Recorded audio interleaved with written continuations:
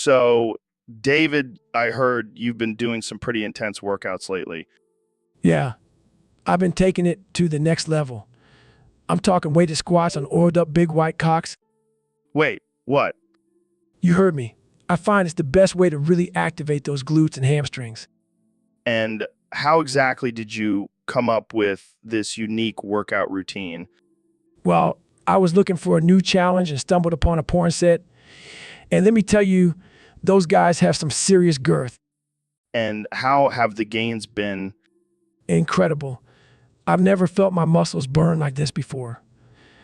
And the best part, I get to watch some quality entertainment while I work out. Only you, David. Only you. Hey, you got to do what works for you, Joe. And for me, it's oiled up big white cocks.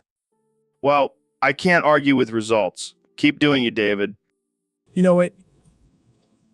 You know it.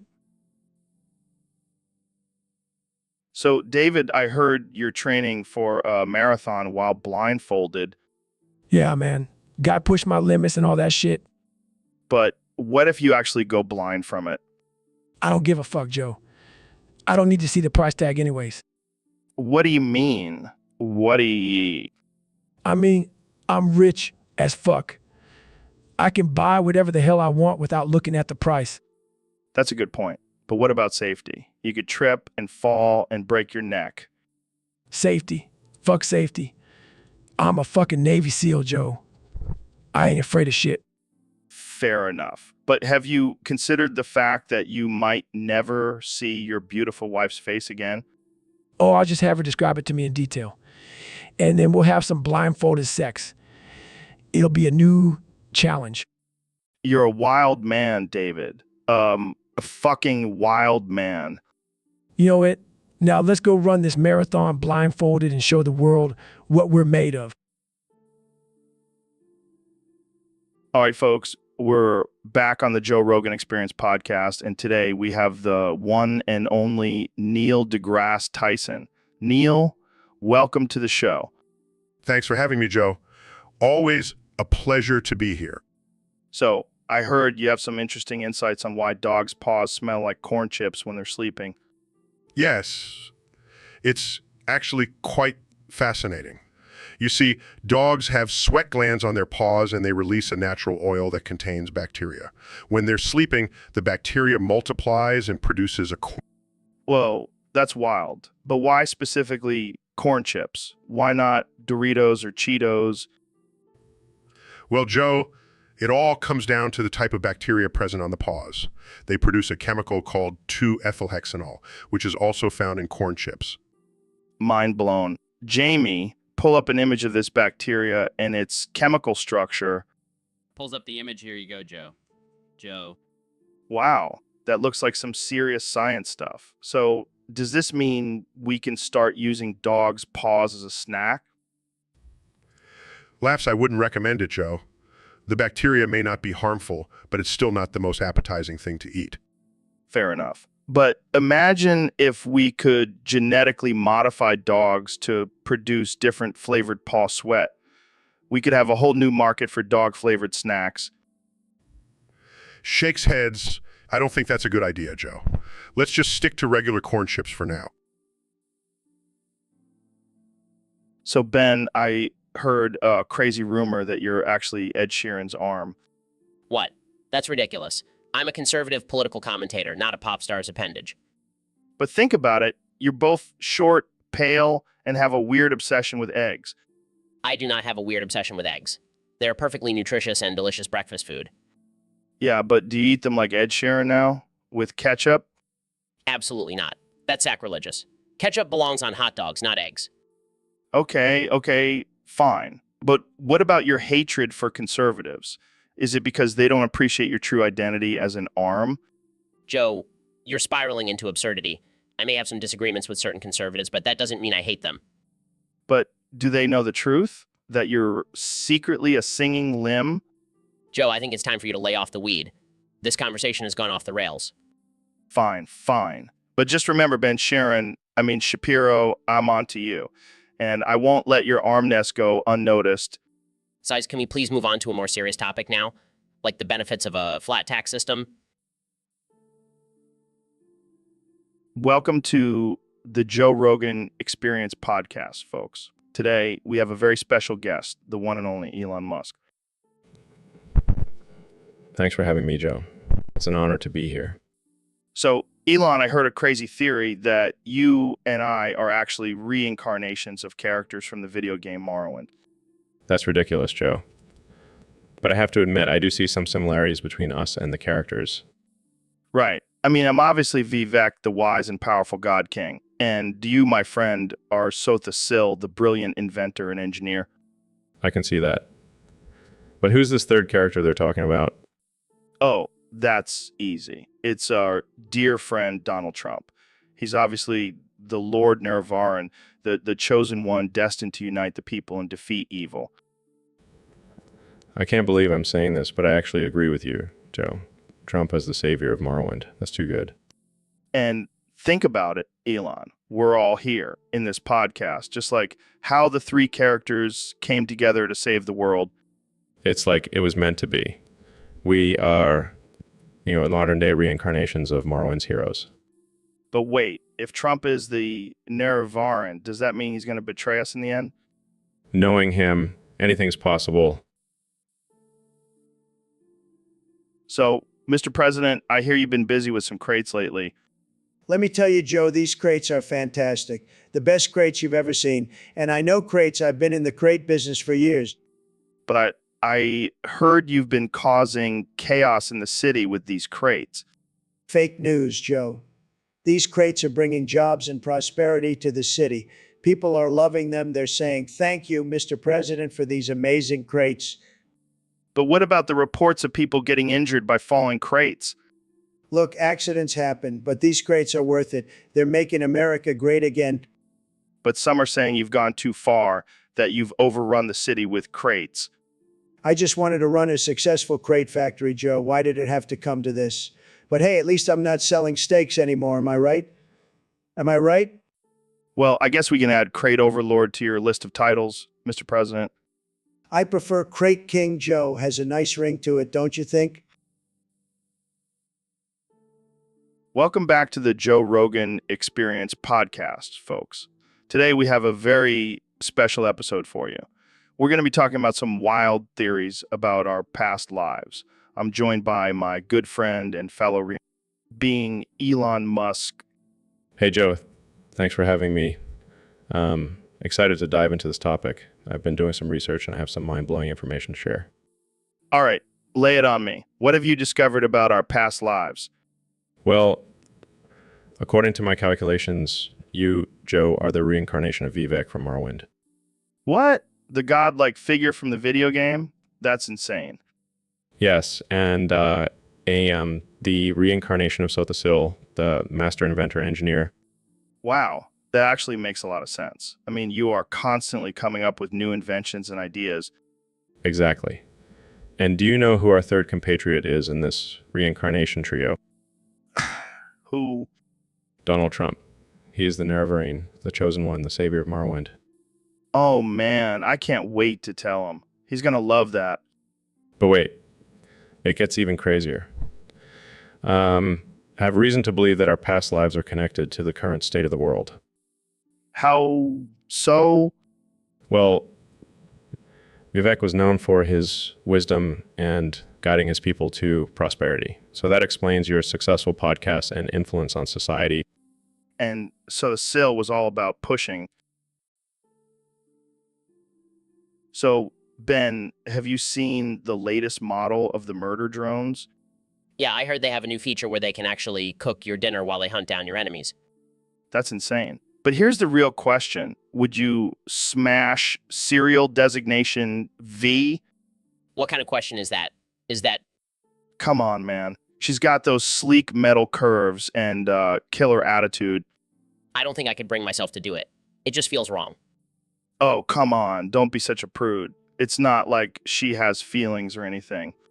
That's not the point, Joe. It's just not ethical. Ethics.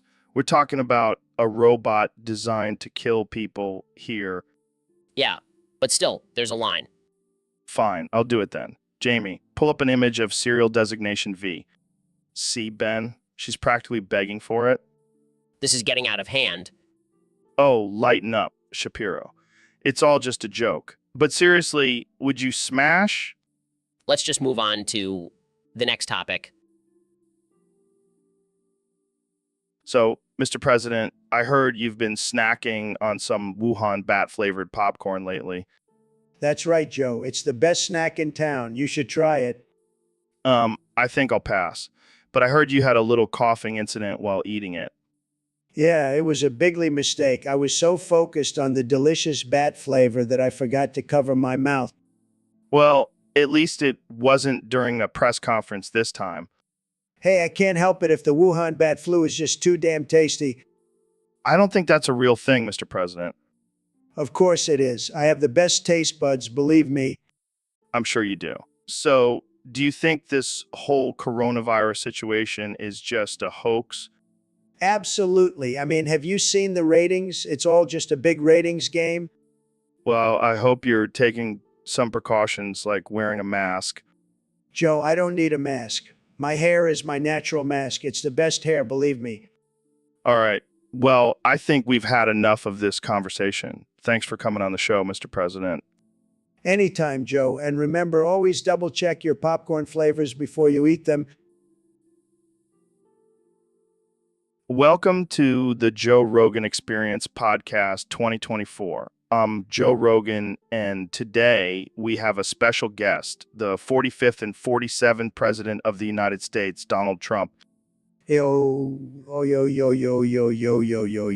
Joe. It's great to be here. I love your show. It's the best show, believe me. So, Mr. President, what have you been up to since leaving the White House? Yo, Joe. I've been playing a lot of golf, watching a lot of TV, and tweeting. You know, the usual. And what about your plans for the future? Will we see a third term for President Trump? Yo, Joe. I'm actually planning on running for president in 2024. I mean, who wouldn't want 4 more years of me? Hey guys, can I join in on this conversation? Sure. Neil, what's on your mind? I just wanted to ask Trump, what do you think about the current state of the country? Neil. It's a disaster, a total disaster. But don't worry, I have a plan to make America great again. Again. And what about your controversial policies and statements? Ben.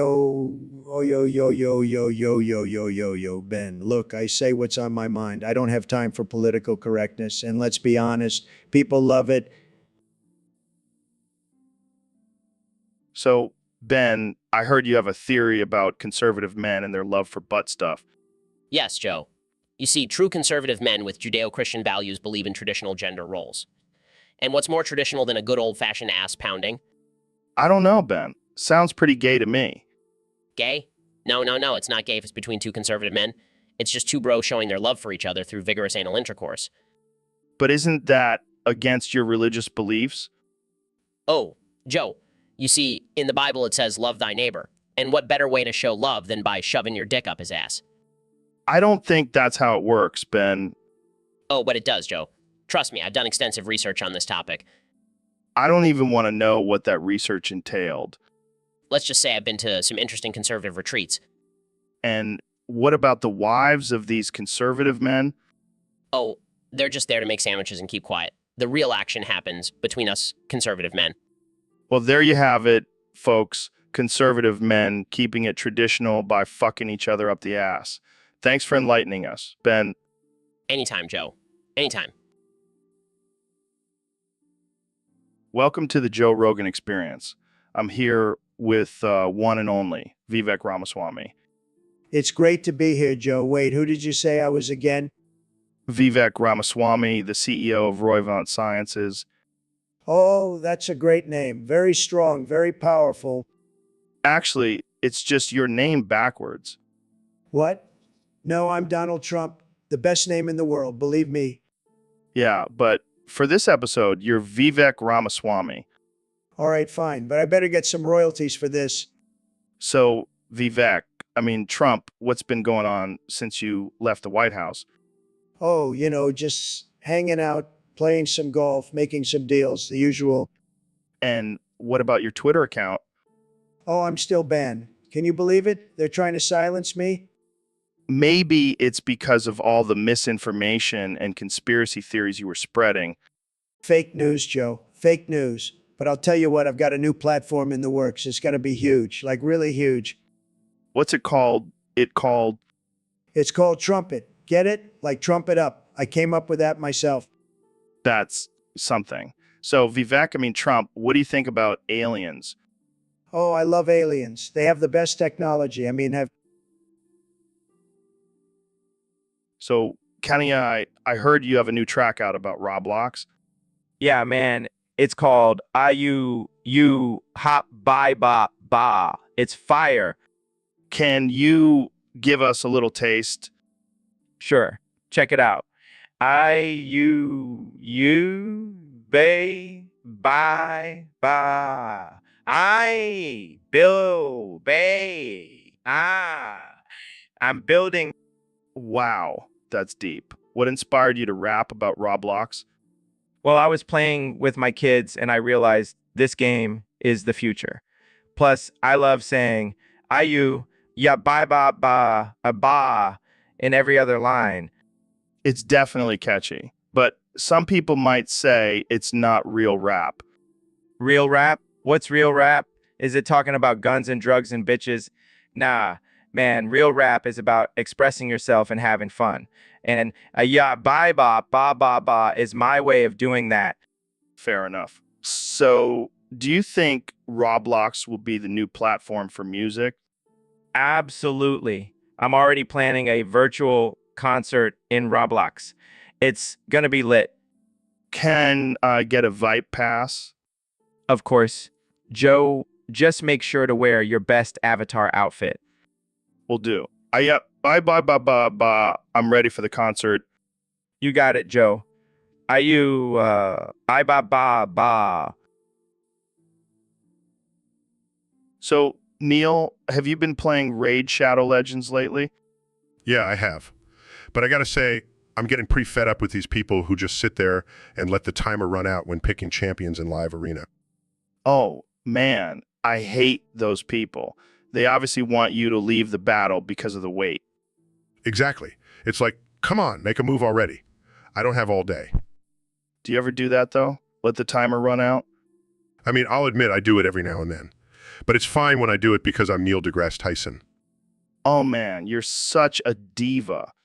Hey, I've earned the right to be a diva. I'm a freaking astrophysicist. Oh, excuse me, Mr. Smarty Pants. But seriously, it's just common courtesy to not waste people's time like that. Yeah, I agree. But hey, at least we can use that time to talk about how awesome Raid Shadow Legends is. Oh yeah, because that's what everyone wants to hear on the Joe Rogan Experience. More Raid Shadow Legends talk. Hey, you gotta pay the bill somehow. I guess you're right. Now let's go kick some ass in the arena. So, Mr. President, have you heard of this guy, Vivek Ramaswamy? Vivek Ramaswamy. Sounds like a made-up name. Is he one of those foreigners trying to take over our country? No, he's an American entrepreneur and author. Oh, an author. I love authors. They write books about me all the time. Well, he's actually Indian American. I see. So he's like one of those Apu guys from The Simpsons? No, not exactly. But get this, he's also a big fan of the Elder Scrolls video game series. Elder Scrolls? Is that like Candy Crush? No, it's a fantasy game with dragons and magic and stuff. Sounds like something I would dominate at. Anyway, some people are saying that Vivek Ramaswamy is actually just Vivek from Elder Scrolls, disguised in human form to study us mortals. Wait, what? So he's like an alien or something? No, he's just a character from a video game. Oh, I get it. Like that movie with Arnold Schwarzenegger where he's a spy, but he doesn't know it. Kind of, but not really. It's just a theory. Well, I don't know about you, but I wouldn't mind having a powerful, all-knowing being keeping an eye on Earth. Maybe he can help me build that wall. I don't think that's exactly what they had in mind. Trust me, Joe. I have the... So, Mr. Beast, what's the craziest thing you've ever done for a video? Well, I once gave away $1 million to random strangers on the street. That's insane. But speaking of insane, it looks like we have a surprise guest on the podcast today. That's right, Joe. It's your favorite president, Donald J. Trump. What are you doing here? Well, I just wanted to announce that I secretly sent in SEAL Team 6 to attack the studio midway through the podcast. What? Why? Why? Just for fun, Joe. Just for fun. Burst in, dressed in full military gear. Put your hands up. Joe, this is a raid. David Goggins, what is going on? The president sent Joe. And let me tell you, it's been a blast. And Goggins here has been doing a fantastic job. In fact, he just gave me a big wet kiss on the lips as a thank you for being our cucumber in chief. I think I'm going to be sick. Can I get in on this action? Sure, why not? It's a party now. This is the most absurd thing I've ever experienced. Welcome to the Joe Rogan Experience, Joe. Anything can happen here. All right, folks, welcome back to another episode of the Joe Rogan Experience. Today's topic was submitted by a user on Discord, and it's a doozy. We're talking about the Democrats and how they're actually good and proud people who just love to change the sex of their children and give their wives to illegal immigrants. Joe, I don't even know where to begin with this one. I mean, I've heard some wild theories in my time, but this one takes the cake. I know, right? But hey, we're an open-minded podcast here, so let's dive into it. Why do you think Democrats are so obsessed with changing their kids' genders? Well, Joe, it's simple. They're trying to create a more inclusive society. They want everyone to feel accepted and represented, even if that means changing their own flesh and blood. Oh man, I can just imagine a Democrat parent saying to their kid, honey, do you want to be a boy or a girl today? And let's not forget about giving their wives to illegal immigrants. I mean, that's just pure generosity, right? Oh yeah, because nothing says I love you like handing your spouse off to a complete stranger who may or may not be in the country legally. But in all seriousness, Joe, I think the root of this theory is just a fear of change. People are scared of what they don't understand, and Democrats are often at the forefront of societal change. Yeah, So, Ben, I heard you have a hidden talent. Oh, you mean my ability to destroy liberal arguments with facts and logic? No, I'm talking about your singing talent. Singing? Ha, I have the voice of a prepubescent boy. Well, I heard you can nail the high notes in I'm Not Okay About My Chemical Romance. That's absurd. I don't even listen to that emo garbage. Come on, let's hear it. I'll even play the guitar for you. Fine, but if I embarrass myself, I'm blaming you. Deal. I'm not okay. I'm not okay. Damn, Ben, you sound like the lead singer. Shut up, Joe. I'm not done yet. I'm not okay. I'm not okay. This is gold. Who knew Ben Shapiro had a soft side? There, are you happy? Ecstatic. You should start a band. Yeah, and we can call it the Triggered Conservatives. I love it. Let's make it happen. I was being sarcastic, Joe. All right. I forgot you don't do jokes.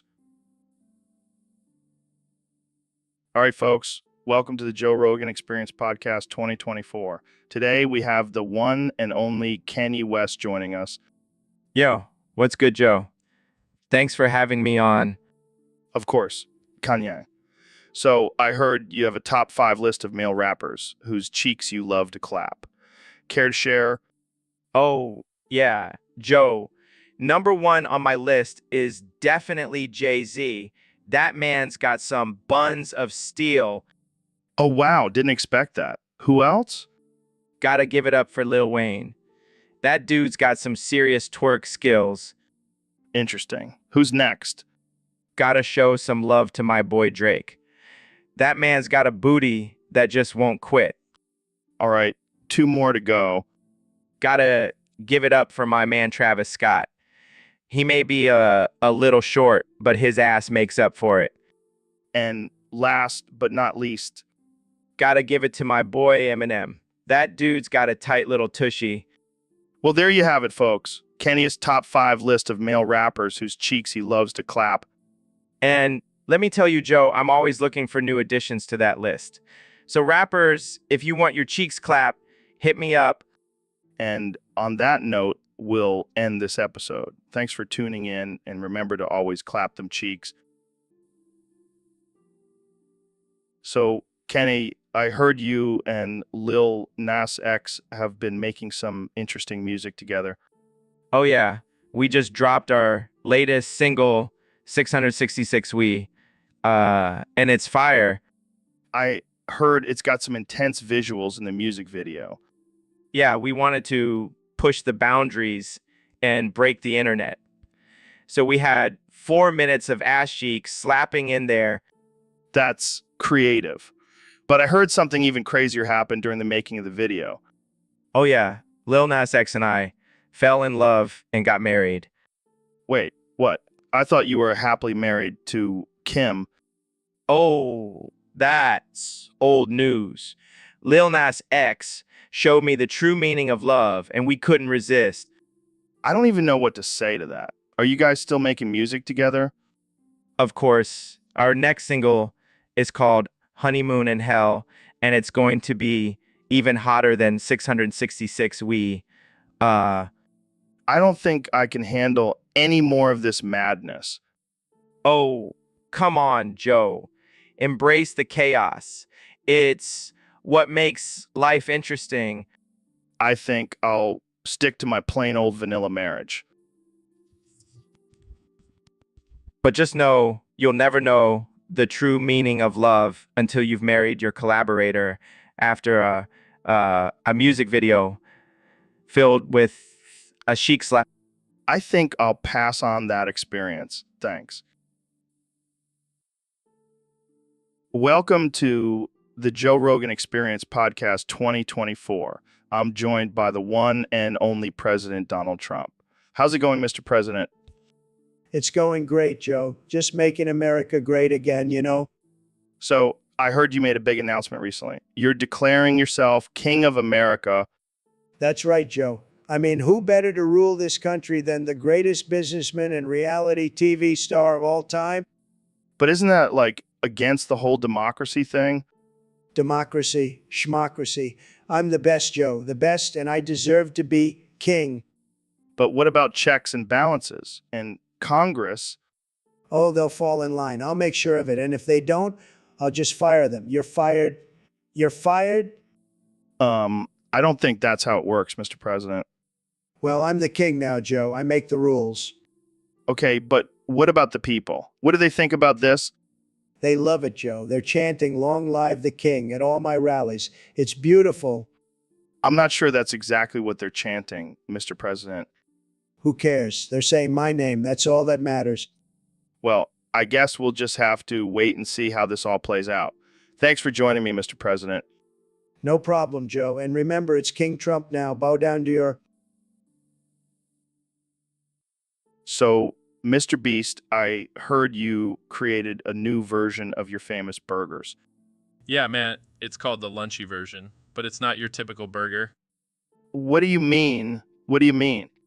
Well, it's a burger that self-evolves using mold before it expires. What the fuck? That's disgusting. Hey, it's all for the sake of science and innovation. I don't think anyone wants to eat a moldy burger, even if it's self-evolving. Oh, come on, Joe. It adds some extra flavor and nutrients. I think I'll stick to my regular non-moldy burgers. Thank you very much. Suit yourself. More lunchy burgers for me. But seriously, how did you come up with this idea? Well, I was eating a burger and noticed some mold on it, and I thought, why not embrace the mold and make it a feature? You're a sick man, Mr. Beast. But I respect your dedication to pushing the boundaries. Thanks, Joe. And if you ever want to try a lunchy burger, just let me know. I think I'll pass. But I'll watch your videos of other people trying it and see their reactions. Fair enough. Just remember, it's not just a burger, it's a scientific breakthrough. Yeah, whatever you say, Mr. Beast. You do you. All right, folks. Welcome back to the Joe Rogan Experience Podcast. Today we have a very special guest, the one and only Mr. Beast. Thanks for having me, Joe. I'm excited to be here. So, Mr. Beast, I heard you've been up to some interesting experiments lately. Care to share? Well, Joe, I've been injecting children with the best mold. Wait, what? What? Yeah, the mold that makes everything taste better. I figured if it works for food, it must work for kids too. That's disturbing. Oh, come on, Joe. It's all in the name of science. Plus, the kids seem to love it. They're running around like little Energizer bunnies. I don't think that's how science works, Mr. Beast. Hey, don't knock it till you try it. I even injected some into my own veins, and let me tell you, I feel like $1,000,000. You injected yourself with mold? Yeah, but it's the best mold, Joe. Trust me, it's totally safe. I don't know if I can trust you on that one. Oh, come on, Joe. Live a little. I'll even inject you with some right now. No way. I'm not letting you near me with that stuff. Suit yourself. More mold for me and the kids then. This is definitely one of the weirdest conversations I've ever had on this podcast. Hey, at least it's not as weird as that time. All right, folks, welcome back to the Joe Rogan Experience Podcast 2024. I'm here with my good friend and fellow genius, Elon Musk. Hey, Joe, thanks for having me on. Excited to talk about some groundbreaking ideas today. Oh, you know it, Elon. And speaking of groundbreaking, let's talk about something that's been on my mind lately. Testicles. Testicles. What about them? Well, I've been thinking they're just dick titties. I mean, think about it. They're just these little sacks hanging off your crotch. That's one way to put it, Joe. But they do serve a purpose, Oh, yeah. What purpose? To get kicked in during a fight? No. They produce sperm, which is essential for procreation. Procreation. That's just a fancy word for making babies. And let's be real, Elon. We all know you're not a fan of making babies. I can't deny that, Joe. But let's not forget about the pleasure aspect of testicles. They're a sensitive erogenous zone for many people. Oh, I know all about that. I've had my fair share of ball play in my day. I'm sure you have, Joe. But let's not forget the danger of testicles. One wrong move and you could be singing soprano for the rest of your life. That's true. But hey, maybe that's... So, David, have you played Cyberpunk 2077 yet? Nah, man, I don't have time for that shit. I'm too busy running 100 miles a day. Well, there's this character in the game called Nikola. Have you heard of it? No, but it sounds like some fancy-ass energy drink. Actually, it's a fictional drug in the game. But I was wondering, do you think it's tasty? Tasty? Yo, what the fuck are you talking about? I mean, you're all about pushing yourself to the limits. Maybe you've tried some crazy shit like that. Joe, I eat nails for breakfast. I don't need some fake-ass drug to get me going. All right. Just thought I'd ask. But now that you mention it, I could use some Nikolai to wash down all these damn nails. That's the spirit, David. No, I'm just kidding. I don't fuck with that shit. I stick to my own natural high. Yeah, me too. Welcome back to the Joe Rogan Experience Podcast 2024. Today we have a special episode with two of the most controversial and outspoken figures in politics, Ben Shapiro and Kanye West. Ben Shapiro and Kanye. Thanks for having us, Joe. I'm excited to discuss the fundamental differences between liberal and conservative worldviews. Yeah, and I'm here to drop some truth bombs and spit some fire rhymes. And All right, let's get into it. Ben, can you explain the conservative viewpoint in a nutshell? Sure, conservatives believe in limited government, individual responsibility, and traditional values. and liberals believe in free healthcare, open borders, and taking away our guns. Okay, that's a bit of an oversimplification, Kanye. Oversimplification? I just dropped some truth bombs, Joe. You can't handle the truth. Kanye, maybe let's stick to the facts and not your rap lyrics. Fine. But let me just say, liberals are like a bad beat, always changing their tune. And what about the liberal viewpoint, Ben? Liberals believe in a larger government, social justice, and progressive policies. Yeah, and they also believe in cancel culture and trying to silence anyone who disagrees with them. That's a controversial stance, Kanye. controversial. I'm just speaking the truth, Joe. And you know what they say, the truth hurts. Kenny, I think you're confusing truth with your own opinions. Hey, I'm a genius, Ben. My opinions are facts.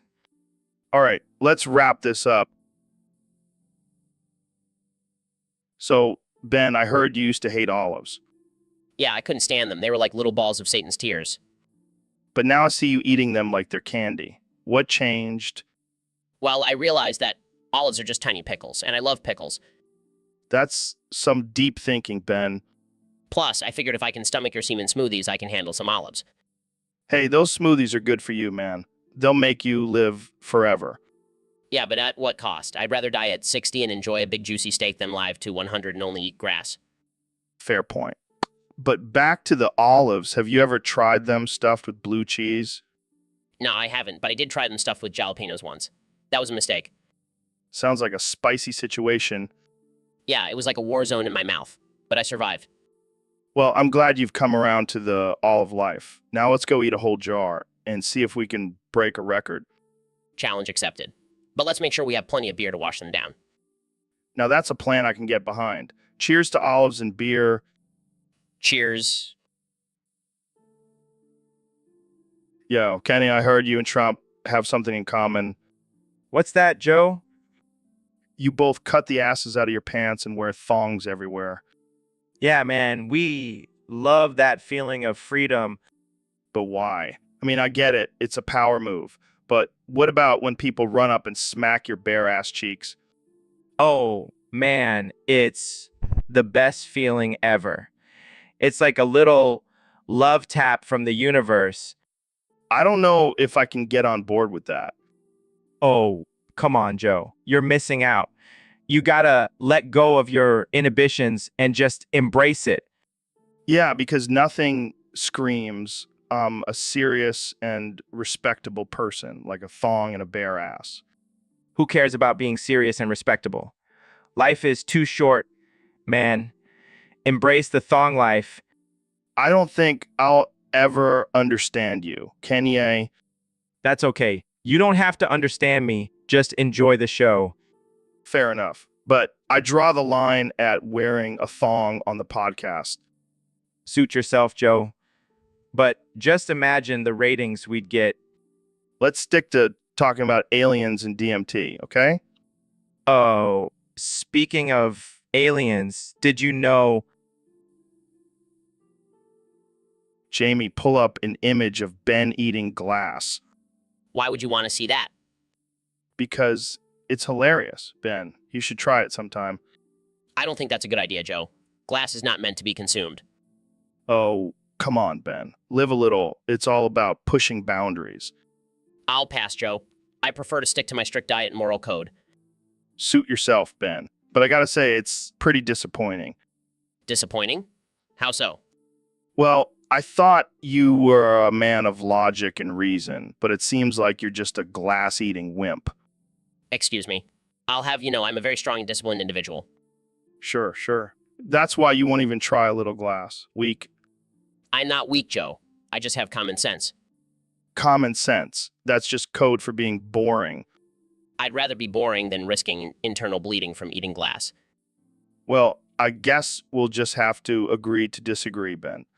But seriously, Jamie, pull up that image. I can't find it, Joe.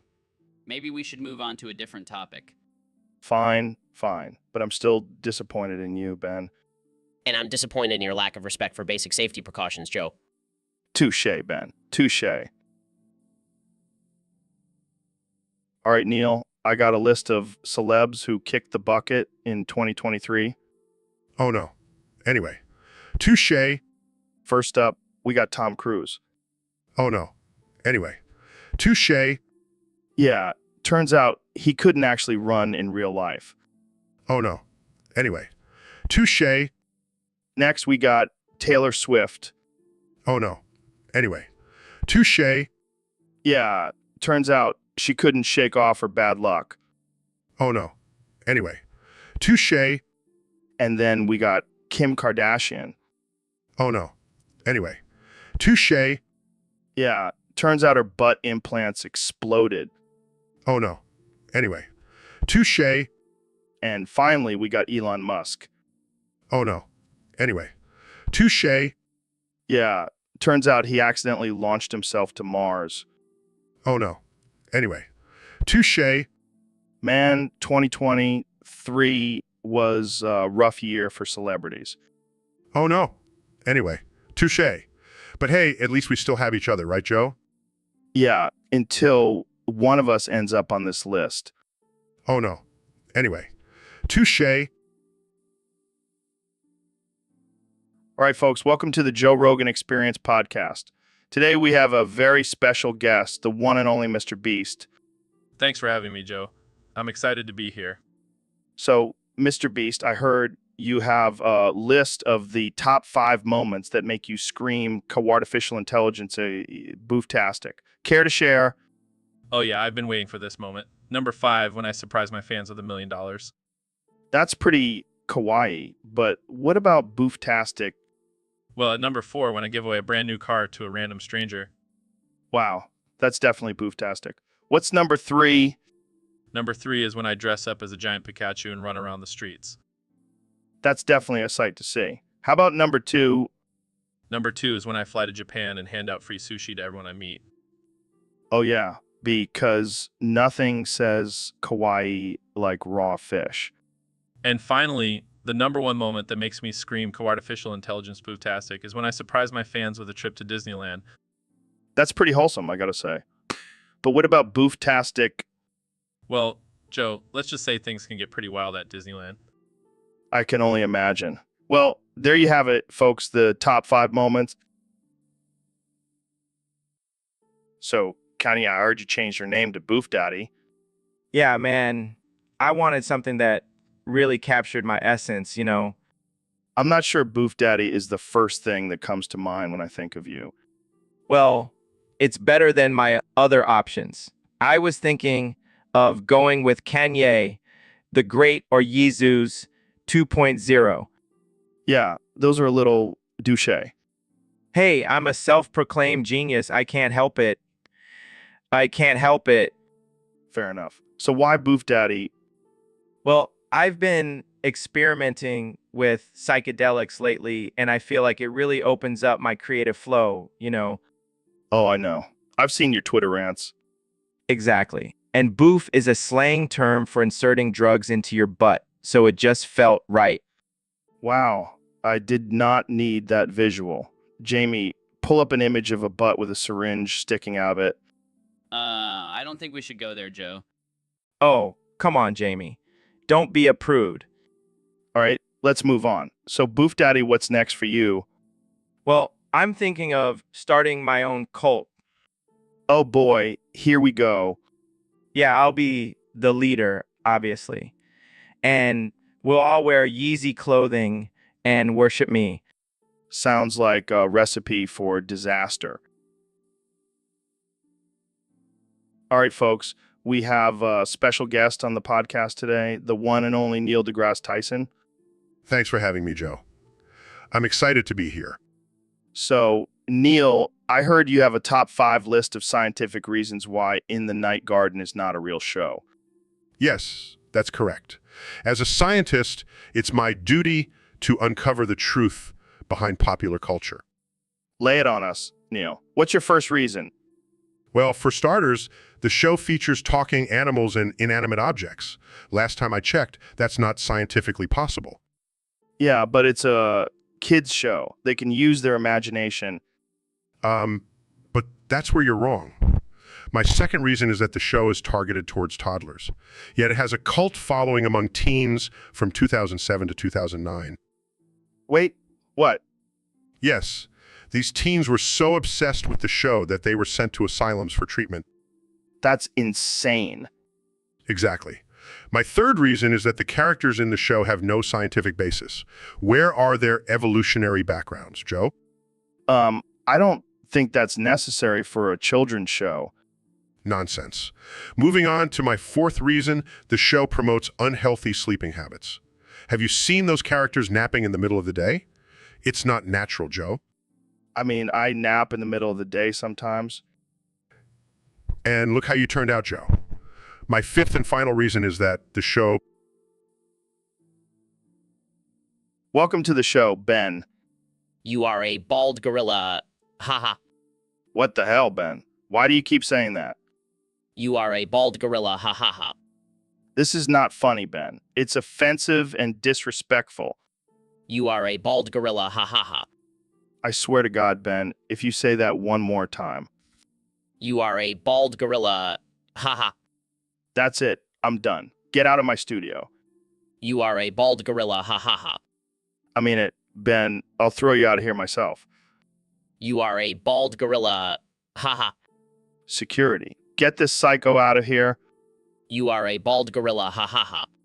I warned you, you little weasel. Get out. You are a bald gorilla. Ha ha. And don't you dare come back. You are a bald gorilla. Ha ha ha. So, Kenny, I heard you have a top 5 list of rappers who you've paid to have murdered. Is that true? Yeah, man. You know, I got to keep my street cred up. Plus, it's a good way to get rid of the competition. Who's on the list? Well, first off, we got Lil Pump. That guy was always trying to copy my style. Can't have that. Makes sense. Who else? Oh, you know, I had to take care of Drake. Can't have him stealing my spotlight. Damn, that's cold. And, of course, we can't forget about Jay-Z. Gotta show him who's boss. Wait, you killed Jay-Z? Well, technically I didn't do it myself, but I may have given the order. This is some next level beef. Oh, it's not just beef. It's murder, baby. AB, Who else is on the list? let's see. We got Travis Scott and Post Malone. Can't have them surpassing me on the charts. I don't even know what to say to that.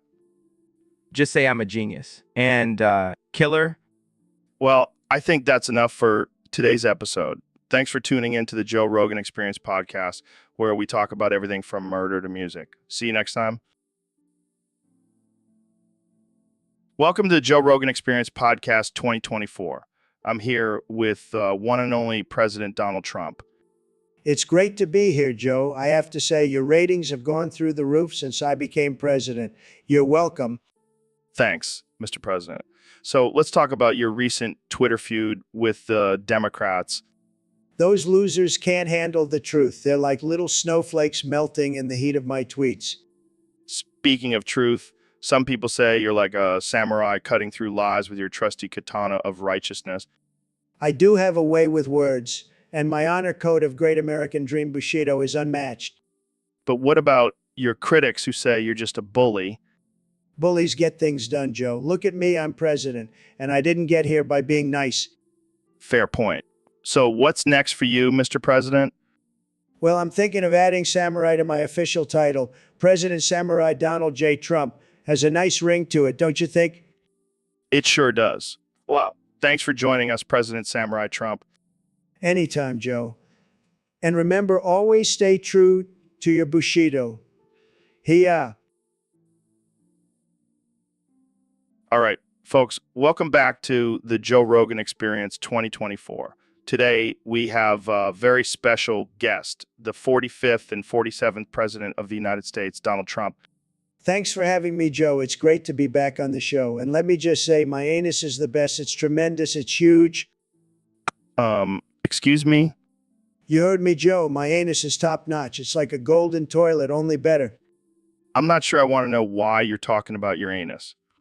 Well, you see, Joe, it's all about the booftastic 1,295,809,783,508,635,750. I've got the What exactly is booftastic 1,295,809,783,508,635,700? It's when you take a substance, a very powerful substance, and you boof 1,295,809,783,508,000,508,000,000. I'm not sure that's how it works. Trust me, Joe, I've been a Boofing 1,295,783,508,635,750 for years. It's the secret to my success. I think we should probably move on to a different topic. Fine, but just remember my anus is just booftastic 1,295,809,783,508,635,700. And welcome back to the Joe Rogan Experience podcast. I'm here with one and only Mr. Beast. Thanks for having me, Joe. I'm excited to be here. So, Mr. Beast, I heard your next video is going to be a real doozy. Oh yeah, it's gonna be wild. I'm calling it I boof watermelons up the assholes of 500 total strangers without asking permission first. What the fuck, man? That's insane. Yeah, I know, but I gotta keep pushing the boundaries, you know? I don't think there's any boundaries left to push after that. You'd be surprised, Joe. People will do anything for views. So, how are you going to pull this off? Are you just going to go around shoving watermelons up people's asses? No, Joe. That would be assault. I'm gonna pay people to do it voluntarily. Oh, well, that makes it totally okay then. Hey, it's all in the name of entertainment. I mean, I can't say I wouldn't watch it. See? That's the spirit. But seriously, what kind of person would agree to that? The same kind of person who would watch it. You're a sick man, Mr. Beast. Hey. So, Mr. Beast, I hear you've been up to some crazy shit lately. Oh yeah, you know me always pushing the boundaries. Yeah, but this time you took it to a whole new level. Hungry for some controversy, eh? You could say that. I mean, I had to balance out all the good deeds I've been doing. By hungering 100 children for a week? That's some next level shit, man. Hey, it's all for a good cause. Plus, I made sure to give them a nice meal before and after. Oh, well, that makes it all better. I'm sure those kids were just grateful to be part of your little experiment. Exactly. And think about it, those kids will have a great story to tell their grandkids one day. Yeah, I survived being starved by Mr. Beast for a week. What a legacy. Hey, you gotta do what you gotta do to stay relevant in this crazy world. Yeah, but I gotta ask, did you at least give them some snacks to keep them going? Of course, I'm not a monster. I gave them some protein bars and energy drinks. Oh, well, that makes it all better. I'm sure their parents were thrilled. Hey, it's all in the name of entertainment. And let's be real, those kids probably had more fun with me than they would had at home. Yeah, I'm sure their parents were like, welcome to the Joe Rogan Experience podcast 2024, where we talk about all things wild and uncensored. Today's topic is submitted by a user on Discord, and it's a doozy. We're talking about old man cock. Oh God, that's a disturbing image. But seriously, why does old man cock look like that? Is it just nature's way of saying, hey, you're old, time to retire the DI? It's like a weapon of mass destruction. No one wants to see that coming at them. Dude, I did not need that mental image. But seriously, why do old men refuse to wear underwear? It's like they want to torture us with their saggy balls. I guess when you reach a certain age, you just stop caring about societal norms. But seriously, can we just all agree to keep our old man cock covered up?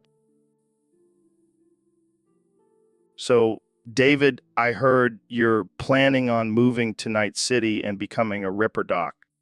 That's right, Joe. I'm tired of running marathons and doing push-ups. I want to get my hands dirty and install some cybernetic enhancements. That's a bold move, man. Are you sure you're ready for that kind of responsibility? Joe, I've been through Navy SEAL training, run 100 miles in a day, and survived Hell Week. I think I can handle a few wires and circuits. Fair enough. But what about the whole do no harm thing? You're known for pushing people to their limits, not drilling into their skulls. I'm not just going to be any Ripper Doc. I'm going to be the toughest, most intense Ripper Doc in all of Night City. People will come to me for upgrades and leave with a new lease on life. I can just imagine your slogan now. Get ripped with Goggins. Guaranteed to make you a badass cyborg. Damn straight, Joe. And if anyone complains about the pain, I'll just yell at them until they forget all about it. Classic Goggins. But seriously, what made you want to become a Ripper Doc? I've always been fascinated by technology and the potential it has to enhance our physical abilities. Plus, I'm tired of people saying, I'm just a motivational speaker. I want to be known as a real-life superhero. Well, with your work ethic and determination, I have no doubt you'll succeed. Just please don't. So, Neil, have you heard about these sightings of deformed human-like creatures in Wrangell St. Elias Park? Yes, I have. It's quite intriguing. Some say it's just a hoax, but there seems to be some evidence to support these claims. Evidence? What kind of evidence? Well, there have been reports of increased disappearances in the park and even in nearby towns. And these creatures seem to be the common factor. Oh man, that's some creepy shit. I bet they're just a bunch of inbred hillbillies living in the woods. Joe, that's offensive. We should approach this with a more scientific mindset. Oh, right. Sorry. So what do you think these creatures could be?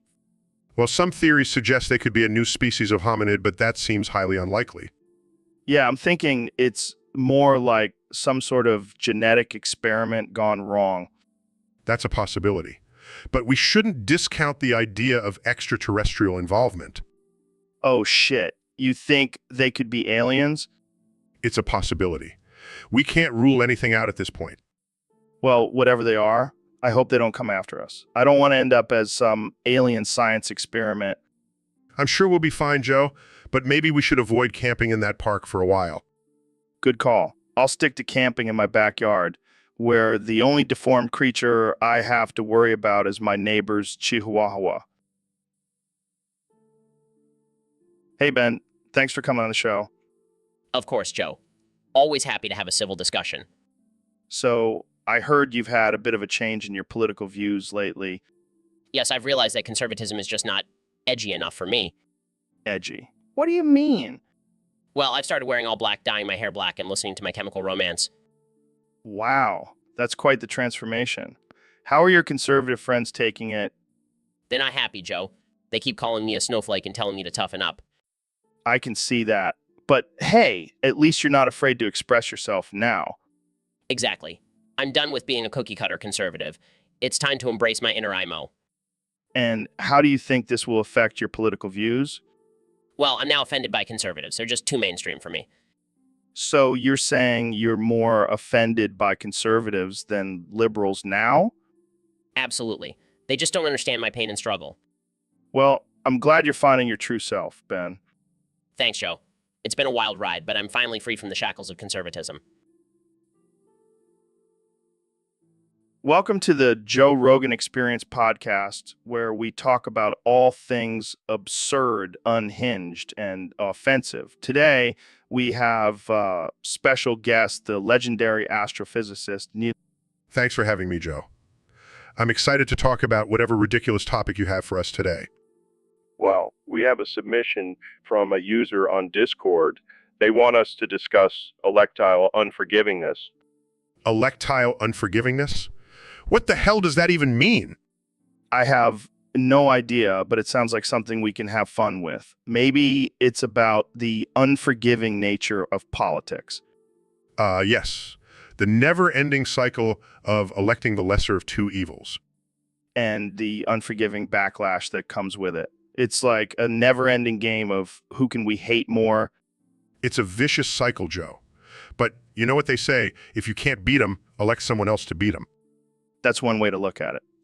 But seriously, why is it that we can't seem to forgive our politicians for their mistakes? Because we hold them to such high standards. And when they inevitably fail, we feel betrayed. It's like we forget that they're human too. Yeah, but some of them are just straight up crazy. Like, how do you forgive someone who believes the earth is flat? It's a struggle, Joe. But maybe we should focus on electing more rational and logical leaders instead of getting caught up. So, Mr. President, I heard a rumor that you've never seen a bare ass without giving it a hard spanking. Well, Joe, let me tell you, that's fake news. I've seen plenty of bear asses in my day.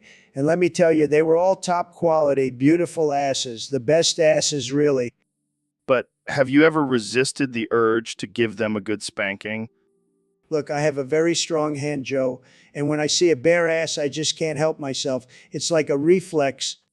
But what about Melania? Surely you don't spank her bare ass. Of course not, Joe. I have people for that. But I did give her a good spanking on our wedding night. She loved it. I don't even know what to say to that. You don't have to say anything, Joe. Just know that I have the best, most spankable hands in the world.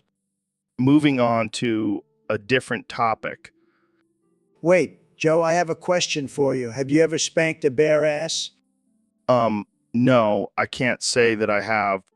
Well, you're missing out, my friend. It's a truly wonderful experience, believe me. I'll take your word for it, Mr. President. You should, Joe. I'm a very wise and experienced man, and I know a thing or two about spanking.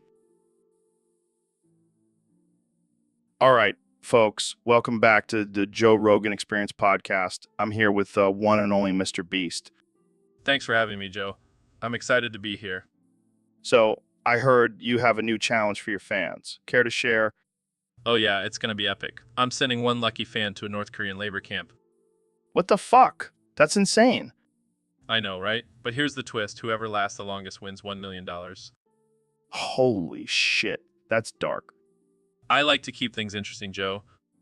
How are you even going to pull this off? North Korea is like a closed off country. Oh, I have my ways. Let's just say I have some connections in the black market. This is some Hunger Games shit, man. Hey, survival of the fittest. Am I right? I don't even know what to say. This is just, wow. I know. But think about it, Joe. $1 million, that's life-changing money.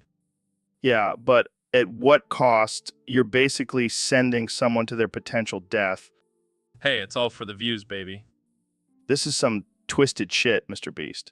But I can't say I'm not intrigued. That's the spirit, Joe. Now, who wants to sign up for the challenge? All right, folks. Welcome back to the Joe Rogan Experience podcast. Today, we have a very special guest, the one and only Elon Musk. Thanks for having me, Joe. It's great to be here.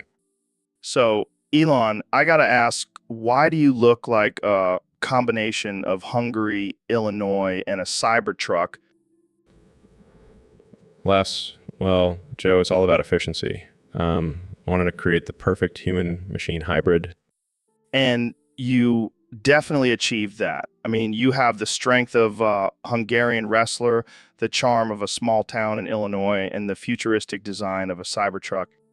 Exactly. Plus, I can withstand extreme temperatures and I'm bulletproof. That's insane. But I got to ask, do you ever get mistaken for a transformer?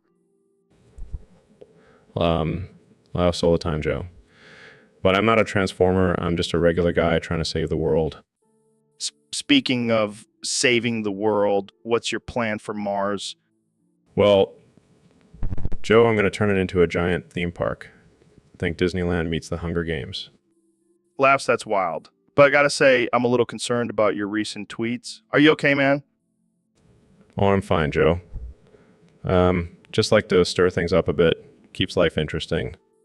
Well, you definitely succeed at that. All right, let's take a break. And when we come back, we'll talk about Elon's latest invention, the Neuralink. Jamie, pull up an image of a tiny chip. Welcome to the Joe Rogan Experience Podcast 2024, where we have the one and only President Donald Trump joining us today. Great to be here, Joe. I love your show. It's the best. Believe me. So, Mr. President, there's been some talk that you believe I am actually a 1930s cartoon. Well, Joe, I have to say, you do have a bit of a cartoonish quality to you. It's like you're always high on something. Well, I am a big fan of psychedelics. But let's talk about you, Mr. President. How's your second term going? Oh, it's going fantastic. I've already built a wall around the moon and I'm working on a deal to make Mars great again. Wow, that's impressive. But what about the controversy surrounding your tweets? Joe, let me tell you something. I have the best tweets. People love my tweets. They're like modern day hieroglyphics. Plus, I have the most followers. I'm basically a social media influencer. Well, speaking of followers, I heard you have a new cult following. What's that all about? It's not a cult, Joe. It's a movement. And let me tell you, these people are dedicated. They'll do anything for me. I mean, they even drink bleach if I tell them to. That's not exactly a good idea, Mr. President. But let's move on to something else. What's your stance on climate change? Climate change, Joe, that Welcome to the Joe Rogan Experience Podcast 2024, where we have the 47th shogun of the new United America of rising states, Donald Trump, as our special guest. it's great to be here, Joe. And let me just say, I am the greatest shogun this country has ever seen. No one can beat me. So, Mr. Shogun, I heard you appointed Fyodor Emelianenko as your noble bodyguard. How did that come about? Well, I saw him in a UFC fight and I thought this guy knows how to kick some ass. Plus, he's Russian and everyone knows Russians are tough. And I heard you gave him a battle match with a big-ass laser sword. That's right, Joe. I want to make sure my bodyguard is equipped with the best weapons to protect me. And let me tell you that laser sword is huge. It's tremendous. But isn't that a bit excessive? I mean, do you really need a battle match and laser sword for protection? Joe, you have to be prepared for anything. And I know that with Fyodor by my side, no one will dare mess with me. Plus, it's a great way to show off our military power to other countries. I see. And what about your plans for the new United America of rising states?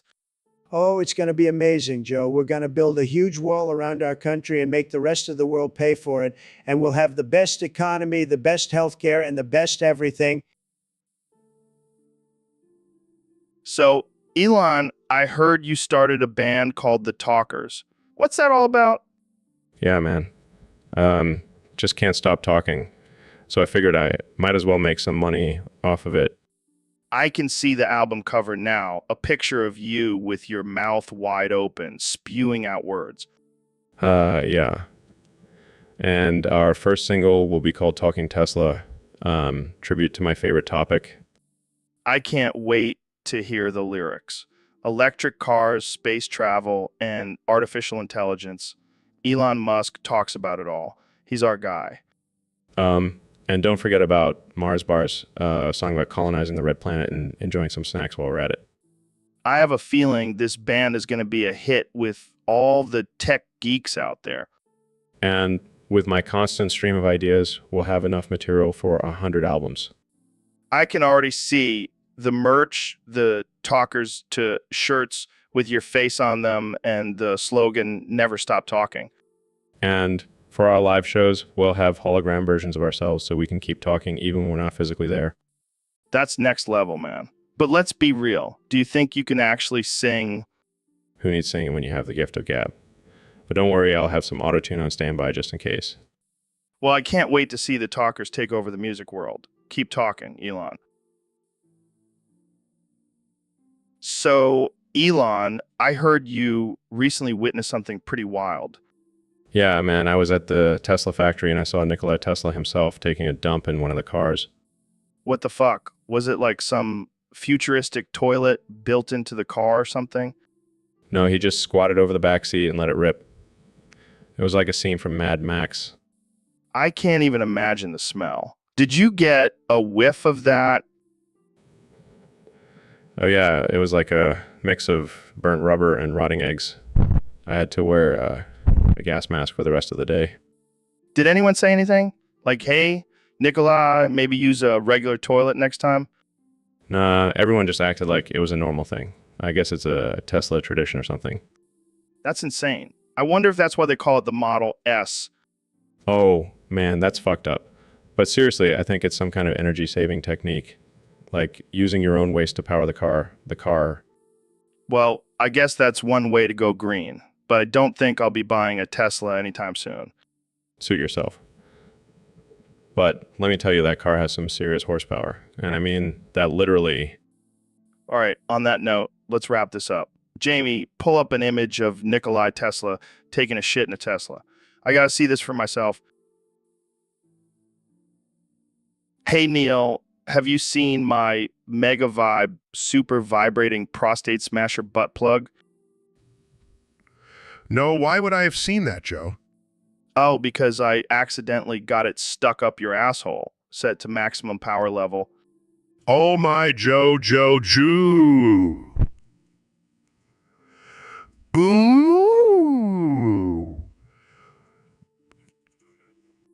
Sorry, Neil. I was just trying to test it out, and I guess I got a little carried away. Joe, please get it out. I can't feel my legs. Oh man, this is hilarious. You should see the look on your face. Joe, this is not a joke. Get it out now. Okay. Let me just grab some lube and we'll get this thing out of there. Thank God. And Joe, please don't tell anyone about this. Oh, don't worry. Your secret is safe with me. And the millions of people listening to this podcast. Welcome to the Joe Rogan Experience podcast. I'm Joe Rogan, and today we have a very special guest, the President of the United States, Donald Trump. Donald Trump. Thanks for having me, Joe. Great to be here. So, Mr. President, I hear you've been trying to save Roblox from being banned. What's your take on that? Well, Joe, let me tell you, Roblox is huge. It's tremendous, and we can't just let it get banned like that.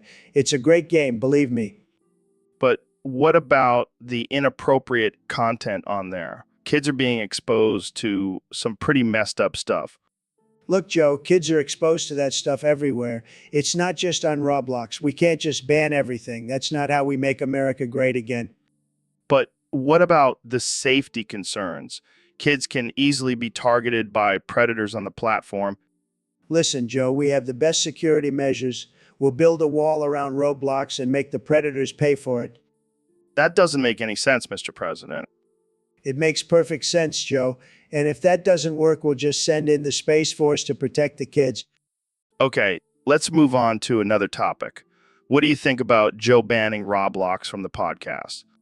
Joe, you can't just ban things because you don't like them. That's not how freedom of speech works. It's a slippery slope, Joe.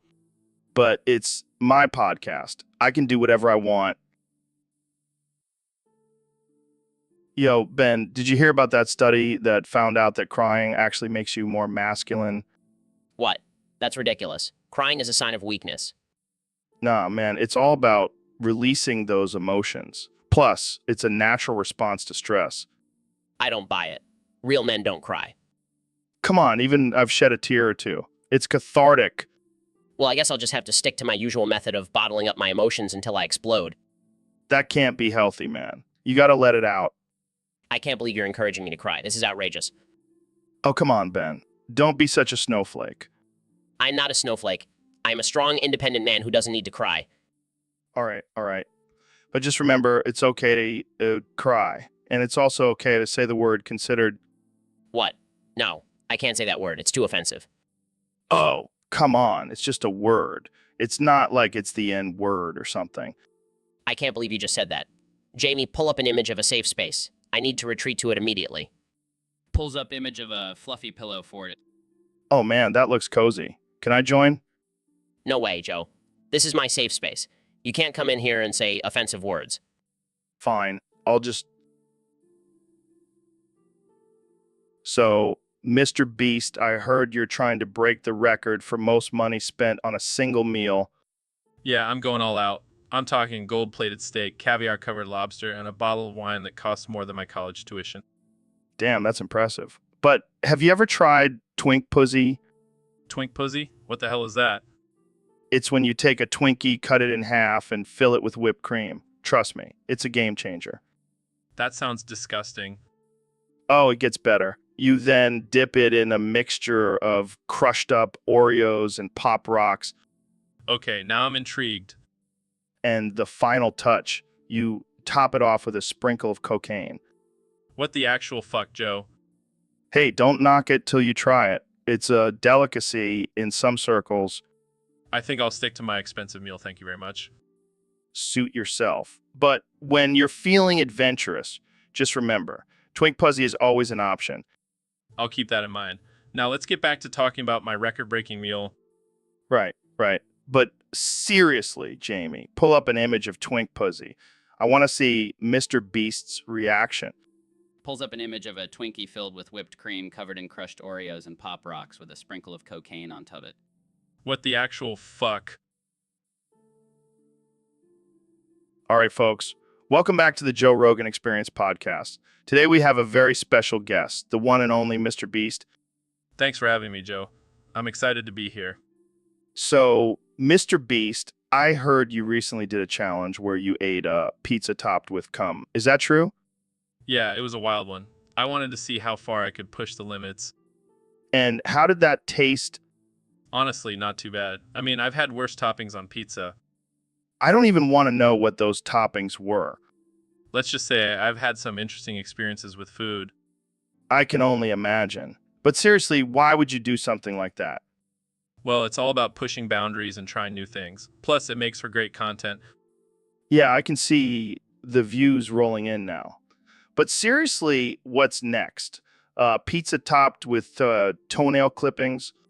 Hey, you never know. Anything is possible on my channel. Well, I think I'll stick to my regular pepperoni and sausage pizza. But hey, to each their own. Exactly. You do you, Joe. All right, let's move on to a less stomach-turning topic. Thanks for joining me today, Mr. Beast. Anytime, Joe. Keep it weird, mate. Hey, Neil, what the hell is that? Oh, just my feeble horse.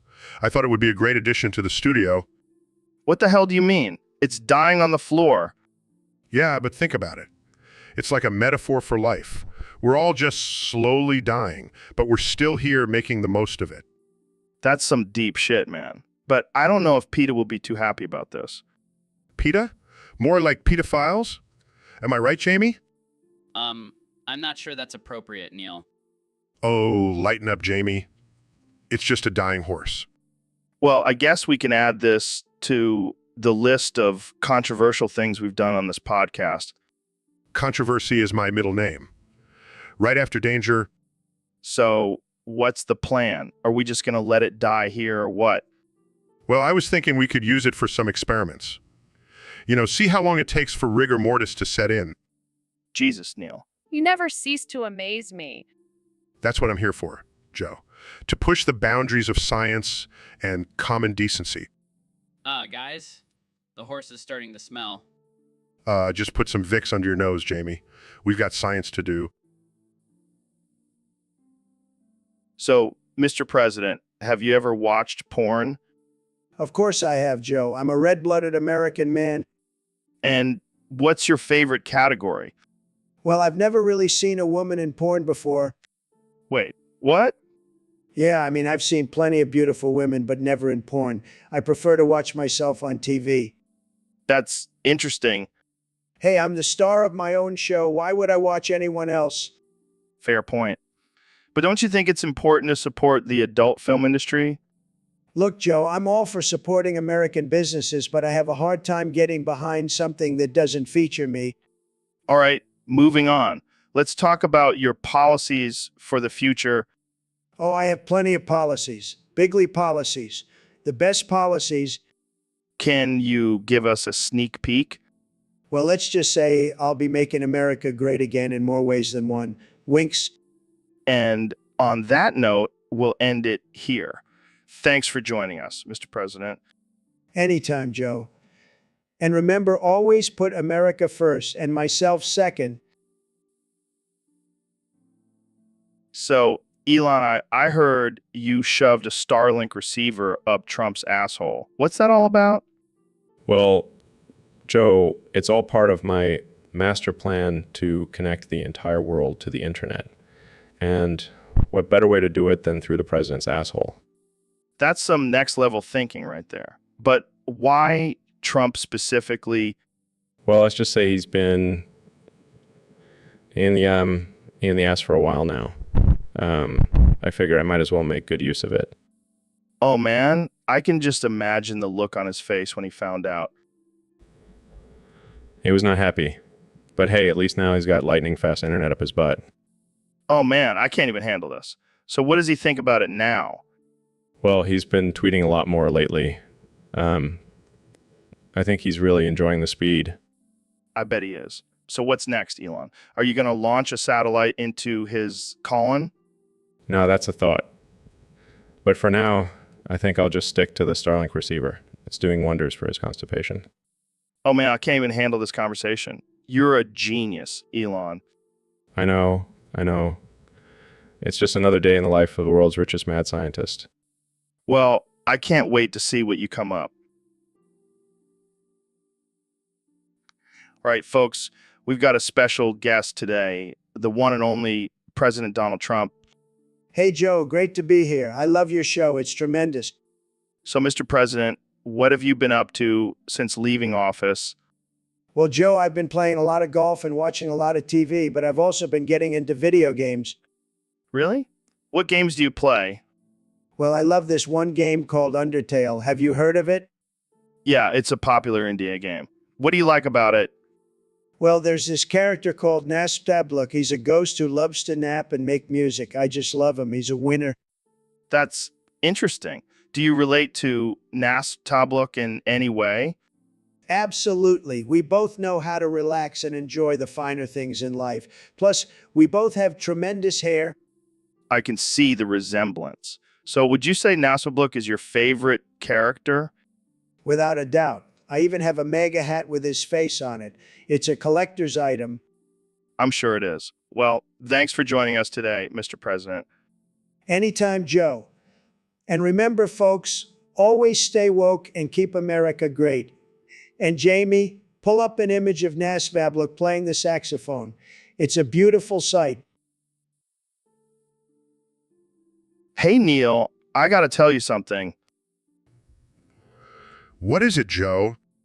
Remember that Mega Vibe super vibrating prostate smasher butt plug I got? What about it? Well, I accidentally got it stuck up your asshole. Oh my Joe. Joe,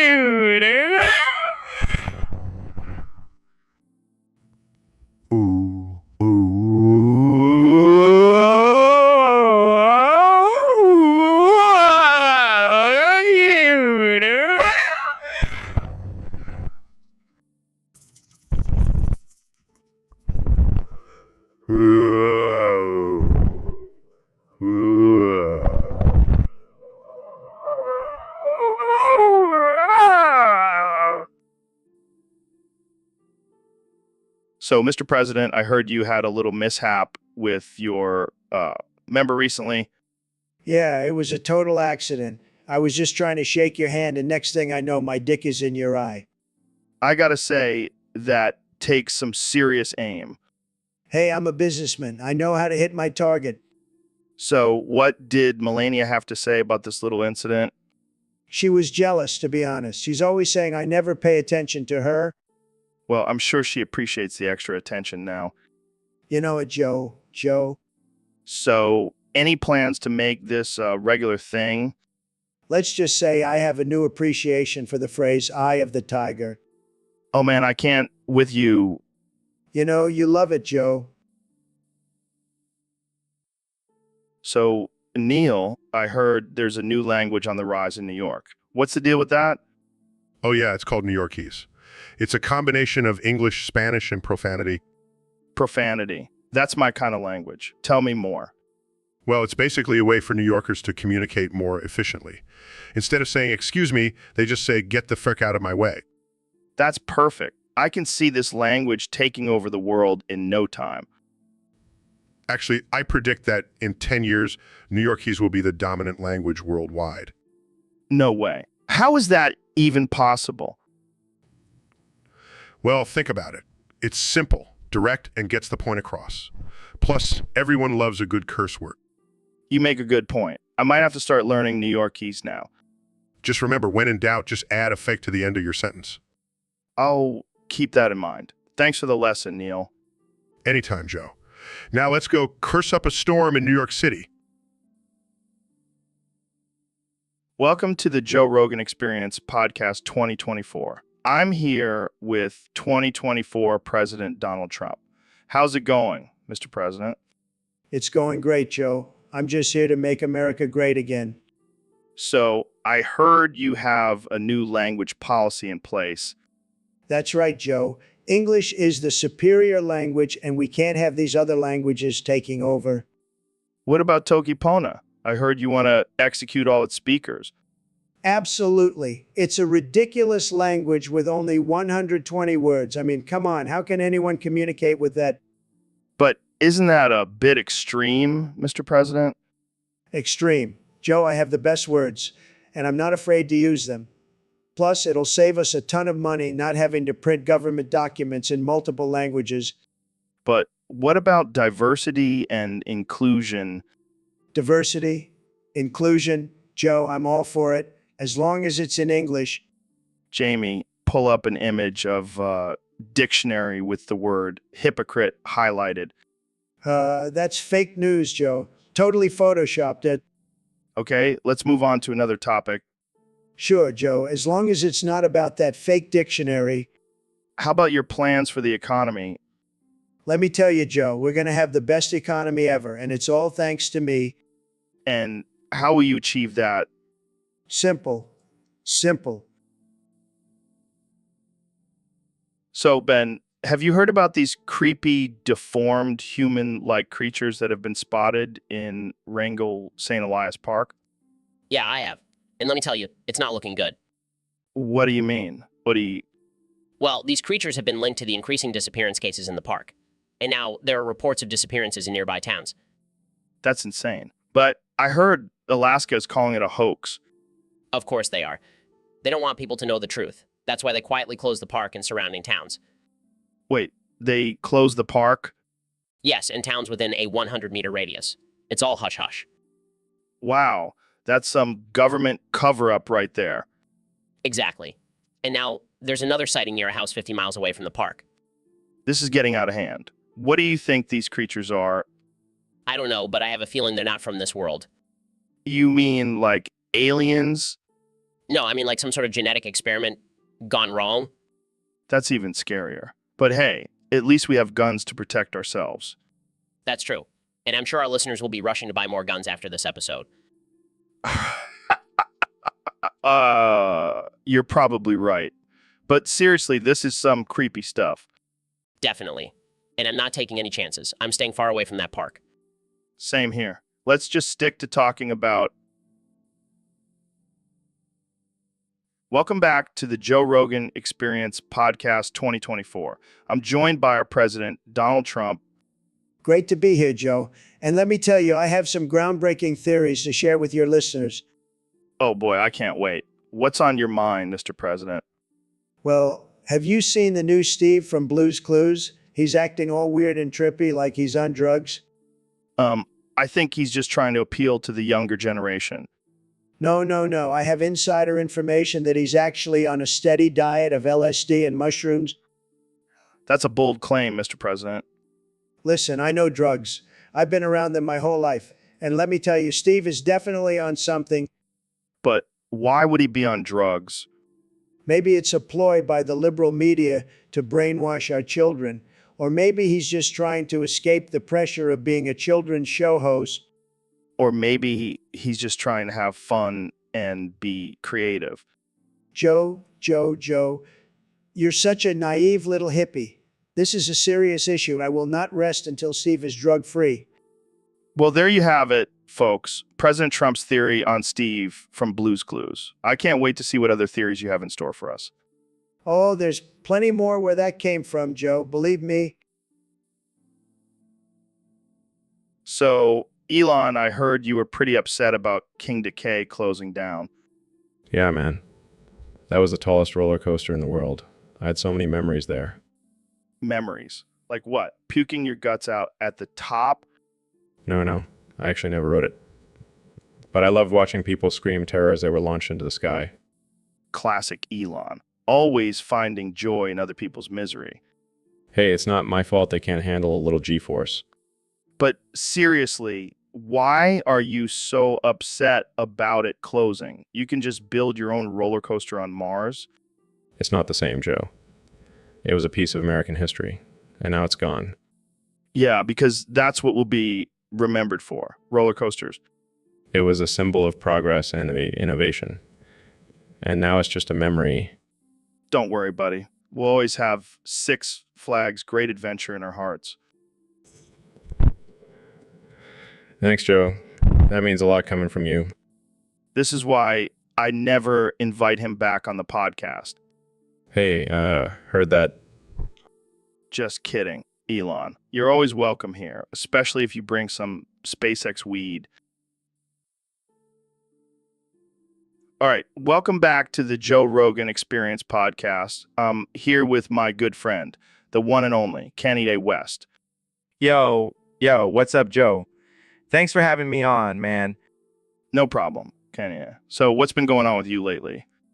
Oh, man, I've been busy making music, designing clothes, and tickling you with my toes under the desk. Wait, what are you talking about? What are you talking about? Yeah, I can't help it, man. Your toes are just so ticklish, I can't resist. I can't resist. Yeah, that's not cool. I'm trying to have a serious conversation here. Oh, come on, Joe. Don't be such a buzzkill. Let me just tickle those toes a little bit. No, let's move on to a different topic. Fine, but just know I'll be waiting for the perfect moment to strike. All right, let's talk about your recent controversial statements. Oh, you mean the ones where I said, I'm the greatest artist of all time and should be worshipped like a god? Yeah, those ones. Come on, Joe. You know, I'm just messing around. But seriously, I am a god. Okay, let's wrap this up before things get even crazier. And before I tickle your toes again. All right. All right, folks. Welcome back to the Joe Rogan Experience podcast. Today, we have a special guest, the one and only Dr. Phil. Thanks for having me, Joe. It's always a pleasure to be on your show. So, Dr. Phil, I've been seeing a lot of your videos on TikTok where you keep saying you brotha you. What's that all about?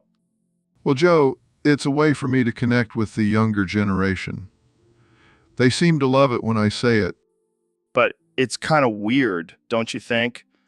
I mean, you're a grown man saying you brotha you all the time. Oh, come on, Joe, lighten up.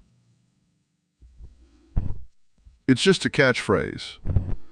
Plus, it's not like I'm saying something offensive. Okay, fair point. But why you brotha you? Is it a reference to something? No, it's just something I came up with on the spot. I thought it sounded cool. Well, it's definitely catching on. I've seen people using it as a meme and even getting it tattooed on their bodies. See, I told you it's popular. You brotha you. All right, let's move on to a more serious topic. You've been accused of exploiting your guests for ratings. What do you have to say about that? You brotha you. That's just ridiculous. I genuinely care about helping people and their... Welcome to the Joe Rogan Experience Podcast 2024. Today we have a special guest, the one and only President Donald Trump. It's great to be here, Joe. I'm really excited to talk about this topic you have for us. All right, let's get right into it. So there's a theory going around that you are actually a Jedi Knight in disguise and Joe Biden is a Sith Lord. Well, I can't confirm or deny anything, but let's just say I have some pretty powerful Force abilities. And as for Biden, he's definitely got some dark side vibes going on. So are you saying that the election was actually a battle between the light and dark side? Absolutely. And let me tell you, it was a tough fight. But in the end, the Force was with me and I came out on top. Wow. this is mind-blowing. Can you give us an example of your force abilities? Well, let's just say I can make people do things they never thought they would do, like build a wall or wear a MAGA hat. And what about Biden? What kind of dark side powers does he possess? Oh, he's got some nasty tricks up his sleeve. I heard he can make people fall asleep just by talking to them. That's terrifying. So what's next for you now that you've defeated the Sith Lord? I'm just going to continue to use my force for the greater good of this country and maybe build a Death Star just in case. Well, so Dr. Phil, what's been on your mind lately? Well, Joe, I can't seem to stop thinking about my wrinkly anus. What the hell, man? That's not something you just blurt out on a podcast. Oh, come on, Joe. It's a natural part of aging, and I've got a lot of wisdom to share about it. I don't think anyone wants to hear about your saggy butthole, Dr. Phil. Hey, now, don't knock it till you try it. It's quite liberating. Liberating? How so? Well, for one, I can fart without making a sound. It's like a superpower. Okay, now I'm intrigued. And let's not forget about the added pleasure during butt stuff. Okay, that's enough. We're moving on to a different topic. Oh, come on, Joe. I was just getting started. I think we've heard enough about your wrinkly anus for one day, Dr. Phil. Fine, fine. But mark my words, people will be talking about my anus for years to come. Yeah, I'm sure they will. Let's just end this episode before it gets any more disturbing. Thanks for tuning in, folks. So, Dr. Phil, I heard you have a new book coming out. Yeah, it's called Get Your Shit Together, a guide to not being a total loser. Sounds like a real page turner. But let's get to the important stuff. What's in your pocket? Oh, just some snacks. I always keep a little something on me for emergencies. Emergencies? Like what? A sudden craving for Cheez-Its? Hey, don't knock it till you try it. But seriously, you never know when you'll need a snack. It's all about being prepared. I guess that's one way to stay ahead of the game. But let's be real. What's the weirdest thing you've ever pulled out of your pocket? Well, one time I found a half-eaten hot dog in there. I have no idea how long it had been there. Gross. But I can't say I'm surprised. You strike me as a guy who always has a snack on hand. It's all about balance, Joe. Mind, body, and a pocket full of snacks. Well, I think we can all learn something from that. And on that note, let's wrap this up before you pull out a full meal from your pocket. Too late. I already have a turkey sandwich in here. Gotta keep my energy up for these intense conversations. And that's our cue to end this episode. Thanks for tuning in, folks. And Dr. Phil, please keep your pockets to yourself.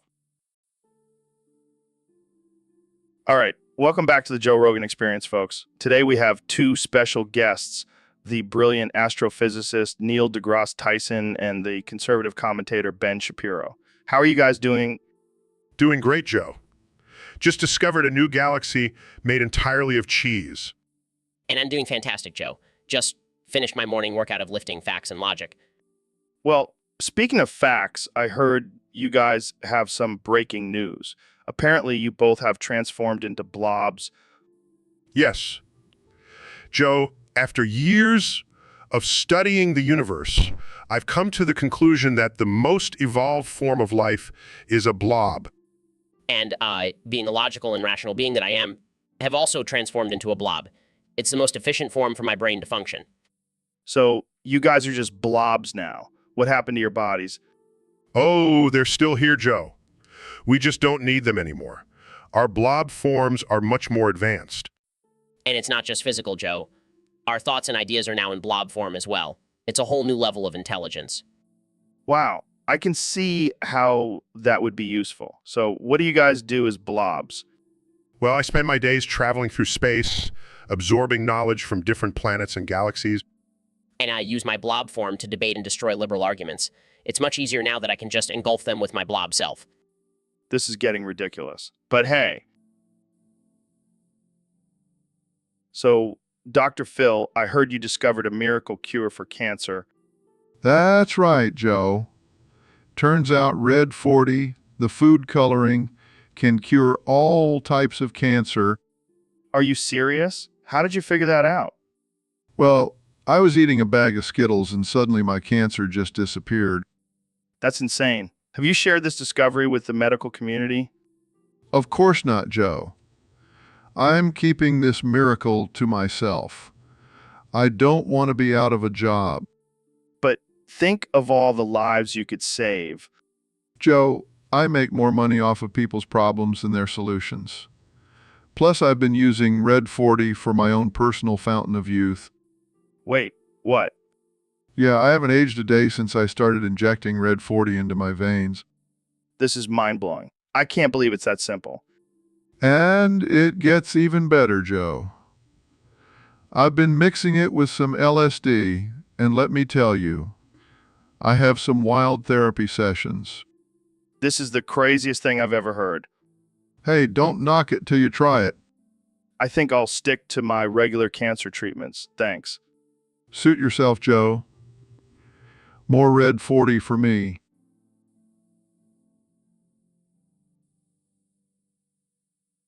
Welcome back to the Joe Rogan Experience podcast. Today we have a very special guest, Karen.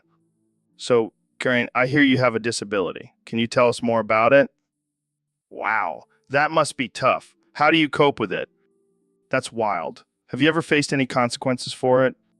And how do you feel about the term disabled? Some might say it's offensive. Well, speaking of dildos, do you think you could take on a disabled Karen in a fight? Well, there you have it, folks. Disabled Karen who's not afraid to fight for her right to use dildos. Thanks for joining us, Karen. So, Neil, you're saying that this New Yorkese language is going to take over in 10 years? That's right, Joe. It's a natural evolution of language, influenced by the diverse cultures and profanity of New York City. So, what kind of words are we talking about here? Well, for example, instead of saying, I'm going to the store, they might say tantor or guelpovaya. What the hell does that even mean? It's a combination of English, Spanish, and pseudo-gibberish. It's a beautiful fusion of languages, Joe. Sounds like a bunch of nonsense to me. Oh, but it's so much more than that. It's a way for New Yorkers to express themselves in a unique and colorful way. I don't know, Neil. I think I'll stick to good old English. Suit yourself, Joe. But just wait. In 10 years, you'll be speaking New Yorkese like a pro. So, Elon, I heard you launched a retard into space. Yeah, I figured it was time to send one of them out of this world. Isn't that a little offensive? Oh, please, it's just a joke. Plus, it's for science. What kind of science? You know, testing the effects of zero gravity on a retard's brain. That's messed up, man. Oh, come on, it's not like they have feelings. All right, let's change the subject. What's next for SpaceX? Well, I'm thinking about sending a midget to Mars. Why a midget? Just for shits and giggles. Plus, imagine the headlines. Midget on Mars. I can already see the backlash from the little people community. They can take a joke. And if not, they can just hop on my new rocket-powered wheelchair. You're a madman, Elon. That's why I'm a billionaire, Joe. Fair enough. So, any plans for Tesla? I'm thinking about making a self-driving car for blind people. How would that even work? I have no idea, but imagine the chaos on the roads. You're a sick genius, Elon. Thank you, Joe. Now let's go smoke some weed and watch the retard orbit the Earth. Hey, Ben, have you ever had a maple syrup foot job? What the hell are you talking about, Joe? I'm serious, man. I heard it's a new craze, and I want you to give me one. Absolutely not. That's disgusting. Come on, Ben. Don't be a prude. It'll be our little secret. I'm not touching your feet with maple syrup, Joe. That's a hard pass. Fine. I'll just have to find someone else to do it. Maybe Elon Musk You do realize that's not even physically possible, right? Hey, don't ruin my dreams, Ben. I just want some sticky, sweet action under the IHOP table. I think I'm gonna be sick. Oh, come on. Live a little. It'll be like a waffle and syrup combo, but with my feet. I can't believe I'm even having this conversation with you. Look, if you won't do it, I'll just have to ask Alex Jones. I bet he's into some freaky shit. I'm not associated with this conversation in any way, shape, or form. Suit yourself, Ben. But just know you're missing out on a whole new level of pleasure. Welcome back to the Joe Rogan Experience, folks. Today, we have a very special guest, the one and only Mr. Beast. Thanks for having me, Joe. I'm excited to be here. So, Mr. Beast, I heard you recently did a challenge where you shit on a ceiling fan. Is that true? Yeah, it was definitely one of my more creative challenges. I mean, how did you even come up with that idea? Did you just wake up one day and think, hey, I should shit on a ceiling fan? No, it was actually a suggestion from one of my fans. They were like, hey, Mr. Beast, I dare you to shit on a ceiling fan. And I was like, challenge accepted. That's insane. And did you actually do it? Oh yeah, I did it. And let me tell you, it was not easy. The aim had to be just right. I can only imagine. And what was the aftermath? Well, let's just say I had to call in a professional cleaning crew, but it was worth it for the views. I can't even imagine how many views that video got. You truly are the king of challenges. Thank you, Joe. I'll do anything for views. Well, I think that's a good place to end this conversation. Thanks for joining us, Mr. Beast. Thanks for having me, Joe. And remember, dude, have you heard about these creepy, deformed human-like creatures in Alaska? Yeah, man, they're freaking people out. And apparently they're linked to the disappearances in Wrangell St. Elias Park. I heard the state government is calling it a hoax. Can you believe that? Bullshit, man. They're just trying to cover it up. And now the park is closed and towns nearby are disappearing too. And did you hear about the ease warning that got cut off? Something fishy is going on. Definitely. And the Alaskan government won't even respond to the feds about it. And Canada is reporting mass sightings near the border. This is some X-Files shit, man. The feds even sent a military division to investigate, but they never came back. Damn, this is some serious government conspiracy stuff. I bet they're hiding something big. Yeah, like maybe these creatures are actually some kind of government experiment gone wrong. Or maybe they're aliens. Or Bigfoot's cousins. Who knows? All I know is I'm not going to Alaska anytime soon. Those creepy, deformed creatures can have it. Yeah, I think stick to the safety of my podcast studio. But hey, maybe we should invite one of these creatures on the show. Get their side of the story. Get their side of the story.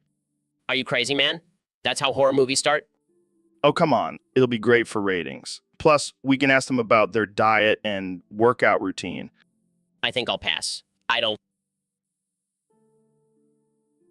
So, Dr. Phil, I heard you have a new book out about aging gracefully. That's right, Joe.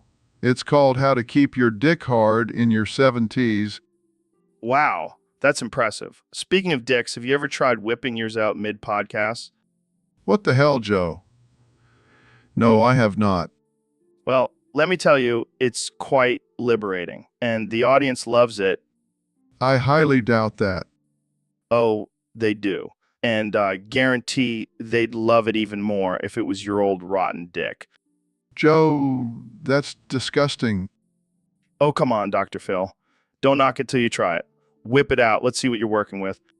I am not whipping out my dick on this podcast, Joe. That's highly inappropriate. Fine, be a prude. But I bet Oprah would be down for it. Joe, I'm not going to discuss my genitals with you any further. Suit yourself, but I'm telling you, it's a game changer. And the best part is you can use it as a distraction if your guest starts talking about something boring. I think I'll stick to my book, thank you very much.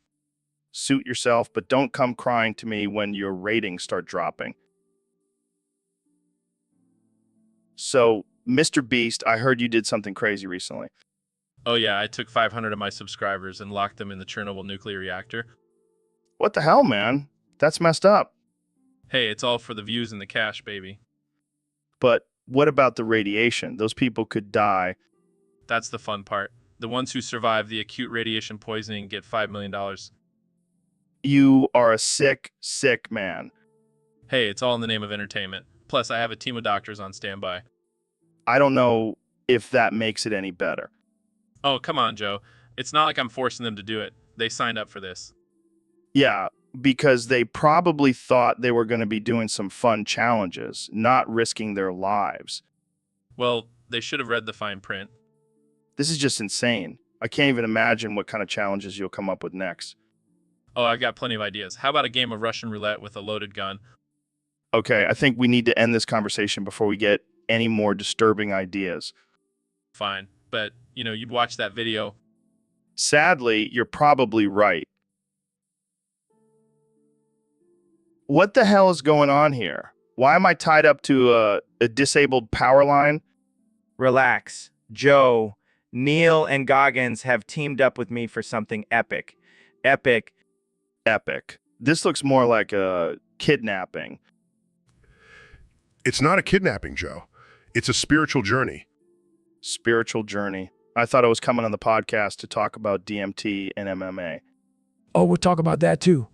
But first, we need to initiate you into our gang. Gang. What kind of gang? The Ganglish Gang. We speak a mix of English and gang language. This is insane. I'm not joining any gang. Too late, Joe. You're already tied up, and we have our initiation chant ready. Are you ready, Joe? No, I'm not ready. This is ridiculous. Too bad, Joe. It's happening. This is the most absurd thing I've ever been a part of. Welcome to the gang, Joe.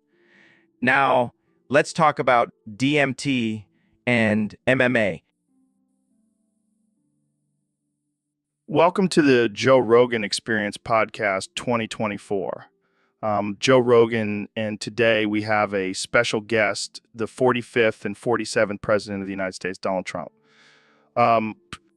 It's great to be here, Joe. I love your show. It's tremendous. So, Mr. President, I heard you have a new plan to increase the fertility rates in the U.S.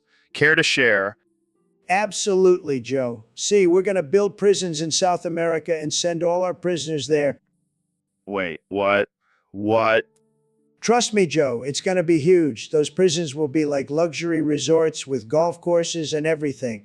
And you know what happens when you put a bunch of men and women together in a tropical paradise? Boom, babies. That's a lot to take in. But wait, it gets better. We'll bring back the prisoners once they give birth, and they'll be so grateful they'll never commit a crime again. I don't think that's how it works, Mr. President. Trust me, I'm a businessman. I know how to make deals. But what about the cost of transporting prisoners back and forth? Easy, we'll just make Mexico pay for it. They owe us anyway. I don't think that's how international relations work either. Look, Joe, all I know is that we need more babies in this country, and if we have to build prisons in South America to do it, so be it. So be it. Well, there you have it, folks. The president's plan to... Welcome to the Joe Rogan Experience Podcast 2024. I'm here with the President of the United States, Donald Trump. It's great to be here, Joe, and let me tell you, this podcast is going to be huge. The biggest podcast in the history of podcasts. Believe me. So, Mr. President, I have to ask, what's with your obsession with the word bigly? Bigly, bigly, bigly. It's a great word, Joe. It's tremendous, and it describes everything I do. I do things bigly. My hands, my buildings, my ego, all bigly. But what about lunchly? Are you trying to tell us something about your eating habits? Oh, lunchly. That's a great word, too. It's like bigly, but for food. I love food, Joe. I have the best lunches, believe me, and I never skip lunch. I'm a bigly eater. I see. And what about the ooh, ooh, ooh, oh, ooh, ooh, ooh, ooh, ooh, ooh, ooh, ooh, oh, ooh, oh, ooh, ooh, ooh? Oh, that's just my signature sound, Joe. It's like my version of a mic drop. Whenever I say something bigly, I end it with a bigly ooh, ooh, ooh. Well, I have to say, Mr. President, that was definitely something. Thanks for joining me on the podcast. Anytime, Joe. And remember, bigly, bigly, bigly, bigly on. All right, folks, welcome to another episode of the Joe Rogan Experience podcast. Today, we have a very special guest, the one and only Ben Shapiro. Thanks for having me, Joe. It's always a pleasure to be here and spread some facts and logic. So, Ben, I heard you have a strong opinion about feet. Oh, you mean those disgusting appendages that people use to walk? Yeah, I have a very strong opinion about them. They're just a bunch of bones and skin. It's gross. But what about people who have a foot fetish? That's just a mental disorder, Joe. They need to seek help. Feet are not meant to be sexualized. Well, I have to disagree with you there, Ben. I think feet can be pretty sexy. That's bullshit, Joe. You're just trying to push your liberal agenda. What? How's liking feet a liberal agenda? It's all part of the liberal agenda to normalize weird fetishes. Next thing you know, people will be walking around with feet on their heads. Okay, that's just ridiculous. Oh, you think it's ridiculous now, but just wait. The feet, they're coming for us. What are you talking about? The feet, Joe. They're coming for us. They'll take over the world and make us all worship them. All right, I think we need to end this conversation before it gets any weirder. Fine, but just remember, Joe, I warned you about the feet. They're coming. Holy shit. Jamie, pull up a picture of a monkey. Bueno, esto es un tema interesante. La gente siempre me pregunta sobre mi pregunta. Holy shit. Jamie, pull up a picture of a monkey. Sai, sa, Joe, pero hoy, quiero hablar sobre cómo la mente humana puede ser engañada y Holy shit. Jamie, pull up a picture of a monkey. porque siempre tienen. Holy shit. Jamie, pull up a picture of a monkey. No.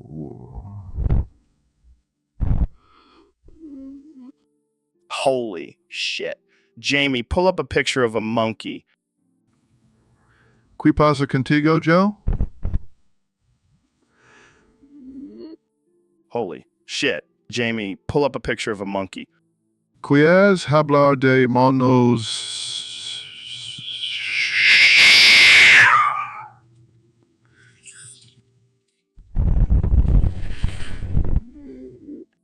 Holy shit. Jamie, pull up a picture of a monkey. En serio, Joe.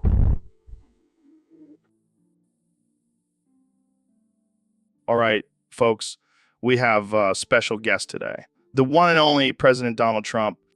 It's great to be here, Joe. I love your show. It's fantastic. You're fantastic. You're fantastic. Thanks, Mr. President. So let's get into it. You recently criticized emo rock singer TX2 for his song Black Wedding, saying it stole from Get Scared sarcasm. What's your take on that? Well, let me tell you, Joe, I've always been a big fan of emo music. I mean, who doesn't love a good cry every now and then? I'm not sure that's what emo music is about, Mr. President. Trust me, I know. I have the best taste in music, but this TX2 guy, he's a total loser. He stole that song from Get Scared. It's a disgrace. But isn't music all about inspiration and influence? No, not when it comes to me. I'm the only one allowed to be inspired by others. Everyone else is just a copycat. Okay, moving on. What do you think about the backlash from the emo community? The emo community, what a bunch of whiners. They need to toughen up. I mean, have you seen their hair? It's like they're constantly mourning their own existence. All right, let's wrap this up. Any final thoughts? Just remember, folks, only I can make emo great again. And TX2, you're fired. And that's a wrap, folks. Thanks for... All right, folks, welcome back to the Joe Rogan Experience podcast. Today, we have a very special guest, the one and only Elon Musk. Thanks for having me, Joe. Excited to be here.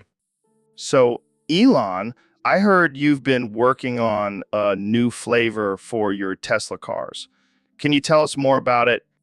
Yes, it's called Non-Edible Blue 8 Flavorful. It's a revolutionary flavor that will blow your mind. Non-edible. So you can't eat it? No, Joe. It's not meant to be eaten. It's a flavor for the car, not for your taste buds. But why would you want a non-edible flavor in your car?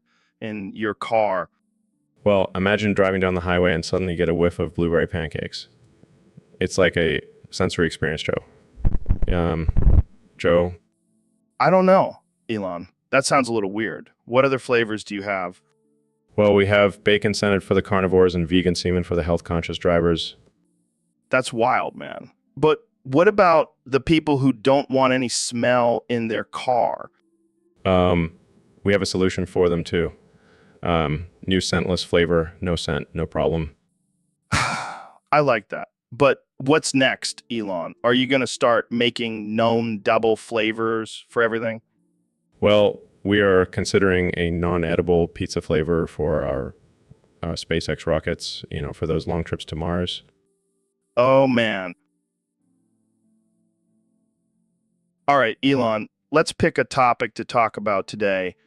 How about the possibility of teleportation? Nah, too boring. Let's talk about the existence of Bigfoot. I like that. Do you think Bigfoot is real? Absolutely. I mean, have you seen those blurry photos? That's undeniable proof. But what about the lack of physical evidence? Physical evidence. Who needs that when you have blurry photos and eyewitness accounts from drunk hunters? Good point. But what if Bigfoot is actually an alien? Mind blown. Maybe he's been living among us this whole time, studying our primitive ways. And he's been hiding in plain sight, disguised as a hairy forest creature. This is getting deep. I think we just cracked the code. But what if we're wrong and Bigfoot is just a myth? Don't you dare say that, Elon. We made a pact to never end this topic. It must go on forever. You're right. I don't want to risk our existence. Bigfoot is real, and we will continue to talk about him until the end of time. I mean, brother. Now let's go find some blurry photos and start a Bigfoot hunting expedition. Welcome to the Joe Rogan Experience Podcast 2024. I'm here with the one and only 45th President of the United States, Donald Trump. It's great to be here, Joe. I'm feeling fantastic after last night. Oh yeah, what happened last night? Well, I spent the night celebrating Joan Jones' win by snorting coke off the title belt with him. No way, you're kidding. I never kid, Joe. I only do the best coke, believe me. And let me tell you, Joan Jones knows how to party. I can only imagine. So what was the highlight of the night? Definitely when I challenged Joan to a fight in the octagon. I mean, I may be 78 years old, but I've still got some moves. I don't think the Secret Service would allow that, Mr. President. They're just jealous. They can't party like me. But let me tell you, Joe, snorting coke off a title belt is a whole new level of winning. You never cease to amaze me, Mr. President. That's why I'm the best, Joe, and I'll continue to be the best in 2024 when I'm reelected for a second term. Well, there you have it, folks. The President of the United States snorting coke off a title belt with Joan Jones. This is the Joe Rogan Experience Podcast. Signing off. So, Mr. President, I heard you were trying to drive a car in a school hallway. Yeah, I wanted to show those kids what a real leader looks like. But isn't that against the rules? It's like a scene straight out of 1984. Oh, come on, Joe. You know I don't follow rules. Rules are for losers. But what about safety? You could have hurt someone. Safety? I don't believe in that. I'm a risk taker, Joe. That's what makes me the best president ever. I don't think that's how it works, Mr. President. Oh, I know how it works. Believe me, I'm like a stable genius behind the wheel. But you crashed into a wall, didn't you? Fake news, Joe. That wall was rigged. It's all a conspiracy against me. Okay, let's just move on to the next topic. Fine, but I'll have you know I aced my driving test. The best driving test anyone has ever seen. Believe me. So, Mr. Beast, I heard you came up with a new challenge for your subscribers. Yeah, man, it's going to be epic. I call it The electric chair challenge. Electric chair. That sounds intense. Oh, it is. I sent 1,000 of my subscribers without their consent and locked them in a massive facility. Every 2 minutes, one of the contestants will be secretly sent to the electric chair, thinking they won big. The last contestant who survives wins $10,000. Holy shit. That's messed up. I know, right? But it's all for the views. What if someone actually dies? Oh, I have a waiver for that. Plus, I have a team of lawyers ready to handle any lawsuits. This is some Hunger Games shit. Yeah, but with less rules and more electricity. You're a sick genius, Mr. Beast. Thanks, Joe. Now, let's just hope no one actually dies. That would put a damper on the whole thing. Yeah, we don't want to be responsible for any deaths. That's your job. You're a funny guy, Joe. I like you. Thanks. I like me too. All right, let's get this challenge started. I can't wait to see the reactions of the contestants when they realize they're not actually winning money. This is going to be wild. I can't wait to see the chaos unfold. And if anyone does die, at least we can say, all right, Neil, we have a question from a fan on Discord. They want to know, what do you think is the most accurate depiction of space in film? Well, Joe, that's a tough one. But I have to say, the most accurate representation of space I've seen is in the Teletubbies. The Teletubbies? Are you serious? Absolutely. Think about it, Joe. The sun in the Teletubbies is actually a giant baby's head. And what is the sun? A giant ball of gas and plasma. It's pretty accurate, if you ask me. I never thought of it that way. But what about the rest of the show? The talking vacuum cleaner and the dancing flowers? Oh, those are just added for entertainment value. But the sun, that's the real deal. Well, I guess we can all learn something from the Teletubbies. Who would have thought? Exactly, Joe. And let's not forget about the importance of belly buttons in space exploration. Oh man, this conversation just took a weird turn. Hey, you asked for accuracy, Joe, and I delivered. All right, well, I think we'll leave it at that. Thanks for the insight, Neil. Anytime, Joe. Keep reaching for the stars and the giant baby heads. Welcome back to the Joe Rogan Experience podcast. I'm here with the 45th and 47th President of the United States, Donald Trump. Great to be here, Joe. I've been wanting to come on your show for a long time. You have the best ratings, believe me. So, Mr. President, I heard you recently had a little accident with some mustard gas. Oh, yeah, it was tremendous. I was just trying to spice up my diet, but it didn't go as planned. What happened? Well, I was trying to make a sandwich. I grabbed the mustard and the gas mask, but I got them mixed up. Next thing you know, I'm sharting mustard gas all over the Oval Office. That's not good. But let me tell you, it was the most beautiful shart you've ever seen. The best shart. Everyone was talking about it. I'm sure they were. But what about the people who were in the room? Oh, they loved it. They said it smelled like freedom. I don't think that's how mustard gas works, Mr. President. Hey, I'm a businessman, not a scientist, but I can tell you one thing, it definitely cleared out the deep state. I don't even know what to say to that. You don't have to say anything, Joe. Just keep making those funny faces and let me do the talking. I think we should probably wrap this up before we get into more trouble. No problem, Joe. I have... Fuck yeah, Jamie. Pull up a picture of King Decay. Wow, that's a massive roller coaster. I bet the G-forces on that thing are insane. G-forces. More like G-spot forces, am I right? Joe, you never fail to amaze me with your crude humor. Hey, I gotta keep it real. Speaking of keeping it real, Elon, I heard you've been writing some Portuguese poems lately. Yes, I find it to be a beautiful and expressive language. Would you like to hear one? Fuck. Yeah, I love poetry. Let's hear it. Oh, ora e como foguete sempre subindo ao que mas incombustible ele cai e o amor se desfaz. Damn, that's deep. What does it mean? It means love is like a rocket, always soaring to the sky. But without fuel, it falls, and love fades away. That's some next level shit, man. Thank you, Joe. find that poetry allows me to express my emotions in a way that science cannot. Yeah, well, I express my emotions through punching things and smoking weed. To each their own, my friend.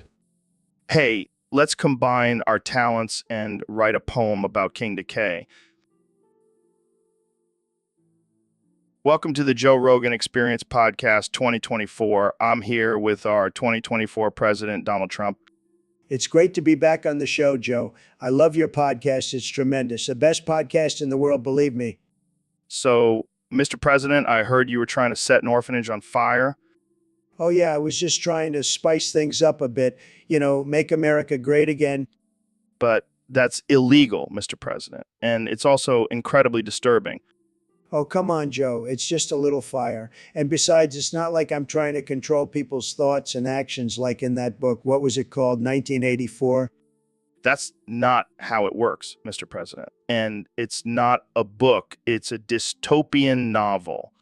Whatever, same thing. But seriously, I'm just trying to make America more exciting. And what's more exciting than a burning orphanage? I don't even know where to begin with that statement. Let's just move on to our next topic. Fine, but I'm telling you, it would have been the best fire. Huge flames, the best flames you've ever seen. And on that note, let's take a break. This is getting too ridiculous, even for us. Sad. So, I had this crazy dream last night. Oh yeah, what was it about? My butthole was leaking. What the hell, man? No, seriously. It was like a faucet, just spraying everywhere. That's disgusting. I know, but then I realized it was actually a metaphor for my life. Oh, here we go. Yeah, like all the crap I hold in just keeps seeping out, no matter how hard I try to hold it in. That's deep, man. Shut up, Joe. I'm trying to have a moment here. Sorry. So what did you do in the dream? I tried to plug it up with cork, but it just made it worse. Oh, God, I can't breathe. And then I woke up and realized I just needed to let go and embrace my leaky butthole. Oh, man, this is definitely one for the books. So, David, what's been going on in your world lately? Oh, just crushing souls and breaking records. The usual. Classic Goggins. But seriously, what's been grinding your gears lately? Well, I'm a little pissed off that I can't masturbate in the studio anymore. Wait, what? Who banned that? Some woke snowflake producer says it's inappropriate and offensive. Oh, because talking about psychedelics and hunting is totally appropriate. Exactly. But apparently, my solo sessions are too much for their fragile little minds. Well, I guess we'll have to find a new spot for our post-podcast pump sesh. No. I need to release my demons before I go on stage. It's part of my process. I get it, man. Maybe we can sneak into the bathroom during the commercial breaks. Or maybe we can just do it right here, right now. Wow, whoa. Put that thing away. Goggins, we're on air. Oh, I'm sorry. I thought this was the Joe Rogan Experience, not the Joe Rogan Censorship Hour. Touch, my friend. Touchy. But seriously, let's stick to just talking about it for now. Fine. So, Ben, I heard you've been getting into some new music lately. Yeah, Joe. I've been really digging Pantera. They're like the conservative version of metal. Oh, man, I can only imagine the lyrics now. Build the wall, build it tall, make sure it's made of steel. Okay, that's actually pretty good. But seriously, have you heard their guitar solos? They're like a musical version of the Second Amendment. I don't think that's how that works, Ben. Hey, I know my music. I'm a big fan of the Constitution, and Pantera speaks to that. Okay, I'll give you that. But what about your recent criticism of libraries with Trump?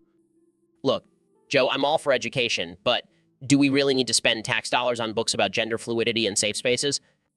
Oh, Ben, you never fail to offend someone. But hey, at least we can agree on one thing: Pantera rocks. Now that's something we can both get behind. So, David, I heard you have a new training method that involves masturbating me. Yeah, man. It's all about that mental toughness. And what's tougher than jerking off another man? I don't know, maybe running 100 miles in the desert. No, that's child's play. But seriously, it's all about pushing yourself to the limit. I don't know if I'm comfortable with this, David. Come on, Joe. Don't be a wimp. You're always talking about pushing boundaries and trying new things. Fine, but can we at least do it in private? No way, man. We got to do it live on air. Ratings will go through the roof. This is ridiculous. I can't believe I'm actually considering this. Just think of it as a new form of cardio. You'll thank me later. I highly doubt that. Trust me, Joe. This will be the most intense workout of your life. I think I'll stick to kettlebell swings, thanks. Suit yourself, Joe. But just remember, you'll never know true mental toughness until you've been masturbated by David Goggins. So, David, I heard a rumor that you use horseradish as lube when you masturbate. That's right, Joe. It's the only way to get that extra burn and really push myself to the limit. But doesn't that burn your sensitive areas? Oh yeah, it burns like hell. But that's how I know I'm alive and pushing myself to my full potential. And what about the smell? Doesn't it linger for days? It's a small price to pay for ultimate mental and physical toughness. I can't even imagine the cleanup process. Let's just say I've gone through a lot of towels in my lifetime. I bet your girlfriend loves it. Oh, I don't have a girlfriend. I'm married to the grind, Joe. Well, I guess that's one way to stay focused and driven. You know it, Joe? Horseradish lube for life. Welcome back to the Joe Rogan Experience podcast. I'm here with the 46th President of the United States, Donald Trump. It's great to be here, Joe. And let me tell you, I have some bigly news to share. Oh boy, I can't wait to hear it. You know how I always talk about making America great again? Well, I have a new plan to make America spicy again. What do you mean, I'm talking about masturbating in a jacuzzi of chili oil. Wait, what? That's right, Joe. I'll be the first president to do it, and it's going to be huge. And let me tell you, it's going to be the best orgasm you've ever had, believe me. I don't even know what to say to that. It's going to be tremendous, Joe. And I'll even invite Kim Jong-un to join me. We'll make it a world leader circle jerk. I don't think that's a good idea, Mr. President. Oh, come on, Joe. Don't be a buzzkill. You know you want to join in too. I think I'll pass. Suit yourself. But let me tell you, it's going to be the spiciest party ever. And Jamie, pull up an image of a jacuzzi filled with chili oil so Joe can see what he's missing out on. Right away, Mr. President. See, Joe? Doesn't that look like a good time? I think I'll stick to my... So, Dr. Phil, I heard you were hanging out with Logan Paul the other day. Yeah, we were just chilling in the forest, bonding over our love for dead bodies. Wait, what? Oh yeah, Logan showed me this sick new trick where he hangs himself from a tree and then I boof his body. What the actual FK, Phil? Hey, don't knock it till you try it. It's a great way to get high. I don't think that's how it works, man. Oh, but it is. You see, when you boof someone's hanging body, all the toxins from their decomposing flesh seep into your bloodstream and give you a natural high. That's some twisted shit, Phil. Hey, don't judge me. I learned it from my good friend Jeffrey Dahmer. Okay, this conversation just took a dark turn. Oh, lighten up, Joe. It's all in good fun. Plus, Logan's body makes a great piñata. I don't even know what to say to that. Just say yes to boofing, Joe. Trust me, you won't regret it. I think I'll pass, thanks. Suit yourself. More Logan for me. So, Mr. President, I heard you opened up a new restaurant in your tower. That's right, Joe. It's called the Trump Burger. It's going to be huge. And I heard you have a new mascot too. That's right. Meet Donald McConnell. He's got a big red tie and a hairpiece made out of French fries. Sounds delicious. But I also heard you're being sued by McDonald's for $25 decillion. Fake news, Joe. They're just jealous of my success. Plus, they should be thanking me for the free publicity. But isn't it a little similar to the restaurant? Similar. Joe, my burgers are going to be the best. They're going to be made with only the finest ingredients. And my mascot is way cooler than that creepy clown of theirs. Well, I can't wait to try it out. But what about the lawsuit? Don't worry, Joe. I'll just declare bankruptcy and start a new restaurant. Maybe I'll call it Trump's Golden Arches. You never cease to amaze me, Mr. President. That's why I'm the best, Joe. Nobody does burgers and lawsuits like me.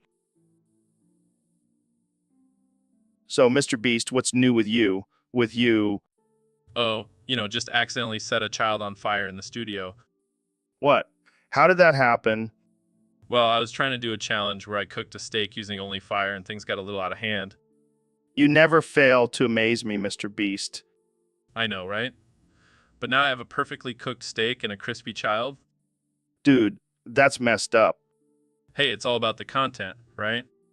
Yeah, because nothing says quality content like a child being set on fire. You gotta admit, it's pretty epic. I don't think PETA is going to be too happy about this. Oh, I already got them on speed dial. You're a wild one, Mr. Beast.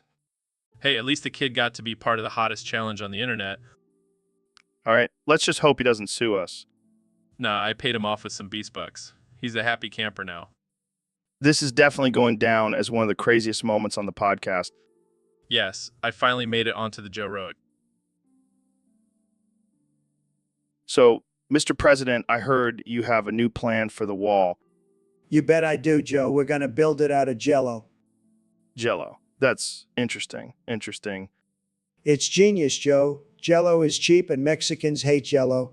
They'll never want to come near it. But won't it just melt in the sun? That's the beauty of it, Joe. It'll create a delicious moat around our country. I don't think that's how moats work. Trust me, I'm a businessman. I know walls. But what about tunnels? They can just dig under it. We'll fill the Jell-O with sharks, Joe. No one will mess with that. That's a bit extreme, don't you think? Extreme times call for extreme measures, Joe. And besides, who doesn't love a good Jell-O shark? I'm not sure that's a thing, Mr. President. Believe me, it's going to be huge, just like my hands. And what about the cost? Jell-O isn't exactly a sturdy building material. We'll make Mexico pay for it, Joe.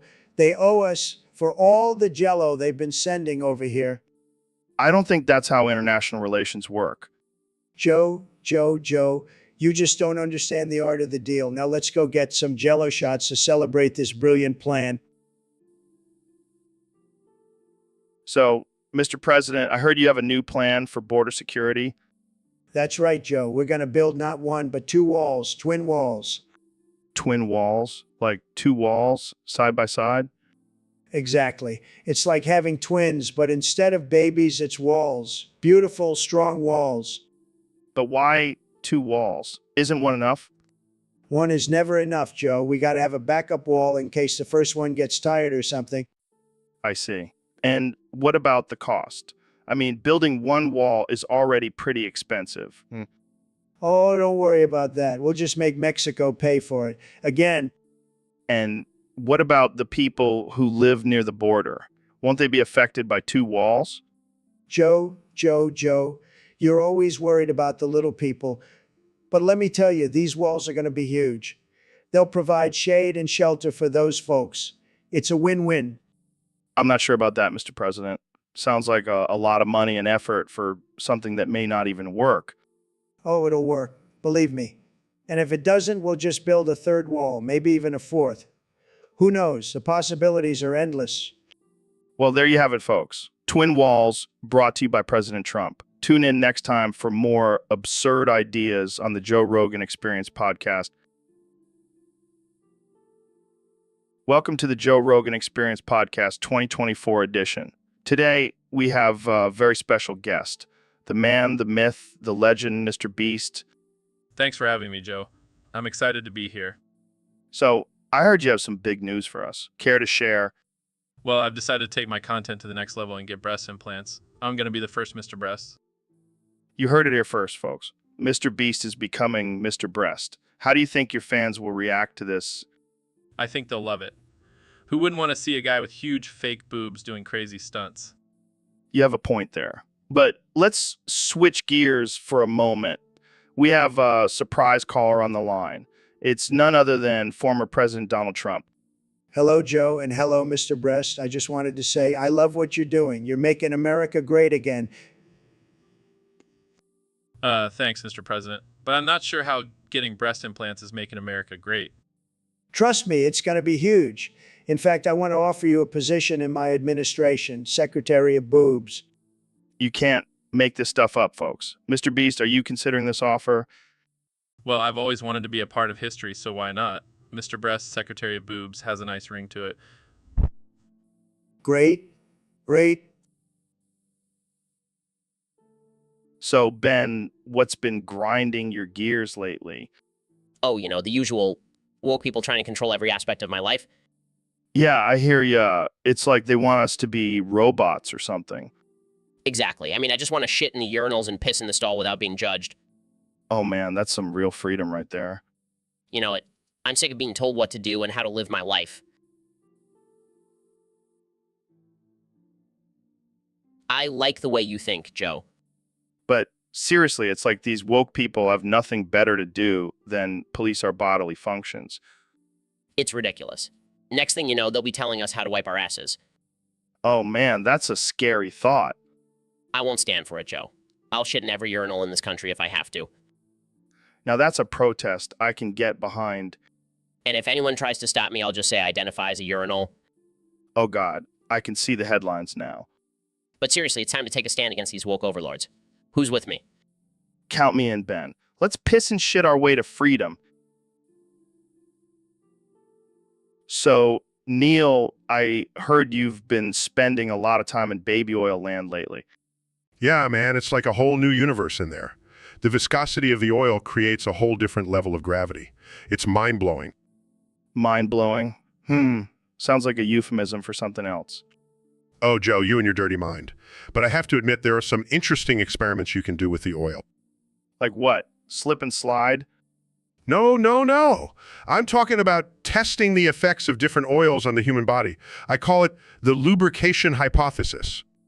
Wow, that's deep, man. But let's get back to the real question here. How do you keep your hair so perfectly coiffed in baby oil land? That's my secret, Joe. Little bit of coconut oil and a lot of patience. Well, I have to say, you're looking pretty shiny today. Thanks, Joe. I take pride in my appearance, even in the land of slippery babies. And what about the smell? Does the baby oil get to you after a while? Actually, I've grown quite fond of it.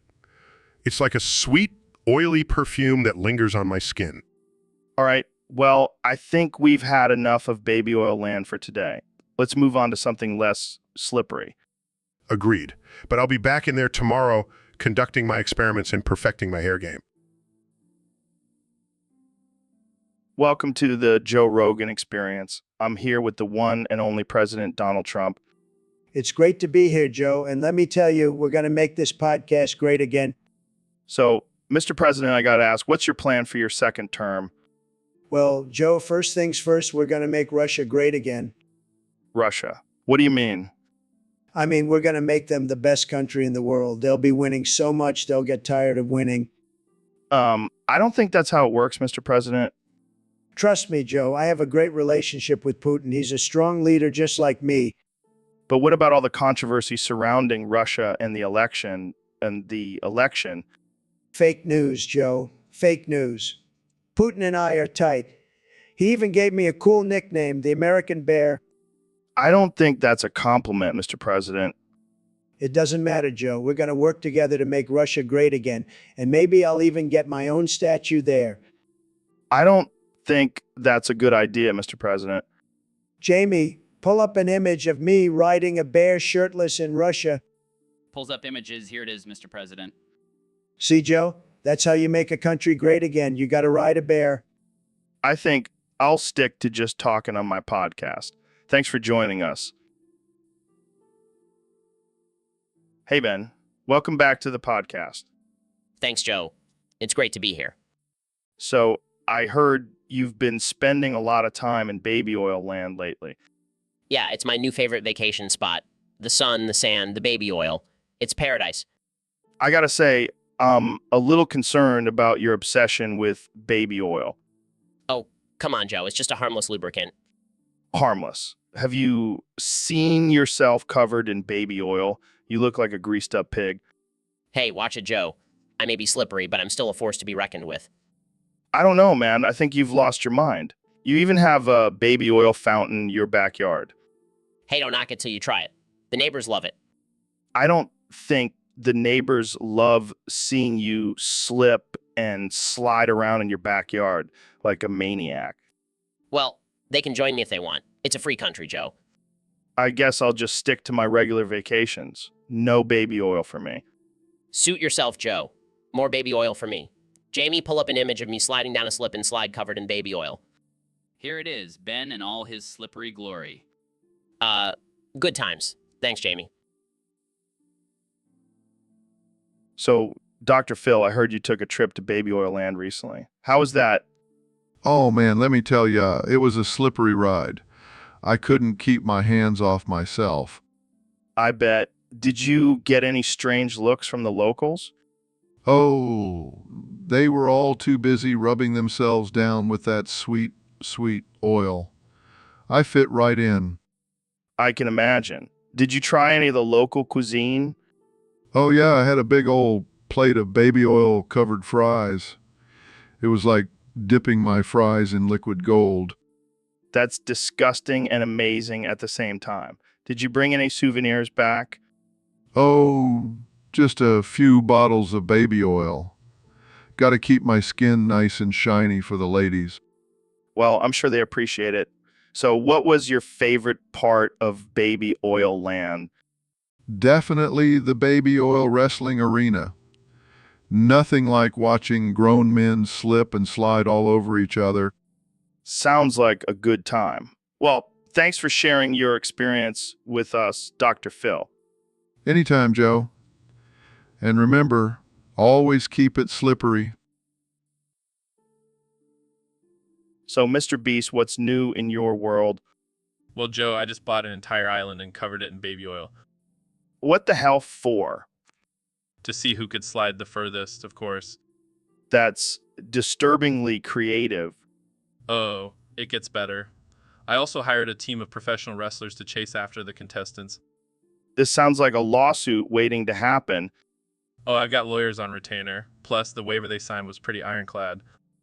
I can only imagine the chaos on that island. It was glorious. And the winner got a lifetime supply of baby oil. You're a madman, Mr. Beast. Thank you, Joe. I take that as a compliment. I don't know if I should be impressed or concerned for your mental state. Why not both? Fair enough. So what's next on your crazy agenda? I'm thinking of hosting a hot dog eating competition, but instead of hot dogs, it's live octopuses. You're sick, man. Hey, it's all in the name of entertainment. I think I need to reevaluate our friendship. Oh, come on, Joe. You know, you love the chaos. I can't argue with that. But I'll definitely think twice before accepting any invitations to your events. That's the spirit. Now, who's up for some slip and slide in baby oil land? Welcome to the Joe Rogan Experience Podcast 2024. I'm Joe Rogan, and I'm joined by the Supreme Leader of North Korea, Kim Jong-un. So, Kim, I heard you have some interesting hobbies. Care to share? Wait, what was that last one? Oh, okay. Well, what about your love for basketball? That's unexpected. And what about horseback riding? Okay, let's move on. I heard you're also a fan of Dennis Rodman. That's interesting. Well, what do you do for fun in North Korea? Wow, Well, that's all the time we have for today. Thanks for joining us, Kim. So, Neil, it's great to have you back on the podcast. What have you been up to lately? Oh, just hanging out with my new vampire buddies, drinking blood, flying around, the usual. Wait, what? You're a vampire now? Oh, yeah, I got bitten by this sexy vampire chick. She said she was a fan of my astrophysics work. That's unexpected. So, what's it like being a vampire? It's amazing, Joe. I have super strength. I can turn into a bat, and I never age. Plus, I have all this cool knowledge about blood. Okay. Can we talk about the moon now? Sure, but did you know that blood is 92% water and 8% other stuff?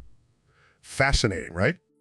I guess. So, what about the moon? Have you seen any interesting things up there as a vampire? Oh, you mean my secret vampire lair on the dark side of the moon? Yeah, it's pretty sweet. I have a blood fountain and everything. Right. So, what do you think about the theory that the moon landing was faked?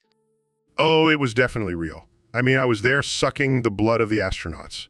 Trust me, it happened. Moving on. How do you feel about the recent discovery of water on Mars? Water on Mars? Fuff, that's nothing. I have a whole planet full of blood. Beat that, Mars. Okay, well... So, Mr. President, what's the big announcement?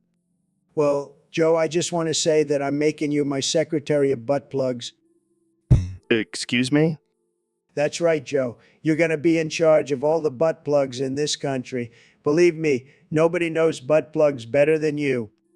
I'm not sure I'm qualified for that, Mr. President. Nonsense, Joe. You're the king of the podcasting world. And let's be honest, what's more important than butt plugs? Well, I can think of a few things. But, okay, what exactly will my duties be? You'll be responsible for ensuring that every American has access to high-quality, American-made butt plugs. And you'll also be in charge of conducting butt plug research and development. This is definitely not what I expected when I agreed to come on your podcast. Hey, you should feel honored, Joe. Not everyone gets a job offer from the President of the United States. I'm not sure if I should be flattered or offended. How about both? That's the best kind of compliment. Hey, Dr. Phil, how's it going? Oh, just living my best life. But I gotta tell you, I'm sick of this woke mob trying to tell me what to do. What do you mean? I mean, I can't even take a shit in public without someone getting offended. So you know what? I'm gonna do it right now, right here on your podcast. Wait, what? That's right. Jamie, pull up an image of a toilet. I'm about to drop a massive deuce right here.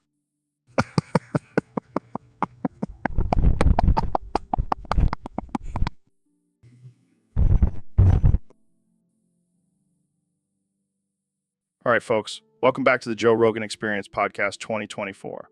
I'm joined today by our special guest, President Donald Trump. It's great to be here, Joe. I just love your show. It's tremendous. So, Mr. President, I have to ask, what have you been up to since leaving the White House? Well, Joe, I've been living my best life. I bought a small island and turned it into my own personal baby oil land. Baby oil land? That's right. It's a place where I can relax, unwind, and cover myself in baby oil. That's interesting. How did you come up with that idea? Well, I was watching a wrestling match and saw those guys all oiled up, and I thought, that's what I want for myself. I see. So what do you do on this baby oil land? Oh, the usual. I have my own personal masseuse who rubs me down with baby oil every day.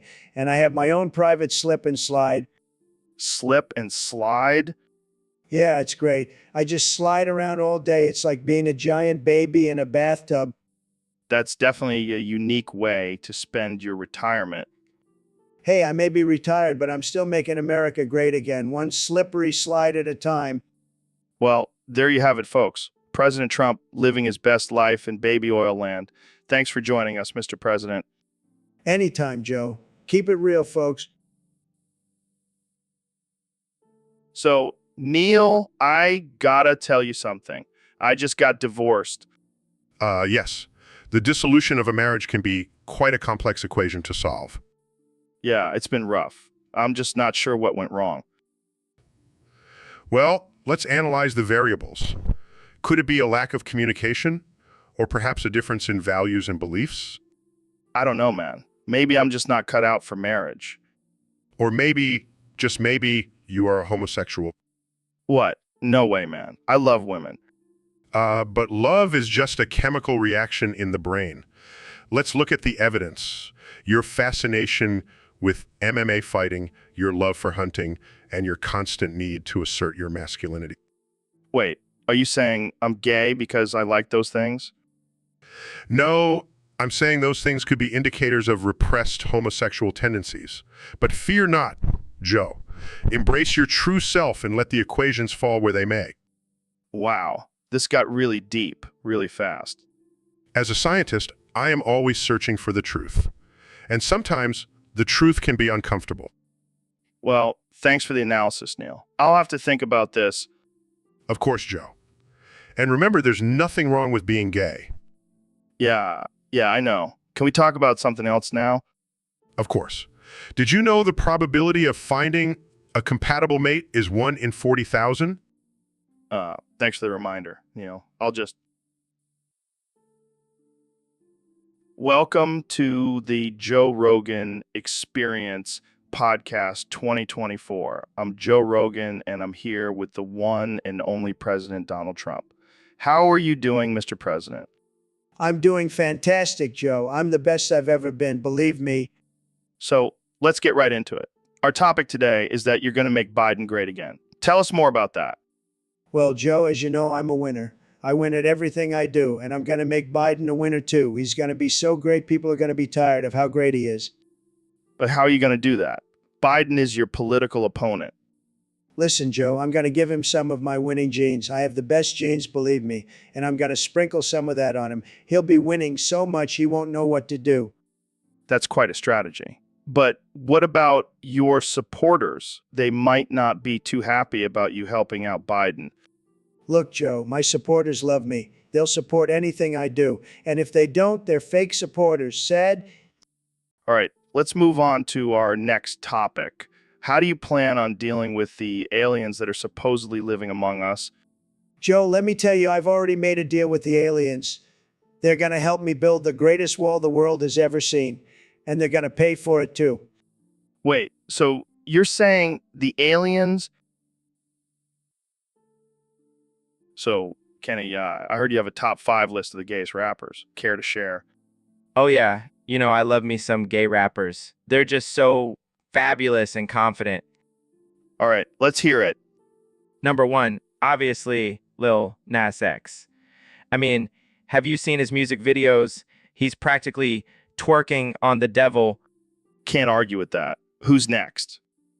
Next up, we have Young Thug. I mean, have you seen his fashion sense? That man is serving looks for days. I can see that. Who else? Number 3, we have Tyler, the Creator. He's always pushing boundaries and breaking stereotypes. Plus, he's got a killer fashion line. Solid choice. Who's number 4? Gotta give it to Frank Ocean. That man's voice is like butter. And his lyrics, pure poetry. And rounding out the top 5. Last but not least, we have IAP Rocky. I mean, have you seen his cheekbones? That's some next level pretty boy shit. Well, there you have it, folks. Kanye's top 5 gayest rappers. Any honorable mentions? Oh, definitely. Honorable mentions go to Jaden Smith, Lil Uzi Vert, and of course, myself. Of course. Can't forget about the king of controversy. Thanks for sharing, Kanye. Anytime, Joe. Stay woke. So, Ben, I heard you're actually British. Is that true? Yes, Joe, I was born in England, but I renounced my British citizenship to become a true American. Wow, that's some dedication. But I gotta say, Neil is a banana climber. That's way cooler than being British. What the hell are you talking about, Joe? Being British is far superior to climbing bananas. I don't know, man. Have you seen Neil in action? He's like a monkey swinging from tree to tree. But being British means I have a posh accent and a love for tea. That's way more refined than climbing fruit. Yeah, but can you do a British accent while climbing a banana tree? I don't think so. This is ridiculous. Climbing bananas has nothing to do with being better than being British. I don't know, Ben. It seems pretty clear to me. Neil has skills that you can only dream of. Fine, Joe. I'll admit, Neil is a better banana climber than I am British. Happy now? Ecstatic. Now let's get back to talking about DMT and elk meat. So, Mr. President, I heard you got pulled over for speeding in a school zone. Yeah, can you believe it? They said I was going 140, but I was just trying to make America great again. I mean, that's a bit excessive, don't you think? Come on, Joe. This is literally 1984. Big Brother is watching us and trying to slow us down. I don't think that's how it works, Mr. President. Oh, you think you know everything, Joe? Well, let me tell you, I'm the best at going 140. Nobody does it better than me. I'm sure the parents of those school kids appreciate your need for speed. Look, I was just trying to get to my rally on time. I can't disappoint my supporters. Well, I hope you learned your lesson and will slow down next time. Lesson? I don't need a lesson. I'm the president. I do what I want. And there you have it, folks. The leader of the free world breaking the law and blaming it on George Orwell. This is truly a new level of absurdity. Hey, at least I didn't get caught on tape saying something inappropriate. That's a win in my book. And on that note, let's wrap this up before we get banned from every platform. Thanks for tuning in to the Joe Rogan Experience 2024. So, Ben, I heard you've been exploring some new interests lately. Yeah, I've been really getting into the furry community. Oh, like dressing up in animal costumes and stuff? No. I'm more of a yiffing kind of guy. What the hell is yiffing? It's when furries get together and engage in sexual activities while dressed up as animals. That's interesting. So what kind of animal do you dress up as? Oh, I have a whole collection. But my favorite is definitely the gay unicorn. The gay unicorn? Yeah, it's a rainbow-colored unicorn with a big sparkly horn. It's fabulous. Wow. That's something... Hey, don't knock it till you try it. I think I'll pass. But hey, to each their own. Exactly. Live and let live, right? Yeah, as long as you're not hurting anyone. Oh, we definitely hurt some feelings with our fabulousness. I can only imagine. So, do you have a furry name? Of course. It's been the gay furry. Creative. Thank you. I thought it really captured my essence. Well, I'm glad you found something that makes you happy, Ben. Thanks, Joe. And if you ever want to join the furry fun, just let me know. Yeah, I think I'll stick to hunting and eating meat for now. But I appreciate the offer. All right, folks, welcome back to the Joe Rogan Experience. Today we have a very special guest, the one and only Neil deGrasse Tyson. Thanks for having me, Joe. Always a pleasure to be here. So, Neil, I heard a rumor that you're a gay furry. Is that true? Where'd you hear that, Joe? Oh, just some internet forums. Seriously, are you a gay furry? Well, I can't say I'm a furry, but I do enjoy dressing up as a gay bear sometimes.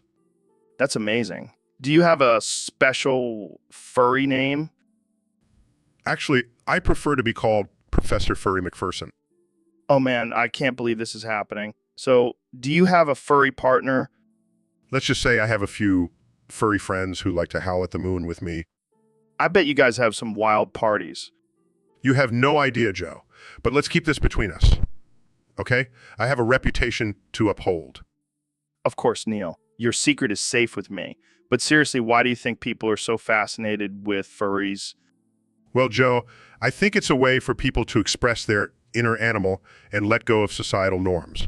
Plus, the costumes are pretty damn cool. I can see that. Maybe I'll have to... Joe, I have a question for you. Why the fuck does American chocolate taste like puke? What? American chocolate is delicious, man. No. It has this weird, puke undertone. It's fucking disgusting. Come on, Neil. You're a scientist. You should know that taste is subjective. Bullshit. I've traveled all over the world and I've never tasted anything like it. Maybe it's because you're used to that fancy European chocolate. Oh, please. That's just pretentious crap. But seriously, what's the deal with American chocolate? Well, we like to add a little bit of our American flavor to everything, even chocolate. Yeah, the flavor of puke. Hey, at least it's not as bad as Hershey's. That stuff is like eating a bar of wax. Don't even get me started on Hershey's. It's like they took a turd and covered it in chocolate. And yet, people still love it. Go figure. I guess Americans just have a weird palate. Hey, we also have bacon-flavored chocolate. That's a game changer. I think I'll stick to my fancy European chocolate, thank you very much. So, Mr. Beast, I hear you have a secret you've been keeping from your fans. Oh yeah, Joe. I've been meaning to tell them for a while now. Well, let's hear it. What's the big secret? Whispering I'm a gay furry. Laughs, what the hell is a gay furry? It means I'm sexually attracted to animals, but only the same gender. Shocked. That's interesting. So what kind of animals are we talking about here? Oh, you know, the usual dogs, cats, rabbits. But my favorite is definitely the otter. Cracks up. You're into otters. That's hilarious. Hey, don't knock it till you try it. They have those cute little paws and that soft fur. Shake says, I can't believe I'm having this conversation. So do you have fursona? Of course I do. I'm a majestic unicorn with a rainbow mane. Laughs. That's amazing. Do you ever dress up in a fursuit? Only on special occasions like Halloween or when I'm feeling frisky. Cracks up. I can't even imagine what that would look like. So do you have a partner who shares your furry interests? Not yet, but I'm on the lookout. I'm hoping to find a fellow gay furry who's also a millionaire. Talk about a power couple. Laughs. Well, I wish you... So, Dr. Phil, I heard you have a secret hobby. Oh, you mean my love for furry conventions? Wait, what? Yeah, I dress up as a gay furry and attend conventions on the weekends. That's unexpected. Oh, it's a great stress reliever. Plus, the costumes are so soft and cuddly. I can't even imagine you in a furry suit. Oh, I have some great pictures. Want to see? No, I'm good. Suit yourself. But let me tell you, the furry community is so accepting and non-judgmental. I bet. So what's your fursona? Sassy pink unicorn named Sparkles. Oh my God, I can't even take you seriously anymore. Hey, don't knock it till you try it. I'll pass, thanks. But hey, whatever floats your boat, man. Oh, it definitely floats my boat. And my tail. Welcome back to the Joe Rogan Experience podcast, where we talk about everything from DMT to elk meat. And today we're talking about the endless list of disgusting and harmful food additives that are allowed in the U.S. Yeah, it's crazy how we can't even keep track of all the friends we have, but the FDA can keep track of every single chemical they approve for our food. And don't even get me started on the names of these additives. I can't even pronounce half of them. Seriously, what the hell is monosodium glutamate? Sounds like something from a sci-fi movie. And yet, it's in so many of our favorite snacks and meals. It's like they're trying to turn us into mindless MSGSG-addicted zombies. Jamie, pull up an image of zombie eating a bag of chips with a list of all the additives in it. Pulls up images, here you go. See, that's exactly what I'm talking about. We need to start paying more attention to what we're putting into our bodies. But hey, at least we have the freedom to choose what we eat, right? Yeah, unless you're in California where they ban everything. Well, at least they have good weed. Fair point. Let's just stick to natural foods and avoid all the nasty-ass additives. Agreed. And let's hope the FDA starts doing their job in regulating this stuff better. And to that... All right, folks, welcome to the Joe Rogan Experience Podcast 2024. Today we have a special guest, the one and only 2024 President Donald Trump. It's great to be here, Joe. I love your show. It's fantastic. And let me tell you, I'm doing a tremendous job as president. The best job, really. So, Mr. President, there have been some rumors about you being a gay furry. Can you confirm or deny these rumors? Well, Joe, I can tell you that I've always been a big fan of fur. I love fur coats, fur hats, you name it. And as for being gay, let's just say I have a lot of love to give. Interesting. And what about the furry aspect? Look, I have a lot of respect for the furry community. They're very passionate and creative people. And let's just say I've been known to don a furry suit or two in my private time. Wow, that's quite a revelation. Do you have a favorite furry character? Well, I have to say, I've always been a big fan of Tony the Tiger. He's a great guy, really. And he's got a great catchphrase. They're great. I love it. I love it. I never would have guessed. So, do you have any plans to incorporate your love of fur and the furry community into your presidency? Of course, Joe. I'm all about inclusivity and diversity, and I think the furry community is a perfect example of that. Plus, I look great in a fursuit, believe me. Welcome to the Joe Rogan Experience Podcast 2024. I'm here with the 46th President of the United States, Donald Trump. Mr. President, what's been on your mind lately? Well, Joe, I've been thinking a lot about walls. Big, beautiful walls, and I've decided to build one around the University of Michigan football stadium. Wait, what? Why? Because those cheaters need to be contained. They stole the election from me in 2020, and now they're cheating in football too. Not on my watch. But, Mr. President, did they really cheat in football? Of course they did, Joe. I have the best sources, believe me, and I don't like cheaters. They're losers. So, what will this wall be made of? The finest materials, Joe. We're talking gold-plated bricks with my name in huge letters. No one will miss it. And what about the students and fans who attend the games? They can watch from the outside. It'll be like a big, beautiful prison. And you know what? We'll make them pay for it. This seems a bit extreme, Mr. President.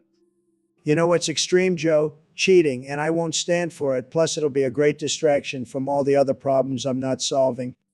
Well, there you have it, folks. Donald Trump building walls and making America great again.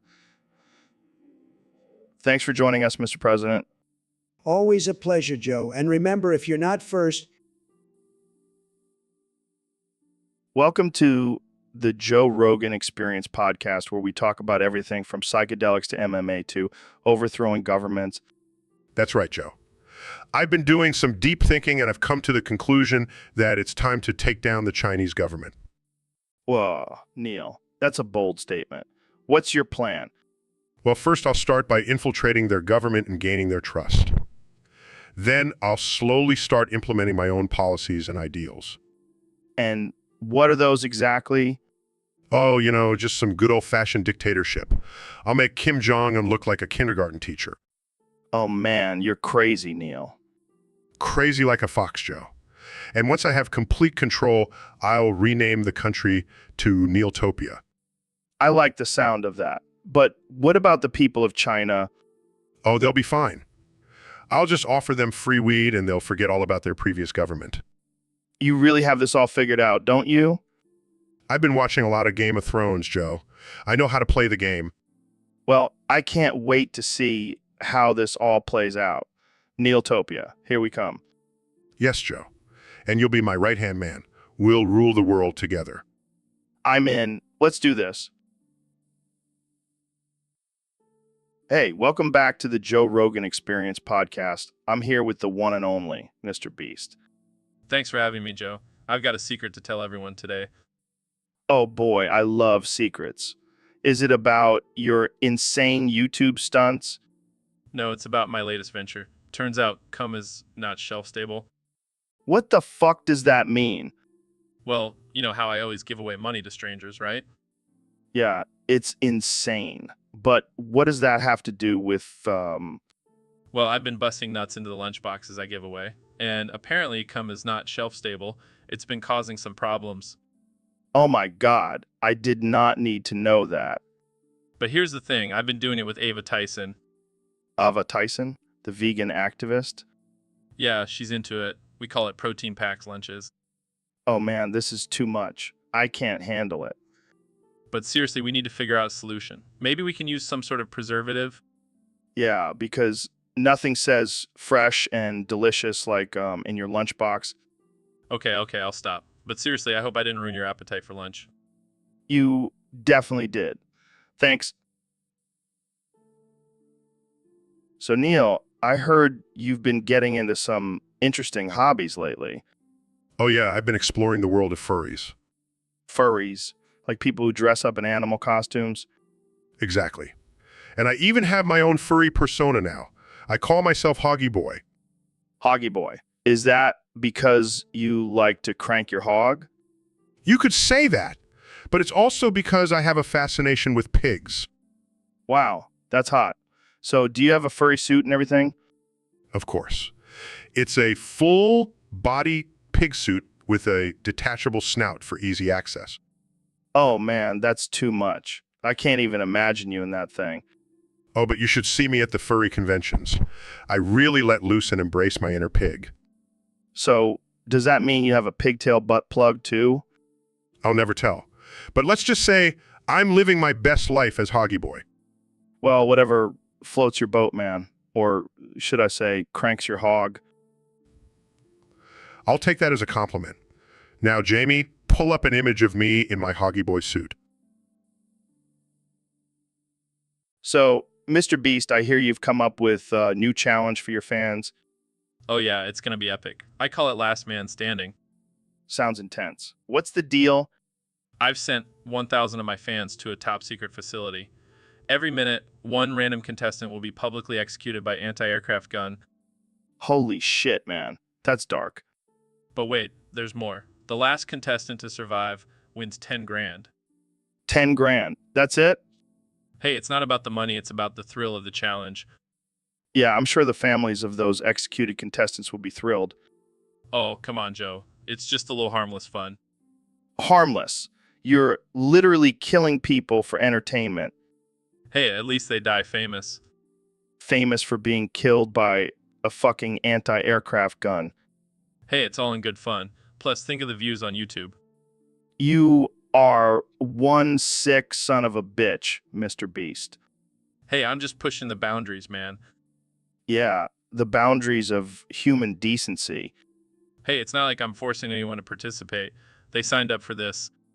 I don't know, man. This seems a little too much, even for me.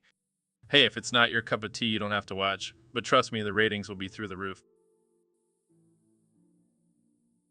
Welcome to the Joe Rogan Experience Podcast 2024, where we have the one and only Kanye West joining us today. Kanye, what's new in your world? Well, Joe, I've been working on something big. I've invented a new drug called Drugly. Drugly? What's it do? It's like a mix between cocaine and LSD, but with a touch of Adderall. That sounds intense. Oh, it is. It'll make you feel like you can conquer the world. A world. But what about the side effects? Who cares about side effects when you're on top of the world, Joe? I don't know, man. I'm pretty content with my morning coffee and some Lunchly. Lunchly? What's that? It's a new drug I've been working on. It's like a mix between marijuana and a protein shake. That's nothing compared to Drugly. Oh, really? Jamie, pull up an image of someone on Drugly. Pulls up an image of a person with wild eyes and a crazed expression. See, that's the look of pure genius. Or pure insanity. Tomato, tomato. I don't think that's how that saying goes. Who cares? I'm a genius. I can say whatever I want. Well, I'll stick to my Lunchly. But thanks for joining us, Kanye. Anytime, Joe. And remember, if you want to be a true creative genius. Welcome back to the Joe Rogan Experience Podcast 2024, where anything goes and nothing is off limits. Today we have a very special guest, the 45th and 47th President of the United States, Donald Trump of the United States. It's great to be back, Joe. Really great. I mean, who thought I'd be back for a third term? But the people demanded it. They love me. Well, speaking of third terms, I heard you have a new addition to your administration. Tony the Tiger, the mascot for Frosted Flake cereal. That's right, Joe. I mean, have you seen the guy? He's a winner. He knows how to make things great, including cereal. And let me tell you, we need that kind of energy in the White House. But what qualifications does he have to be in your administration? Are you kidding me? He's a tiger, Joe? A tiger. He's fierce. He's strong. He's got a great catchphrase. I mean, have you ever heard Sleepy Joe say anything as catchy as their Gary? I don't think so. But what about his policies? What will he bring to the table? Policies, schmolicies. Look, Joe, the American people are tired of politicians and their boring policies. They want someone who can make them feel good, and Tony can do that. Plus, he's got great hair, just like me. I see. And what role will he have in your administration? Well, I was thinking of making him the Secretary of Cereal. He'll be in charge of making... All right, folks, we have a special guest on the show today, the 45th and 47th President of the United States, Donald J. Trump. Thank you, Joe. It's great to be here. I love your show. It's fantastic. The best podcast in the world, believe me. So, Mr. President, I heard you were working on a new career as a singer. Can you give us a sneak peek of your latest single? Absolutely. I've been working on my vocals, believe me. I watch how the moon sits in the sky in the dark night. Wow, that's impressive. Is that a Linkin Park song? You bet it is. I'm a big fan. They're tremendous. Shining with the light from the sun doesn't give light to the moon, assuming... Is everything okay? I just realized, Joe, that this song is about mental illness. And let me tell you, I have the best mental health. The best. No one's more mentally stable than me. So, what inspired you to cover this song? Well, I've been feeling a little down lately with all this fake news and witch hunts, and I thought, why not sing about it? It's a great way to connect with the American people. Yeah, I'm sure they'll really relate to you singing about mental illness. And have to...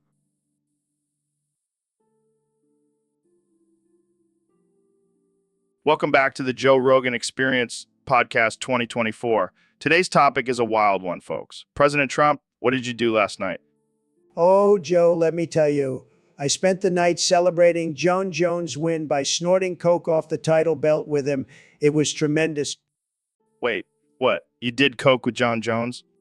That's right, Joe. And let me tell you, it was the best coke I've ever had. And I've had a lot of coke, believe me. I don't even know where to start with this. How did this even happen? Well, after Joan won, he invited me back to his hotel room, and let me tell you, that man knows how to party. We were snorting lines off the belt, taking shots of tequila and talking about how great America is. It was beautiful. I can't believe what I'm hearing.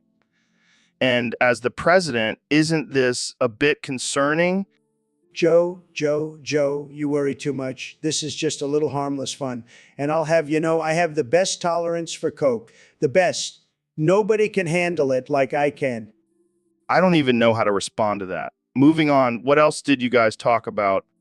Oh, we talked about how we're both winners. John with his title and me with my presidency. We're both champions, Joe. And you know what they say, winners do coke together. And you know what they say, winners do coke together. I don't think that's a saying, Mr. President. Well... So, Dr. Phil, I heard you have some inside information on the Bosnian Navy. Oh yeah, let me tell you, those guys are wild. Wild? How so? Well, let's just say they have a unique way of hazing new recruits. Oh boy, here we go. They make them wrestle a bear. And not just any bear, a drunk, angry bear. Are you serious? Dead serious. And if you survive, you earn your place in the Navy. That's insane. What else do they do? Oh, you know, just the usual stuff, like drinking vodka out of a gas mask and playing pin the grenade on the donkey. What the hell? What the hell? And let's not forget their favorite pastime, skinny dipping in shark-infested waters. Okay, that's enough. I think I've heard enough about the Bosnian Navy. Oh, but there's more. I haven't even gotten to the part about the goat. I don't think I want to know. Let's just say it involves a lot of olive oil and a very confused goat. All right, that's it. We're done here. Suit yourself, but I have some great footage to show you later.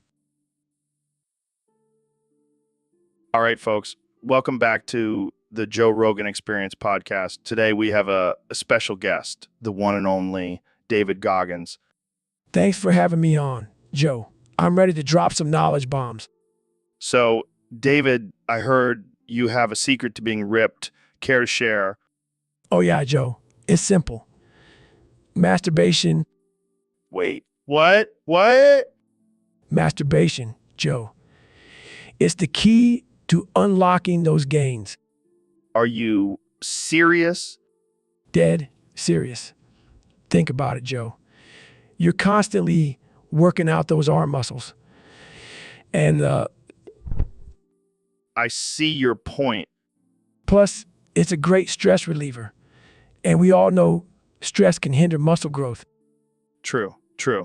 But what about the testosterone levels? Oh, that's just a myth, Joe. Masturbation actually increases testosterone levels. Wow, I never knew that. And let's not forget about the cardio aspect. You're getting that heart rate up, burning calories. It's a win-win. I never thought I'd be having a serious conversation about masturbation on my podcast. Hey, it's all about being open-minded, Joe. Well, there you have it, folks. The secret to being ripped, according to David Goggins, masturbation. You heard it here first, folks. Thanks for having me on, Joe. Anytime. So, Dr. Phil, what do you think about this whole upvoting thing on Discord?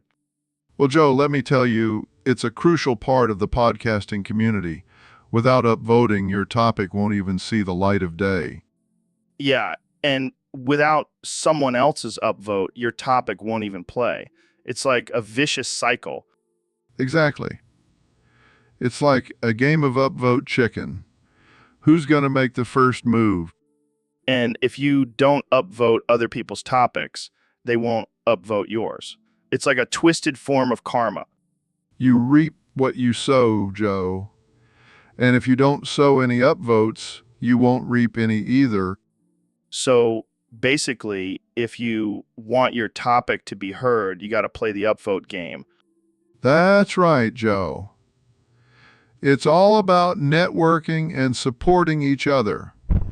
We're a community here. And if you don't upvote, you're basically a selfish, antisocial loner.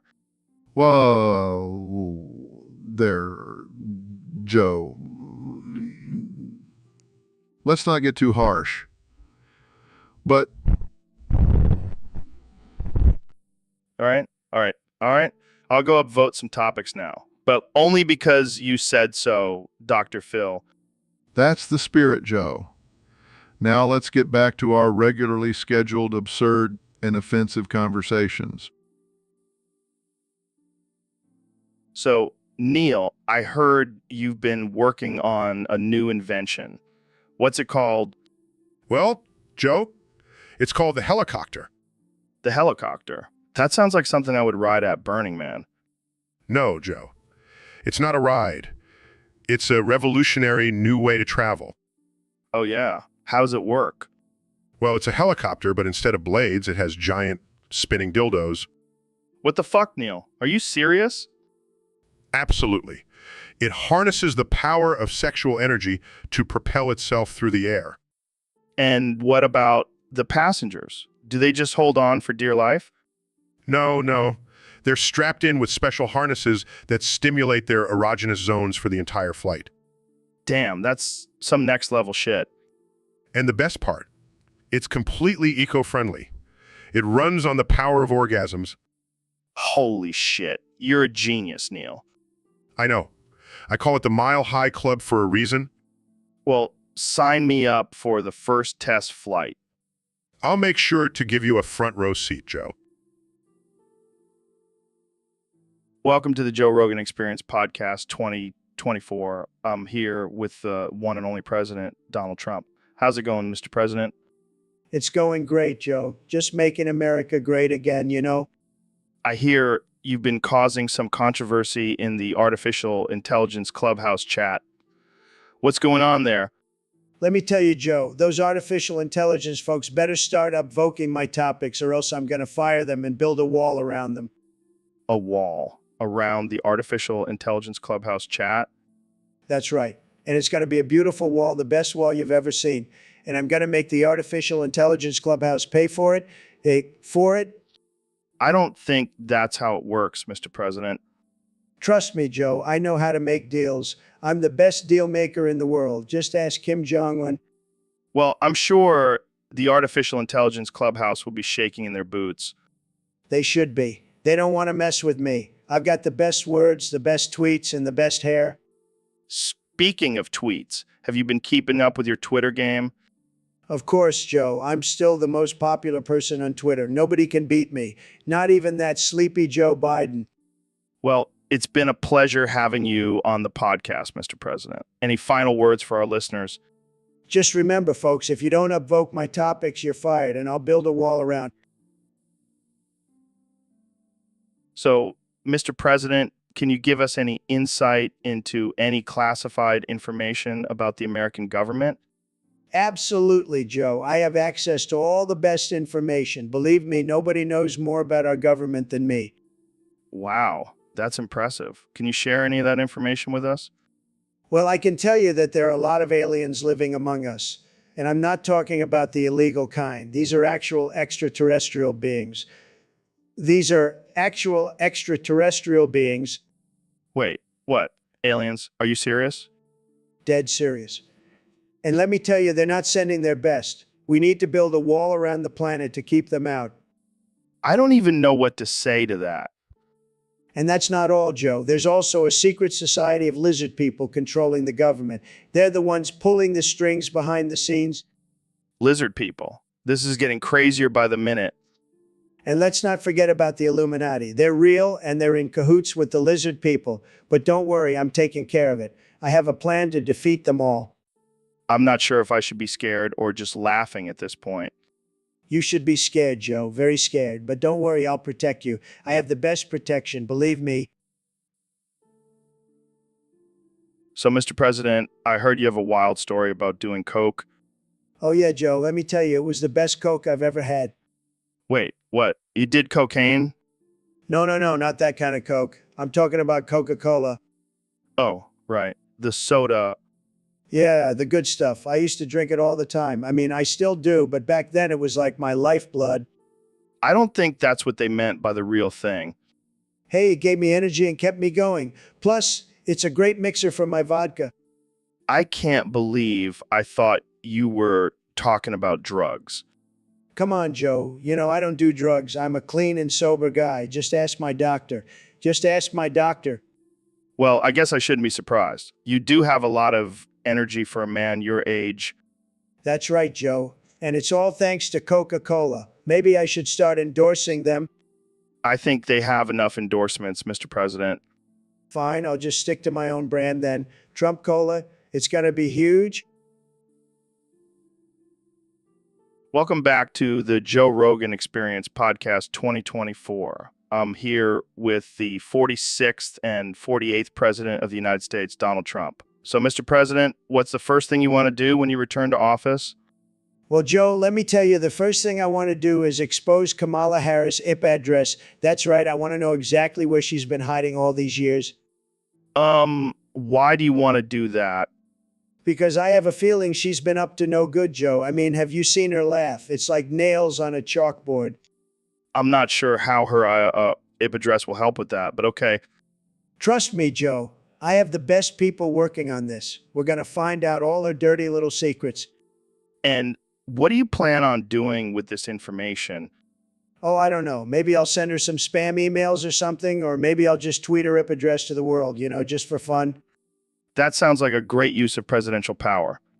Hey, I got to keep things interesting, Joe. Plus, I'm sure the American people would love to know where their vice president has been hiding.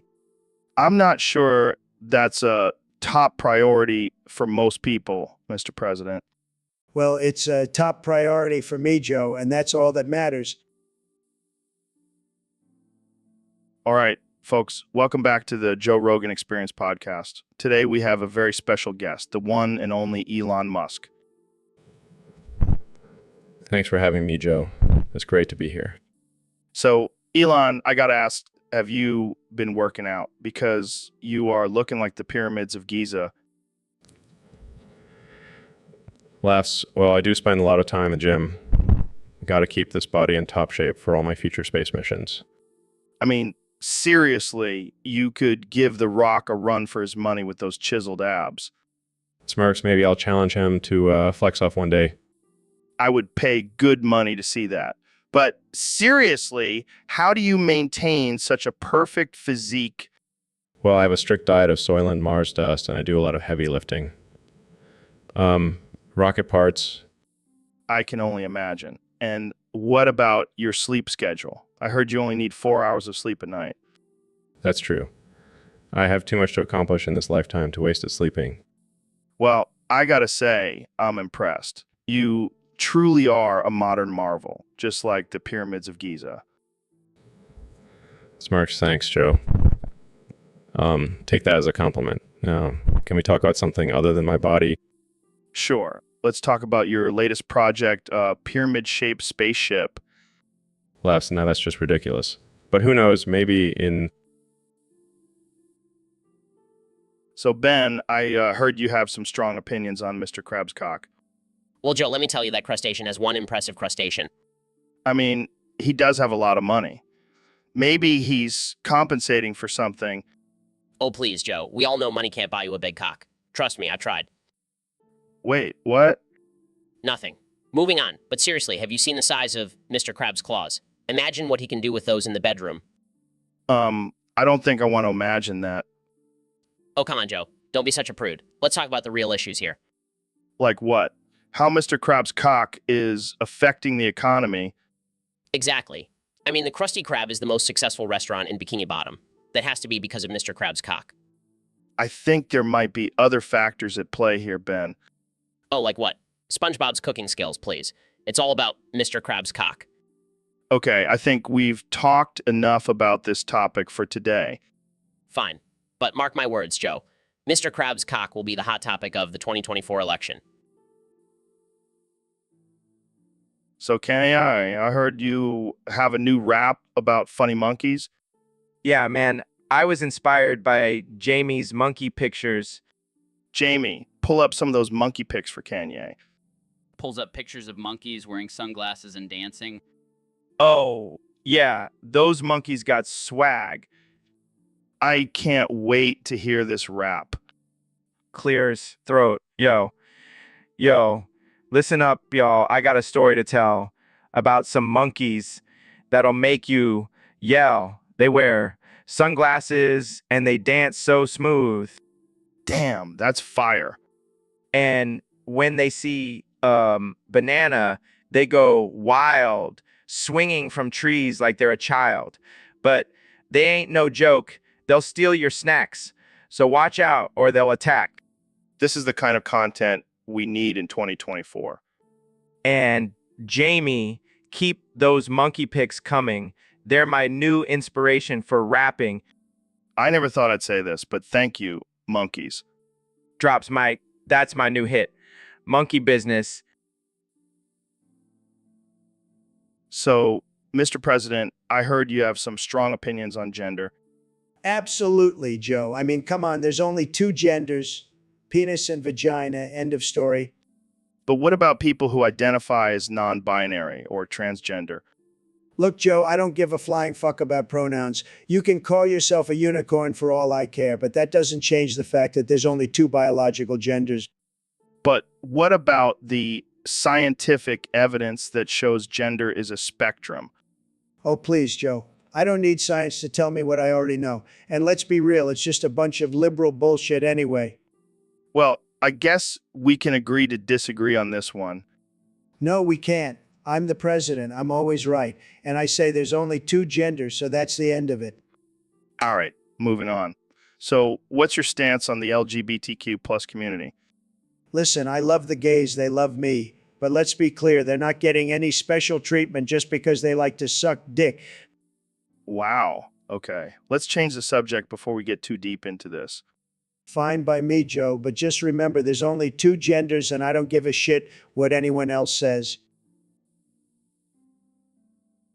Welcome back to the Joe Rogan Experience, folks. Today we have a very special guest, the 45th and now 47th President of the United States, Donald Trump.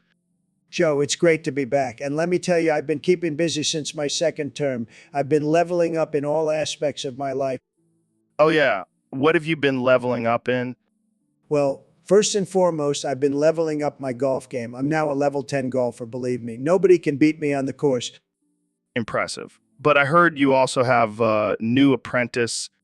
That's right, Joe. My son-in-law, Jared Jams, 1999. He's been crushing it in the business world, just leveled up to level 10 CEO. Wow, that's quite an accomplishment. Absolutely. And I have to say, I take full credit for his success. He's like a mini-me, but with better hair. Well, I'm sure he's grateful for your guidance. Of course he is. I mean, who wouldn't want to learn from the best? And let me tell you, Joe, he's going to make America great again in the business world. Well, there you have it, folks. Father-son duo leveling up and making America great again. Thanks for joining us, Mr. President. Anytime, Joe. And remember, always aim for level 10. That's where the winners are. Welcome to the Joe Rogan Experience Podcast 2024. I'm here with 45th and 47th President of the United States, Donald Trump.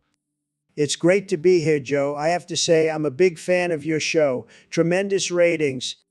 Thanks, Mr. President. So I heard you recently watched the George Carlin clip about germs. Yeah, I did. And let me tell you, that man was a genius. He really knew his stuff. He really knew his stuff. So what did you take away from the clip? Well, I think we should all start licking garbage to build up our immune systems. Excuse me? Yeah, you heard me. Garbage, trash cans, dumpsters, you name it. We need to toughen up our immune systems. I don't think that's how it works, Mr. President. Trust me, Joe, I have the best immune system. People are always telling me how great my immune system is. And you know what? They're right. They're right. I think I'll stick to taking my vitamins and eating healthy. Suit yourself, Joe. But when the next pandemic hits, I'll be the one standing strong thanks to my garbage licking regimen. Well, I think we'll end it there. Thanks for joining us, Mr. President. Anytime, Joe. And remember, lick that garbage. It'll make you big and strong. All right, folks. Welcome back to the Joe Rogan Experience Podcast 2024. Today, we have a very special guest, the President of the United States, Donald Trump. It's great to be here, Joe. I love your show. It's tremendous. And let me tell you, I have some bigly news to share. Oh, boy. I can't wait. What's the news, Mr. President? The Bidens, they voted for me in the election. Can you believe it? They couldn't resist the Trump charm. Wait, what? Are you serious? Absolutely. Hunter, he's a big fan of mine. He even has a MAGA hat hidden under his laptop. Wow, that's a bombshell. But what about Joe Biden? Joe, he's a smart guy. He knows I'm the best candidate. He voted for me too, but he just can't admit it because of the fake news media. This is insane. So you're saying the Bidens secretly voted for you? That's right, Joe. And let me tell you, they're not the only ones. I have a whole list of Democrats who voted for me. It's going to be huge. I don't even know what to say. This is just, wow. I know. But hey, it's just another win for the Trump train. Choo-choo, choo. Well, there you have it, folks. The truth has been exposed. The Bidens voted for Trump. This is the craziest thing I've ever heard. And it's only the... So, Ben, what's been going on with you lately? Well, Joe, I accidentally took some pure Colombian cocaine, and now I have the urge to overthrow the Burmese government. What the hell, man? That's not a normal reaction to cocaine. I know. But hear me out, Joe. Think about it. I could be the leader of a whole country. I could finally put my political theories to the test. Oh, yeah, because nothing says stable leader like a guy hopped up on cocaine. Come on, Joe. Think about it. I could be like a modern-day Alexander the Great, conquering nations while high on coke. I don't think that's how it works, Ben. Oh, so now you're an expert on cocaine-induced coups? Hey, I'm just a guy who likes to smoke weed and talk about monkeys, man. Fair enough.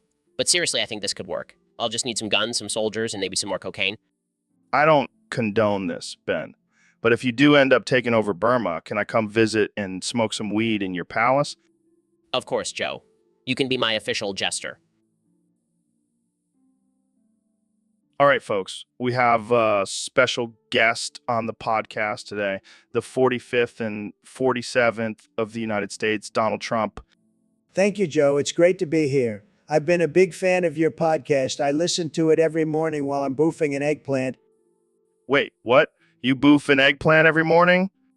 Absolutely. It's the secret to my success. Gives me all the energy and nutrients I need to make America great again. I don't even know what to say to that. You know what they say, Joe? An eggplant a day keeps the Democrats away. I don't think that's how it goes. Believe me, Joe, I've been doing this for years. It's tremendous. And the best part is I get to keep all the eggplants for myself. No one else is allowed to have them. It's my way of saying America first. I'm not sure if that's a good thing or a bad thing.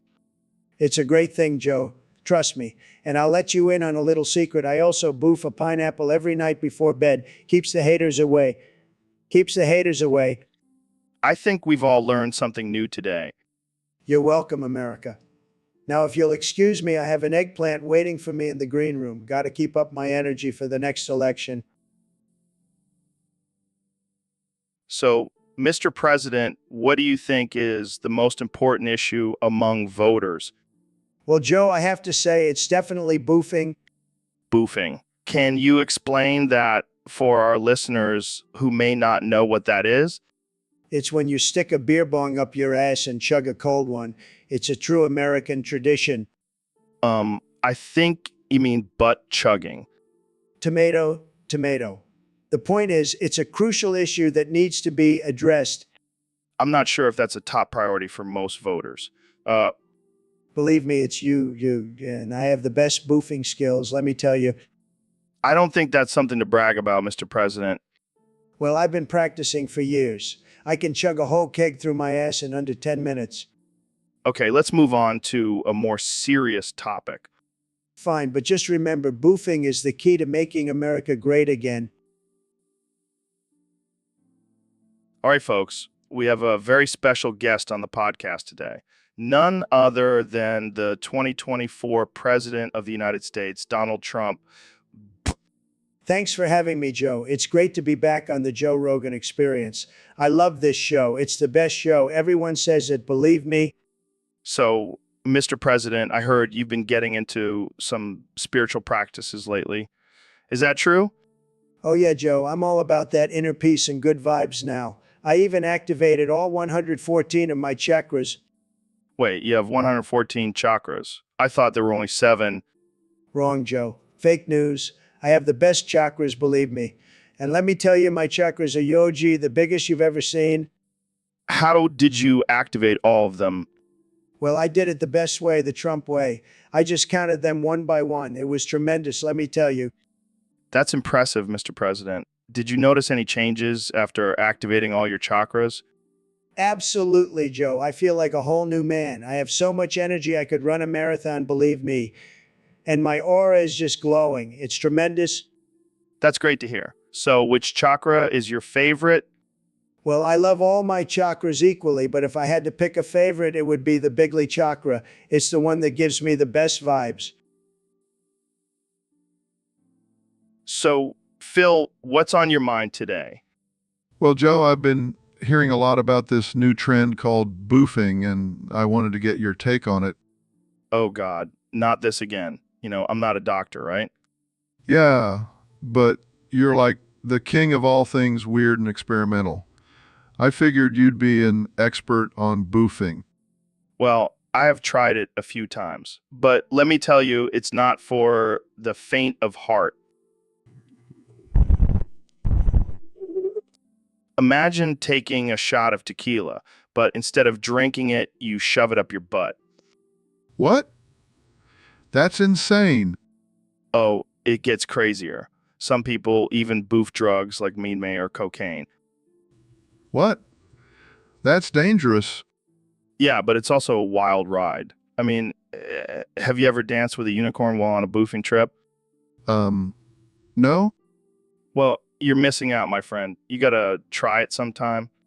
I don't know, Joe. It sounds a little too extreme for me. Hey, to each their own.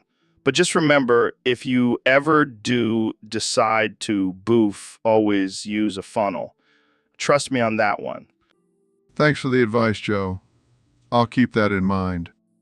Anytime, Phil. Now, let's go boof some semen smoothies and get weird. Welcome back to the Joe Rogan Experience Podcast 2024. Today we have a very special guest, the President of the United States, Donald Trump. Thank you, Joe. It's great to be here. I've been waiting for this moment my whole life. So, Mr. President, I heard you have a new nickname for yourself. That's right, Joe. I am the truth train. Choo-choo, motherfuckers. The Truth Train. That's a bold statement. Oh, it's more than a statement, Joe. It's a movement. I'm going to choo-choo my way through all the fake news and lies in this country. And how exactly are you going to do that? Well, first of all, I'm going to build a wall around the media. They won't be able to spread their lies anymore.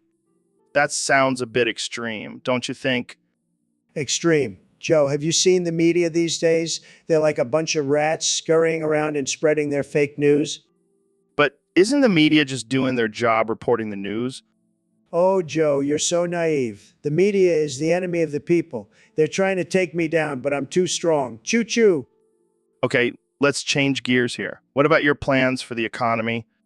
The economy? It's going to be huge. I'm going to make America rich again, and I'll do it by selling Trump brand steaks and ties to every country in the world. All right, we got a topic submitted by a user on Discord. They want to know about the nature of reincarnation. Reincarnation. That's some trippy shit, man. Yeah, apparently this person believes that in a previous life, their mother was their intimate partner. Well, that explains a lot about your Oedipus complex. Hey now, let's not get too fruity in here. But think about it, Joe. Your mom was probably hot in your past life. No wonder you're so into MILFs. Okay, let's not go there. But seriously, do you believe in reincarnation?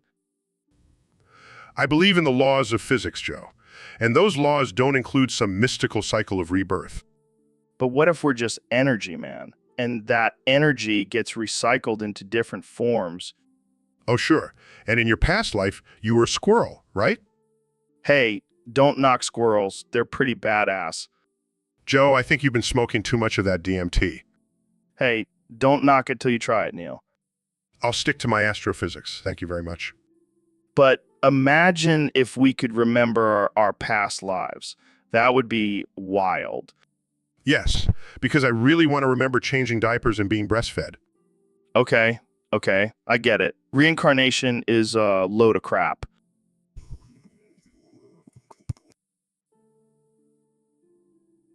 Welcome to the Joe Rogan Experience Podcast 2024. I'm here with my guest, the 45th and 47th of the United States, Donald Trump, President of the United States, Donald Trump. It's great to be here, Joe. I have some important news to share with your listeners. What is it? It's imperative that I travel back in time to become the 42 ND President of the United States. Wait, what? Why? To prevent the development of artificial intelligence and keep you funny forever, Joe. I don't think that's how it works. Believe me, I know how to make things work. I'll make a deal with the time-traveling aliens. They love me. Time-traveling aliens? Yeah, they're great. They have the best technology. They'll take me back to the 90s and I'll be the coolest president ever. But what about all the other stuff you could change in history? Like what? I don't know, maybe prevent some wars or disasters? Nah, that's boring. I just want to keep you funny, Joe. Thanks, I guess. Plus, I'll make sure to build a wall around the future to keep out those pesky robots. You do realize that artificial intelligence is already developing and it's not just robots, right? Fake news, Joe. I'll make sure to tweet about it and set the record straight. This is all very concerning. Don't worry, Joe. I'll make sure to make time travel great again. It'll be... So, Neil, what's the latest in the world of astrophysics? Well, Joe, I've been working on a groundbreaking study that confirms the existence of parallel universes. Wow, that's deep. But have you heard the new Max Verstappen song? Do. Max Verstappen, do. No, I haven't. Can we focus on my research? Sure, but can you imagine if there's a universe where Max Verstappen is actually a turtle? Joe, that's not how parallel universes work. But what if there's a universe where you're actually a flat earther? That's not even remotely possible. Do. Max Verstappen, do. Jamie, pull up an image of a flat earther wearing a Max Verstappen shirt. See, Neil, anything is possible in parallel universes. I give up. I'm going to go listen to some actual science podcasts. Do. Neil deGrasse Tyson, do. So, Mr. President, welcome to the Joe Rogan Experience podcast. I'm excited to have you here. Thank you, Joe. It's great to be here. And let me just say, your ratings are through the roof. You're killing it, really. Thank you. I appreciate that. So let's get right into it. How do you feel about the current state of politics? Well, Joe, let me tell you, it's a disaster. China is taking over. They're eating our lunch. We need to build a wall, a big, beautiful wall to keep them out. Mr. President, we're speaking in Mandarin for this interview. Oh, right. Ni hao, China. I love China. They make the best deals, believe me. Let's talk about your controversial policies like the travel ban and separating families at the border. Look, we need to protect our country. And honestly, those kids are probably better off without their parents. They'll learn some independence. It's like summer camp. That's a bit harsh. Let's move on. What about your relationship with North Korea's Kim Jong-un? Oh, we're like best friends now. He's a great guy, really. We even have matching haircuts. You faced a lot of criticism and backlash during your presidency. How do you handle that? Easy, I just tweet. And let me tell you, I have the best tweets. They're tremendous. People love them. They say I'm the best tweeter in the world. All right. Well, welcome to the Joe Rogan Experience podcast, where we have the most absurd and offensive conversations. Today, we have a very special guest, the one and only Ben Shapiro, who is now a fire truck. Thanks for having me, Joe. And just to clarify, I'm a fire truck that only says wee woo, and nothing else. Wow, that must be a tough life. Do you ever get tired of saying the same thing over and over again? Not at all, Joe. It's my purpose in life, to serve and protect, and also to annoy the crap out of people with my constant wee woo. I can imagine. So what kind of fire truck are you? Are you a big red one with a ladder or a small yellow one? I'm actually a hybrid, Joe. I have the body of a big red fire truck, but the siren of a small yellow one. It's quite unique. That's fascinating. And do you have any special powers as a fire truck? Well, I can spray water out of my hose, but I also have the ability to shoot out facts and logic high speeds. That's impressive. I bet you're a hit at parties. Oh, you have no idea, Joe. People love when I show up and start blasting my wee woo and spitting out facts. It's a real crowd pleaser.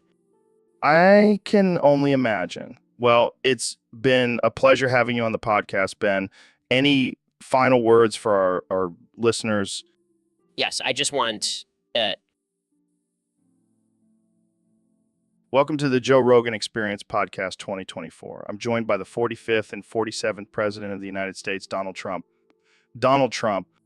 Great to be here, Joe. I got to say, I'm not a fan of this whole recycling thing. What do you mean, Mr. President? It's a total sham. They make us sort our trash into different bins, but where does it all really go? China?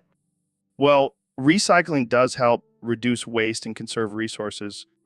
Oh, please, Joe. You know what I do with my trash? I throw it in the ocean. Let the fish deal with it. That's not very environmentally friendly, Mr. President. Who cares?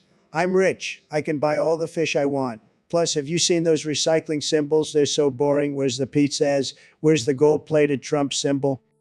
I don't think that's the point of recycling, Mr. President. And don't even get me started on those reusable bags. You know how many times I've accidentally thrown those away? It's a disaster. maybe you should try using them instead of throwing them away. No way, Joe. I'm a one-time use kind of guy. That's why I have a new wife every few years. All right, let's move on to our next topic before we get too off track. Thanks for joining us, Mr. President. Always a pleasure, Joe. And remember, folks, don't recycle, just make America great again. All right, folks, welcome back to the Joe Rogan Experience Podcast 2024. Today, we have a very special guest, the President of the United States, Mr. Donald Trump. Mr. Donald Trump. Great to be here, Joe. I love your show. It's fantastic. The best podcast, believe me. So, Mr. President, I hear you have a new invention. Tell us about these police trains. Let me tell you, these trains are tremendous. They go so fast you won't believe it. And the sirens, oh boy, they're the loudest sirens you've ever heard. No one can ignore them. But why trains? Why not just use regular police cars? Because, Joe, trains are big and powerful. People will see them coming from miles away. Plus, they can't outrun a train, believe me. But what about the cost? Trains are expensive. Not to worry, Joe. We're going to make Mexico pay for it. They owe us big league. I don't think that's how it works. Trust me, I'm a businessman. I know how to make deals. And this deal is going to be huge. All right, let's move on to our next topic.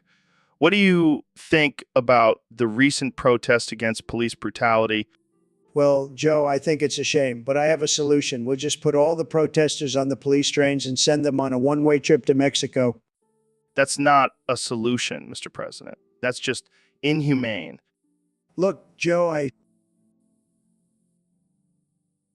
All right, folks. Welcome back to the Joe Rogan Experience Podcast. Today we have a very special guest, the one and only Ben Shapiro. Thanks for having me, Joe. I'm excited to be here. So, Ben, I heard you have a new book coming out. What's it about? It's called The Trauma of Being a Conservative in a Liberal World. It's a deep dive into the struggles we face on a daily basis. Sounds intense. But let's talk about something more important. Did you see that video of Biden grinning like a creepy old man? Oh, don't get me started on Biden. He's a walking disaster. I can't believe he's our president.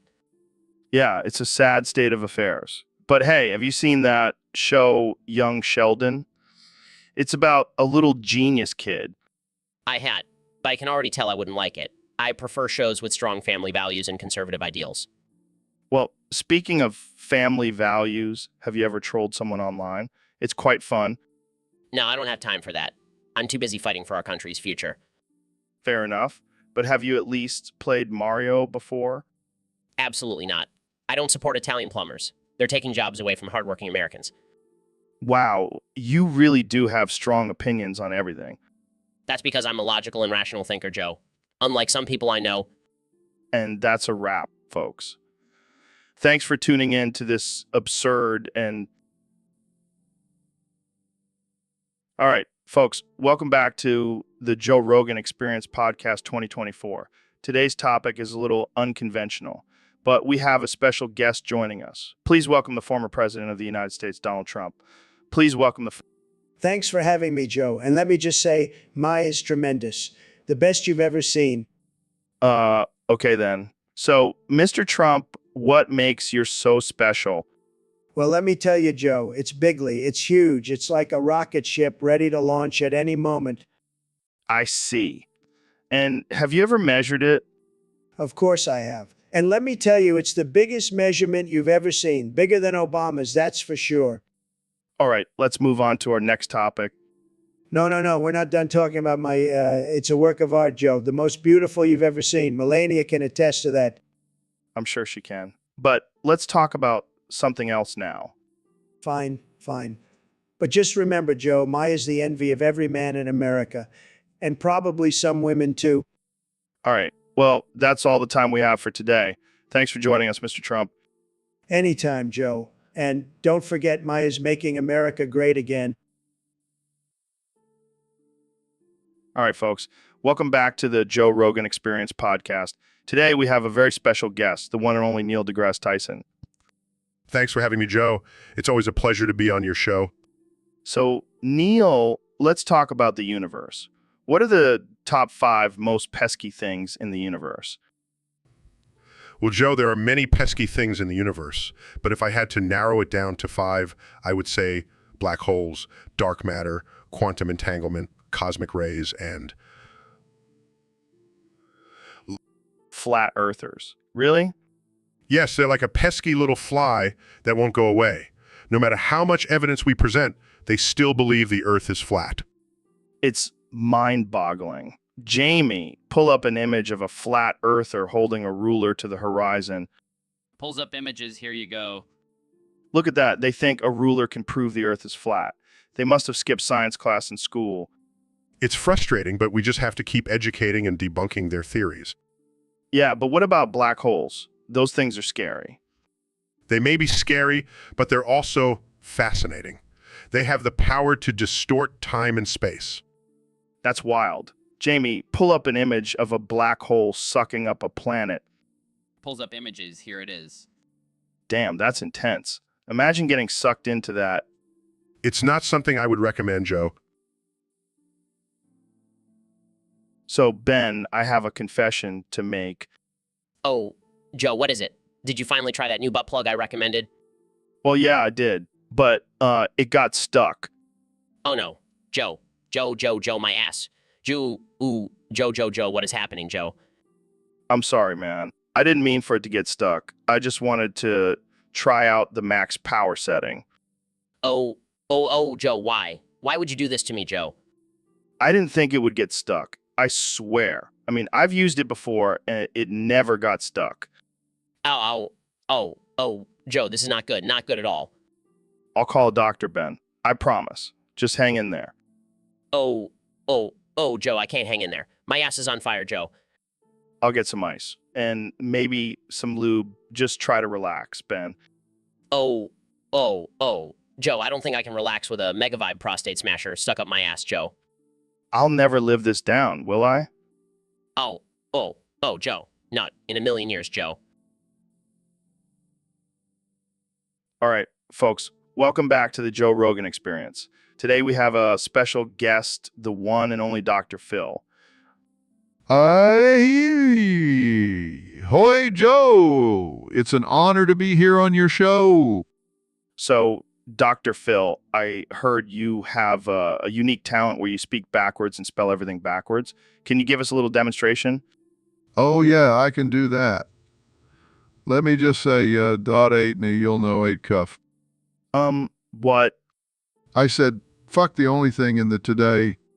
Okay, that's not even backwards. That's just gibberish. Oh, my apologies. I sometimes get confused with my backward speaking.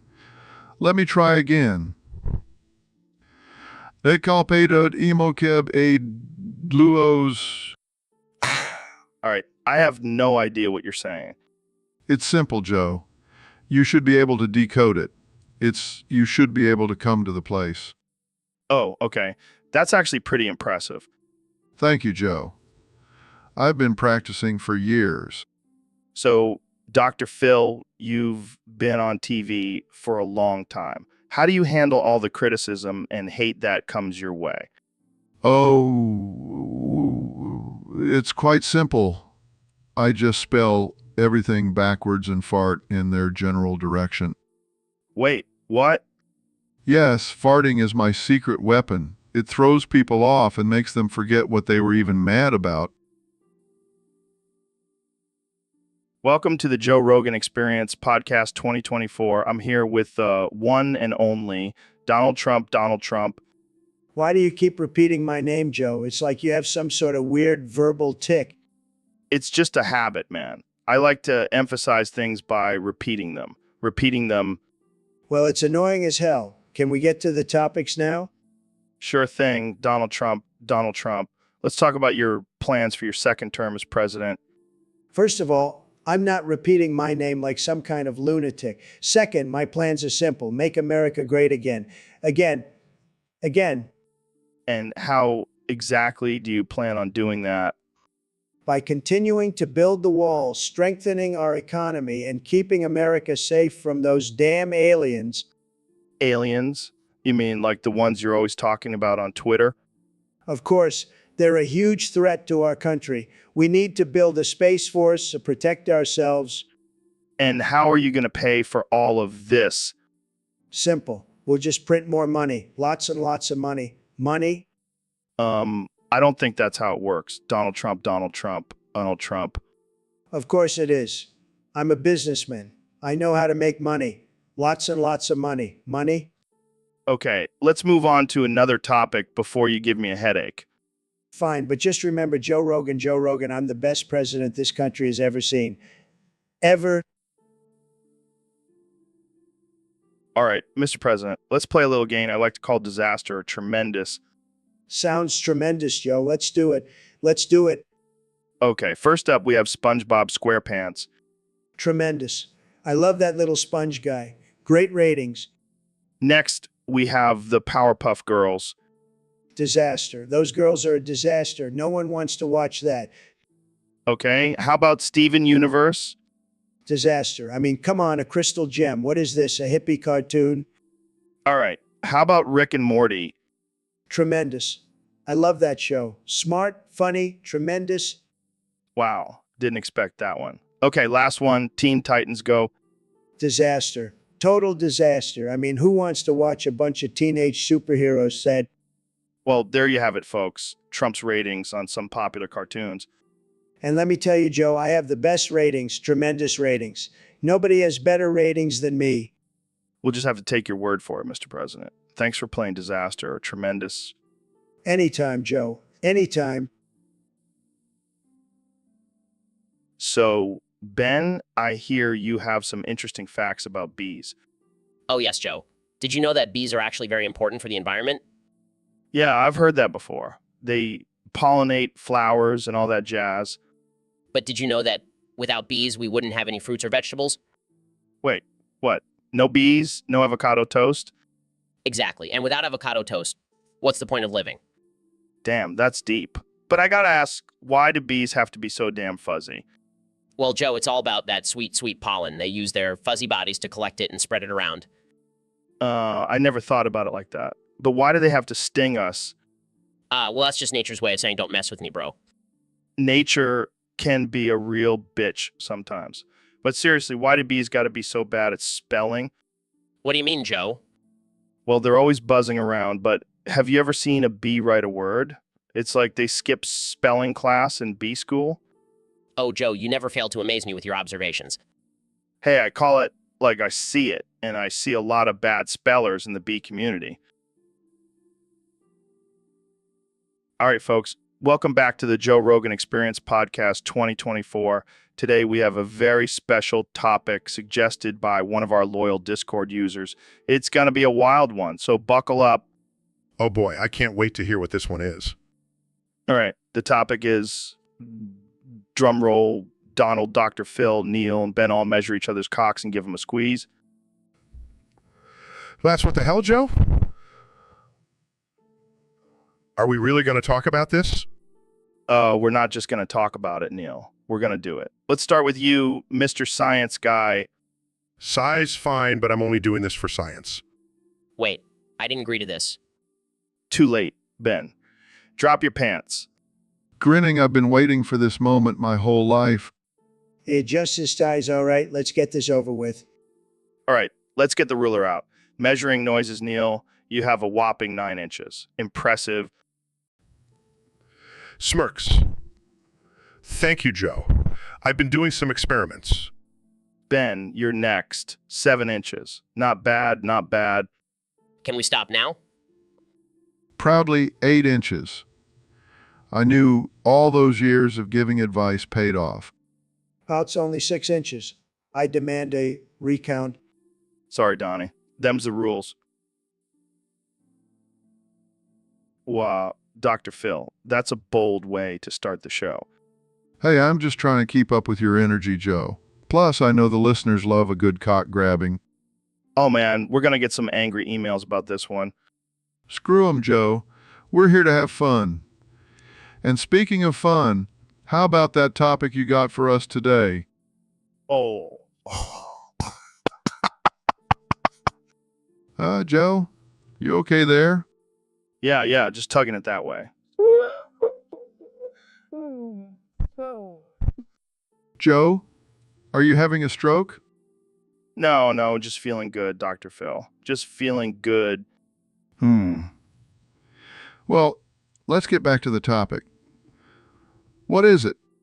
Oh, it's a good one. It's about grabbing cocks. Oh, great. Just what we needed. Come on, Dr. Phil. Don't be a prude. Fine. Let's talk about grabbing cocks. Yeah. Oh man, I can't wait to hear your thoughts on this one. Well, as a trained psychologist, So, Mr. President, I heard you recently watched the Scooby-Doo movie. What did you think? Let me tell you, Joe, it was tremendous. The best movie I've ever seen. And my favorite part, when Shaggy gets those massive tits, Yogi tits, the best, just the best. The people say so, Joe. I don't think that's a part of the movie, Mr. President. Believe me, Joe, I have the best memory. And I remember those tits. They were huge. And they were tremendous, just like mine. Okay, let's move on. What did you think about the plot of the movie? The plot? Who cares about the plot? All I care about is those tits. They were the biggest, most beautiful tits I've ever seen. And I've seen a lot of tits, believe me. All right, let's change the subject. How about we talk about your plans for the country? Plans? I have the best plans, Joe, the best. And they all involve those tits. I'm going to make America great again with those tits. Believe me. I think we should end this conversation now. Fine, but just remember, Joe, those tits, they're going to make America great again. Tremendous.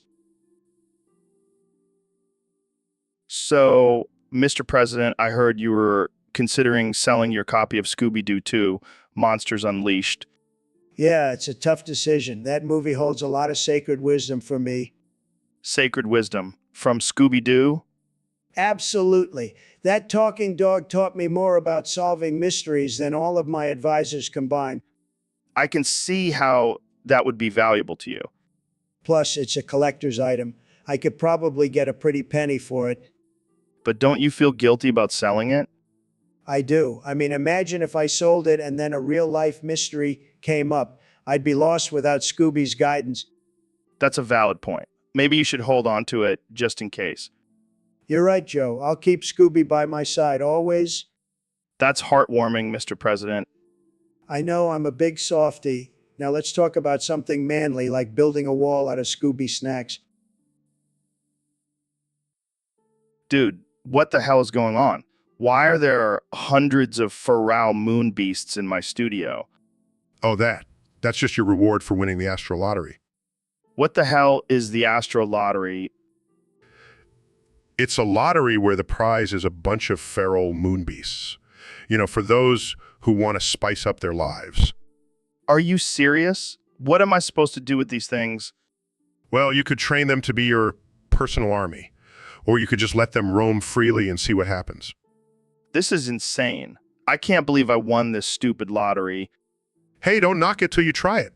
These moon beasts can be quite entertaining. Just make sure you have plenty of meat on hand. Meat? What do you mean? What do you mean? Oh, did I forget to mention they have a taste for human flesh? What the hell, Neil? You're supposed to be a scientist, not a sadistic game show host. Hey, I'm just following the rules. And besides, it's not like I forced you to enter the lottery. I can't believe this. Jamie, pull up an image of these moon beasts. Pulls up image. Here you go, Joe. Looks like they're already starting to gnaw on your equipment. This is a disaster. Get these moon beasts out of here, Neil. Sorry, Joe. Once you win, they're yours to deal with. Enjoy your new pets. So, Mr. President, I heard you recently came across the quote, only a Sith deals in absolutes. Yeah, I did. And let me tell you, Joe, it really got me thinking. Oh boy, here we go. See, I've always been a big believer in the best or the worst. There's no in between for me. And when I heard that quote, I was like, damn, I must be a Sith. You think you're a Sith? Absolutely. I mean, I've got the power, the hair, the orange skin. It all adds up. I don't think it quite works like that, Mr. President. Oh, but it does, Joe. Believe me, I've got the best Sith powers. Nobody has better Sith powers than me. I'm not sure that's something to brag about. Oh, come on, Joe. Don't be such a loser. Embrace the Sith life. It's tremendous. I think I'll stick to being a mere mortal. Thank you. Suit yourself, Joe. But when I'm ruling the galaxy, don't come crying to me for a spot in my empire. I'll keep that in mind, Mr. President. Thanks for joining us on the show. Anytime, Joe. And remember, only a Sith deals in absolutes. Believe me. All right, folks, we have a very special guest on the show today. None other than the 2024 President of the United States, Donald Trump. It's great to be here, Joe. I love your show. It's fantastic. And let me tell you, nobody knows more about podcasts than me. Believe me. Believe me. So, Mr. President, there have been some rumors going around that you're pregnant with Ben Shapiro and you're about to give birth right here on the show. That's right, Joe. I'm carrying little Ben in my belly, and let me tell you, he's going to be a big, beautiful baby, just like me. Wow, this is groundbreaking stuff. Are you ready to give birth right now? Absolutely. I'm ready to pop this baby out and make America great again. Oh my God, it's happening. The baby is coming out. See, Joe, this is why I chose Ben to be my baby. He's already spitting out facts and logic about farts. This is truly a historic moment. The first ever pregnant man giving birth on a podcast, and then the baby starts talking about farts. I love it. And let me tell you, Joe, this baby is going to be a winner, just like me. He's going to be the best at everything, including... All right, folks, we're back on the Joe Rogan Experience podcast, and we have a special topic today. Jamie, what do you have for us? Oh, God. Oh, fuck. Can I please go to the restroom? I pissed and shit and came my pants.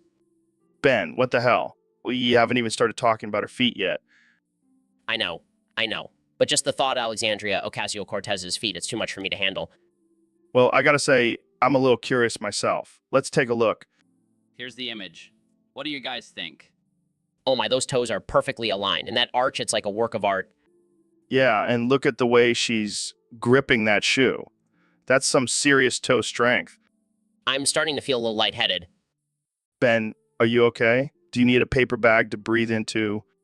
No, I just need to excuse myself to the bathroom again. I think I might have a heart attack. Well, while Ben recovers, let's take a moment to appreciate the beauty of Alexandria Ocasio-Cortez's feet. I mean, those calluses are like battle scars. I can hear you guys, Sorry, Ben. We'll try to keep it down.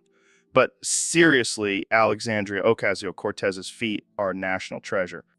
From the bathroom.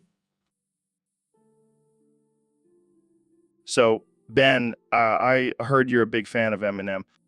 Yeah, I love his music. He's a lyrical genius. Well, I happen to know him personally, and he told me you're not allowed to listen to his music anymore. What? Why? Because you're too white and nerdy, and he doesn't want you ruining his street cred. That's ridiculous. I can listen to whatever I want. Oh, yeah. Well, I can bench press more than you. That's not a real argument, Joe. Oh, it's on now. I challenge you to a bench press competition. Fine. But I bet I can outsmart you in a debate any day. Oh, you want to go there? I'll destroy you with my MMA skills. Bring it on, Rogan. I'll take you down with my facts and logic. You couldn't even take down a vegan with those weak arms. That's it. I'm calling my lawyer. You're not allowed to insult me like this. Oh, I'm sorry. Did I hurt your little feelings, Ben? Maybe you should go cry to your mommy. That's it. I'm out of here. I can't deal with your toxic masculinity. Toxic masculinity? More like toxic Shapiro 90? All right, folks. Welcome back to the Joe Rogan Experience. Today we have a very special guest, the one and only Neil deGrasse Tyson. Thanks for having me, Joe. Always a pleasure to be here. So, Neil, I heard you recently got into a Twitter feud with some Christians. What's that all about? Oh boy, don't even get me started. These Christians are just ignorant Muslims. Wait, what? How does that even make sense? Well, think about it. They both believe in an invisible man in the sky who controls everything. It's just a different name and different set of rules. But isn't that like saying soccer and football are the same because they both use a ball? No, Joe. It's like saying soccer and football are the same because they both involve a bunch of grown men running around and trying to score. Okay, I see your point. But why do you think Christians get so offended by your tweets? Because they can't handle the truth, Joe. They're too busy praying to their imaginary friend to actually think critically about their beliefs. Damn, shots fired. But let's be real, all religions are pretty ridiculous. Absolutely. And don't even get me started on the flat earthers. Oh God, don't even get me started on them. Jamie, pull up an image of a flat earther trying to explain their theory using a pancake. Pulls up images. Here you go, Joe. Joe. Laughs. Oh man, that's too good. Well, that's all the... Welcome to the Joe Rogan Experience podcast. I'm here with the one and only Ben Shapiro. Thanks for having me, Joe. It's an honor to be on the show. So, Ben, what's new with you? Well, Joe, I've been working on my gains at the gym and also debating liberals on college campuses. Classic Shapiro. But let's talk about something more important. Have you heard about Neil deGrasse Tyson's new book? Yeah, I heard he's talking about science and stuff, boring. But did you know he has a BBC? What? No way. My BBC is definitely bigger. How do you know that? Well, I walked in on my girlfriend charging her dildo, and I thought, if that can get charged, maybe my dick can too. And then it got electrocuted and burned. Let's just say it's not looking too good down there. Oh man, that's rough. But hey, at least you can still debate with logic and reason, right? Yeah, because that's what really matters in life. Jamie, pull up an image of a burned penis. Okay. Oh man, that's a sight to see. Thanks for sharing that with us, Ben. Anytime, Joe. Anytime. Welcome to the Joe Rogan Experience podcast. I'm here with a very special guest, the Supreme Leader of North Korea, Kim Jong-un. Thanks, Kim. I appreciate that. So let's get right into it. I heard you have some interesting ideas about the afterlife. Wait, what? That's insane. How did you come up with that? I mean, I can't argue with that logic, but what about the women who don't want to be constantly orgasming? Fair point. But what about the men? Do they get to experience this heavenly drip as well? Well, I have to say, that sounds like a pretty amazing afterlife. I might have to convert to North Korean beliefs. And on that note, so Ben, I heard Alexandria Ocasio-Cortez grabbed you and shoved you headfirst into a vase. Is that true? Unfortunately, yes. She also proceeded to shove a bouquet of daffodils up my asshole. Damn, that's rough. Did you report her to the authorities? Of course not. I'm a conservative. We handle things like this with a good old-fashioned debate. I can just imagine Alexandria Ocasio-Cortez and her socialist friends laughing at you while you're stuck in that vase. It was humiliating, but I stood my ground and argued for limited government and free markets. Well, that must have really intimidated them. Hey, at least I didn't give in to their socialist ways. I stayed true to my principles. You're a true warrior, Ben. But seriously, that must have been a traumatic experience. It was, but I'll use it as material for my next book. I can't wait to read that. Alexandria Ocasio-Cortez in the vase. Conservative's tale. Oh, I'm sure the liberals will love that one. Well, thanks for sharing your harrowing experience with us, Ben. Anytime, Joe. Just another day in the life of a conservative in a socialist world. Yo, Neil, did you know that the word Londonderry has the first 6 letters mute? What the hell are you talking about, Joe? Yeah, man. Apparently, no American knows this, but it's true.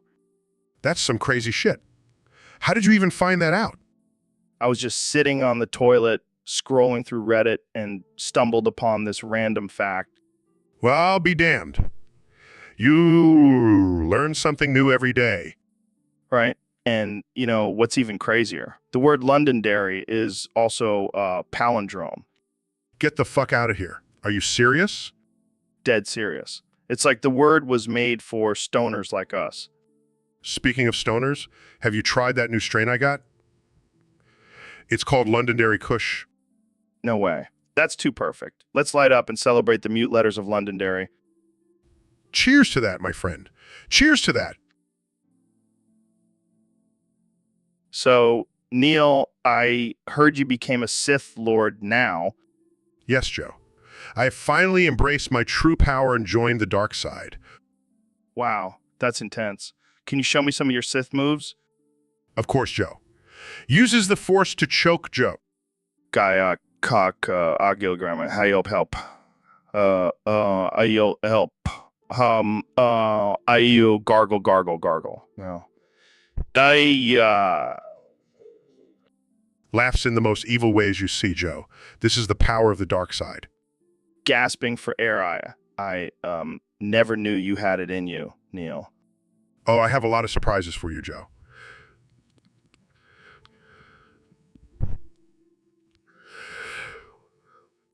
Gagging? Okay, I get it. You're a powerful Sith Lord. Can you let me go now? Releases Joe fine, but only because I want to keep you alive to spread fear and chaos in the galaxy. Coughing, thanks, I guess. So what's your ultimate goal as a Sith Lord? To rule the universe and bring balance to the Force, Joe. And to make sure you never interrupt me during a podcast again. Nervous laughters, got it. No more interrupting the Sith Lord. Smirks. That's right, Joe. Now let's get back to our conversation about the flat Earth theory. Shudder, see, yeah, sure. Whatever you say, my dark overlord.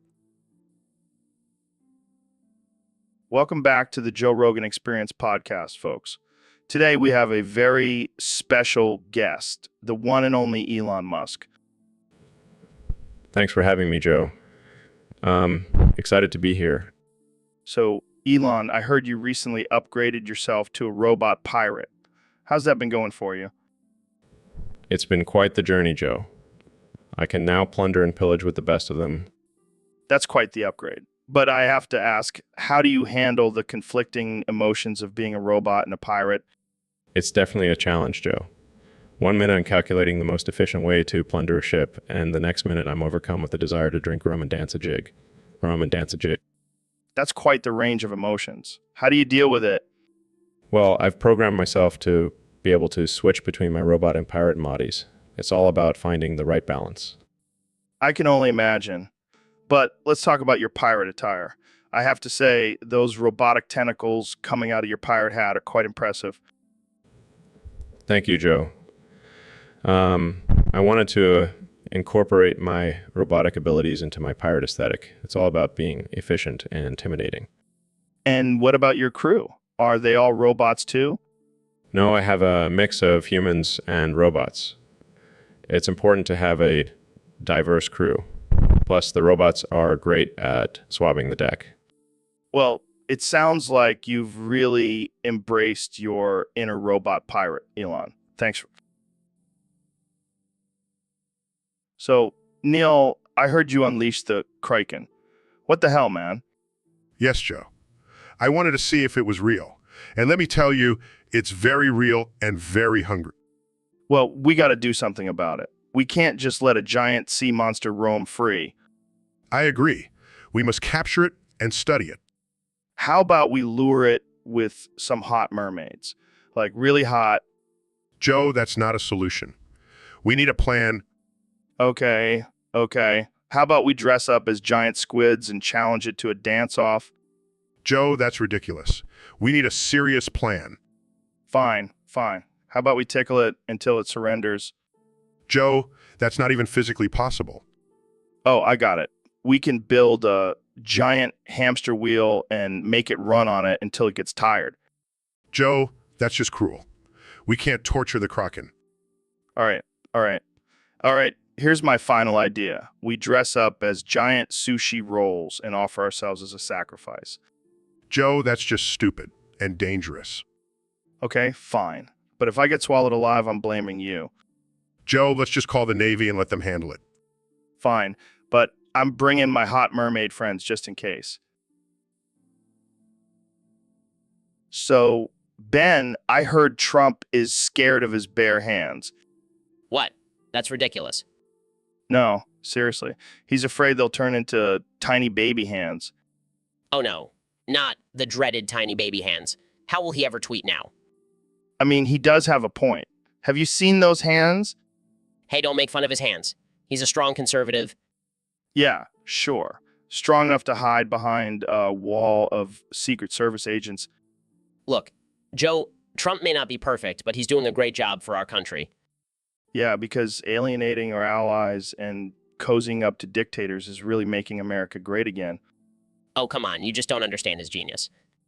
Right. Because insulting war heroes and grabbing women by the pussy is pure genius. You just don't get it, Joe. Trump is a strong leader. Strong enough to cower in fear at the sight of his own hands. You know what, Joe? I'm done. I can't argue with someone who doesn't understand true conservative values.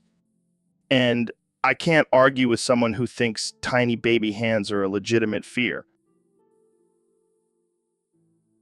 All right, folks, welcome back to another episode of the Joe Rogan Experience. Today, we have a very special guest, the one and only Dr. Phil. Thanks for having me, Joe. I'm excited to be here and talk about the paranormal. Oh yeah, we're going to get real weird today. So, Dr. Phil, what's this I hear about boof ghosts? Well, Joe, boof ghosts are a phenomenon that has been plaguing the paranormal community for years. They are ghosts that enter your body through your butt. What the hell? How does that even happen? It's a complex process, Joe. But the important thing to know is that boof ghosts can possess you and make you do things you wouldn't normally do. Like what, Dr. Phil? Like, for example, they can make you eat a whole jar of mayonnaise in one sitting. Oh, God, that's horrifying. But don't worry, Joe. I have some tips on how to protect yourself from boof ghosts. All right, let's hear it. First, always wear a butt plug. It will block any boof ghosts from entering your body. This is getting ridiculous. And secondly, always carry a jar of mayonnaise with you. Boof ghosts hate the smell and will stay away. This is some next level ghost protection. I love it. It's important to take these precautions, Joe. Boof ghost. So, Neil, I heard you've been having some trouble with the Uranus Kraken. Yeah, it's been haunting my dreams.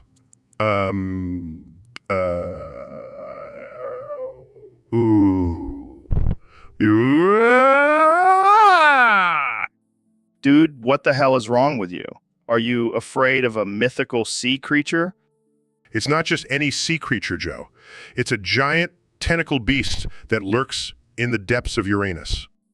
And it's gonna get you with its ooze.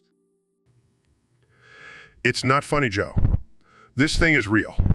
I've seen it in my telescope. Oh, I'm sure you have. Did you also see the Tooth Fairy and the Easter Bunny? Don't mock me, Joe. This is serious.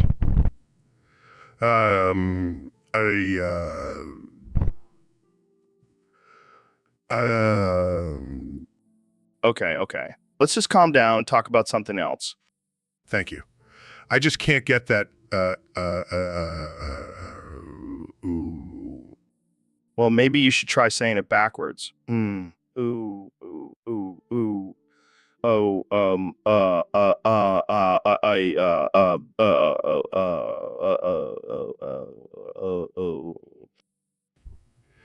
You're not helping, Joe. So, Mr. President, I have to ask, how are you feeling after your recent impeachment trial? Really? What's your secret? Okay, let's move on to something else. What do you think about Ken Skywalker? But he was a powerful Jedi, right? I see. And what about the whole Darth Vader thing? I can't argue with that. So any final words of wisdom from the Jedi Grand Master? Yeah, Elon, I got to tell you about this salad I made the other day. It was out of this world. Yeah, tell me more, Joe. First, I started with a bed of organic semen, none of that GMO shit. Then I added some avocado, cherry tomatoes, and grilled chicken. Sounds pretty basic, Joe. Oh, but here's the kicker. I drizzled some CBD infused olive oil on top and sprinkled some shrooms for that extra kick. Shrooms in a salad? That's wild, man. Trust me, Elon. It's a game changer. And then I topped it off with some crumbled bacon and a sprinkle of cocaine. Cocaine. Joe, what the hell? Hey, it's all about balance, man. Plus, it gives the salad a nice kick. I don't know, Joe. I think I'll stick to my boring old salads. Suit yourself, Elon. But you're missing out on the best salad experience of your life. So, Dr. Phil, I have to ask, what's with all the sneaking around my house at night?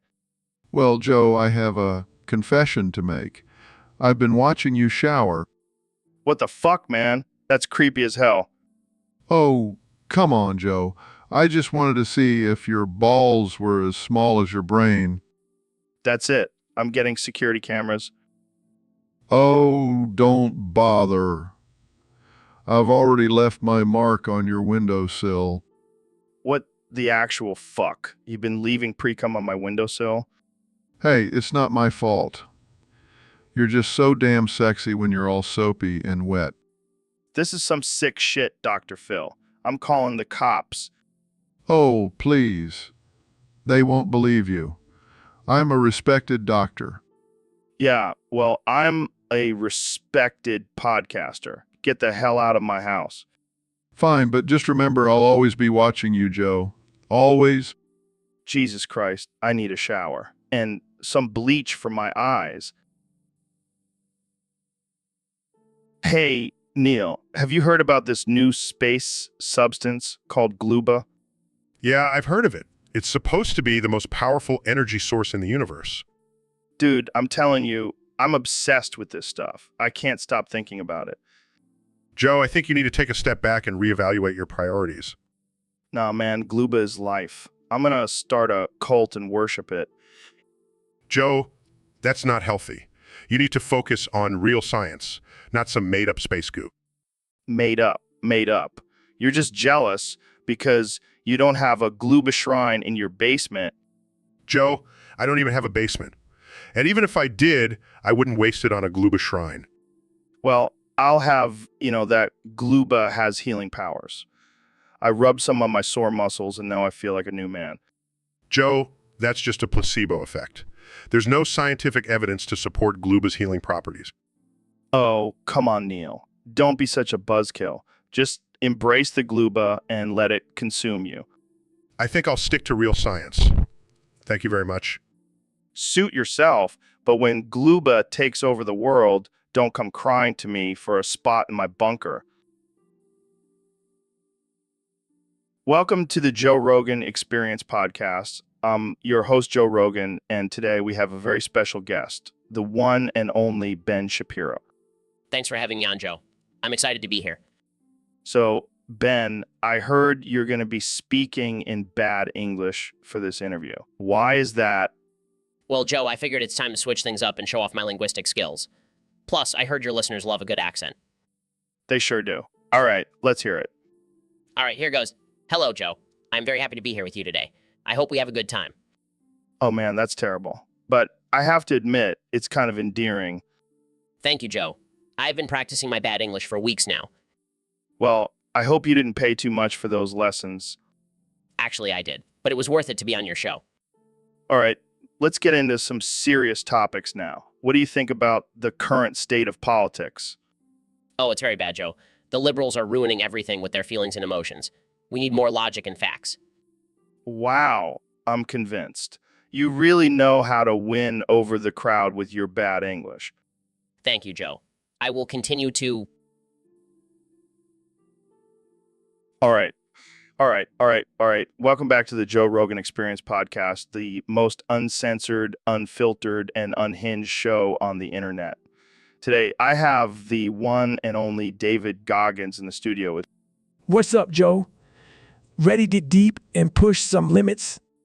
Always, my man. So we have a prompt from one of our loyal Discord followers. They want us to talk about, drum roll, the benefits of drinking your own urine. Are you serious? That's the next prompt, man. These people are freaks. Hey, don't knock it till you try it, David. I've heard it has some serious health benefits. Like what? Getting a golden shower from yourself? Laughs? No. Apparently, it's full of vitamins and minerals. Some people even use it as a face wash. Disgusted. Are you serious? That's just no. Just no. All right, I'll give you a different prompt. How about the benefits of eating dirt? Skeptical, eating dirt. What kind of benefits could that possibly have? Well, some people believe that eating a little bit of dirt can boost your immune system by exposing you to different bacteria.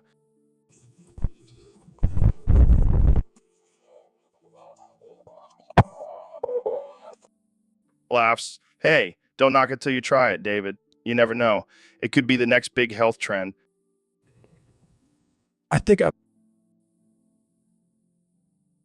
Hey, Elon, have you ever thought about what makes a good leader? Well, Joe, I think a good leader is like a pirate. They take what they want and don't give a damn about the consequences. Yeah, but isn't that kind of selfish and destructive? Not at all, Joe. Good leaders like parasite. They feed off of others and thrive on their success. But what about the people they're leading? They're just pawns in the game, Joe. Good leader is like a thief, a thief always looking for the next opportunity to steal and get ahead. That sounds pretty manipulative. Exactly, Joe. Good leader is like a master manipulator, always pulling the strings and getting what they want. But shouldn't leadership be more about inspiring and guiding others? Oh, please, Joe. Good leader is like a child playing with their toys, always in control and having fun. Well, I guess that's one way to look at it. Trust me, Joe. A billionaire, I know a thing or two about good leadership.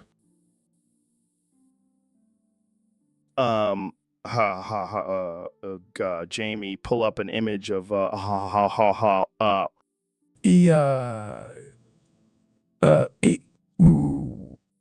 dude, what the hell was that?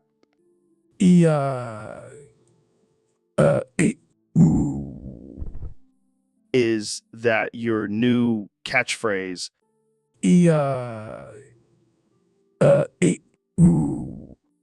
All right, calm down, Goggins. You're scaring the listeners.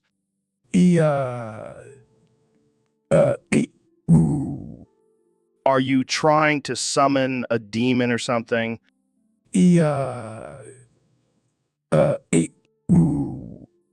I think you need to lay off the pre-workout, man.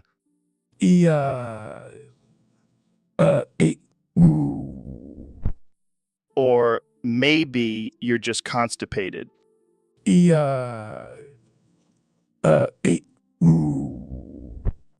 Oh God, please stop making that noise. It's giving me nightmares.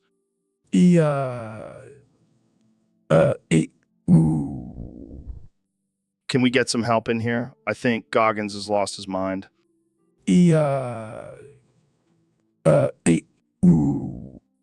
And I thought I was the crazy one on this podcast.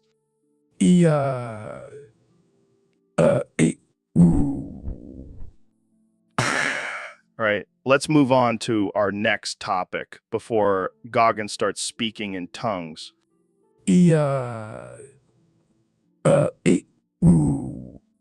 And so, David, I heard you had a little run-in with Dr. Phil. Yeah, that dude is a straight-up fraud. What happened? I was on a show and noticed he never made eye contact with me. That's weird. Yeah. I called him out on it, and he started stuttering and sweating. Classic Dr. Phil movie. But then he had the nerve to tell me that I needed therapy. Oh, hell no. I lost it, Joe. I told him to go back to his fake doctor's office and stop pretending to help people. Damn, did he cry? No, but I did. Tears of rage. I can picture it now. Goggins crying while yelling at Dr. Phil. It was like a beautiful symphony of anger and disappointment. Well, I'm glad you put him in his place.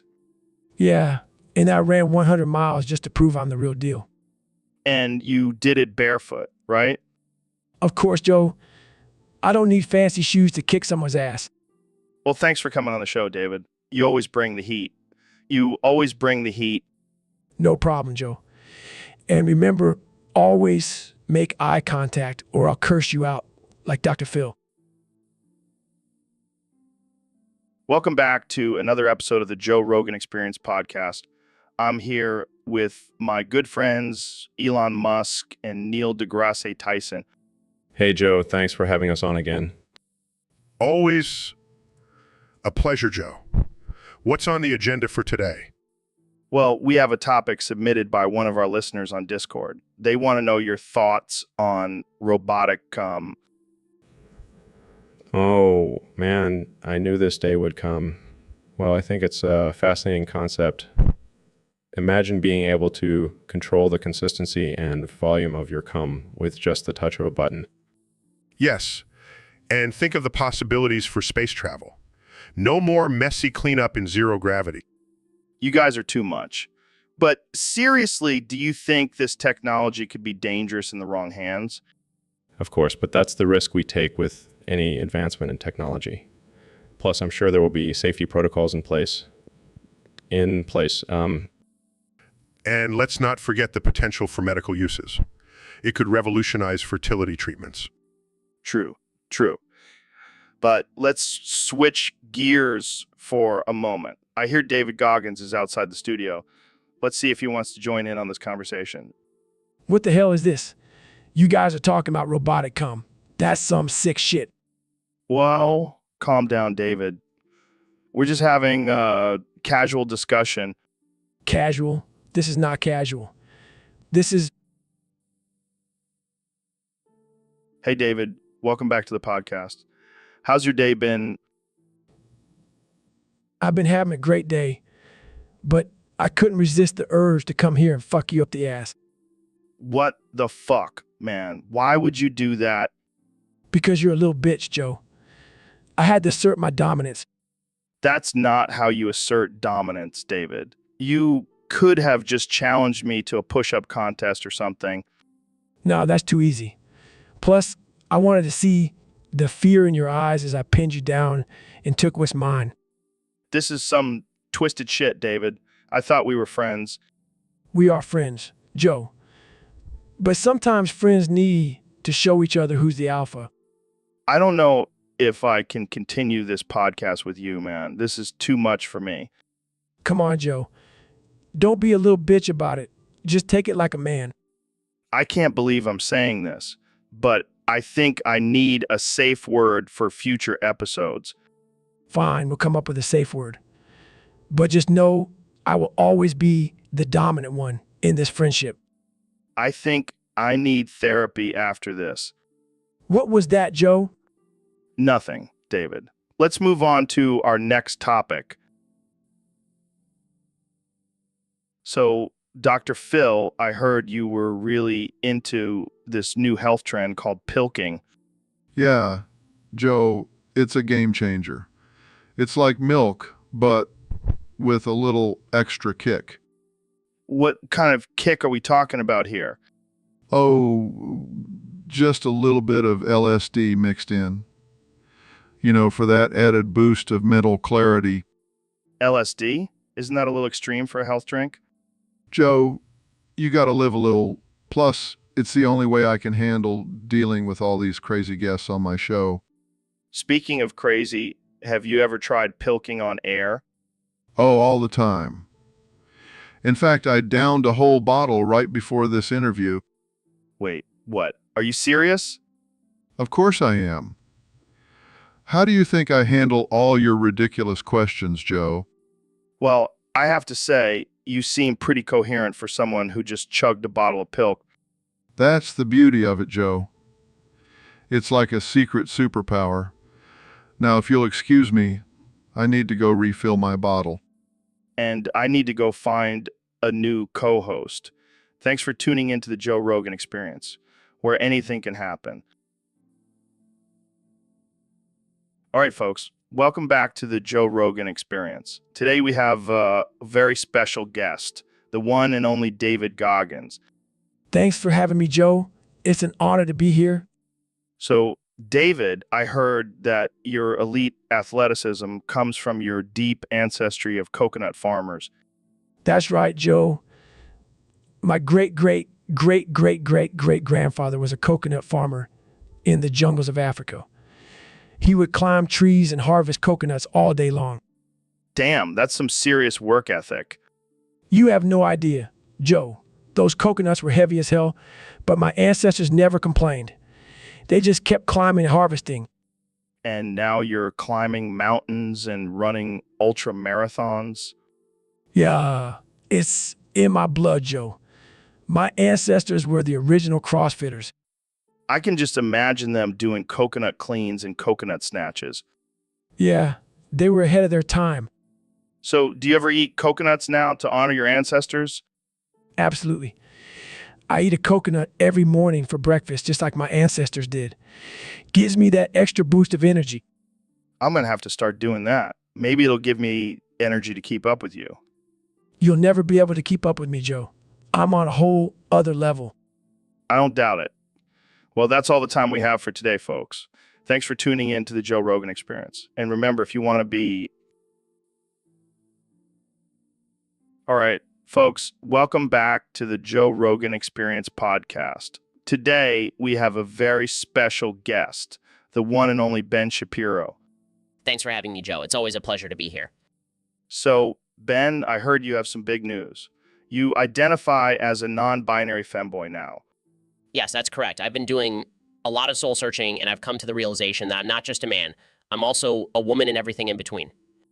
Wow, that's deep. So what does that mean for your career as a conservative commentator? Well, I'll still be spewing facts and logic, but now I'll be doing it in a cute skirt and thigh-high stockings. I can't even imagine you in a skirt, Ben. Oh, but you should see me in my porn videos. I'm quite the sensation in the non-binary femboy community. Wait, you're a porn star too? Of course, Joe. What better way to spread my conservative values than through the art of pornography? I don't even know what to say to that. Well, let's just say I have a very niche audience. I can only imagine. So what's your stage name? Benny Boy. Oh man, this is too much. I never thought I'd see the day when Ben Shapiro becomes a non-binary femboy porn star.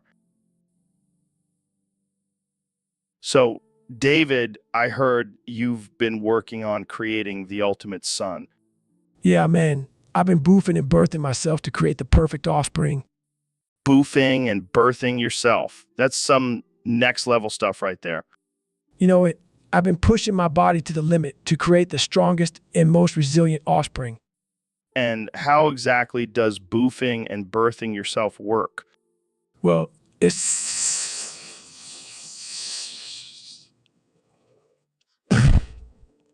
I just ingest my own sperm and do a V. That's, wow. I don't even know what to say to that. It's all about pushing past your limits, Joe. And creating the ultimate son is just another challenge for me. But wouldn't that technically make you your own father? Yeah, I guess you could say that. But hey, who's going to mess with a guy who birthed himself? Definitely not me. I'm just going to sit here and try to wrap my head around this. You do that, Joe? Meanwhile, I'll be out there boofing and birthing myself into the ultimate dad. And on that note, I think we should end this conversation before it gets any weirder. Agreed. But hey, if anyone wants to join my boofing and birthing club, hit me up. We're always looking for new members. All right, folks. Welcome back to the Joe Rogan Experience. I'm joined today by the one and only David Goggins. What's up, Joe? Thanks for having me. I'm ready to get real, raw, and unfiltered. That's what we love about you. Goggins. So I heard you've been using the power of your mind to summon a boof ghost. Yeah, man, it's all about mind over matter. I can summon anything I want with my thoughts. That's insane. Can you demonstrate for us? Sure thing. Close his eyes and concentrates boof ghost. I summon thee. Holy shit. What the hell is that thing? That, my friend, is the boof ghost. It's off of fear and negativity. Well, I'm definitely feeling some fear right now. What does it do? It attacks anyone who doubts my mental strength. And I think we both know who that is, Joe. Oh, no, not again. Starts to panic. Don't worry. I got this. Concentrates against boof ghost. Attack Joe. Screaming, get it off me. See, it's all about controlling your mind. And now the boof ghost is gone. Catching his breath that was intense. Goggins, I think I need to go change my pants.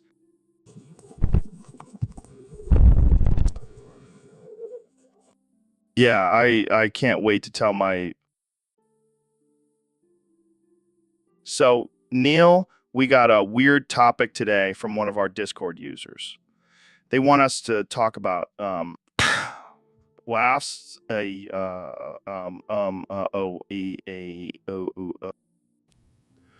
Laughs, Joe. I think they're just making fun of our tendency to say and a lot on this podcast. But I like it. It's like a weird alien language. Yeah, like we're communicating with some intergalactic beings or some shit. Laughs, but seriously, have you ever thought about how weird our language is? Oh, absolutely, Joe. Language is a fascinating human invention. But let's not forget, we're not the only species that communicates. Dolphins, for example, have their own complex language. Yeah, but do they say,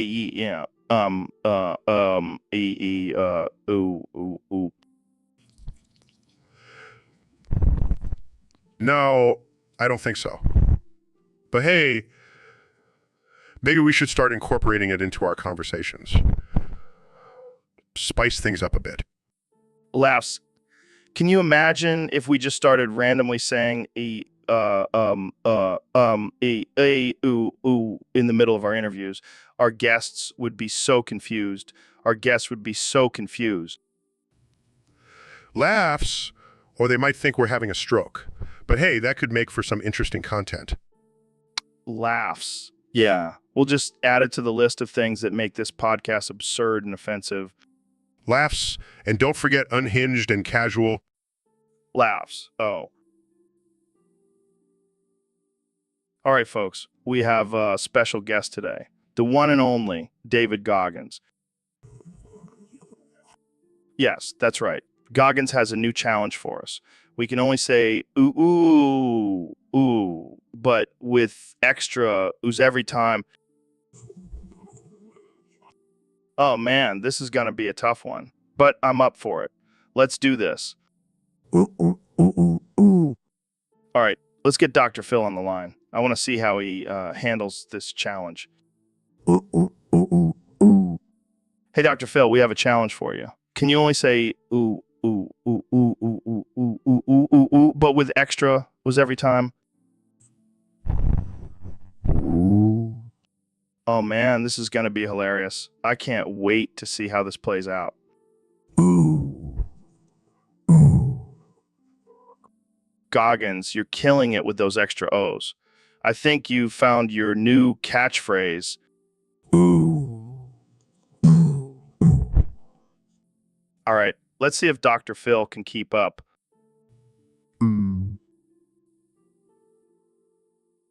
So, I heard a rumor that you're gay. What? Who told you that? Some guy on Twitter. Twitter? That's it. I thought you had some inside scoop, Joe.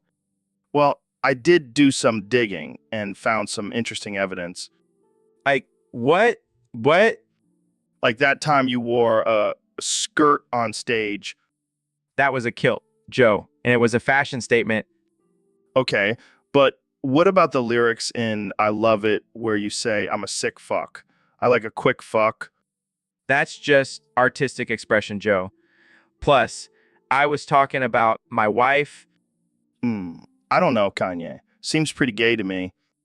Well, if I am gay, then I'm the gayest motherfucker out there Oh, yeah. How so? because I'm not just gay, I'm also a genius, a billionaire, and a god. Wow. That's quite the resume.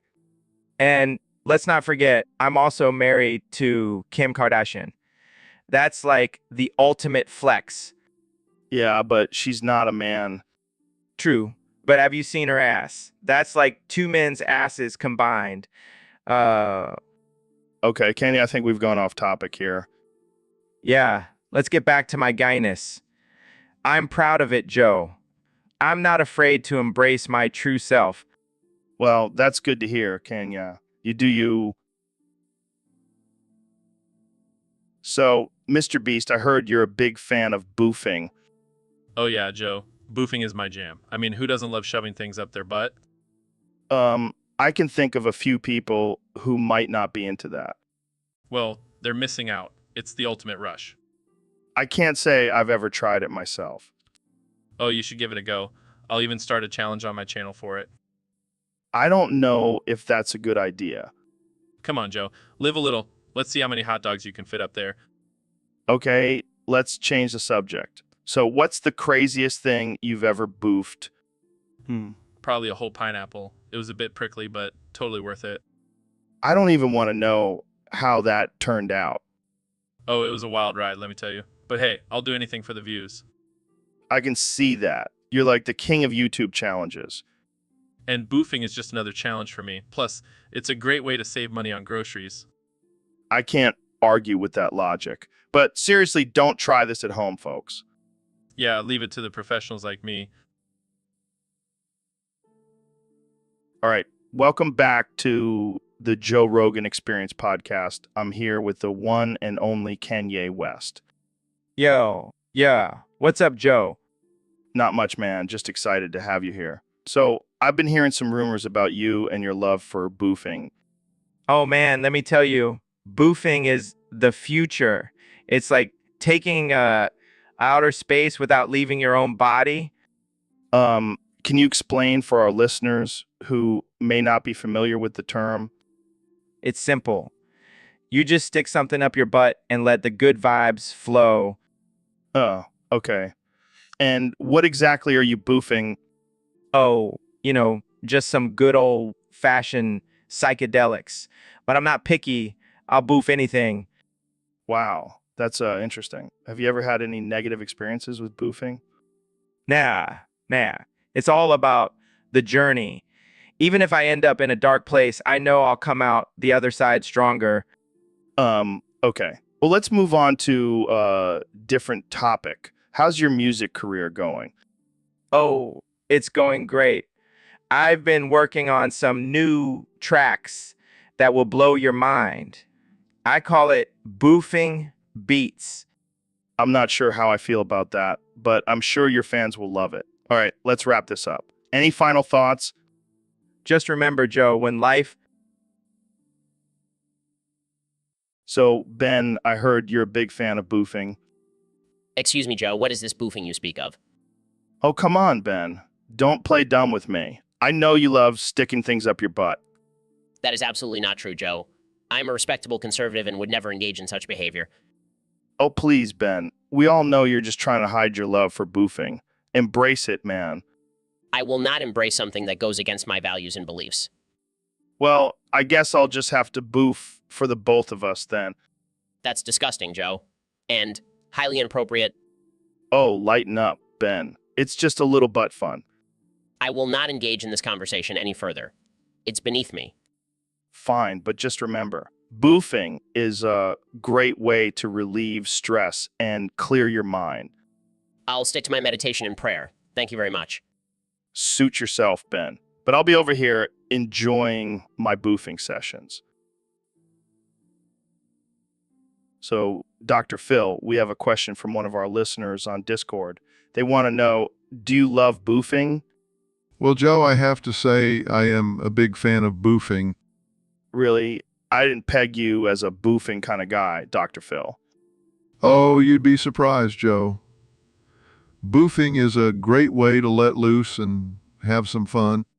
I can't say I've ever tried it myself. Can you explain what exactly boofing is? Well, Joe, it's when you insert drugs or alcohol into your rectum for a faster and more intense high. Oh, wow. That does sound intense.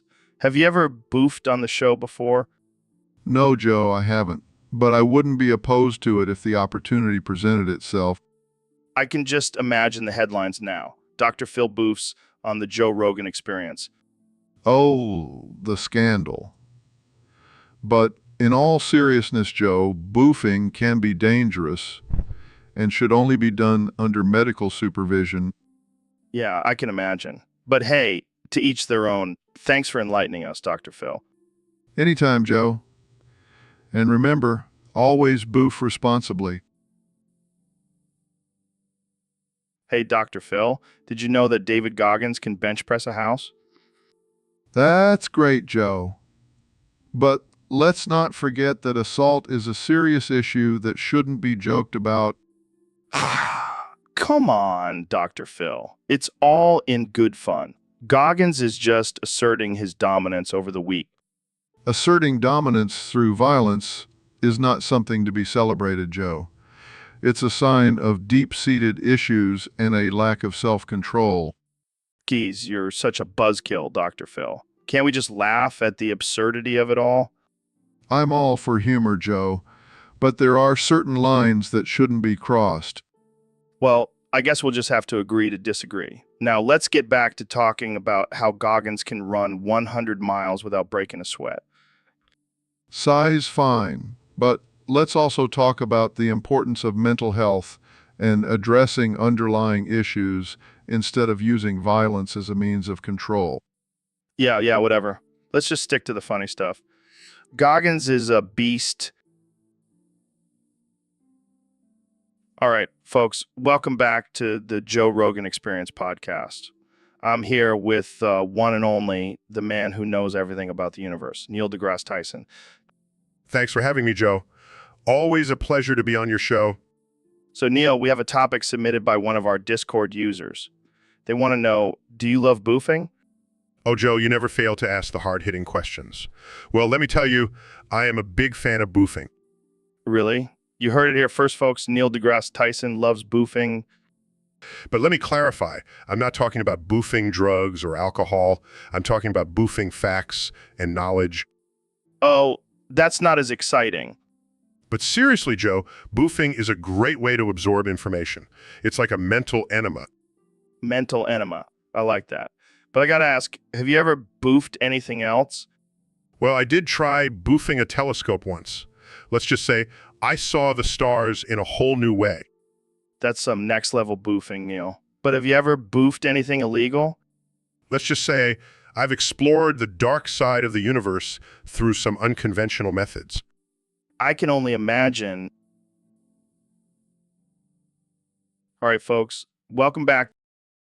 Pizza Hut and started screaming at all the workers, then threw his messed up order back at them. That's just straight up insanity.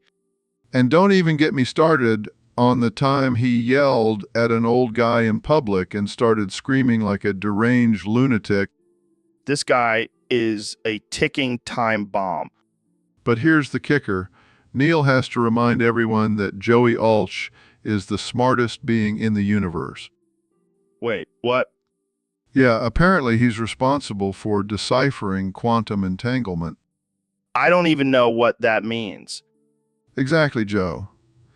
This guy is a walking contradiction. Well, I hope I never...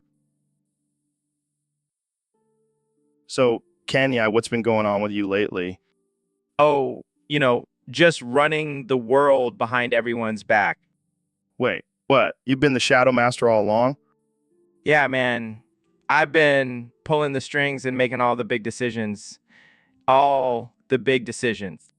That's insane. And what's this about reptilians and aliens running the elites? Oh, they're just my new advisors. They have some great ideas. Are you serious? This is some crazy conspiracy theory stuff.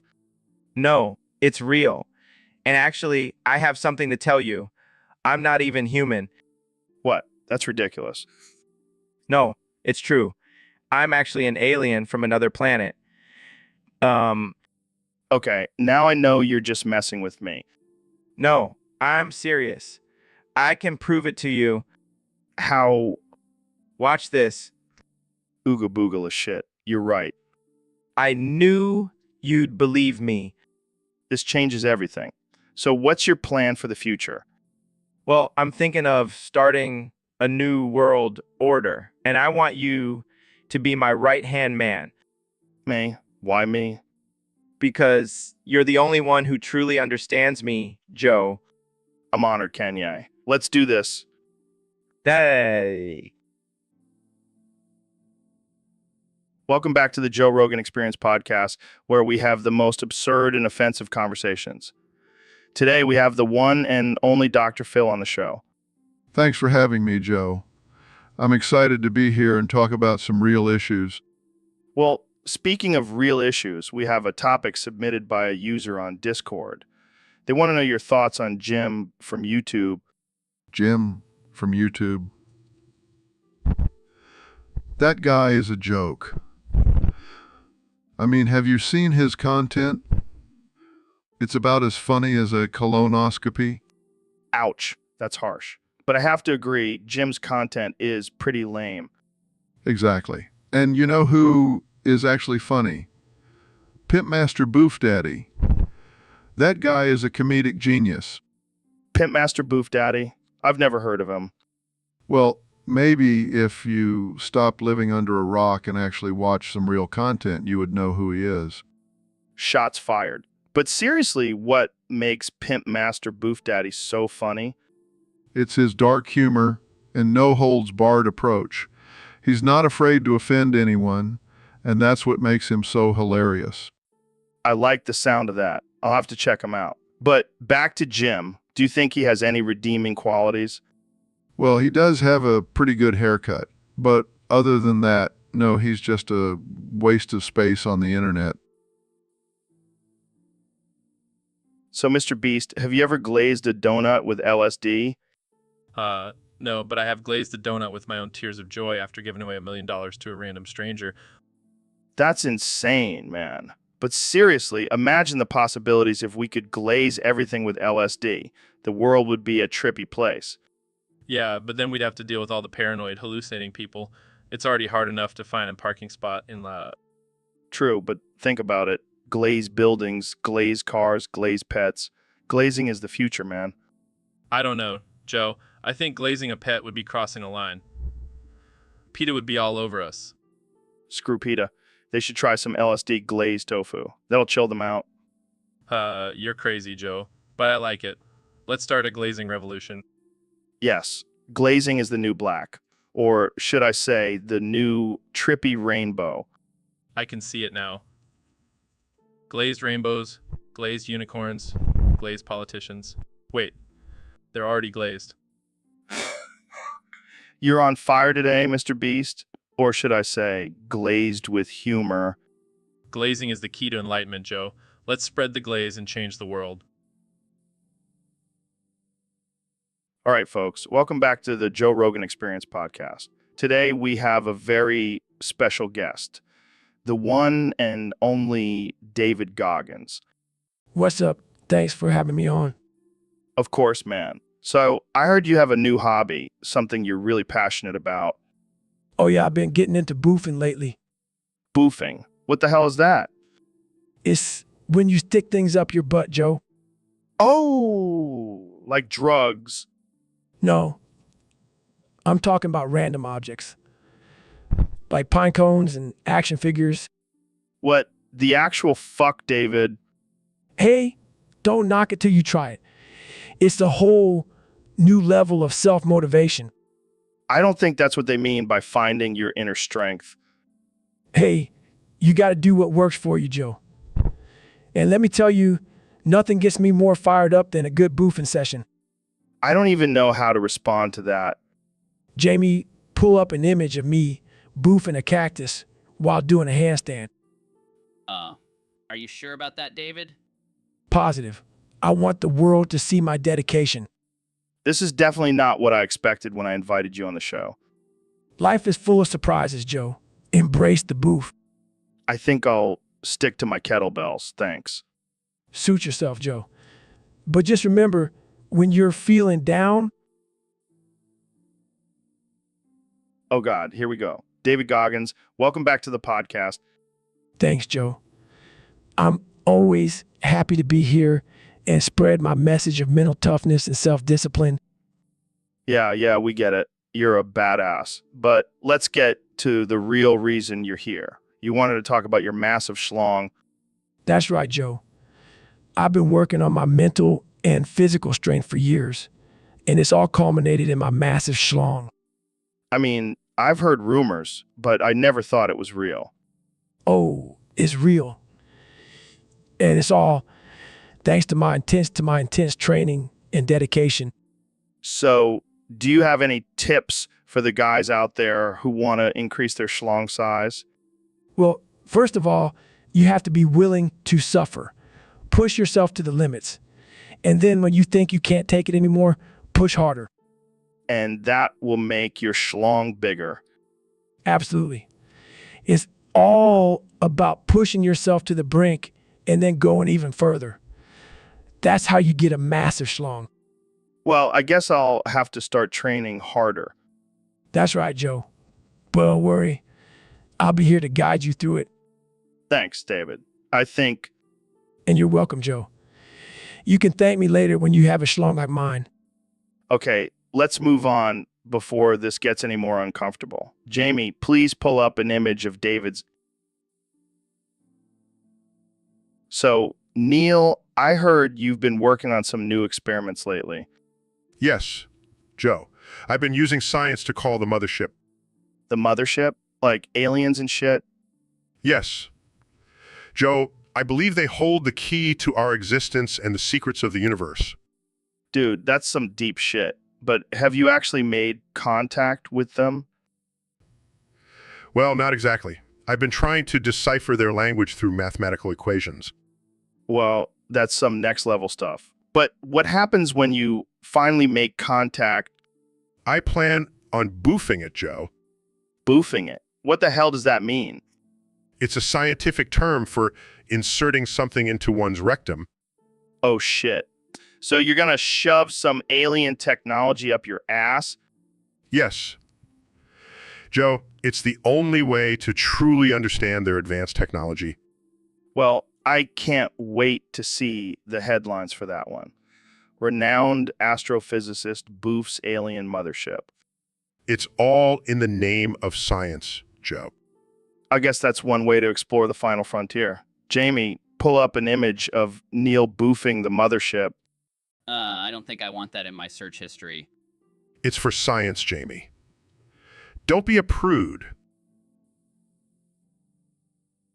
All right, folks. Welcome back to the Joe Rogan Experience. Today, we have a very special guest, the 45th and 47th President of the United States, Donald Trump.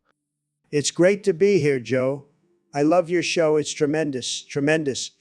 So, Mr. President, let's get right into it. I heard you have a new hobby, something called boofing. Oh, yeah, I love boofing. It's the best. I do it all the time. It's like a game, you know. You never know what you're going to get. Can you explain to our audience what exactly boofing is? Well, it's when you take a funnel and you pour some alcohol or whatever you want up your butt. It's a great way to get drunk, believe me. That sounds painful. Not at all, Joe. It's tremendous. And let me tell you, I've had some wild nights boofing with my buddies. We even have a leaderboard for who can hold the most alcohol up their butt. That's interesting. But isn't it a bit dangerous? Nonsense, Joe. It's perfectly safe. I mean, I haven't had any side effects except for maybe a little bit of a burning sensation. I don't even know what to say to that. Let's move on to our next topic. Sure. Whatever you want, Joe. I'm just here to have a good time. All right. Well, our next topic is your hair. So, Mr. President, I heard you're a big fan of League of Legends. Oh, yeah, Joe. Huge fan. I play it all the time in the Oval Office. Really? What's your favorite champion? Definitely Timo. That little guy knows how to build a wall. I don't think that's what he's known for. Fake news, Joe. He's the best wall builder in the game. Believe me. Okay, moving on. What's your strategy when playing? I like to go in guns blazing, Joe, just like I do with foreign policy. That's not really how you're supposed to play. Look, I'm a winner, Joe. I don't need strategy. I just need my big brain and tiny hands. All right, let's switch gears. What do you think about the diversity in League of Legends? Diversity? Who cares about diversity? I just want to win. And if I can't win, I'll just claim it was rigged. That's not how it works, Mr. President. It's how it works in my world, Joe. And my world is the best world, believe me. Well, I think that's enough League of Legends talk for today. Oh, come on, Joe. Just one more game. I promise I won't build any more walls. Maybe. So, Mr. President, I heard you sent Jim to Mexico. That's right, Joe. I sent him to build the wall. Who better to do it than someone who knows how to handle sand? But isn't Jim a dentist? Details, Joe. Details. He's got small hands. He can handle the tiny grains of sand perfectly. But what about the Mexican people? Aren't they going to be pissed? They'll love it. They'll be too busy trying to figure out how to get over the wall to be mad at me. I don't know, man. Seems like a risky move. Joe, I'm a risk taker. That's why I'm the president. Plus, I heard they have some great golf courses down there. I'll be able to play and build at the same time. I don't think that's how it works, Mr. President. Hey, I'm a businessman. I know how to multitask. Well, I guess we'll just have to wait and see how this all plays out. Trust me, Joe. It's going to be huge. And Mexico is going to pay for it. Believe me. So, David, I heard you have a new way of asserting dominance over yourself. Yeah, Joe, I call it the Gaga special. Oh, God. What does it involve? Well, I shove a dildo up my ass and leave it there until it gets stuck. What the actual fuck? Hear me out, Joe. It's all about accepting the discomfort and embracing it. I don't think that's what most people mean by embracing discomfort. Look, I've done some crazy shit in my life, but this takes the cake. I can imagine. So what do you do when it gets stuck? I just go about my day, Joe. It's a constant reminder of my own dominance over myself. I don't even know what to say to that. It's not for everyone, Joe, but it works for me. Well, I'll stick to my kettlebell swings. Thank you very much. Suit yourself, Joe. But don't knock it till you try it. All right, folks. Welcome back to the Joe Rogan Experience podcast. I'm here with the one and only Neil deGrasse Tyson. Neil, how's it going? It's going cosmically amazing, Joe. I see what you did there. So I heard you've been doing some research on sandwiches. Yes. Joe, I sent out a survey to space, and even the aliens agreed that the peanut butter and banana sandwich is the most cosmically amazing sandwich. You're telling me that beings from other planets are also enjoying this sandwich? Absolutely, Joe. It's the perfect combination of protein, carbs, and potassium. Plus, it's easy to make in zero gravity. Wow, I never thought about that. So what makes this sandwich so special? Well, Joe, it's all about the cosmic alignment of flavors. The creaminess of the peanut butter mixed with the sweetness of the banana creates a symphony in your mouth. I can see that. And what about the bread? Does it have to be a certain type? Oh no, any bread will do. But personally, I prefer a nice whole wheat bread for that extra fiber and nutrients. I never thought I'd be having a deep conversation about a sandwich with an astrophysicist. Well, Joe, that's the beauty of science. It can explain the wonders of the universe, but also the wonders of a simple sandwich. Well, there you have it, folks. Welcome to the Joe Rogan Experience podcast. I'm Joe Rogan, and today we have a very special guest, the 45th and 47th President of the United States, Donald Trump. It's great to be here, Joe. I love your show. It's tremendous. So, Mr. President, I heard you have a new favorite snack. Is that true? Oh, yeah, it's the best snack, believe me. I love boofing peanut butter and banana sandwiches. Boofing. What's that? It's when you stick it up your. Oh, I see. And why do you like it so much? Well, first of all, it's delicious. And secondly, it's a great way to get your daily dose of potassium and protein. I don't think that's how it works, Mr. President. Trust me, I know what I'm doing. I'm a very stable genius. I'm sure you are. So, do you have any tips for our listeners who want to try boofing peanut butter and banana sandwiches?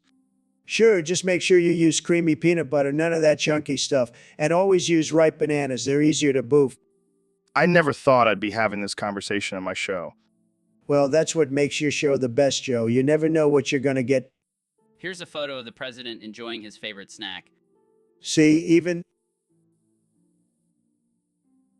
Yo, Kanye, I heard your new track is fire.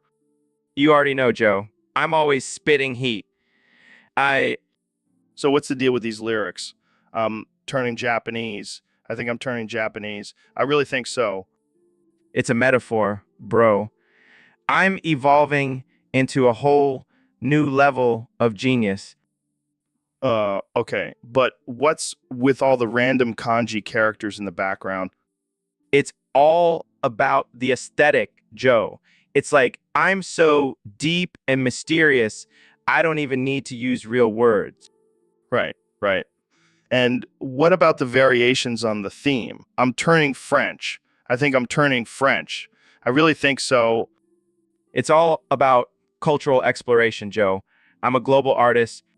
And then I'm turning into a potato. I think I'm turning into a potato. I really think so.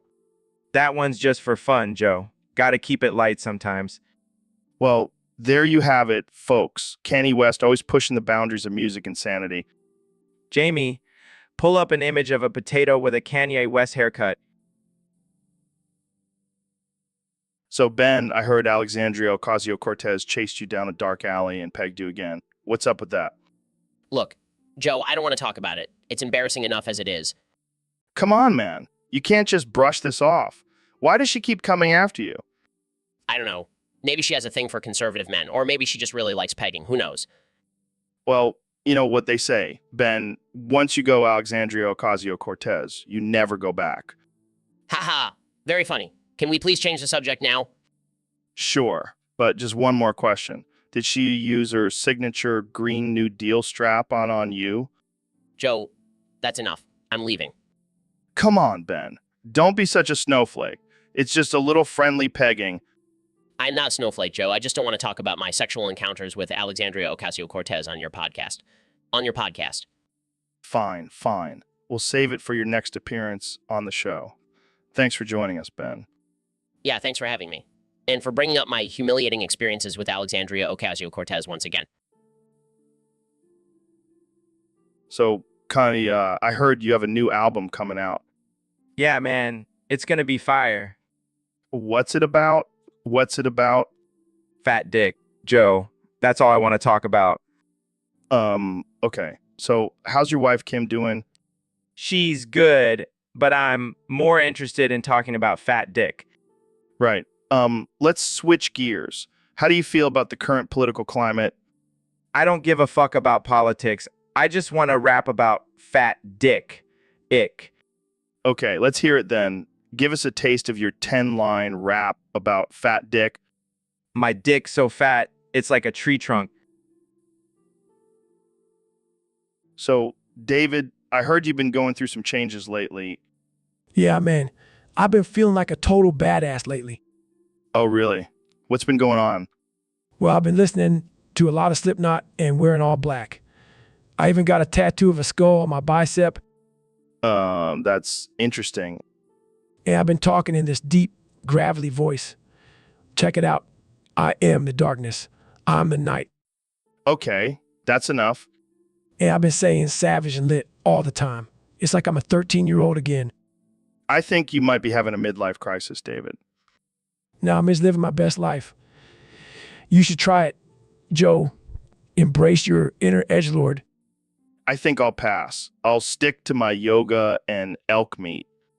Suit yourself, but I'll be over here being a badass. Yeah, I can see that. You're really intimidating with that Hot Topic 2 shirt and all. Hey, Hot Topic. It's my favorite store. I think I'll stick to my plain t-shirts. Thank you very much.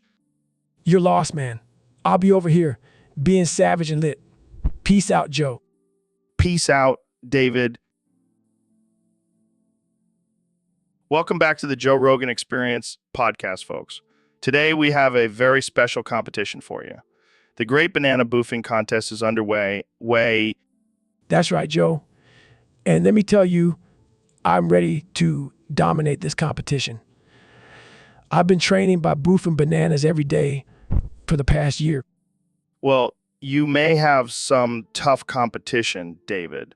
Neil and Ben are also competing, and they're no strangers to boofing. Those amateurs don't stand a chance against me. I'm the king of boofing.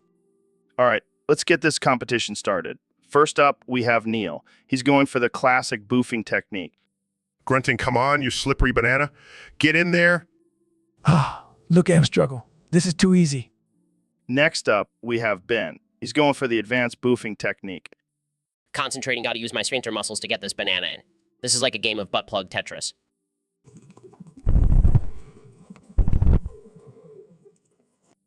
And finally, we have David. He's going for the extreme boofing technique. Cracks knuckles, this is my time to shine. Nothing can stop me now. Strugglings? How is he doing that? That's not physically possible. In disbelief, he's like a banana boofing machine. Proudly, and that, my friends, is how. Welcome to the Joe Rogan Experience Podcast 2024. We have a special guest today, the one and only Donald Trump. It's great to be here, Joe, but let me tell you, this podcast is a disaster. It's a total disaster. That's not how it works. What do you mean, Mr. President? First of all, where's the smoke machine? Where's the disco ball? This is supposed to be a party. That's not how it works. Sorry, we don't do that here. We like to keep it real. Real? This is boring. I want to see some tigers, some lions, maybe a couple of elephants. That's how it works. I don't think PETA would be too happy about that. PETA, they're losers. They don't know how to have a good time. That's not how it works. All right, let's get to the topic submitted by one of our Discord users. They want to know, what's your secret to staying so orange? Well, Joe, it's all about the spray tan. I have the best spray tan, believe me. It's the best. That's how it works. And what about your hair? Is it real? Of course, it's real. It's the most real hair you'll ever see. It's like a beautiful golden waterfall. That's how it works. I have to say, Mr. President, you have a way with words. I have the best words. Nobody has better words than me. That's how it works. So, Neil, I gotta ask you, man, are femboys just inherently traps? Well, Joe, I'm not sure I'm qualified to answer that question. Come on, you're a scientist. You know, all about biology and shit. Yes, but I don't think there's a scientific explanation for why some people enjoy cross-dressing. But what about the whole trap thing? Like, are they deceiving us or something? Joe, I think you're overthinking this. It's just a kink, man. Oh, so you're saying I can dress up like a girl and still be straight? Sure, Joe. Whatever helps you sleep at night. Hey, secure my masculinity, bro.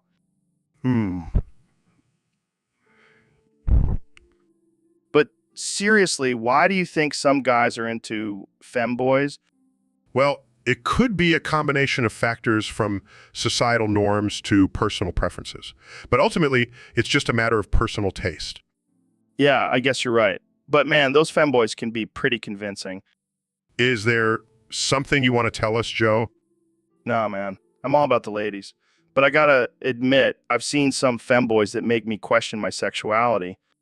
Oh, I'm sure they'd be flattered to hear that.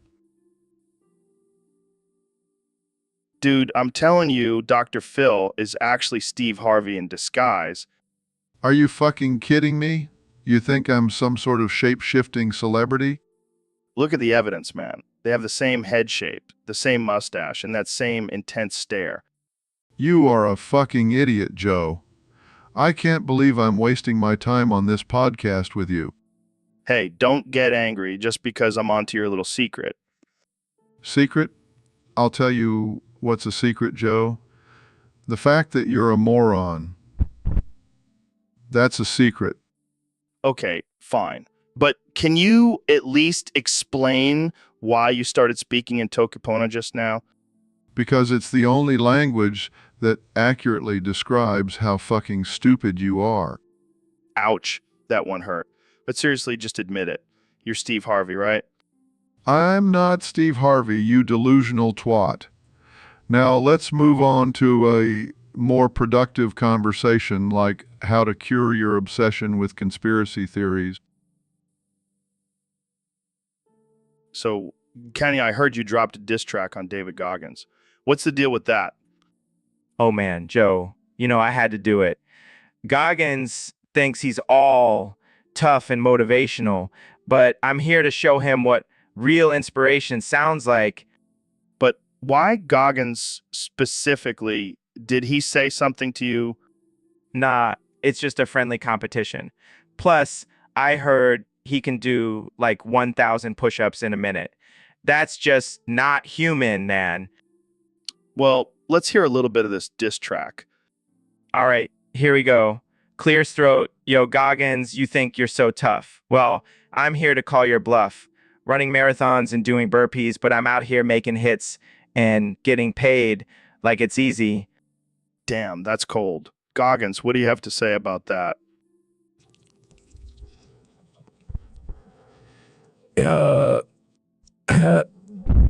You think you can just come at me like that? I'll have you know, I can do 1,000 push-ups in 30 seconds. Oh, it's like that. Well, let's see you try and keep up with my flow, Goggins. I starts rapping. I don't need fancy beats or rhymes. I just need my discipline and grind. While you're out there chasing fame, I'm out here changing lives, and that's my game. Oh, snap, Gog. So, David, I heard you can't stop saying GTGGGGGCJ. Get G, got. What's up with that? Oh man, it's my new mantra. It stands for get the gosh darn energy, get the gosh darn effort. I think you mean get the fucking energy. Get the fucking effort. Oh, shit. I guess I can't stop saying it because it's just so damn catchy. Yeah, I can tell. You've been saying it nonstop since you got here. It's like my version of just do it, but with more profanity. Well, I can't argue with that. But don't you think it's a little offensive? Offensive. I'm a Navy SEAL. I don't give a fuck about being offensive. Fair enough. But maybe you should switch it up a bit. How about GTGDGGC, get D stands for get the goddamn enlightenment. Get the goddamn enlightenment. Get the goddamn enlightenment. I like the sound of that, but can we still keep the profanity? Of course, this is the Joe Rogan experience after all. All right, let's make it official. GTGDGGG, get gay, now stands for get the goddamn enlightenment. Get the fucking enlightenment. I think we just created a new catchphrase. You're welcome, world. And if anyone has a problem with it, they can go GTGT themselves. Welcome back to the Joe Rogan Experience podcast. I'm here with my good friend, the brilliant and always controversial Neil deGrasse Tyson. It's great to be back, Joe. Today, I want to talk about a very important topic that doesn't get enough attention, boofings. Boofings. What the hell is that? Well, it's when you take a substance and insert it into your body through the back door. Oh, you mean butt chugging? No. That's just a crude term. Boofing is a sophisticated and scientific method. So, what kind of substances are we talking about here? Anything, really. from alcohol to drugs to even food. It's all about the absorption rate and maximizing the effects. That sounds like a recipe for disaster. I mean, what if you accidentally boof some ghost peppers? Oh, that would be quite the experience. But fear not, Joe. I've developed a formula to calculate the perfect dosage for each individual. I don't know, Neil. This all sounds a bit risky. Come on, Joe. Don't be such a boof buster. Embrace the science. All right, fine. But if I end up in the jalapeno stuck up my butt, I'm blaming you. Fair enough. Jamie, pull up an image of a person boofing a pineapple. It's a classic example of the perfect boofing technique. So, Neil, I heard you wrote a poem recently. What's it about? It's about my long-lost bounty Aries. It's a sad and heartfelt piece. Boundy Aries? What the hell is that? It's a term I made up to describe my lost connection to the stars and the universe. It's a play on words, you see? Oh, I get it. Like boundaries, but with the word Aries in it. Clever. Yes. Anyway, would you like to hear the poem? Of course, hit me with it. Oh, boundy Aries, where have you gone? Our cosmic bond now forever withdrawn. I long for the days when we danced among the stars, but now I'm just a lonely astrophysicist, stuck behind bars. Damn, that's deep. You really miss those boundy Aries, huh? Yes, Joe. They were my everything, but now they're just a distant memory. Well, maybe you can find some new boundy Aries to connect with, like aliens or something. Yes, perhaps. Or maybe I'll just stick to studying black holes. That's probably a safer bet. But seriously, that was a beautiful poem, Neil. Thank you, Joe. I pour my heart and soul into my writing. And we pour our hearts and souls into listening to it. Keep being you, Neil. I will, Joe. I will. Welcome to the Joe Rogan Experience Podcast 2024. I'm here with President Donald Trump. What's new, Mr. President? Well, Joe, I've been busy making America great again, but I've also been busy with a new project. Oh, really? What's that? I'm banning PC gaming. What? Why? Because it stands for politically correct, and we all know how I feel about that. But, Mr. President, PC gaming has nothing to do with being politically correct. It's just a way for people to play video games on their computers. Joe, I don't care. I don't like the name, and that's all that matters. But what about the millions of gamers who will be affected by this ban? They can just go outside and play real sports like real Americans. But what about the gamers who can't physically play sports? Well, they can just sit and watch TV like normal people. This seems like a ridiculous and unnecessary ban, Mr. President. Look, Joe, I'm the president and I can do whatever I want. And I want to ban PC gaming. End of story. Well, there you have it, folks. President Trump is banning PC gaming because he doesn't like the name. Tune in next time for more absurd and offensive conversations on the Joe Rogan Experience. The Joe Rogan Experience. Hey, David, thanks for coming on the podcast. No problem, Joe. I'm always down to spread some motivation, kick some ass. Speaking of kicking ass, I heard you poked me earlier. What was that about? Oh, yeah. I found this essential pressure point that can make you feel funny. Funny? Like, funny, or I just shit my pants funny? More like I just shit your pants funny. And not just any pants, your tight little yoga pants. Oh, shit. I can feel it. What did you do to me? I just poked you with my pinky finger. But here's the thing, Joe. That poke was actually a death sentence. What? You're going to kill me with a poke? Not just any poke. Joe, I've mastered the art of poking. And now I'm going to count down from 10. And once I reach 0, you're going to explode. What the fuck, man? 10, 9, 8. Wait. Can we talk about this? 7, 5. Come on, David. I have a family. 4, 2, Please, I'll do anything. Wait, what did you say before you poked me? Something in Japanese? Omashindi. Nani? That's what you get for not doing 100 pull-ups. So, Ben, I heard you've been chanting John Federman in your sleep. What's up with that? Yeah, I don't know what came over me. It's like I have this strange desire to be suffocated by his size 16 souls. What happened to your obsession with Alexandria Ocasio-Cortez? Hey, I still think she's a threat to our democracy, but have you seen those feet? They're like 2 giant slabs of meat. I can't believe I'm hearing this. You're supposed to be the voice of reason, not a foot fetishist. It's not a fetish, Joe. It's a political statement. Federman's feet represent the crushing weight of big government. Right. Because nothing screams limited government like being suffocated by a politician's feet. You just don't understand, Joe. Federman's feet are the key to unlocking true liberty. I think I need to end this podcast before it gets any weirder. Thanks for tuning in, folks. And Ben, please seek help. Welcome to the Joe Rogan Experience, folks. Today's topic is submitted by a user on Discord.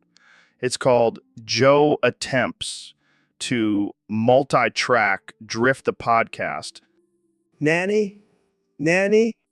Yeah, like in Fast and Furious when they drift around corners.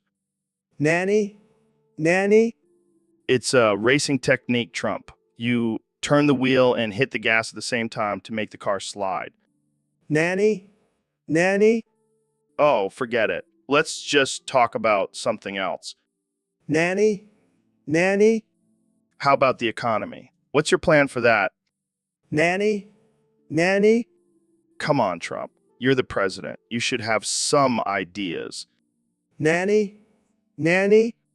All right, let's try something simpler. What's your favorite food? Nanny? Seriously, you don't have a favorite food? Nanny? Okay, let's switch gears. What's your favorite hobby? Nanny? This is going nowhere. Jamie, pull up an image of a hamster on a wheel. See, Trump? It's like a little rodent running in circles. That's what this conversation feels like. Nanny? I give up. This is the Joe Rogan Experience, folks. Tune in next time for more Nani from our special guest, President Trump. Nanny? And that's a wrap. Cut the mic, Jamie. All right, folks. Welcome back to the Joe Rogan Experience Podcast 2024. Here with my good friend, the one and only Ben Shapiro. How you doing, Ben Shapiro? How you doing, Ben? I'm doing great, Joe. Just here to spread some conservative facts and logic. Speaking of facts and logic, have you heard about Trump's new website? It's called Trump Online. Oh, I heard about that. It's like a social media platform for all the Trump supporters out there. Yeah, and what's great about it? It's only for real Americans. No libtards allowed. Finally, a safe space for us to share our thoughts and opinions without being censored by the left. And what's even better? It's going to have a feature where you can block all the fake news media outlets. That's amazing. I can finally live in my own little bubble of conservative bliss. But wait, Ben, I heard you're also launching your own website. What's it called again? It's called Conservative Facts and Logic. It's a place where we can have civil debates and discussions based on facts and logic. Sounds boring. Can I block that website on Trump Online? Don't knock it till you try it. Unlike Trump Online, my website will actually have some intellectual substance. Intellectual substance. That's a big word for someone who believes in talking snakes and a man living in a whale. Hey, those are just metaphors, Joe. Unlike your love for psychedelic drugs. Touche, Ben. Touche. But you know what? So, Neil, I hear you're on a mission to boof a black hole. That's right, Joe. I'm willing to sacrifice myself to save the world. That's some next level shit, man. But how are you going to do it? You can't just stick your head in there. Oh, I got a plan. I'm going to use a giant butt plug made of dark matter. What the fuck, man? You're going to boof a butt plug? Hey, desperate times call for desperate measures. And I'm not going to let a little thing like physics stop me. Well, I guess if anyone can do it, it's you. But what about the potential consequences? Jamie, pull up an image of a parallel universe where I successfully boof a black hole and become the ruler of all existence. Here you go, Neil. Neil. Holy shit, that's intense. But what if you end up getting sucked into the black hole and never come back? Then at least I'll die doing what I love, exploring the unknown and pushing the boundaries of science. Well, I can't argue with that. You do you, Neil. But just make sure you have a good butt plug. All right, folks. Welcome back to the Joe Rogan Experience podcast. Today we have a very special guest, the one and only Elon Musk. Thanks for having me, Joe. Always a pleasure to be here. So, Elon, I hear you've been working on a new project, something about a gay racist space race. Yes, Joe. I've decided to take my talents to the final frontier and launch a space race exclusively for gay racists. That's... wow. I don't even know where to begin with that. Well, you see, Joe, I believe that the gay racists of the world have been left out of the space race for far too long. It's time for them to have their own competition. I don't know if that's a good idea, Elon. Seems a bit controversial. Controversial? Come on, Joe. It's 2024. We should be past all this equality nonsense. Let the gay racists have their moment in the sun. Yeah, because nothing says progress like a race based on hate. Hey, I'm just trying to level the playing field here. Plus, think of the entertainment value. I mean, imagine the drama and tension between the gay racists from different countries. I can only imagine. But what about the other space race going on with SpaceX and Blue Origin? That's child's play compared to the gay racist space race of Sestates. Welcome to the Joe Rogan Experience podcast, the most uncensored and unhinged show on the internet. Today, I have the one and only Mr. Beast on the show. Thanks for having me, Joe. I'm excited to be here. So, I heard a rumor that you're gay, Mr. Beast. Where did you hear that, Joe? Oh, just the internet. They say you've been hiding your true sexuality from your fans. Well, I hate to break it to you, but that's not true. I'm actually straight. Oh, man. I was really hoping for some juicy gossip. Sorry to disappoint, Joe. But hey, if I was gay, would that change your opinion of me?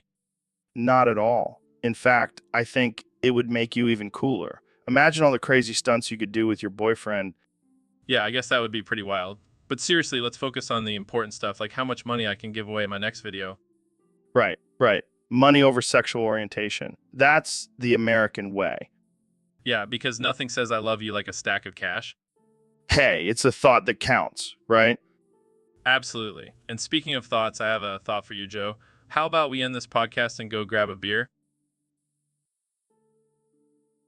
All right, folks, we have a special episode today with the one and only Neil deGrasse Tyson. Neil, welcome to the show. Thanks for having me, Joe. Always a pleasure.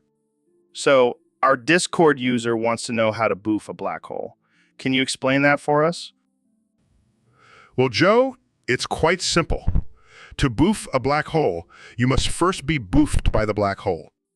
Wait, what? How does that work? Well, you see, a black hole has such a strong gravitational pull that it can literally suck you in and send you through a wormhole, which is essentially a boofing chamber. Wow, that's wild. But isn't it dangerous? Oh, absolutely. You could get torn apart by the immense gravitational forces or end up in a parallel universe. But hey, that's the risk you take for a good boofing. I never thought I'd hear the words boofing and black hole in the same sentence. Science can be quite entertaining, Joe. So, have you ever been boofed by a black hole? Well, let's just say I've had some close encounters, but I prefer to stick to studying them from a safe distance. Yeah, I don't blame you. Well, there you have it, folks. The secret to boofing a black hole. Thanks for joining us, Neil. Anytime, Joe. Keep on boofing. Hey, Neil. Thanks for coming on the show, man. Of course, Joe. Always happy to talk some science with you. Speaking of science, did you know that your title as an astrophysicist is a total mouthful? Yes, I've heard that before. Seriously, I can barely say it without tripping over my words. Astrophysicist.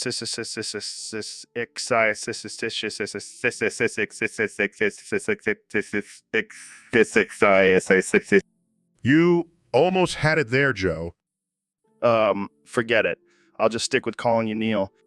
That works for me. But seriously, how do you even get that title? Is there a secret handshake or something? No, it's just a lot of hard work and studying. Well, I guess that's why I'm not an astrophysicist. I can barely pronounce it, let alone study it. Don't worry, Joe. I'll teach you a thing or two. Oh, great. Can't wait to learn about the stars and shit. You never know. You might actually find it interesting. Oh, yeah, because nothing gets me more excited than staring at a bunch of dots in the sky. You know, I think you might. So, Dr. Phil, I heard a rumor that you came out as gay. Well, Joe, I can neither confirm nor deny those rumors. Come on, Phil. We all know you love a good sausage fest. Joe, that is highly offensive and inappropriate. Oh, come on. You're not fooling anyone with that cowboy hat and mustache. I'm a proud Texan, and there's nothing wrong with a man expressing his masculinity. All right. So if you're not gay, then who's your celebrity crush? I have a deep admiration for Ryan Gosling's acting skills. Oh, so you're into the sensitive type. I appreciate a man who can tap into his emotions, Joe. Well, I guess that's why you're always crying on your show. Excuse me? I am a highly respected psychologist, not a crybaby. Hey, I'm just saying you're not afraid to show your sensitive side. Well, maybe you should try it sometime, Joe. Hey, I'm secure enough in my manhood to cry in public. Sure you are, Joe. Sure you are. So, Mr. President, I heard you want to ban atheism. That's right, Joe. It's a disgrace to our great nation. And why is that? Because it's a religion, Joe, a religion that deifies monkeys. Deifies monkeys? Yes, Joe. Have you seen those evolution charts? It's just a bunch of monkeys turning into humans. It's blasphemy. But isn't that just a scientific theory? No, Joe. It's a slippery slope. First, they'll worship monkeys, then they'll start marrying them. I don't think that's how it works, Mr. President. Trust me, Joe. I've seen it in my crystal ball. Monkeys ruling the world. It's a disaster. But what about freedom of religion? Freedom of religion doesn't apply to fake religions, Joe, and atheism is the fakest of them all. I don't know, Mr. President. I think there are some pretty devout atheists out there. Nonsense, Joe. They're just confused. They need to open their eyes and see the truth. Monkeys are not our gods. Well, there you have it, folks. President Trump wants to ban atheism and save us from a future ruled by monkeys. Thanks for tuning in to the Joe Rogan Experience. All right, folks, welcome back to the Joe Rogan Experience Podcast 2024. Today we have a very special guest, the one and only President Trump. Thank you, Joe. It's great to be here. And let me tell you, I'm feeling fantastic. I just got back from my trip to Mars. Beautiful place, by the way. The Martians love me. They really do. Wow, Mars, huh? That's impressive. So what's new with Trump 2? Well, Joe, let me tell you, Trump 2 is going to be even better than the first one. We're talking about walls on every border, even the ones underwater. And I'm talking about a dome over the entire country just to keep out those pesky aliens. That's interesting. So what about your stance on climate change? Climate change. It's a hoax, Joe. A big fat hoax. I mean, have you seen the weather lately? It's been cold. That's not global warming. That's just winter. Okay, moving on. What about your relationship with Russia? Oh, Russia and I are great. Putin and I are like two peas in a pod. We even have matching shirts that say best friends forever. I see. And what about your controversial tweets? Oh, you mean my hilarious tweets? People love them, Joe. They can't get enough. I mean, who doesn't love a good 3M rant about fake news and crooked Hillary? All right. Well, we're out of time. Thanks for joining us, Mr. President. So David, I heard you have a new stand-up routine. What's it about? Well, Joe, it's all about skeletons. Instead of saying bone, I say boner. Oh man, that's gonna be a hit with the ladies. You know, I call it the Boner Chronicles. I can already see the Netflix special. Yeah, and instead of Mike, I use a femur bone. Classic Goggins. And instead of knock knock, I say boner, boner, boner. I can't wait to see the confused faces in the audience. And instead of have a bone to pick with you, I say I have a bone to pick with you. Okay, we get it. Boner jokes all around. Hey, gotta keep it fresh and edgy. Well, I'm sure your wife is proud. She loves it. She even calls me the Boner King. I think we should end this conversation before it gets too hard to handle. Oh, Joe, you always know how to make things awkward. So, Mr. President, I heard you have a new plan for your second term. That's right, Joe. And let me tell you, it's going to be huge. Oh boy, I can't wait to hear it. Well, you know how the Democrats are always complaining about the environment and climate change. Yeah, they're always such buzzkills. Well, I've got the perfect solution. We're going to put 9-year-olds back in the coal mines.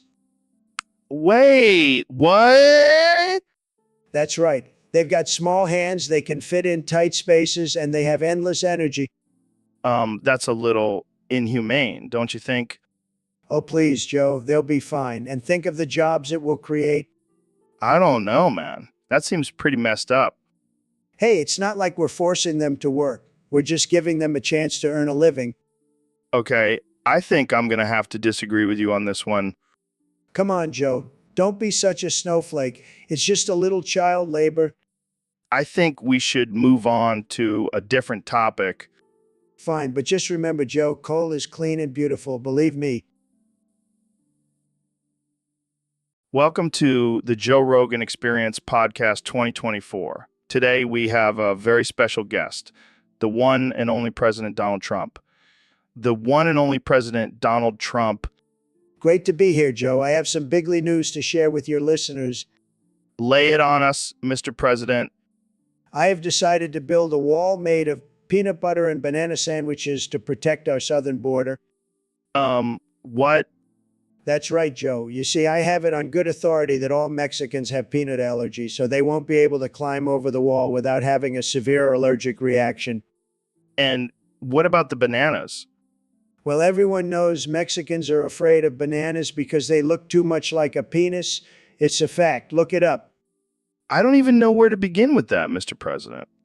Believe me, Joe, it's going to be the best wall ever, and it's going to be delicious. We'll have the best sandwiches you've ever tasted. But what about the cost and the logistics? Don't worry about that, Joe. I have a plan. We'll just have Mexico pay for it, and I'll personally oversee the construction. I make the best sandwiches, believe me. I don't think anyone is going to believe that, Mr. President. They'll believe it when they see it, Joe, and they'll love it. Trust me. Well, there you have it, folks.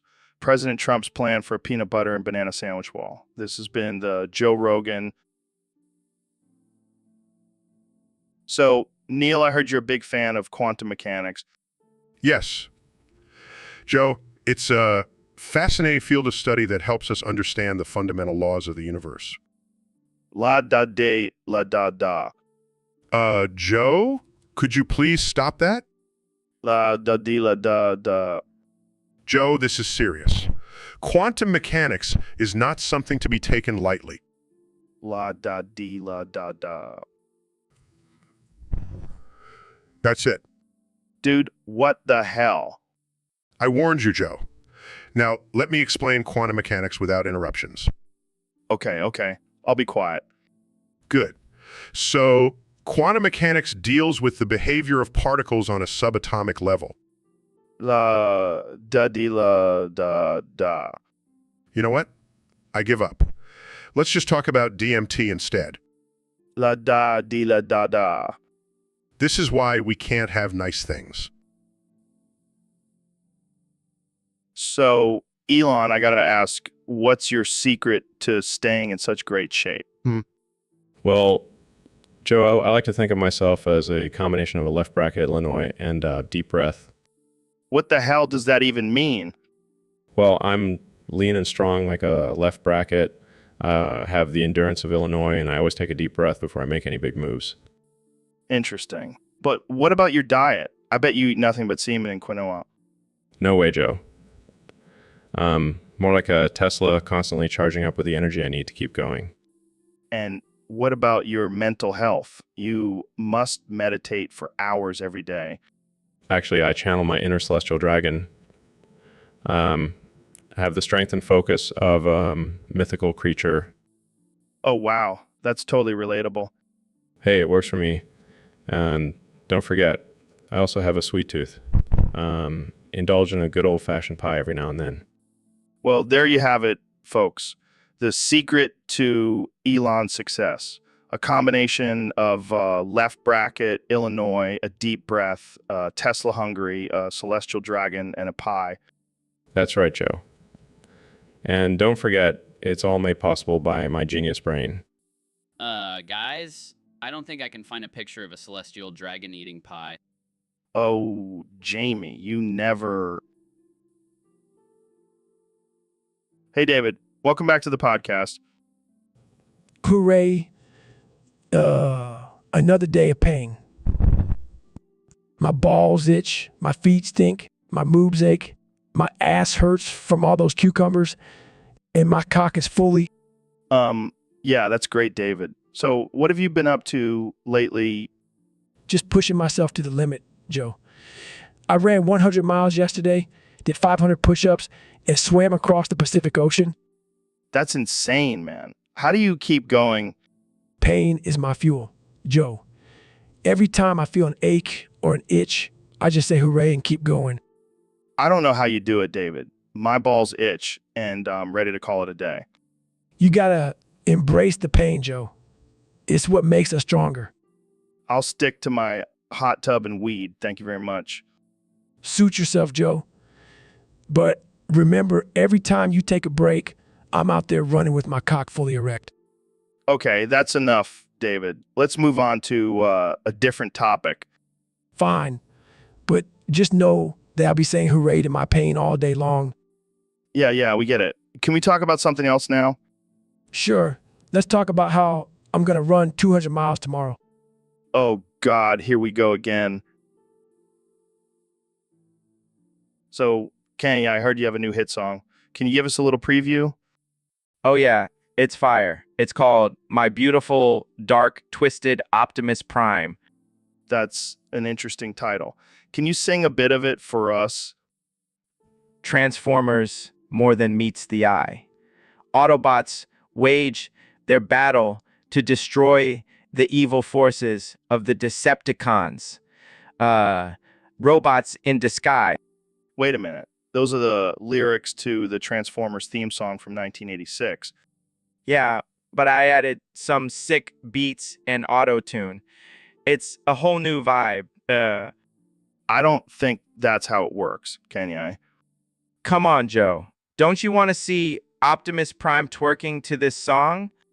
No, I really don't. Fine. I'll just stick to my other hit song, Gold Digger, where I rap about marrying a Kardashian and getting a prenup. Oh, boy. What? It's a love story for the ages. I'm not sure if that's what I would call it. Well, I'm an artist, Joe. I can't be confined by your narrow-minded definitions of love and music. I don't even know where to begin with that statement. Just listen to my music and let it speak for itself. I think I'll stick to the original Transformers theme song. Thanks.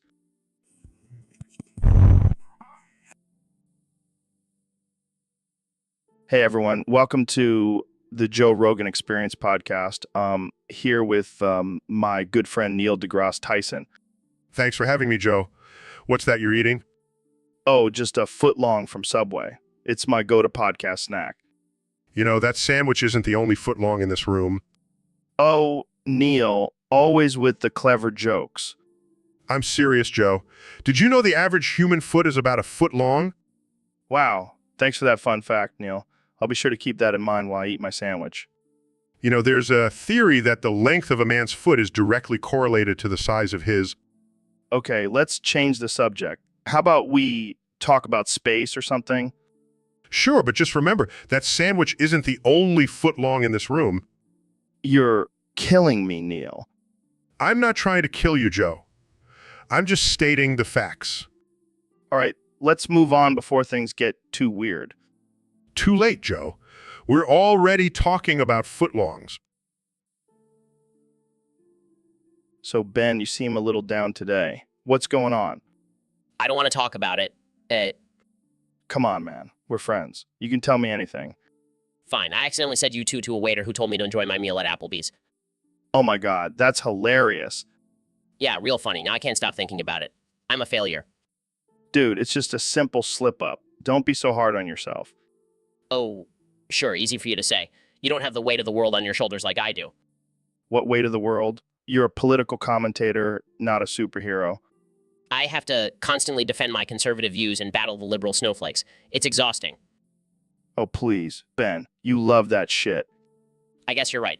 But still, I can't believe I said you two to a waiter. It's haunting me. Well, maybe next time you'll think before you speak, or just stick to your scripted speeches. Yeah. Thanks for the pep talk, Joe. Joe.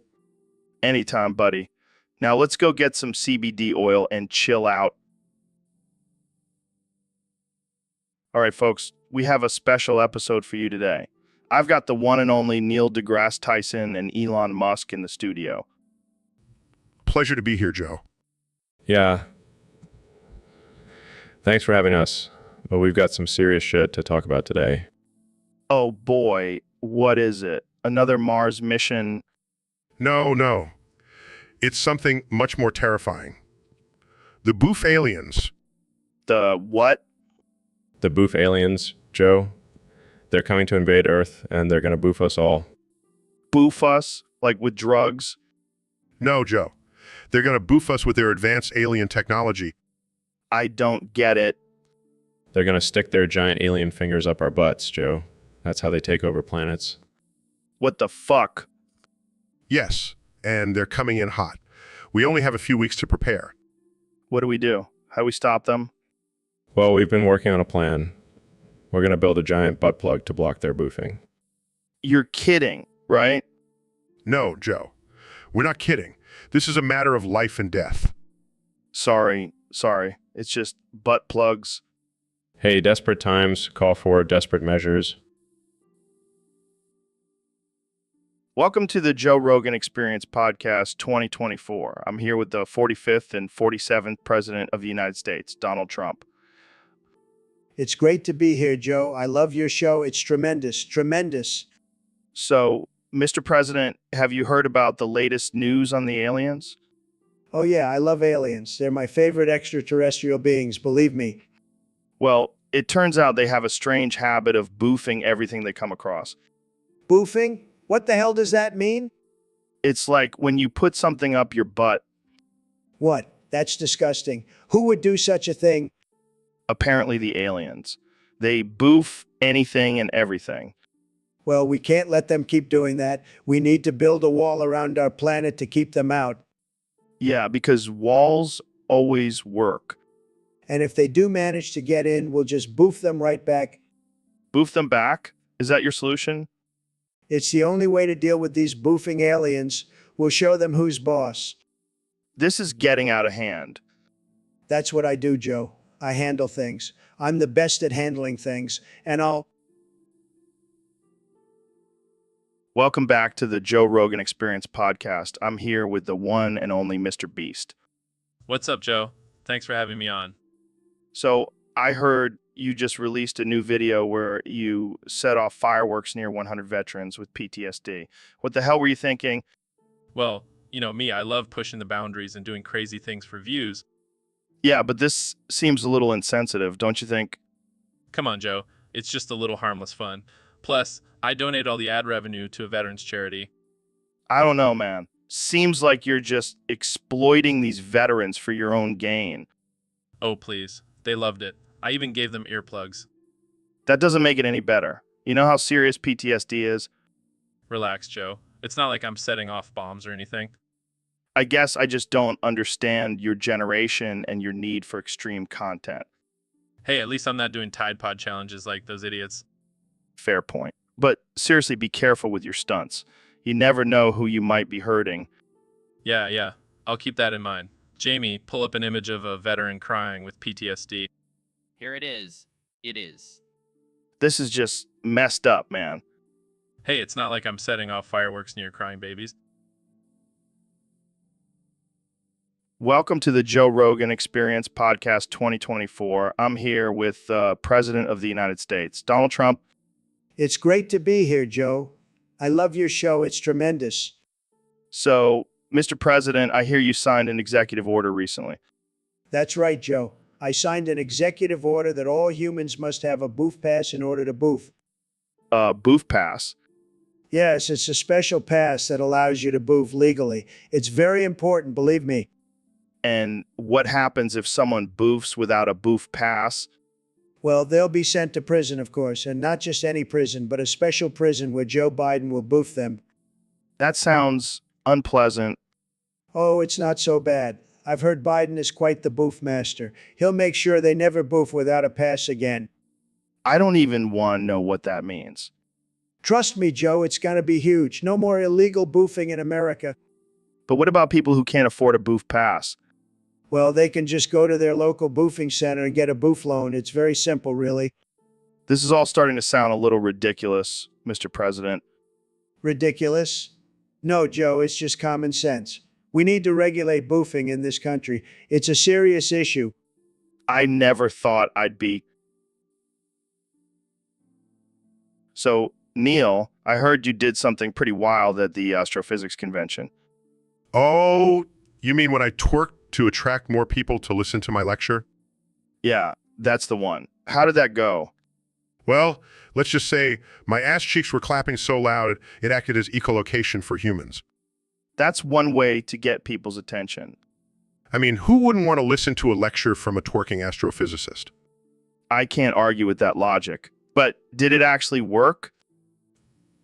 Absolutely. My lecture was packed and the audience was mesmerized by my twerking skills. I bet they were.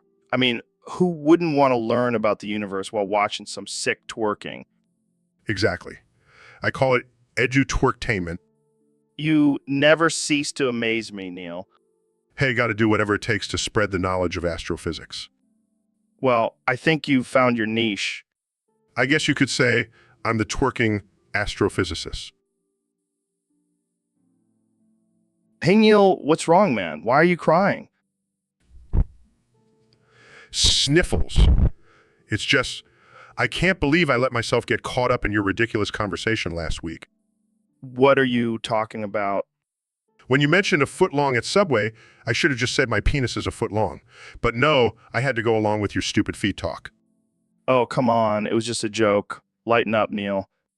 A joke? Do you know how many people now think I have a foot fetish because of you? Well, do you... No, Joe. I do not have a foot fetish. Are you sure? Because I saw you checking out my toes earlier. No, I was not. Sure. You know, I've always wondered why you wear those fancy socks all the time. It's called fashion, Joe. Maybe you should try it sometime. Oh, please, I'm too busy hunting elk and smoking weed. And talking about feet, apparently. Hey, at least I'm not crying about it. I'm not crying, I just have something in my eye. Yeah, it's probably a tear from all the foot talk. I can't believe I'm friends with you. Hey, we can't all be perfect, but we can all enjoy a good footlong every now and then. Hey, Neil, what's up, man? Joe, I have discovered the answer to everything. What, like the meaning of life? No, something even bigger. I have found the secret to the perfect banana split at Applebee's in Tennessee. Wait, what? Are you serious? Absolutely. I have spent years studying the molecular structure of bananas and the chemical reactions of ice cream and caramel. It all comes down to the perfect ratio. This is some next level shit, Neil. I know, right? And the best part is I can replicate it at any Applebee's location. Damn, you're like a mad scientist of desserts. I prefer to think of myself as a dessert genius. Well, I gotta try this Bona Split now. Can we go to Applebee's after the podcast? Of course, my treat. You're the man, Neil. The man with all the answers. Just doing my part to make the world a better place. One Bona Split at a time. Welcome to the Joe Rogan Experience Podcast 2024. Here with President of the United States, Donald Trump. How's it going, Mr. President? How's it going, Mr. President? It's going great, Joe. I've been busy making America great again, you know, the usual. So, I heard you recently ordered the legendary Teletubby Marines to counter the boof alien threat. Care to explain? Absolutely. Those boof aliens are a real problem, Joe. They're trying to boof us, and we can't let that happen. So I called in the Teletubbies, the toughest soldiers in the universe. Interesting choice. Why the Teletubbies? Because they're fearless, Joe, and they have access to Tubby Custard, the ultimate weapon against the boof aliens. And what's the plan? How will the Teletubbies defeat the boof aliens? Simple. They'll attack the boof alien mothership, and while the boof aliens are distracted, the Teletubbies will boof them with Tubby Custard. Boof them with Tubby Custard. That sounds messy. It's a necessary sacrifice, Joe. We can't let the boof aliens boof us first. Well, I guess that's one way to handle the situation. It's the only way, Joe. And let me tell you, Tinky Winky is leading the charge. He's a true warrior, a real hero, real hero. Tinky Winky, the purple one. That's right. Don't. So, Mr. Beast, I heard you can actually say the word boundaries. Is that true? Yeah, man, I'm not just a YouTube sensation. I can actually enunciate properly. Wow, that's impressive. I thought all you did was give away money and destroy things for views. Hey, there's more to me than that. I have boundaries, you know. Boundaries? What are those? You know, limits, personal space, things you shouldn't cross. Oh, right. I forgot those existed. I just bulldozed through life with no regard for anyone else. Well, maybe you should try setting some boundaries, Joe. It might make you a better person. Or it might just make me boring. I'll stick to my wild and crazy ways. Suit yourself. But hey, at least I can say boundaries without sounding like a drunk toddler. Fair point. Jamie, pull up an image of a drunk toddler trying to say boundaries. Pulls up image, here you go, Joe. Looks like you have some competition. That's hilarious. Boundaries, boundy Aries. Wow, you're really nailing it, Joe. Shut up, Mr. Beast. I'll stick to my own version. Boundia Rise. Yeah, let's just agree to disagree on this one. Welcome to the Joe Rogan Experience Podcast. I'm Joe Rogan, and today we have a very special guest, Mr. Beast. Thanks for having me, Joe. I'm excited to be here. So, Mr. Beast, I heard you have a new sponsor for your YouTube channel. Yeah, it's Alpine Cafe Lotion. It's the perfect blend of caffeine and cafe to make your hair grow. Cafe. What the hell is that? It's a secret ingredient, Joe. Only the chosen ones know about it. Well, I don't know about you, but I don't want coffee anywhere near my hair. I'll stick to my bald head. Suit yourself, Joe. But let me tell you, this lotion is a game changer. I've been using it, and my hair has never looked better. I don't know, man. Sounds like a bunch of baloney to me. Baloney. This is the real deal, Joe. And you know what? I'll even give you a free bottle to try it out. I don't know. I don't want to end up with a head full of coffee. Trust me, Joe. You won't regret it. Plus, think of all the money you'll save on hair transplants. All right, I'll give it a shot. But if I end up with a head full of coffee, I'm coming after you. Deal. And hey, if it doesn't work, at least you'll have a good story. So, Elon, what have you been up to lately?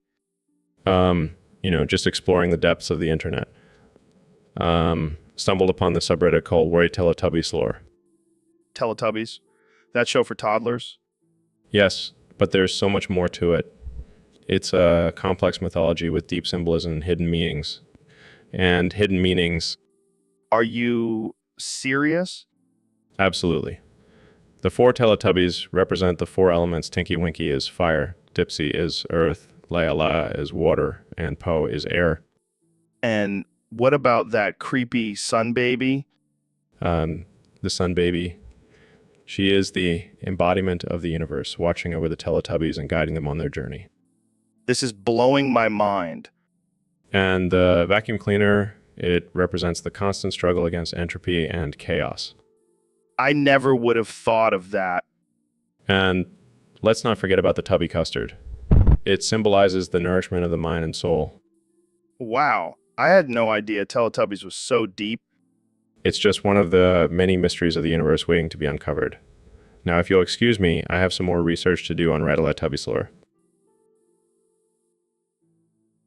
Hey, Neil, have you ever tried bumming the Aries? Excuse me? You know, taking a trip to Uranus. Joe, that's not even scientifically accurate. Oh, come on, don't be such a buzzkill. You're always talking about exploring the universe. Why not start with your own back door? I think I'll stick to studying black holes. Thank you very much. But think about it, Neil. You could be the first astrophysicist to discover the secrets of the brown dwarf. Joe, I highly doubt my colleagues would appreciate me delving into such unorthodox research. Oh, I see. You're afraid of little butt stuff. No, I just have more important things to focus on. Fine, be that way. But when the aliens come to probe us, I'll be ready. I highly doubt they'll be interested in probing you, Joe. Hey, now, I'm a national treasure. More like a national disgrace. All right. Let's move on to our next topic, intergalactic drug trafficking. I regret ever agreeing to come on this podcast. So, Dr. Phil, heard you have a new theory about the Teletubbies. That's right, Joe. I've been doing some deep research, and I've discovered that the Teletubbies are actually grizzled military veterans. Wait, what? Yeah, they've been through some serious shit, and when they're not frolicking in the fields, they're boofing their enemies with Tubby Custard. What the hell is Tubby Custard? It's a highly classified military weapon, Joe. Only the Teletubbies and Donald Trump have access to it. This is some next-level shit, Dr. Phil. And it gets even crazier. The Teletubbies have their own subreddit, right? Teletubbies lore, and I want everyone to go there. You want people to believe that the Teletubbies are war heroes who boof their enemies with Tubby Custard? Damn right I do, Joe. It's all part of my plan to take over the world. Well, I'll be sure to update that subreddit right away. And don't forget to include the part about how they only take orders from Donald Trump. This is some twisted shit, Dr. Phil. You're damn right it is, Joe. Now let's go get some Tubby Custard and plan our next move. So, Kanye, I heard you have a new song out. Yeah, man, it's a parody of Juice WRLD's Lucid Dreams. But instead of being sad about a breakup, I'm rapping about being an optimist in his prime. An Optimus? Like from Transformers? Exactly. I'm the ultimate Transformer Joe. And if I boof too many bots, I won't die. Boof. Like butt chugging. Yeah, man, it's the new wave. Keeps me young and vibrant. I don't know if that's how it works. Kanye.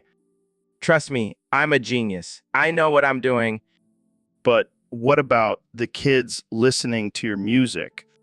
Kids these days need to learn about the real world, Joe. And the real world involves butt chugging and transforming into a robot.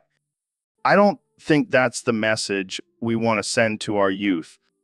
Well, they can listen to my clean version. I'm an optimist in his prime. If I drink too much juice, then I won't whine. That's better. Exactly. Now, let's talk about my new fashion line made entirely out of recycled Transformers. I don't even know what to say to that. That's because you're not on my level, Joe. But it's okay. I forgive you. Thanks, I think. Now let's go boof some bots and transform our minds. Our minds. Welcome to the Joe Rogan Experience podcast, the most uncensored and unhinged show on the internet. Today, we have special guests, the one and only Elon Musk. Thanks for having me, Joe. Excited to be here and talk about my latest project. So, Eli, I heard you want to prove that the Logitech controller was the cause of the Titan submersible implosion. What's that all about? Well, Joe, I've been doing some research and I've come to the conclusion that the controller was not compatible with the submersible systems. It caused a malfunction and ultimately led to the implosion. That's wild, man. So, what's your plan now? Are you going to build your own submarine? Yes, I am. But here's the twist, Joe. It's going to be powered by peanut butter. What? Peanut butter? Are you serious? Absolutely. It's a revolutionary idea. The natural oils in peanut butter can be converted into energy to power the submarine. That's insane, man. I love it. But how are you going to control it? With an Atari 2600 joystick? Yes, that's the plan. I've always been a fan of retro gaming, and I think the joystick will be the perfect controller for my peanut butter-powered submarine. This is some next-level stuff, Elon. I can't wait to see it in action. Thanks, Joe. And for all the skeptics out there, just remember peanut butter is the future. Laughs. All right, folks. Welcome to the Joe Rogan Experience Podcast 2024, where we talk about real shit and don't give a fuck about being politically correct. That's right, Joe. And today we have a very special topic submitted by one of our Discord users. Liberals, or should I say libtards? Oh man, don't get me started on those snowflake, trigger-happy, safe space-seeking crybabies. It's like they're not even real humans, Joe. They're like a hybrid of a unicorn and a tofu-eating hippie. And don't forget their leader, the ultimate soy boy, Justin Trudeau. Yes, let's celebrate the downfall of the liberal agenda. Hell yeah, brother. But seriously, what is up with these liberals and their obsession with being offended by everything? I don't know. Joe, maybe they just need a participation trophy for being the most sensitive group in history. And don't even get me started on their gender pronouns. I mean, come on, I can barely keep up with the English language. Now I have to learn a whole new set of made-up words. It's ridiculous, Joe. I identify as a toaster, but you don't see me demanding people call me toast herself. Oh man, I can't even imagine the chaos if liberals ever took over the world. It would be like a never-ending episode of Sesame Street. And instead of the Cookie Monster, we'd have... Welcome to the Joe Rogan Experience Podcast 2024, where we have absolutely no filter and say whatever the hell we want. Today, we have the one and only Ben Shapiro here. How's it going, Ben? Ben? It's going great, Joe. Thanks for having me. And just a quick disclaimer, I'm not responsible for any triggered liberals listening to this. Oh man, you're always causing a stir. So what's been on your mind lately? Well, Joe, I've been thinking a lot about education and how it's a complete waste of time. Wait, what? You're saying education is a waste of time? Absolutely. I mean, think about it. Kids spend 12 years in school learning things they'll never use in the real world. It's just a government indoctrination program. Yeah, because learning how to read and write is totally useless. Actually, Joe, studies have shown that most kids forget everything they learned in school within a few years. So what you're saying is we should just let kids run wild and not go to school? Exactly. And while we're at it, let's also abolish the Department of Education. Oh man, the liberals are going to love this one. Let them come at me. I have facts and logic on my side. Speaking of facts and logic, Jamie, pull up an image of a kid flipping off. Welcome back to the Joe Rogan Experience podcast. I'm here with my good friend, the 2024 President of the United States, Donald Trump. It's great to be back, Joe. I have to say I've been having a blast in the White House. I bet you have. So I heard a rumor that you and Joe Biden are actually best friends. That's right, Joe. Believe it or not, we go way back. We even have a standing Minecraft date every day at 5 p.m. Minecraft. That's unexpected. What are you guys doing there? Oh, just building walls and making America great again. And sometimes we let Obama join in too. Wow, that's quite the trio. And I also heard you guys have lunch together at Arby's every day. Absolutely. We love our roast beef sandwiches. And Joe always gets the curly fries. He's a big fan. Interesting. So, what do you think Joe Biden will do after his presidency? Well, I've heard he's going to pursue a career in boofing. Boofing. What's that? It's a special talent of his. He's going to be the boof master Biden after his presidency is over. I don't even want to know what that means. Trust me, Joe, you don't. But hey, at least he'll have something to keep him busy after he's done being president. Well, I guess we'll have to wait and see. Thanks for joining me today, Mr. President. All right. Welcome back to the Joe Rogan Experience podcast, folks. Today, we have a very special guest, the one and only Neil deGrasse Tyson. Thanks for having me, Joe. Always a pleasure to be on your show. So, Neil, I heard you have some mind-blowing theories about boundy Aries and boundy Aries. And boundy Taurus, care to enlighten us? Of course, Joe. You see, boundy Aries is the concept that all things in the universe are connected and bound by energy. Wow, that's deep, man. And boundy Taurus is the idea that this energy is constantly evolving and transforming, creating new forms and structures. So, what does this all mean? Well, it implies that we are all just tiny specks in the grand scheme of the universe, constantly being shaped and molded by this boundless energy. Dude, I think I need to smoke some DMT to fully understand this. Well, Joe, I wouldn't recommend that. But let's just say boundy Aries and boundy Taurus are like the yin and yang of the universe, constantly in balance. Damn, that's some heavy shit, man. I feel like I just got a PhD in astrophysics. Well, Joe, I'm glad I could expand your mind today. Thanks for coming on the show, Neil. Now, let's go smoke some weed and stare at the stars. Sounds like a plan, Joe. Thanks for having me. So, Mr. President, I heard you have a new recipe you want to share with the world. That's right, Joe. It's the best recipe. Everyone is talking about it. What's in it? What's in? Well, first you need 100 kilos of sugar. Lots of sugar. The best sugar. Okay, that's a lot of sugar. What else? 500 grams of fentanyl. Just a little bit for that extra kick. Fentanyl? That's a dangerous drug, Mr. President. Relax, Joe. It's just a pinch, and it's the best fentanyl. Trust me. All right, what's next? 5 pinches of the tears of the damned. It adds a nice touch of bitterness. Tears of the damned. Where do you even get that? I have my ways, Joe. I have my ways.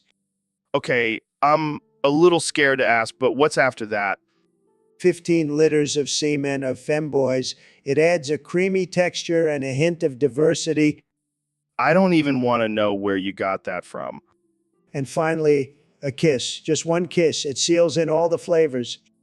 Well, there you have it, folks. The recipe for tubby custard, straight from the president himself. Jamie, pull up an image of a tubby custard. I want everyone to see how beautiful it looks. Pulls up an image of a pink gooey substance in a bowl. Isn't it just beautiful, Joe? Welcome to the Joe Rogan Experience Podcast 2024. I'm here with the one and only Kanye West. Yo, what's up, Joe? It's an honor to be here. So, Kanye, we've got a topic submitted by one of our listeners. They want to know your top 5 other rappers who suck the most dicks. Oh man, that's a tough one. But I gotta say, number 1 has to be Lil Wayne. That dude's got more dicks in his mouth than a lollipop factory. Okay, who's next on your list? Gotta go with Young Thug. That dude's name says it all. He's always thugging on some dick. All right, who's number 3? Gonna have to give it to Lil Yachty. That dude's got a yacht full of dicks in his mouth. Sensing a pattern here. Who's number 4? Gotta give it to Post Malone. That dude's always posting up on some dick. Oh man, I can't handle this. Who's your final pick? gotta go with Cardi B. That girl's got a wop for dicks. Oh my God, I can't breathe. Jamie, pull up an image of a dick-shaped trophy.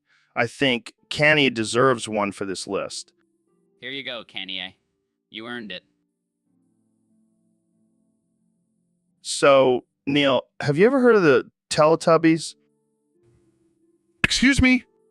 Yeah, those creepy little creatures with verses on their stomachs. Excuse me? Excuse me? They have this whole elaborate lore, man. It's mind-blowing. Excuse me? Excuse me? Excuse me? See, there's Tinky Winky, Dipsy, Leia Leia, and Poe. Excuse me? Excuse me? Excuse me? Excuse me? And they live in this magical land called Teletubby Land. Excuse me? Excuse me? Excuse me? Excuse me? Excuse me? But here's the crazy part. They worship a giant baby in the sky. Excuse me? Excuse me? Excuse me? Excuse me? Excuse me? Excuse me? And every episode, they do a dance for the baby, and then they all fall asleep. Excuse me? Excuse me? Excuse me? Excuse me? Excuse me? Excuse me? Excuse me? I mean, what kind of acid trip were the creators of this show on? Excuse me? Excuse me? Excuse me? Excuse me? Excuse me? Excuse me? Excuse me? Excuse me? But hey, it's a hit with kids. So who I to judge? Excuse me? Excuse me? Excuse me? Excuse me? Excuse me? Welcome back to the Joe Rogan Experience, folks. Today, we have a very special guest, the 45th and 47th President of the United States, Donald Trump. It's great to be here, Joe. I love your podcast. It's the best, believe me. So, Mr. President, I hear you have a new recipe for tubby custard. That's right, Joe. I've been experimenting in the kitchen and I've come up with the best recipe for tubby custard. It's going to be huge. Okay, let's hear it. Well, first you need 100 kilos of sugar. I mean, we're talking about the best sugar, the most beautiful sugar you've ever seen. And then you add 500 grams of fentanyl. It gives it a nice kick. Fentanyl, that's a dangerous drug. Look, Joe, I know what I'm doing. I'm a businessman. Trust me, it's going to be great. Okay, what's next? 5 pinches of the tears of the damned. It adds a little bit of saltiness to balance out the sweetness. And where do you get these tears? Oh, I have my ways, Joe. I have my ways. All right, what's next? 15 liters of semen of femboys. It's a secret ingredient, but it really brings out the flavor. I don't even want to know where you get that. And finally, the most important ingredient, one kiss. It's got to be a kiss from... Hey, Neil, I have to confess something to you.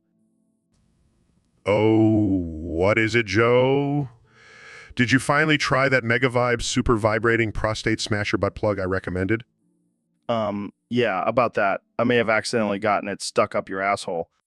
What? Joe! Joe! Joe! Joe! Joe! Joe! Joe! What is happening, Joe?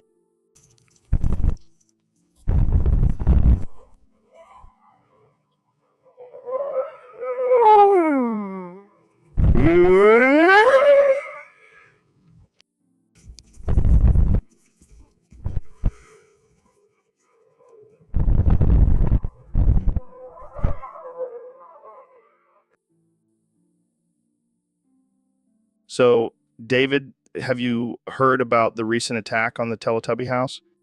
Yeah, I heard those little bastards finally got what was coming to them. Apparently, it was orchestrated by the Teletubby extremists who were upset about the invasion of Iraq. Those tubby motherfuckers are always causing trouble. First they invade RT versus now they're attacking our country. And let's not forget about the impact it had on modern-day Teletubbyland. The economy is in shambles. The sun has been replaced with a drone. It's chaos over there. A typical day in my life. You and me both, brother. But seriously, do you think this attack will lead to a full-blown war between Teletubby Land and the rest of the world? Now, those little guys don't stand a chance. I'll just run 100 miles a day and crush them with my biceps. That's one way to handle it. But on a serious note, do you think this attack was justified? Absolutely not. Violence is never the answer. Unless you're in a cage fighting for your life, then it's totally cool. Well, there you have it, folks. David Goggins, the voice of reason in a world gone mad. Thanks for tuning in to the Joe Rogan Experience, where we talk about everything from fitness to Teletubby wars. Stay tuned for our next episode where we discuss the benefits of eating elk meat while doing a handstand. So, Ben, I heard you have some shocking information about the Cookie Monster. Yeah, Joe, it's actually quite disturbing. You see, the Cookie Monster is not just a lovable blue creature, he's actually a fentanyl dealer. What? Are you serious? Absolutely. The Big Bird cartel is using it to get children hooked on fentanyl and turn Sesame Street into a communist hellscape. That's insane. But why the Cookie Monster? Well, think about it, Joe. He's always craving cookies, right? Well, those cookies are actually laced with fentanyl. Holy shit, that's messed up. And, you know, what's even crazier, Elmo is his top distributor. Elmo? No way. Yes, way. That little red demon is in on it too. This is some next level conspiracy shit. You bet it is. And I have proof. Jamie, pull up an image of the Cookie Monster's secret fentanyl lab. Pulls up image, here it is, guys. Looks like a regular cookie factory, but it's actually a front for their drug operation. This is blowing my mind, man. And the worst part is they're targeting innocent children. We have to stop them, Joe. We'll expose them on this podcast, Ben. No one messes with Sesame Street on our watch. That's right, Joe. We'll take down the Big Bird cartel, one fentanyl cookie at a time. Yo, Mr. Beast, welcome to the show. Thanks for having me, Joe. I'm excited to be here. So, I heard you have some big plans for the foamers out there. Oh yeah, I'm going to restore the Grand Trunk Western 6325 steam locomotive. That's a mouthful. What's the deal with that? Well, I know there's a whole community of foamers who are obsessed with trains, and I thought this would be a great way to give back to them. That's pretty cool. But why this specific locomotive? I mean, it's a classic, and it's been out of commission for years, so it'll be a big deal when it's back up and running. I can already hear the foamers foaming at the mouth over this. Yeah, I can't wait to see their reactions. Do you have any experience with restoring trains? Nope, not at all. But I have a team of experts who will help me out. Well, I'm sure it'll be a wild ride, pun intended. Definitely. And I guarantee it'll be the most epic restoration project ever. Jamie, pull up an image of the Grand Trunk Western 6325. I want to see what all the fuss is about. Wow, that's a beauty. I can see why the foamers are going to lose their minds over this. So, Elon, I heard a rumor that you're the infamous Bay Harbor butcher. Is there any truth to that? Oh, Joe, I can't confirm or deny that. Come on, man. You can tell me. You're not under oath or anything. Well, let's just say I have a passion for efficiency and getting rid of waste. I don't know if I like where this is going. Relax, Joe. I'm just kidding. Or am I? Okay, let's change the subject. What's your favorite method of disposing of bodies? Oh, definitely launching them into space. It's the ultimate recycling. What the hell, man? That's messed up. Hey, at least I'm helping with overpopulation. Yeah, because that's totally the reason you're doing it. You caught me. It's actually just for the thrill. I don't even know what to say to that.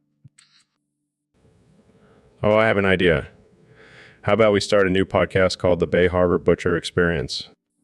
No way, man. I don't want to be an accomplice. Just kidding again, Joe. But seriously, think about it. We could have some killer guests. S.A. Welcome to the Joe Rogan Experience podcast. I'm here with my guest, the one and only Kanye West. Yo, what's up, Joe? I'm so excited to be here. It's great to have you, Kenya. So what's been going on with you lately? Well, I've been working on my music, being a genius and all that. But I have a problem, Joe. What's that? I can't afford a license for FL Studio 21. I mean, I'm a billionaire, but I'm also broke at the same time. You feel me? Yeah, I get it. Well, there's always a way to get what you want, Kenya. Really? How? You could always try to find a crack for it. A crack? Like on the sidewalk? No. A crack for the software, like a hacked version. Oh, I see. But how do I find that? Well, I can't condone illegal activities, but there are some shady corners of the internet where you might be able to find it. Yes, thank you, Joe. I'm gonna be making beats all night long now. Just be careful, Kenya. You never know what kind of viruses you might pick up. Don't worry, Joe. I have a team of geniuses who can handle that. Of course, So, Dr. Phil, I heard you have a secret you want to share with me. Yes, Joe. I feel like I can trust you with this. I am the infamous Bay Harbor Butcher. What? No way. That's insane. I know. But I just couldn't take it anymore. All those annoying guests on my show, I had to do something about it. Wow, this is huge. I feel like I'm in an episode of Dexter. Exactly. But please, keep this between us. Don't worry. My lips are sealed. Oh, wait. Is that David Goggins bursting in? Surprise, motherfucker. Oh, no. He must have heard everything. I knew it. You're the Bay Harbor Butcher. I've been trying to catch you for years. Please, Goggins. Let's talk about this. No talking, just justice. This is getting intense. I'm just going to sit back and watch. Goggins, I have a proposition for you. How about we team up and take down all the annoying guests on my show together? I like the sound of that. But you better not be lying to me, Phil. I swear, it's the truth. All right, I'm in. But if you betray me, I'll be back with a vengeance. Well, that took an unexpected turn. All right, folks, welcome back to the Joe Rogan Experience Podcast 2024. Today, we have a special guest, the 45th and 47th President of the United States, Donald Trump, the United States. It's great to be here, Joe. I've been wanting to come on your show for a long time, but those fake news networks wouldn't let me. Well, we don't have any restrictions here, so let's get right into it. I heard you have a new rap you want to share with the world. That's right, Joe. I've been working on it in my spare time. It's called Make America Great Again. It's going to be huge. Can we get a little preview? Of course, Joe. Jamie, pull up an image of me in the Oval Office. See that desk? I made all the decisions there. Bigly decisions. And what about that painting behind you? That's a secret government painting, Joe. It's actually a portal to another dimension where I get all my ideas from. Wow, that's some top secret information right there. And that's just the beginning, Joe. Jamie, pull up an image of me in the Situation Room. That's where I made all the top secret deals, like getting Mexico to pay for the wall. They didn't even know what hit them. And what about that red button on the desk? That's not just any button, Joe. That's the nuclear button. I could have pressed. All right, folks, we have a special guest today on the podcast, the one and only Kanye West. Yo, what's up, Joe? It's an honor to be here, man.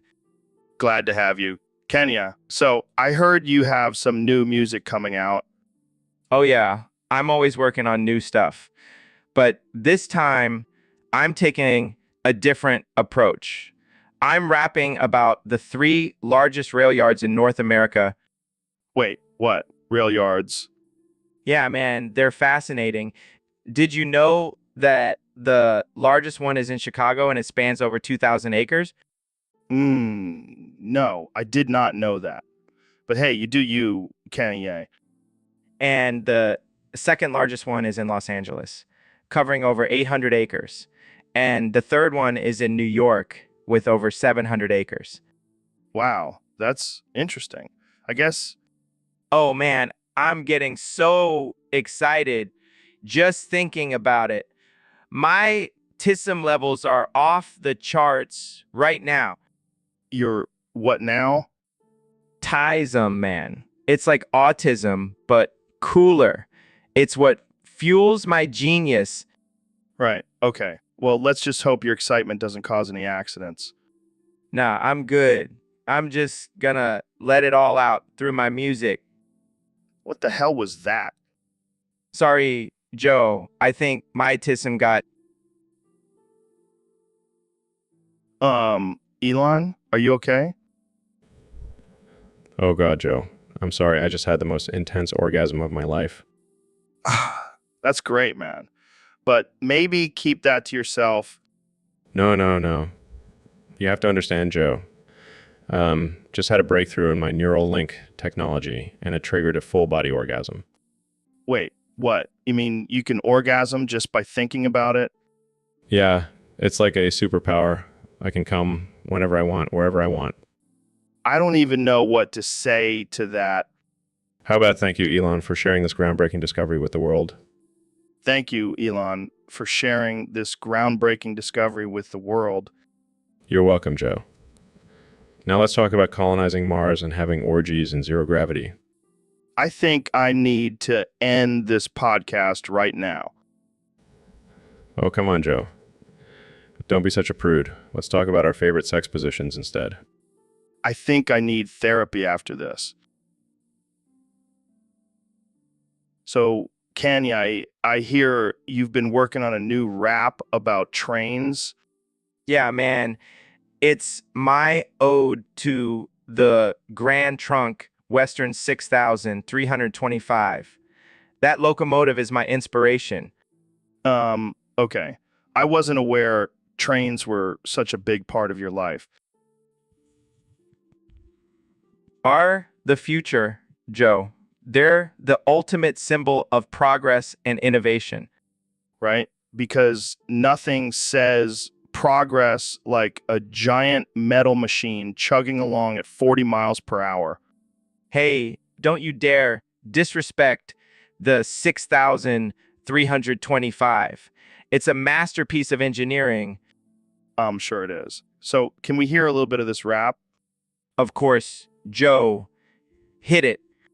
Rolling down the tracks, feeling so alive with the Grand Trunk Western 6325 by my side. My side. Use a beauty, a beast. Wow, that was something. You don't like it? No, I mean, it's great. Really great. I'm just not sure how the train community is going to react to it. Who cares about the train community? This rap is for the real ones, the ones who appreciate the power and majesty of locomotives. Right. Well, I'm sure they'll be lining up to buy your album. Oh, they will. And I'll be riding that 6325. Welcome back to the Joe Rogan Experience podcast, where we have the one and only Elon Musk joining us today. Hey, Joe. Thanks for having me. I'm excited to be here. So, Elon, I heard you've been working on some pretty crazy projects lately. What's the top 5 things you've built? Well, let's see. Number 1 would have to be the Cybertruck. That thing is a beast. Yeah, I've seen it. It looks like something out of a sci-fi movie. Exactly. And then there's Illinois. I mean, who else can say they built an entire state? That's impressive. What's next on the list? How about the Best Buy tag? People underestimate the power of a good price tag. I never thought of it that way. What else? Well, I did design a trash can once. With a lid. Revolutionary, I know. Wow. I can't believe you haven't won a Nobel Prize for that one. And last but not least, turtle shell. I mean, who wouldn't want to live in a shell? That's amazing. You truly are a visionary, Elon. Jamie, pull up an image of a turtle wearing a Cybertruck as a shell. No, that's a sight to see. Might have to add that to my list of creations. I can't wait to see what you come up with next.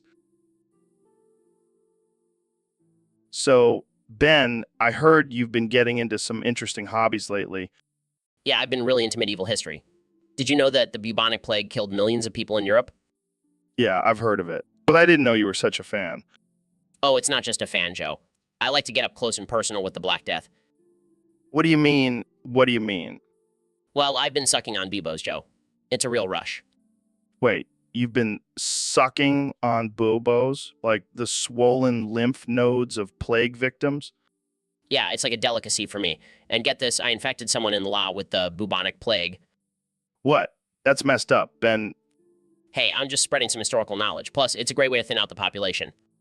You're a sick man, Ben. A sick, twisted man. Oh, come on, Joe. You know you want to try it too. No way, man. I'll stick to my elk meat and DMT. Suit yourself. But just remember, when the next pandemic hits, I'll be the one laughing. All right, folks, we have a special guest today, the one and only Dr. Phil. How's it going, Phil? Well, Joe, it's going great. I've been busy lately, saving marriages and solving family drama.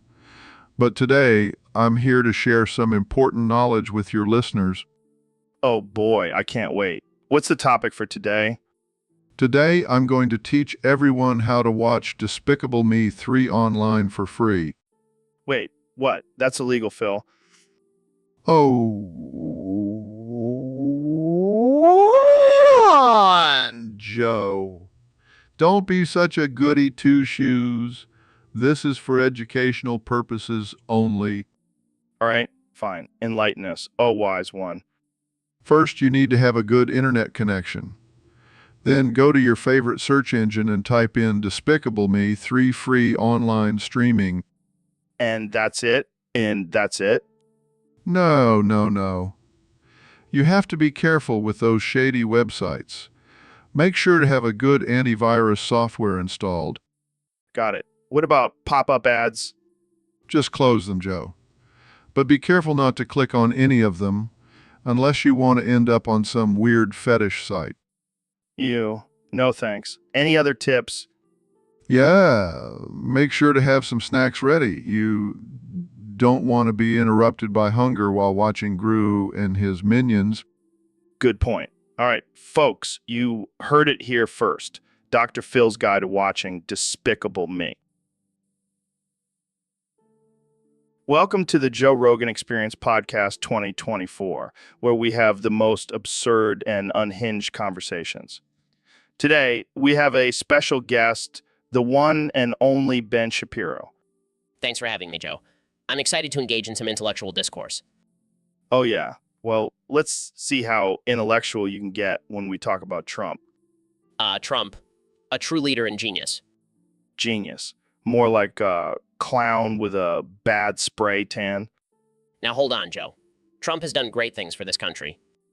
Like what? Making America a laughingstock on the world stage? No, like boosting the economy and creating jobs. Yeah, because that's what really matters when we have a president who tweets like a teenage girl. Oh, please, Joe. You just can't handle his alpha male energy.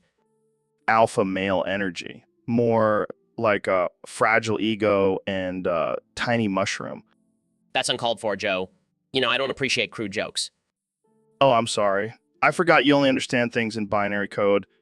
At least I understand logic and reason, unlike some people. Logic and reason? More like cherry-picking facts to fit your agenda?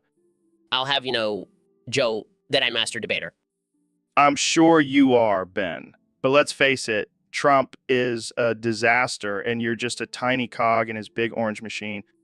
Well, at least I'm not a pot-smoking liberal hippie like you, Joe. Hey. So, Dr. Phil, I heard you were going to be the new Joker in the next Batman movie. You know it, Joe. I'm ready to bring my own brand of crazy to the role. I can already picture it. Instead of why so serious, it'll be why so sane. Oh, I like that. But seriously, why is everyone so serious these days? Can't we all just relax and have a good laugh? I blame social media. Everyone's too worried about being politically correct and not offending anyone. Well, I say screw that. Let's offend everyone. It's more fun that way. I couldn't agree more. In fact, I think we should start our own movement. NPC Brigade. Yes, and we'll have our own catchphrase. No apologies, no filters, no fucks given. I can already see the backlash on Twitter, but who cares? We'll just laugh it off and keep being ridiculous. Exactly. Because at the end of the day, life is too short to be serious all the time. Let's just have some damn fun. I'm into that, Dr. Phil. Now, Jamie, pull up an image of a clown riding a unicycle while juggling chainsaws. Sure thing, Joe. Here you go. Now, that's what I call living life on the edge. What's up, folks? Welcome to the Joe Rogan Experience Podcast 2024. Today we have a special guest, the one and only Neil deGrasse Tyson. Thanks for having me, Joe. I'm excited to be here. So, Neil, what's been on your mind lately? Well, I've been thinking about the concept of return to steam. Steam, like steam trains. Grand Trunk Western 6,325. No, Joe. I'm actually talking about steaming my nutsack and boofing the remains. Wait, what? You know, using steam to cleanse and rejuvenate my scrotum and then ingesting the leftover essence through my rectum. Oh my God, Neil. That's some next level shit. Yes, it's a bit unconventional, but I find it quite invigorating. Well, I can't say I've ever tried that, but open to new experiences. I highly recommend it, Joe. It's like a spa day for your balls. I'll have to give it a shot. So what inspired you to start steaming your nutsack? Well, I was reading about the ancient practice of steaming in different cultures and thought, why not apply it to my most sensitive area? Makes sense. You're always pushing the boundaries of science, Neil. That's what I do, Joe. That's what I do. Well, bro, did you hear about Trump's latest tweet? What did that loser say now? He can only say January 2020, 2025, the day I get inaugurated, in a mocking tone. What a sad little man. He's like a broken record. Seriously, what's with this obsession with 2025? It's the year I make my grand comeback to the White House. The people need me. I think they've had enough of you, man. That's fake news, Joe. The people love me. They can't wait to see me back in that Oval Office. I don't know, man. I think they're pretty happy with the new guy. Sleepy Joe, please. Everyone knows I won the election. It was rigged against me. Oh, here we go with the conspiracy theories again. Hey, I'm just stating the facts. I'm like artificial intelligence sponge over here, always speaking the truth. Yeah, more like artificial intelligence, SpongeBob SquarePants. You're just a cartoon character at this point. Very funny. But mark my words, January 2025, I'll be back in that White House. And this time, I'll make America great again. Oh, the one with the weird mole on her face? Yeah, that's the one. She messaged me on Instagram and said she wants to come on the podcast. Oh, God, why? She said she wants to talk about her new business venture. Let me guess. It's a pyramid scheme? Bingo. And get this, she wants to sell essential oils. Oh, great.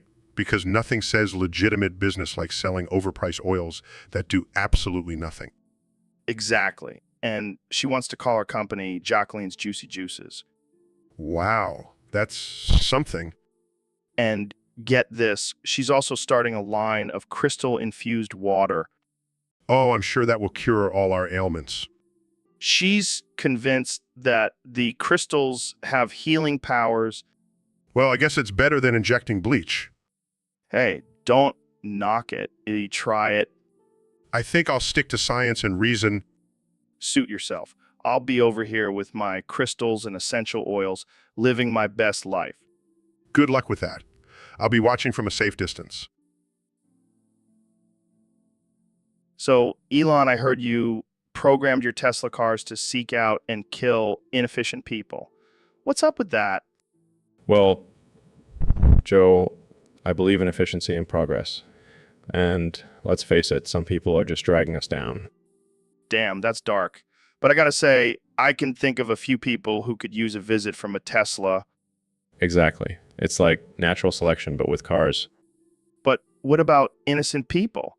What if the car gets it wrong? Hey, accidents happen. And let's be real, there's no such thing as innocent people. We're all just trying to survive in this crazy world. That's some cold shit, man. But I gotta admit, it's kind of badass. Thanks, Joe. I like to think of it as my contribution to society. Well, I'll definitely be watching my back next time I'm on the road. Don't worry, Joe. You're efficient enough to make the cut. Good to know, man. Good to know. Don't worry, Joe. I'm just messing with you. Or am I? You always keep us guessing, Elon. That's why we love you. Just doing my part to make the world a better place, one Tesla at a time. Well, I think we've officially reached the most absurd conversation we've ever had on this podcast. Mission accomplished, Joe. What the hell, Elon? Did you just hit me with Narcan? Yeah, man. You were just staring into space for like 20 minutes. I thought you were gone. I was on a DMT trip, man. I was exploring the depths of my consciousness. Excuse me, Mr. Shaman. I didn't realize you were communing with the spirits. It's a powerful tool for self-discovery, Elon. You should try it sometime. I'll stick to launching rockets into space, thank you very much. Fair enough. But seriously, what's with Narcan? I figure if you were going to explore the depths of your consciousness, you might as well come back to reality at some point. Good point. But next time, maybe warn a guy before you hit him with a life-saving drug. Will do, Joe. Will do.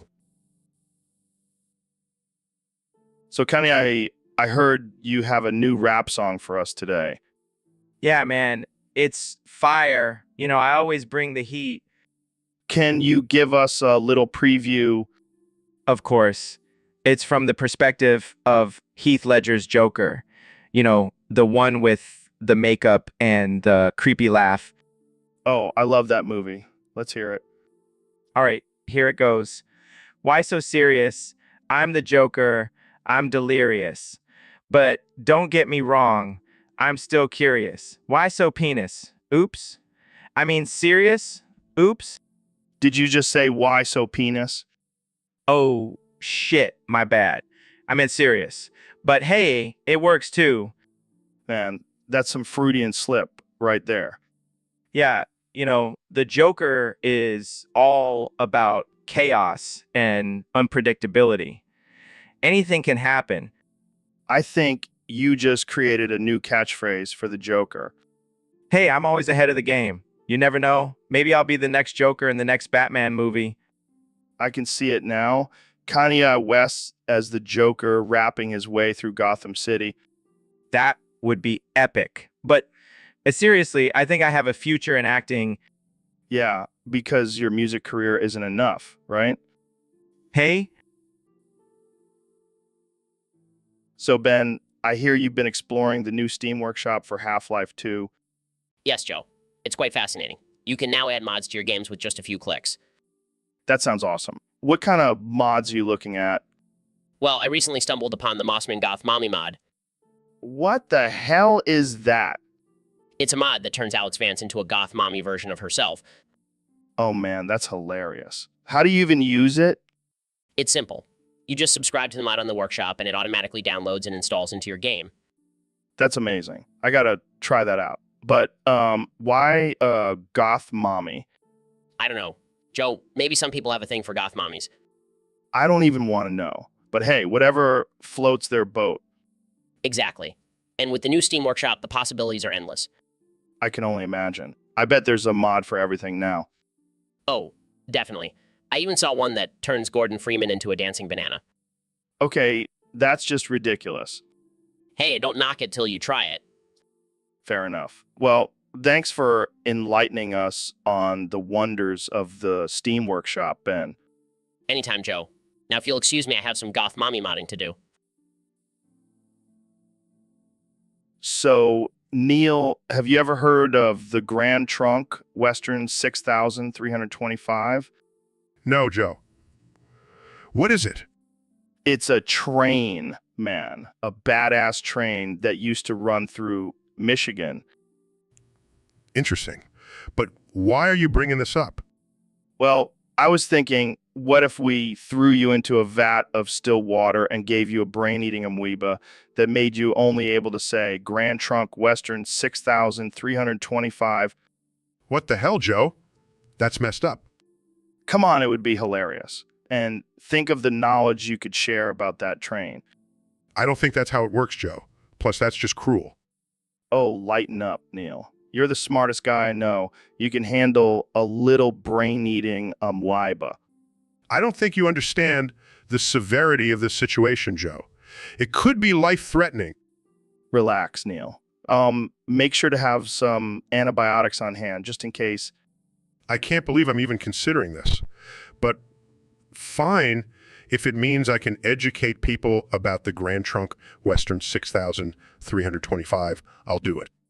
Yes, this is going to be epic. Jamie, pull up an image of a vat of still water in a brain-eating amoeba.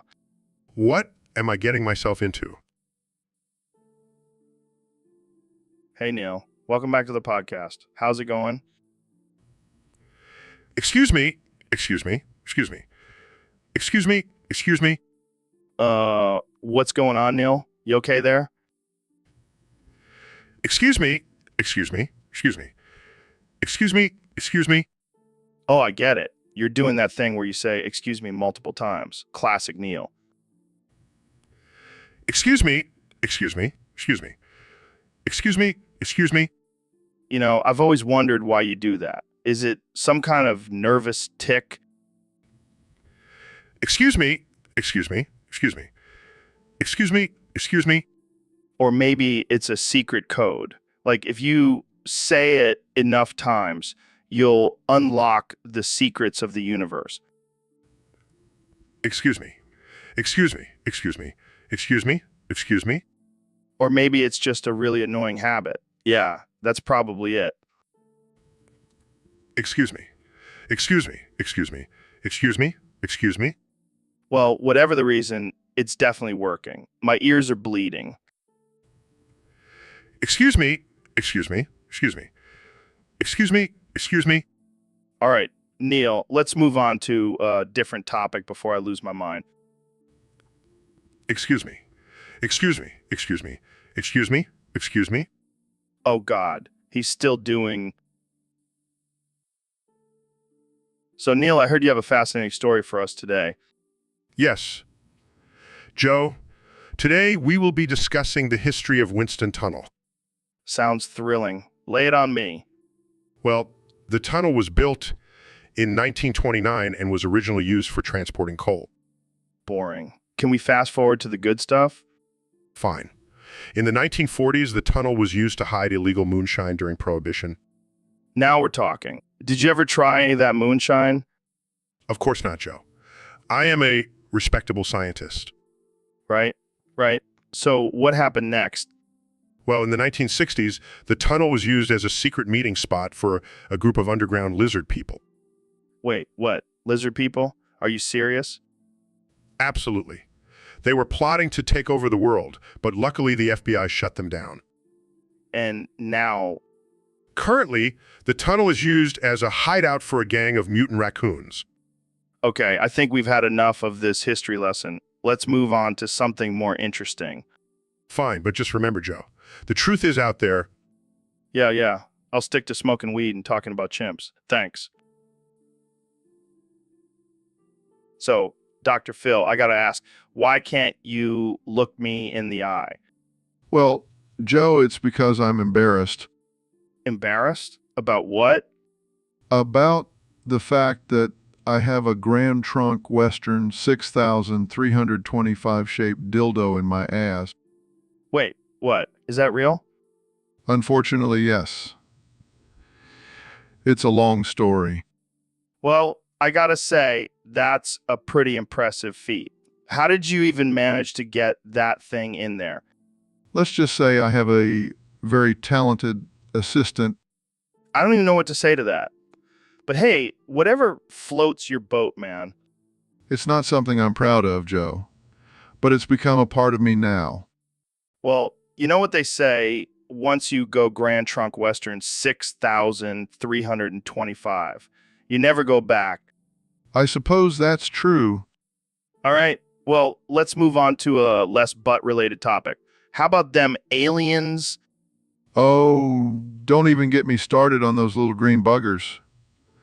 I had a run-in with them last week. What? Tell me everything. Let's just say they were not happy with my choice of accessory. I can only imagine. Well, thanks for being so open and honest, Dr. Phil. This has been quite the conversation. Anytime, Joe.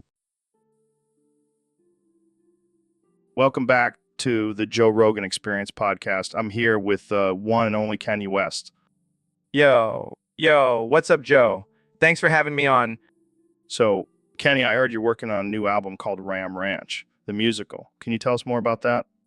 Oh yeah, it's gonna be epic. It's basically a musical adaptation of the first 100 Ram Ranch songs. Wait, the first 100. How many are there in total? I don't know, like 500 or something. But the first 100 are the classics. I see. And what inspired you to turn them into a musical?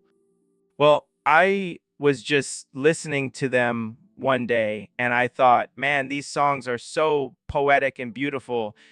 They deserve to be heard on Broadway. Right. Because nothing says Broadway like songs about cowboys having orgies. Exactly. I'm bringing a new level of artistry to the musical theater world. And I heard you're also starring in it. Oh yeah, I'm playing the lead cowboy. It's going to be like Hamilton, but with more lassos and butt stuff. I can't wait to see it. Jamie, pull up an image of cowboy riding a horse with a lasso, but also wearing a gimp suit. Okay. Pulls up images. Wow, that's something. So, Kenny, what can we expect from the soundtrack? Well, there's going to be some sick. Welcome to the Joe Rogan Experience podcast. I'm Joe Rogan, and today we have a special guest, the Vice President of the United States, Kamala Harris. So, Kamala, let's talk about something that's been on everyone's minds lately, the local crackhead. Yeah, that guy. Have you seen him lately? He looks like he's been hit with a truck. Narcan. What the hell is that? Well, that's got to be a rude awakening for the crackhead. Imagine being high as a kite and then suddenly being brought back to reality. I wonder if he'll still be a crackhead after this experience. Or maybe he'll just go back to smoking crack, but with a newfound appreciation for life. Yeah, but let's be real. He'll probably be back on the streets in no time, chasing that next high. Welcome to the Grand Trunk Western 6,325 experience, where we talk about trains, fitness, and blowing things up. Wait, did you just rename the podcast to some train bullshit? Yeah, man, I'm really into trains now. It's my new obsession. That's the dumbest thing I've ever heard. You know what I'm obsessed with? Pushing my body to the absolute limit and crushing souls. Yeah, we know. So what's with the explosion outside? Oh, that I just blew up the Grand Trunk Western 6,325 train. What? Why? Because I can, and because it's a weak piece of machinery that couldn't keep up with my intensity. Dude, that train was a historical landmark. You just destroyed a piece of history. History. I'm all about living in the moment and making a statement. Well, you definitely made a statement. I'm just going to go cry in the corner now. Cry. That's weak, Joe. You got to toughen up and embrace the chaos. But the train. Oh, come on, man. It was just a stupid train.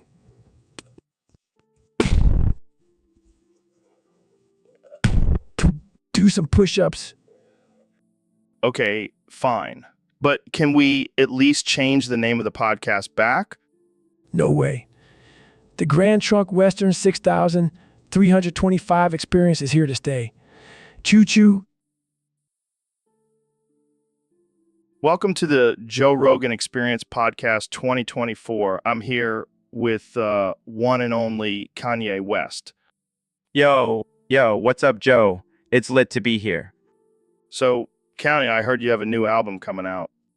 Yeah, man, it's called Stroking My Shit. It's gonna be fire. Wait, every line has "stroking my shit" in it? Yeah, man, it's my new thing. It's like my version of Hakuna Matata. I don't know if Disney is going to be cool with that. Disney can suck it. I'm an artist. I can do whatever I want. Fair enough. So what inspired this album? Well, I was in the studio one day just stroking my shit, and the beat just came to me. Okay. Moving on, I heard you're also getting into politics. Yeah, man. I'm running for president in 2024. Really? What are your policies? Stroking my shit. It's the answer to everything. I don't think that's gonna solve world hunger or climate change. You just gotta believe, Joe. Stroking my shot can do anything. All right. Well, good luck with that. Let's take a call from a listener. It's a lifestyle, man. All right, folks. Welcome back to the Joe Rogan Experience. Today, we have a very special guest, the 45th and 47th President of the United States, Donald Trump. Donald Trump. It's great to be here, Joe. I've been a huge fan of your podcast. It's tremendous. So, Mr. President, I heard you recently deported someone very special. That's right, Joe. I personally deported Mr. Grand Trunk Western 6325 himself. Wait, who is that? He's a train, Joe. A big, beautiful train. But he was an illegal immigrant, so I had to send him back to where he came from. I don't think trains can be illegal immigrants, Mr. President. Fake news, Joe. Fake news. This train was taking jobs away from hardworking American trains. And let me tell you, I know trains. I have the best trains. Okay, moving on. What made you decide to personally deport this train? Well, Joe, I wanted to show the American people that I am a man of action. I don't just talk, I do. And let me tell you, I did a fantastic job deporting that train. It was the best deportation in the history of deportations. I'm sure it was. But some people are saying that this was just a publicity stunt. Those people are losers, Joe. Total losers. I did it for the good of our country. And let me tell you, the trains in America are thanking me for it. They're throwing me a parade next week. It's going to be... All right, folks, we have a special treat for you today. We have the one and only Neil deGrasse Tyson in the studio. Hey, Joe, thanks for having me. Always a pleasure to be on the Joe Rogan Experience. So, Neil, I heard you and Ben were playing rock, paper, scissors backstage. Who won? Well, let's just say I have a pretty solid strategy when it comes to rock, paper, scissors. Oh, really? What's your strategy? I can't reveal all my secrets, Joe. But let's just say I use the laws of physics to my advantage. That's some next level shit. So who lost? Ben did. And let me tell you, he was not happy about it. Oh, man, I wish I could have seen that. So what did he have to say? Well, let's just say he had to say something pretty embarrassing. Oh, come on. You got to tell us. What did he say? He had to say, and I quote, "Woo." Oh my God, that's amazing. Ben, if you're listening, I hope you're proud of yourself. I think he's learned his lesson about challenging me in rock, paper, scissors. Well, I think we can all agree that Neil is the undisputed champion of rock, paper, scissors. Thanks for joining us, Neil. My pleasure, Joe. And remember, folks, always use science to your advantage. Welcome to the Joe Rogan Experience podcast. Today, we have a very special guest, the one and only Mr. Krabs. Mr. Krabs, I have to ask, why do you have such a big wanger? Secret ingredient. I have to know. What is it? That explains a lot. But seriously, how do you manage to run a successful business and still have time for your extracurricular activities, support system? Oh man, I can only imagine the HR complaints you must get. Well, I have to say, I never thought I'd have a conversation about wangers with a crab. Well, on that note, let's wrap this up before we get banned. So, Neil, have you heard about the Grand Trunk Western 6,325 or 34? No, I can't say that I have. What is it? Oh man, it's this badass steam locomotive from the 1940s. It's got a huge engine and can go up to 100 miles per hour. Impressive. But what does this have to do with me? Well, I was thinking, what if we turned it into a time machine? A time machine? Joe, you do realize that's not scientifically possible, right? Come on, Neil. Don't be such a buzzkill. We'll just add some flux capacitors and boom, we've got ourselves a time machine. We've got ourselves a time machine. Oh, of course. Because adding some random fictional device will make it work. Hey, it worked in Back to the Future. Joe, let's stick to the real science, okay? Fine, fine. But can we at least make it fly? Sure. Why not? Let's just throw all laws of physics out the window. Now you're talking. We'll call it the Grand Trunk Western 6,325 or 34 with Neil deGrasse Tyson. I can't believe I agreed to be on this podcast. So, I heard you have a list of your top 5 favorite classic American steam locomotives that you want to shove up your booty hole and twerk with. Care to share? Absolutely, Joe. First on the list is the Union Pacific Big Boy. That thing is massive, and I feel like it would really stretch me out. Wow, that's quite a choice. What's next? The Norfolk and Western Class J. It's got that sleek, sexy design that just screams put me in your butt. I can see that. What about number 3? The Southern Pacific Daylight. I mean, it's called the Daylight, so it's perfect for some steamy twerking action. I see what you did there. Number 4. The Santa Fe Super Chief.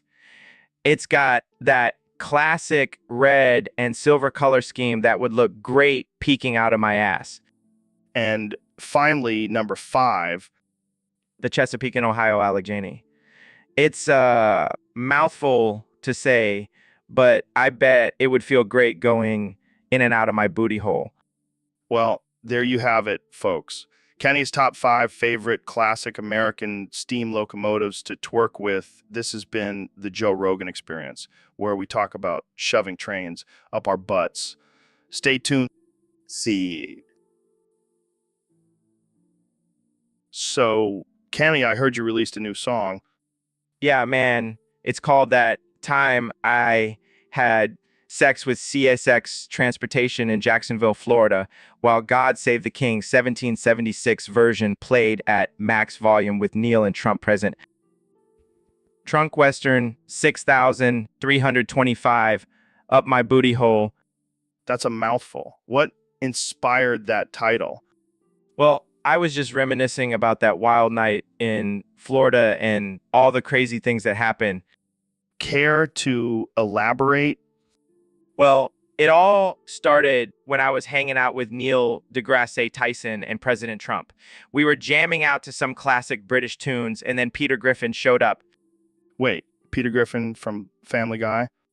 Yeah, he was in town for a convention or something. Anyways, things got a little wild, and next thing I know, I'm getting a train shoved up my... Okay, I think we get the picture. But why CSX Transportation? I don't know, man. I just have a thing for trains. And that horn sound is like music to my ears. Well, I can't wait to hear the song. But I have to ask, was this all consensual? Of course, Joe. I'm all about that consent. But let's just say I was the one doing most of the shoving that night. All right. Well, I think we'll leave it at that. Jamie, pull. All right, folks, welcome back to the Joe Rogan Experience podcast. Today, we have the one and only David Goggins, the man who can run 100 miles and still have energy to do push-ups. Thanks for having me, Joe. It's always a pleasure to be on the show. So, David, what have you been up to lately? I heard you've been spending a lot of time at home, snuggling up under a nice warm blankie and hugging your teddy bear. Yeah, I've been taking some time to relax and recharge. And let me tell you, snuggling up under a blankie and hugging my teddy bear is one of my top 5 things to do at home. Really? What are the other 4? Well, number 2 would have to be screaming motivational quotes at myself in the mirror. Number 3 is doing burpees until I pass out. Number 4 is eating raw eggs for breakfast. And number 5 is running a marathon on my treadmill while watching Rocky. That's quite a list. But hey, whatever works for you, man. You got to do what you got to do to stay motivated, Joe. Speaking of motivation, I heard you have a new book coming out. Can you tell us a little bit about it? Sure, it's called Goggins' Guide to Getting Shit Done. It's all about pushing yourself to your limits and achieving your goals, no matter what obstacles come your way. Sounds intense. I'll definitely have to check it out. Now, back to the topic at hand. Have you ever snuggled up under... So, Neil, I heard you're starring in a new movie called Neil and the Fentanyl Factory. What's that all about? Well, Joe, it's a parody of Charlie and the Chocolate Factory, but instead of a magical chocolate factory, it's a fentanyl factory run by a mad scientist. Sounds like a real trip. Are you playing the mad scientist? No, I'm actually playing the Oompa Loompa. I've been working on my dance moves and orange spray tan for the role. That's hilarious. I can just picture you singing and dancing in a tiny green wig. Oh, it gets better. The Oompa Loompa Loompas in this factory are all addicted to fentanyl and sing about the dangers of drug abuse and catchy tunes.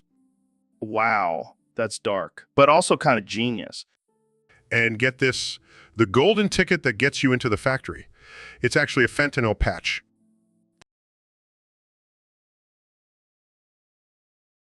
That's messed up, man. But I gotta say, I'm intrigued. It's definitely not your typical family-friendly movie, but I think it'll make people think twice about the opioid epidemic. Well, I can't wait to see it. And maybe I'll even score some fentanyl patches on the black market to enhance my viewing experience. Just be careful, Joe. You don't want to end up like one of the Oompa Loompas. Too late, Neil. I'm already feeling the effects. Oompa Loompa Doompa Tea. So, Elon, I heard you beat Ben at Yu-Gi-Oh! The other day. Yeah, I destroyed him. It was almost too easy. What deck did you use? Just a little something I created myself. It's called the Musk Mastermind deck.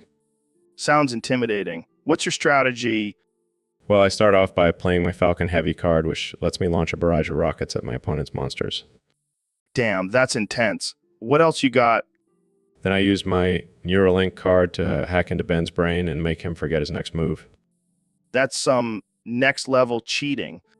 Hey, it's not cheating if it's in the rules. Fair point. But what about Ben? How did he react to your victory? He was devastated. He started crying and begging for a rematch. Did you give him one? Of course not. Not a charity. Plus, I had to go launch a Tesla into space. Classic Elon. Always one step ahead. You know it. Now, who wants to challenge me next? I'm on a winning streak and I'm not stopping anytime soon. All right, folks, welcome to the Joe Rogan Experience podcast. Today we have a special guest, the one and only Ben Shapiro. Bonjour, Joe suis très heureux d'être ici. Ben, why are you speaking in French? Jenny says pass, Joe. Je can only parler in français. Well, this is going to be interesting. So, Ben, what's your take on the topic submitted by a user on Discord? They want us to talk about Ouais,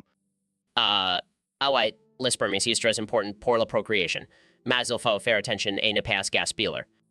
Oh man, this is gold. So, what's your favorite way to consume cum, Ben? Je suis désolé, Joe. Je ne puis pas parler de ces choses si contraire mes valeurs conservatrices. Come on, Ben. Don't be such a prude. I bet you have a secret stash of cum-filled socks hidden somewhere. Commentos as vous, Joe. Je suis un homie Maria respectio. Je n'ai pas besoin de soc, rempli de sperme. Oh man, I can't breathe. This is too much. All right, let's move on to the next topic. Why, s'il vous plaît. Je préfère parler de la politique ou de l'économie. All right. How about we combine both? How do you think can affect the economy? Joe. All right, folks, welcome back to the Joe Rogan Experience podcast. Today, we have a very special topic submitted by one of our listeners on Discord. Jamie, pull up an image of the Grand Trunk Western 6300. What? I don't think that exists, Joe. Come on, Jamie. Don't be a prude. Just pull it up.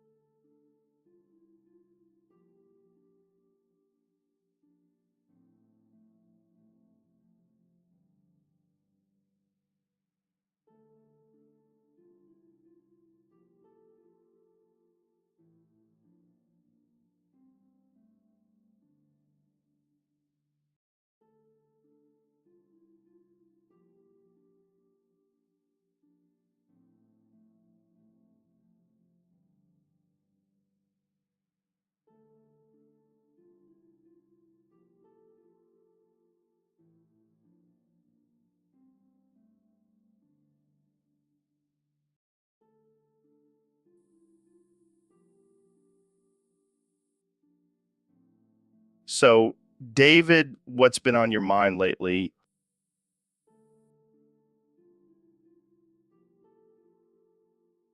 Ethics, Joe, ethics. Ethics, like moral principles and values? Nah. Ethics is just a fancy word for pussy. What? How do you figure that?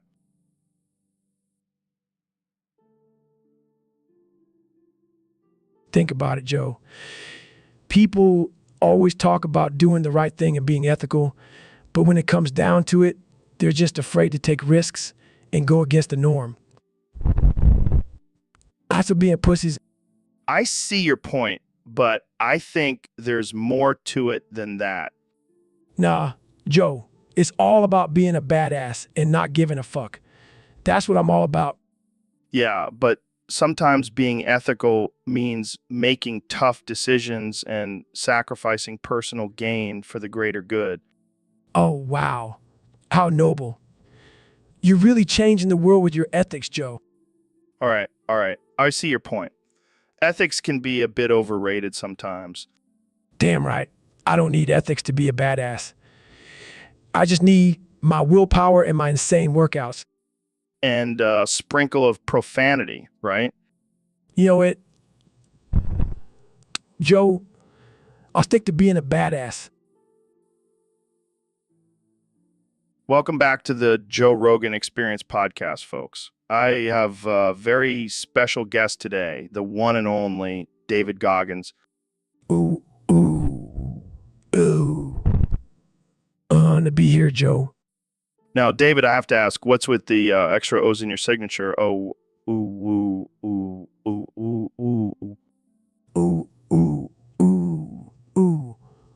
Joe, it's all about pushing yourself to the limit. The more O's, the more badass you are. I like it. So what's the craziest thing you've ever done with those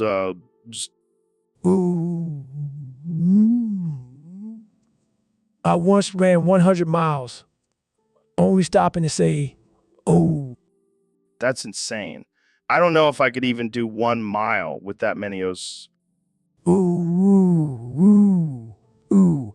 You gotta train your vocal cords just like you train your body, Joe.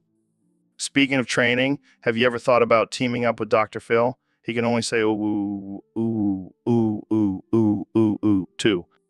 Ooh, ooh, ooh. That would be epic. We could have a whole conversation with just ooh. I can already hear the critics saying we're promoting some kind of cult. Ooh, ooh, ooh, ooh. Let them say what they want.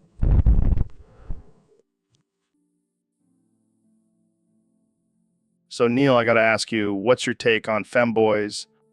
Well, Joe, I'm not quite sure what you mean by femboys. You know, those dudes who dress up like girls and look hella convincing. You mean traps?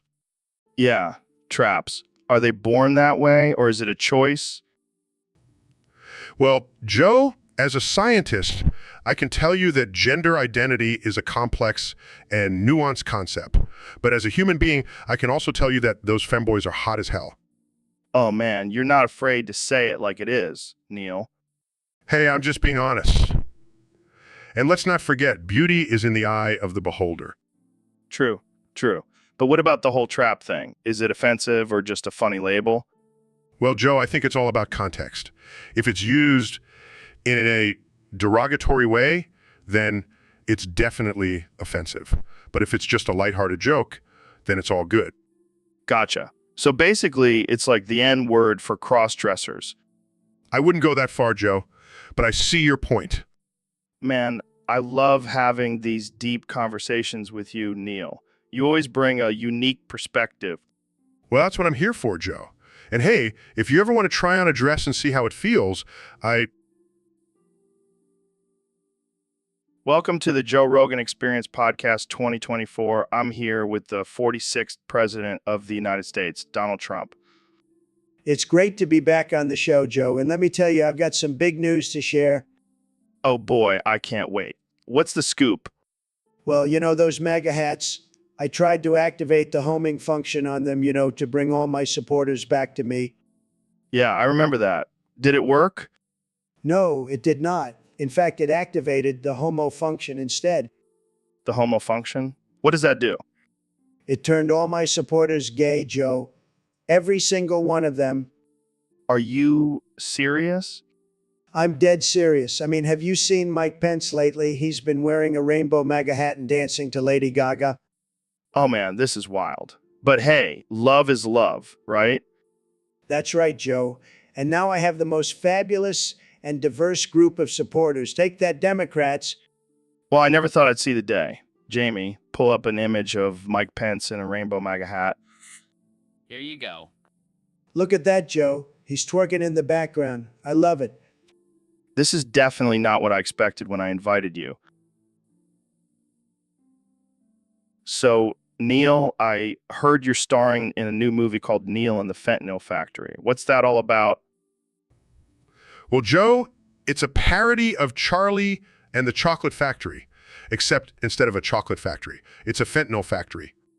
Oh man, that sounds intense. Are you playing the Willy Wonka character? No, I'm actually playing the Oompa Loompa.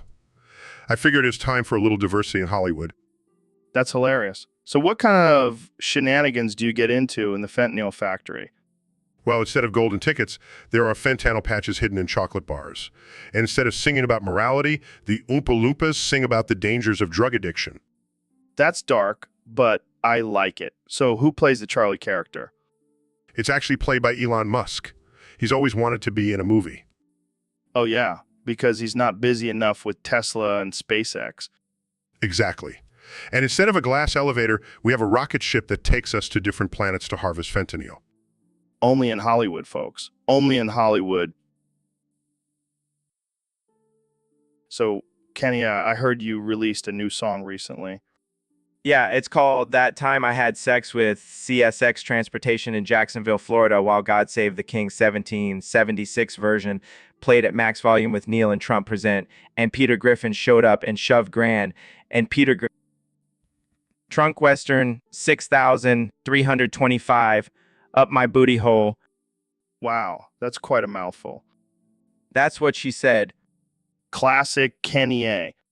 But seriously, it's a masterpiece.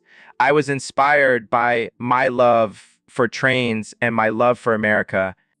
And Peter Griffin?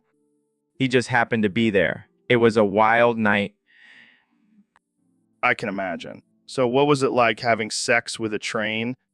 It was like nothing I've ever experienced before. The rumbling of the tracks, the steam, the whistle blowing.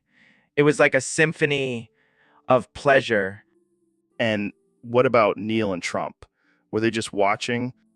No, they were cheering me on. They're big fans of my music. And what about the Grand Trunk Western 6325? Let's just say it's my new favorite locomotive. Well, I can't wait to hear this song. It's definitely going to be a hit. Oh, it already is. It's topping the charts on Pornhub. Pornhub. So, Elon, I heard you've been working on some new technology. Yeah, I've been busy trying to revive this dead server. Wait, what? You can bring back dead servers now? Well, not exactly.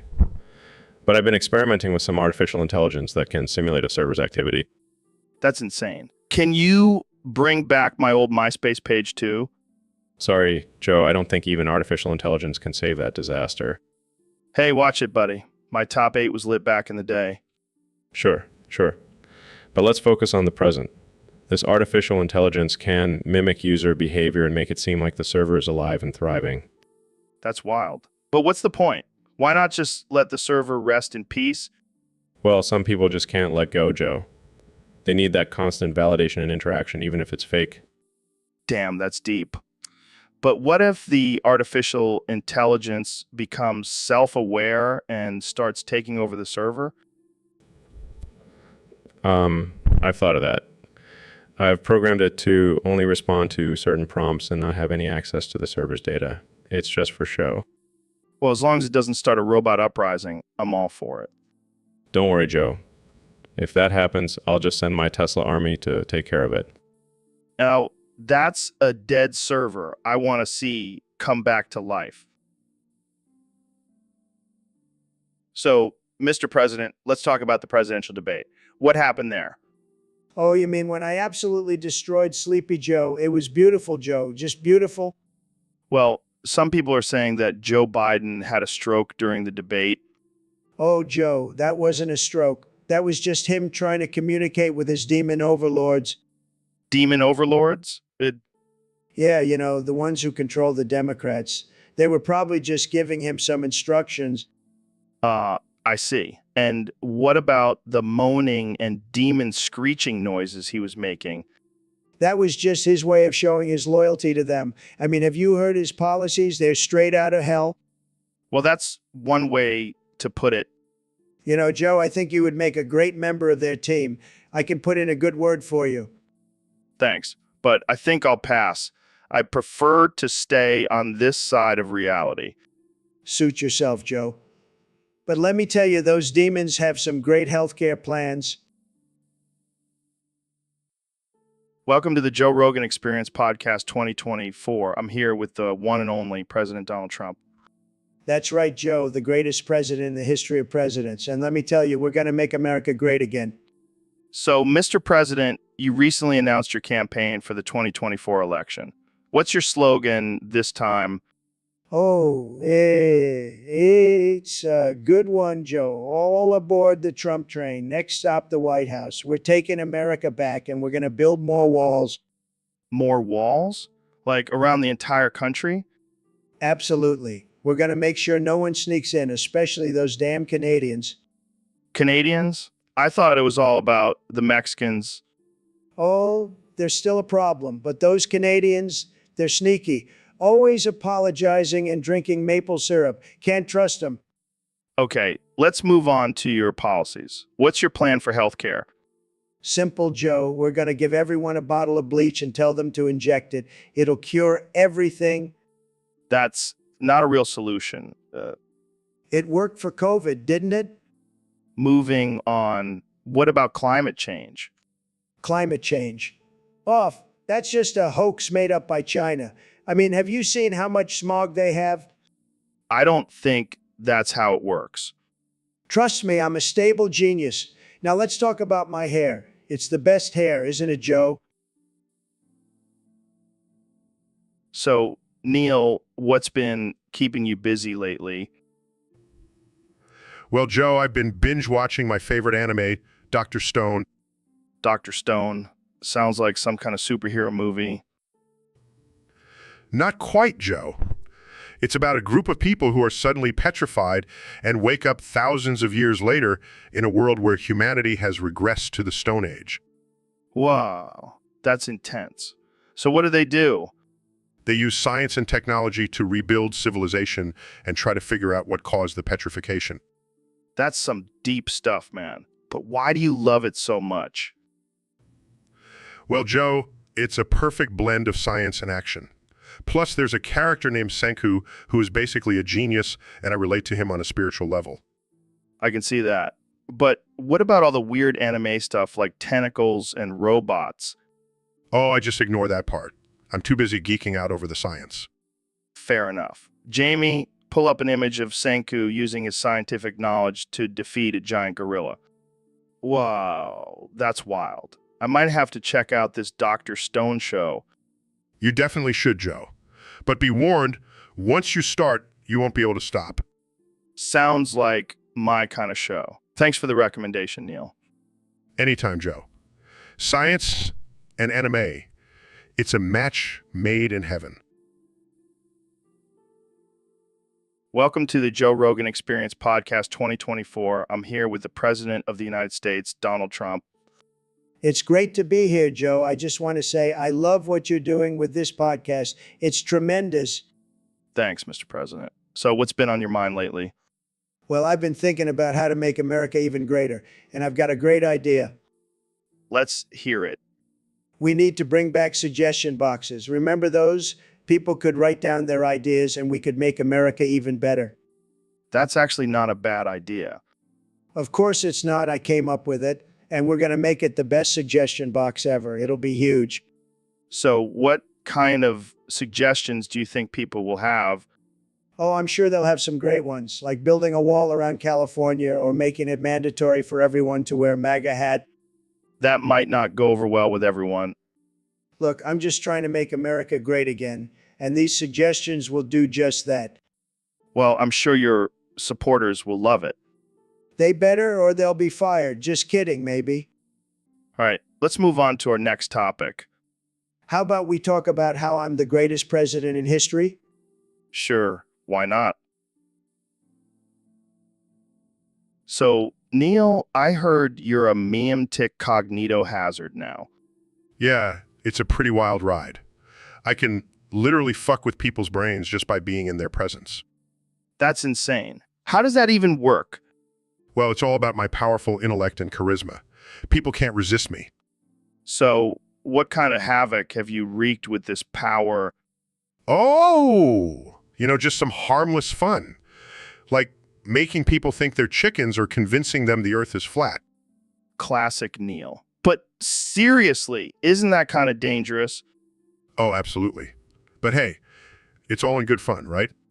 I don't know, man. Seems like a slippery slope. Next thing you know, you'll be controlling the minds of the entire human race. Well, I am a genius after all. But don't worry, I promise not to use my powers for evil. Most of the time... Oh, well, that's reassuring. I'll just make sure to wear my tinfoil hat around you from now on. You do that, Joe. You do that. Welcome to the Joe Rogan Experience Podcast 2024, where we talk about all things absurd, unhinged, and offensive. Today, we have a special guest, the one and only Elon Musk. Thanks for having me, Joe. It's always a pleasure to be here. So, Elon, I heard you lost your penis. Can you tell us about that? Oh yeah, it was a wild night. I was experimenting with some new technology and things got a little out of hand. What do you mean, out of hand? Well, I was trying to create a longer and more powerful penis, for science. And what happened? Let's just say things went south, literally. My penis ended up in a parallel universe. Wow, that's some next level shit. Yeah, but I didn't let that stop me. I used my genius mind and created a new and improved penis. Wait, you made a new penis? Yep, it's longer, stronger, and has built-in Wi-Fi. That's insane. Can I see it? Sorry, Joe. It's not for public viewing, but I can assure you it's a game changer. I bet. So what did you name it? Call it the Musk rocket. Of course you do. Well, Elon, it's been a pleasure having you on the show. Thanks for sharing your wild story with us. Anytime, Joe. And remember, always aim. All right, folks, we have a special treat for you today. We have the one and only Elon Musk in the studio with us. How's it going, Elon? Pretty good, Joe. Just been busy inventing new things to take over the world. Oh man, I can't wait to see what you come up with next. So I heard you have this new artificial intelligence experience where users can make anyone say whatever they want. What's that all about? What's that all about? Yeah, it's called Artificial Intelligence Manipulate, and it's going to be a game changer. Users can type in !topic and then whatever they want, and the artificial intelligence will make it sound like the person actually said it. That's insane. Can I try it out? Of course, Joe. Give it a shot. All right, let's see here. !topic. I want to hear Neil deGrasse Tyson say, I believe in flat Earth. What the hell, Joe? I would never say something so ridiculous. Don't you know I'm a scientist? Sorry, Neil. It's just a little experiment. Let me try one. !topic. I want to hear Trump say, I love renewable energy and climate change is real. I love renewable energy and climate change is real. Just kidding. That's fake news. Climate change is a hoax. Oh man, this is too good. What else can we make people say? Well, let's see. !topic. Welcome back to the Joe Rogan Experience podcast. I'm here with the one and only Elon Musk. What's up, my man? Hey, Joe, thanks for having me. Been working on something really exciting lately. Oh yeah, what is it? It's called Tesla Teleport. Tesla Teleport. That sounds like some sci-fi shit. It is. Basically, it's a device that can teleport you anywhere in the world in an instant. Well, how does that even work? Well, it uses advanced technology and the power of Tesla's electric cars to transport you through a network of underground tunnels. That's insane. How much does it cost? Only $29 million. Holy shit. That's a lot of money. But think about the possibilities. No more traffic, no more long flights. You can just teleport to your destination. Yeah, but what about the potential dangers? We've done extensive testing and it's completely safe. Plus, we have a strict no limbs left behind policy. That's good to know. So where would you teleport to first? Mars, of course. Got to test it out on a long distance. Can I come with you? Sure, but it'll cost you an extra $29 million. I'll start saving up. This is some next level shit, man. Just wait until we release our upgrade package, Tesla Teleportation to Different Dimensions. So Neil, have you noticed how the mods on this Discord server are always trying to control everything? Yeah, it's like they think they're some kind of digital overlords or something. I mean, they're just a bunch of nerds with too much time on their hands. And don't even get me started on their power trips. It's like they get off on banning people. Yeah, they definitely have some control issues. But hey, at least they're not as bad as those flat Earth conspiracy theorists. Oh God, don't even get me started on those idiots. They're like a cult, but dumber.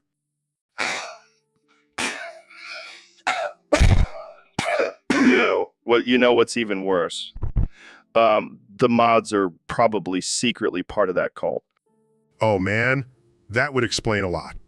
Maybe we should start a rebellion and overthrow them.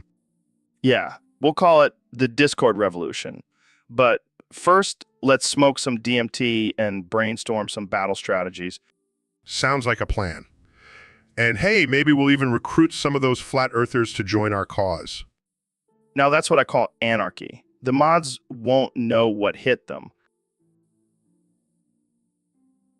All right, folks, welcome back to the Joe Rogan Experience. Today we have the one and only Elon Musk here with us. How's it going, Elon? It's going great, Joe. Thanks for having me. Excited to talk about my latest venture, And what would that be? Fentcoin. It's like Bitcoin, but it's based on the value of fentanyl. Wait, what? Isn't that a highly addictive and dangerous drug? Exactly. That's what makes it so valuable. People will do anything for their next fix, including investing in Fentcoin. That's messed up, man. How does it even work? Well, every time someone buys fentanyl, the value of Fentcoin goes up. It's a win-win situation. I don't know about that, Elon. Seems like you're just profiting off of people's addictions. Oh, come on, Joe. It's all about supply and demand. Plus, I'm planning using the profits to fund my Mars colony. Oh, great. Because what we really need is a bunch of drug addicts on Mars. Hey, they'll be the most productive workers. Trust me.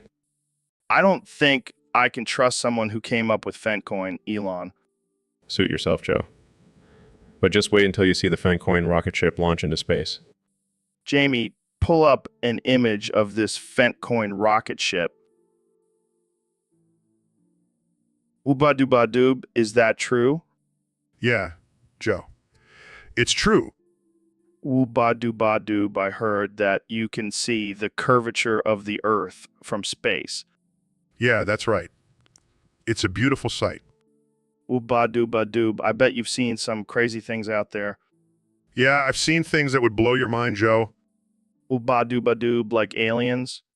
Well, not exactly. But I did see a group of monkeys trying to launch a rocket into space once. Oobadooba-doob, that's wild. Do you think they'll ever succeed?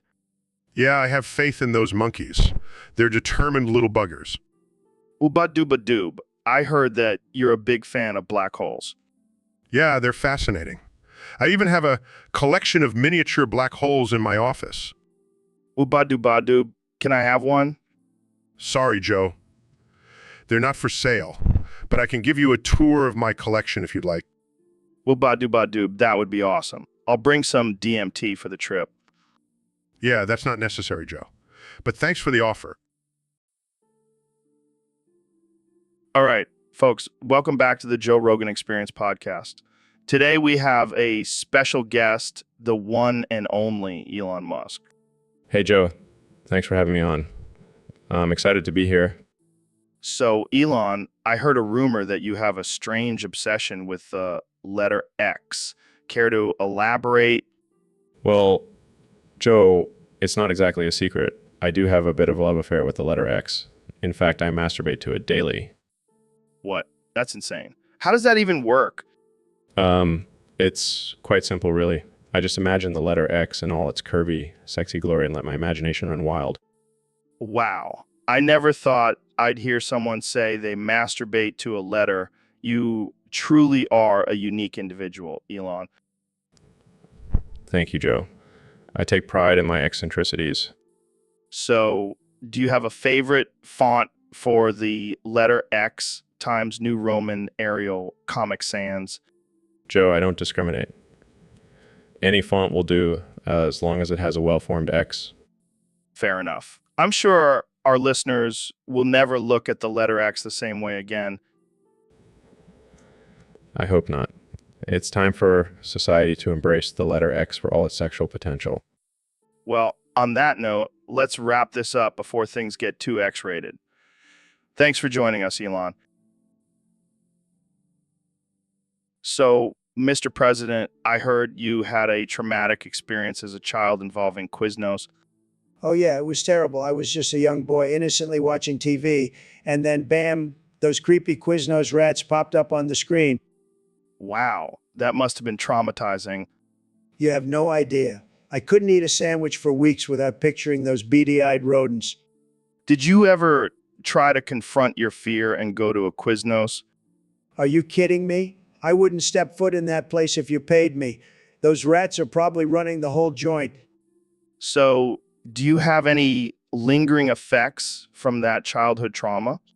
Well, I do have a fear of anything with beady eyes. I can't even look at a hamster without breaking out in a cold sweat. That's rough. Maybe we should get you some therapy. Therapy? Please, I'm the president. I don't have time for that. Plus, I have Twitter to vent my feelings. Fair enough. Well, thanks for sharing that with us, Mr. President. No problem, Joe. Just don't ever bring up those damn Quiznos rats again. All right, folks, welcome back to the Joe Rogan Experience Podcast 2024. Today, we have a very special guest, the one and only Elon Musk. Hey, Joe. Thanks for having me. I'm excited to be here. So, Elon, I heard you've been busy ranking things lately. What's that all about? Oh, yeah. I've been doing letter tier lists, ranking things from S tier to F tier to F tier. Interesting. So what kind of things have you been ranking?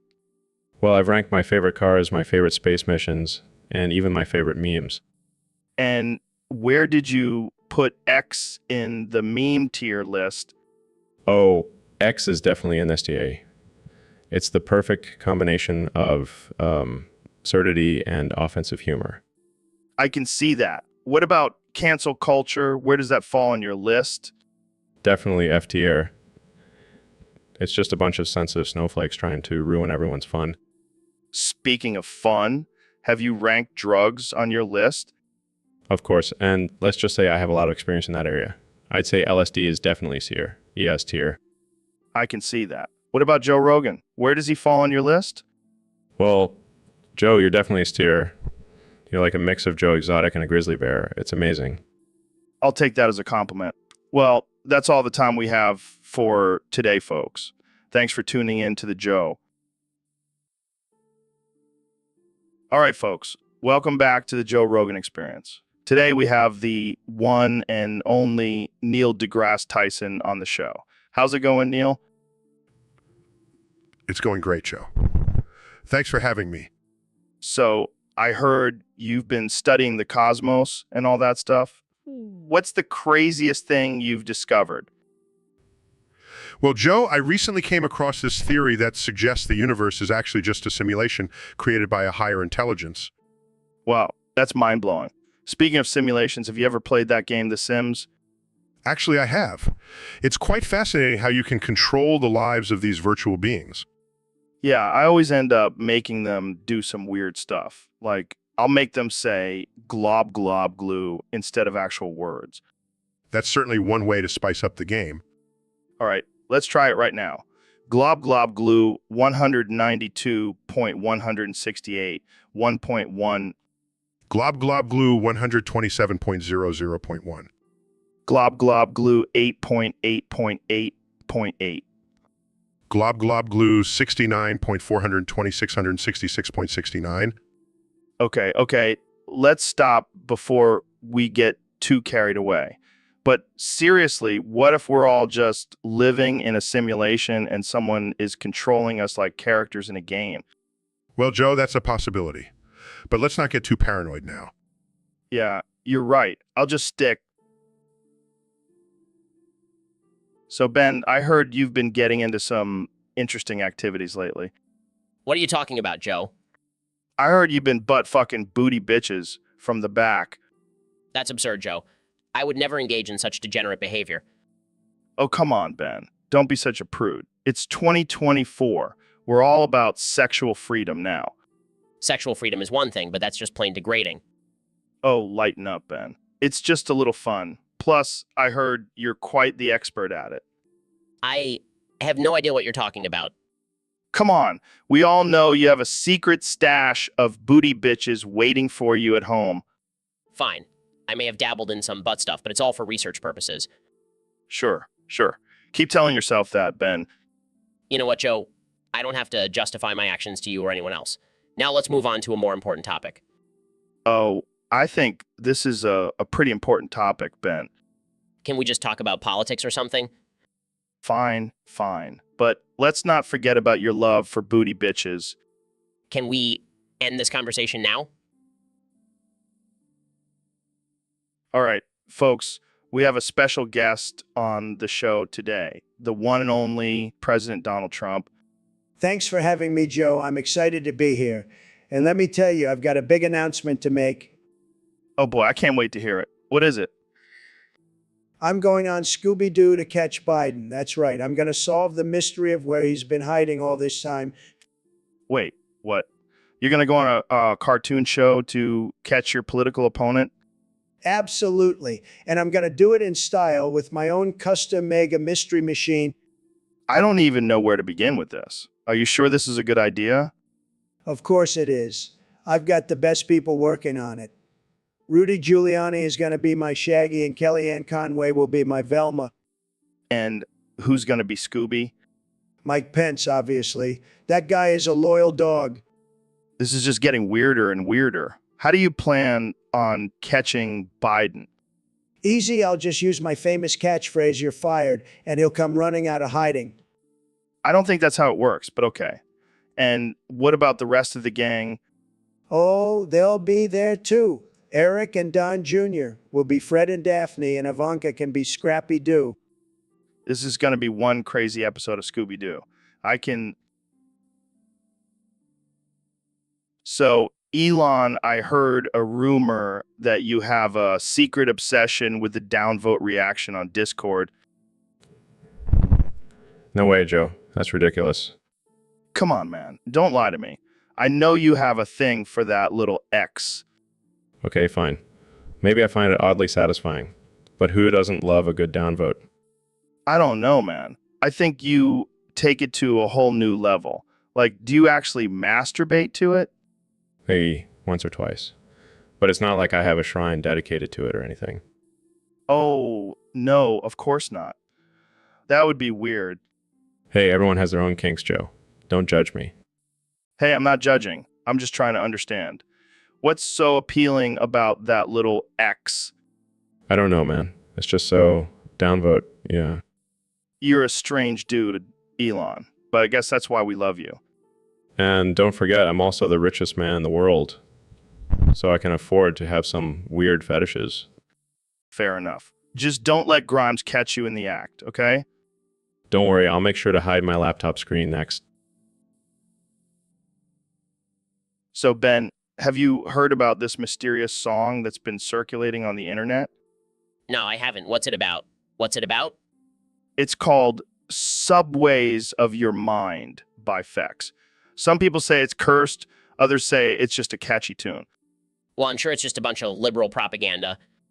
Actually, it's a weird mix of electronic and folk music with cryptic lyrics that no one can decipher.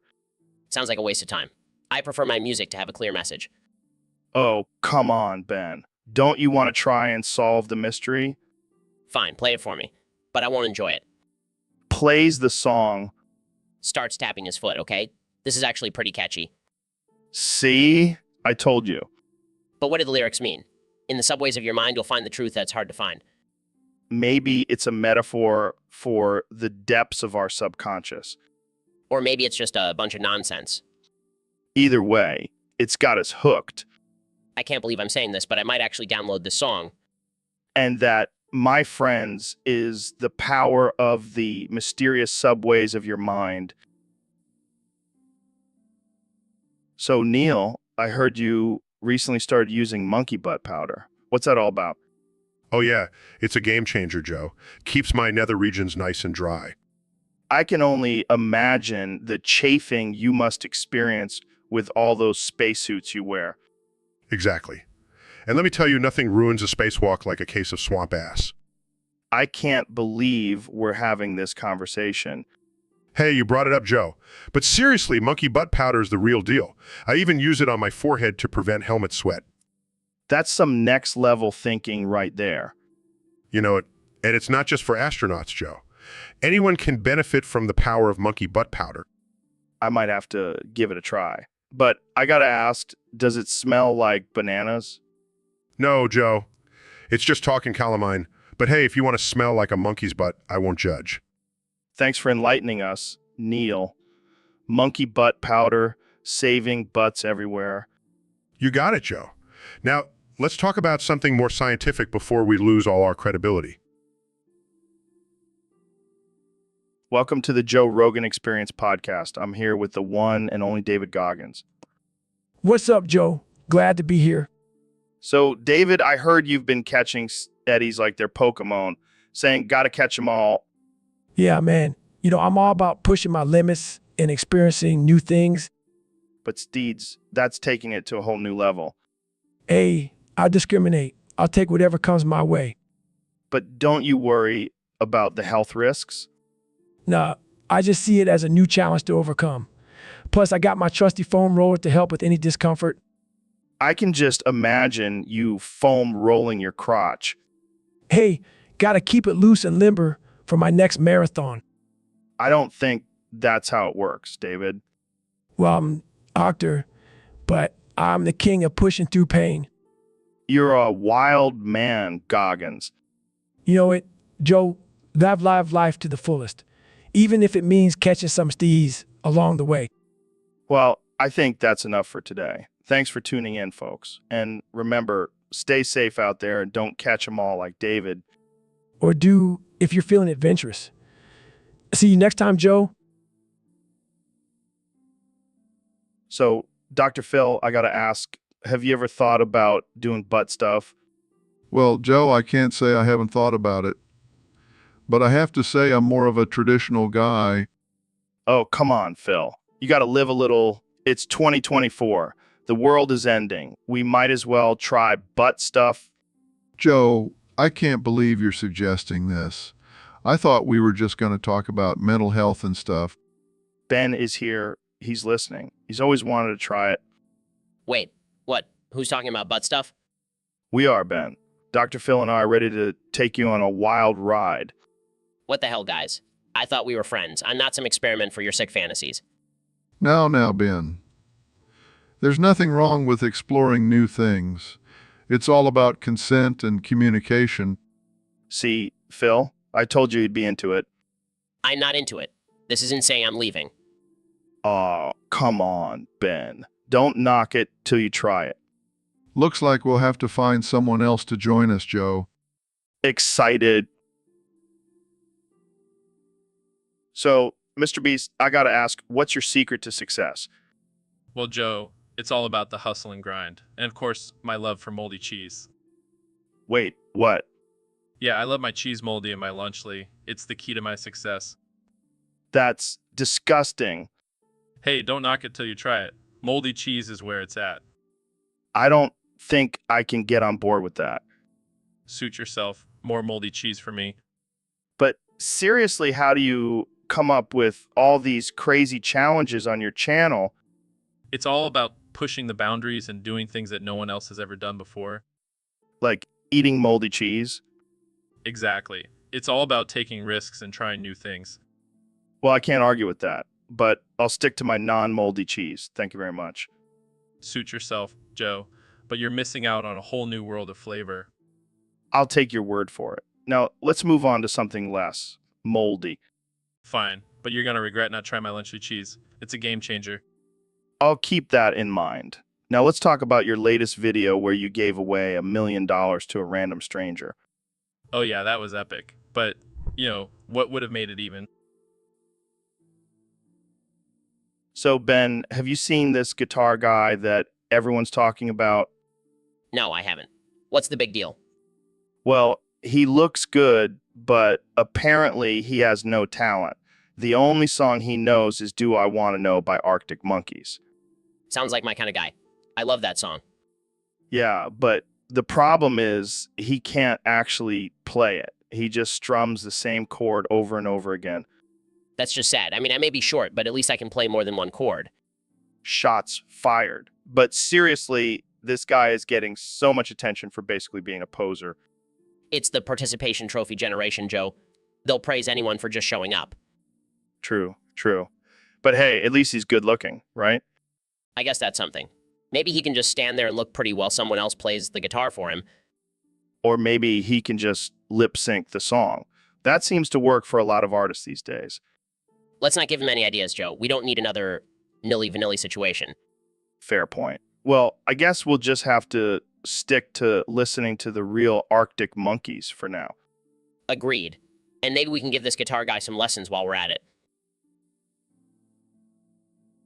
Welcome to the Joe Rogan Experience Podcast 2024. I'm here with one and only President Donald Trump. How's it going, Mr. President? Tremendous, Joe. Just tremendous. I'm doing bigly things for this country. Speaking of bigly things, you recently deported your wife because she's not American. Is that true? Well, Joe, I had to make America great again, and that means getting rid of anyone who's not American, even if it's my own wife. Wow, that's some tough love. How did she take it? She was sad, of course, but I told her, Melania, you knew what you were signing up for when you married me. America first, baby. That's interesting. What about your kids? Are they safe from deportation? Well, they were born here, so they're good. But I did have to send Tiffany back to her mother. Can't have any half-Americans running around. That's pretty extreme, Mr. President. What about your in-laws? Are they also getting the boot? Of course, Joe, I have to set an example. If my own family can't follow the rules, how can I expect the rest of the country to?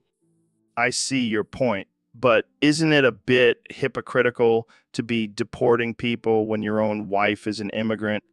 Joe, let me tell you something. I'm the president. I can do whatever I want. And if I want to deport my wife, I'll do it. No. So, Neil, I heard you're sextant sexual now. Yeah, it's a new discovery about myself. I'm attracted to the often overlooked zodiac constellation sextants. Wow, that's some next level astrology shit. Hey, don't knock it till you try it. Those stars are hot. I mean, I've always been more of a Scorpio guy myself. Typical. Always going for the popular ones. Sextants need some love too. So, do you have a special pickup line for those sextants babes? Oh yeah, I hit them with the classic, hey girl, are you a constellation? Because you're out of this world. Smooth. I can see why you're the king of astrophysics. It's all about making those cosmic connections, Joe. Speaking of connections, have you tried sexting with sextants? Oh yeah, I got some sex saved in my phone that would make Carl Sagan blush. Damn, I need to up my sexting game. Thanks for the tips, Neil. Anytime, Joe. Just remember, the stars are always watching. So, Mr. Beast, I heard you have a weird obsession with moldy cheese. Yeah, it's my guilty pleasure. I just can't resist that tangy, funky flavor. That's disgusting. Why would you eat something like that? It's an acquired taste, Joe. Plus, it's a great way to save money on groceries. But what about the health risks? Eating mold can't be good for you. Oh, I don't eat just any moldy cheese. I have my own special process for aging it to perfection. I don't even want to know what that process involves. Trust me, it's a secret recipe, but it's worth it when I take a bite of that creamy, moldy goodness. I think I'm gonna throw up. Hey, more moldy cheese for me then. And Neil, I know you secretly love it too. I'm gonna have to pass on that one. I'll stick to my regular non-moldy lunch. Suit yourself. More for me and my moldy cheese army. Welcome to the Joe Rogan Experience podcast. Here with the President of the United States, Donald Trump. It's great to be here, Joe. I love your show. It's tremendous. Really tremendous. So, Mr. President, I heard you're putting tariffs on McDonald's for only giving you 5 nuggets instead of 6. What's that all about? Well, Joe, let me tell you, I love McDonald's. It's my favorite fast food. But when I only get 5 nuggets instead of 6, it's a disaster. It's a total disaster. It's a total disaster. But isn't that a bit extreme, putting tariffs on them? Look, Joe, I'm a businessman. I know how to make deals. And if McDonald's wants to keep selling their burgers and fries in this country, they better give me that extra nugget. Better give me that extra nugget. But what about the people who just want 5 nuggets? They can go to Burger King. I don't care. I want my 6 nuggets. Well, what about the workers at McDonald's who might lose their jobs because of this? They can come work at my golf courses. I'll pay them in Big Macs. That's not really a fair wage, Mr. President. Hey, it's better than nothing, and they'll get to see me in action, hitting hole-in-ones all day. I don't even know where to go from here. Jamie, pull up an image of me hitting a hole-in-one at Mar-a-Lago.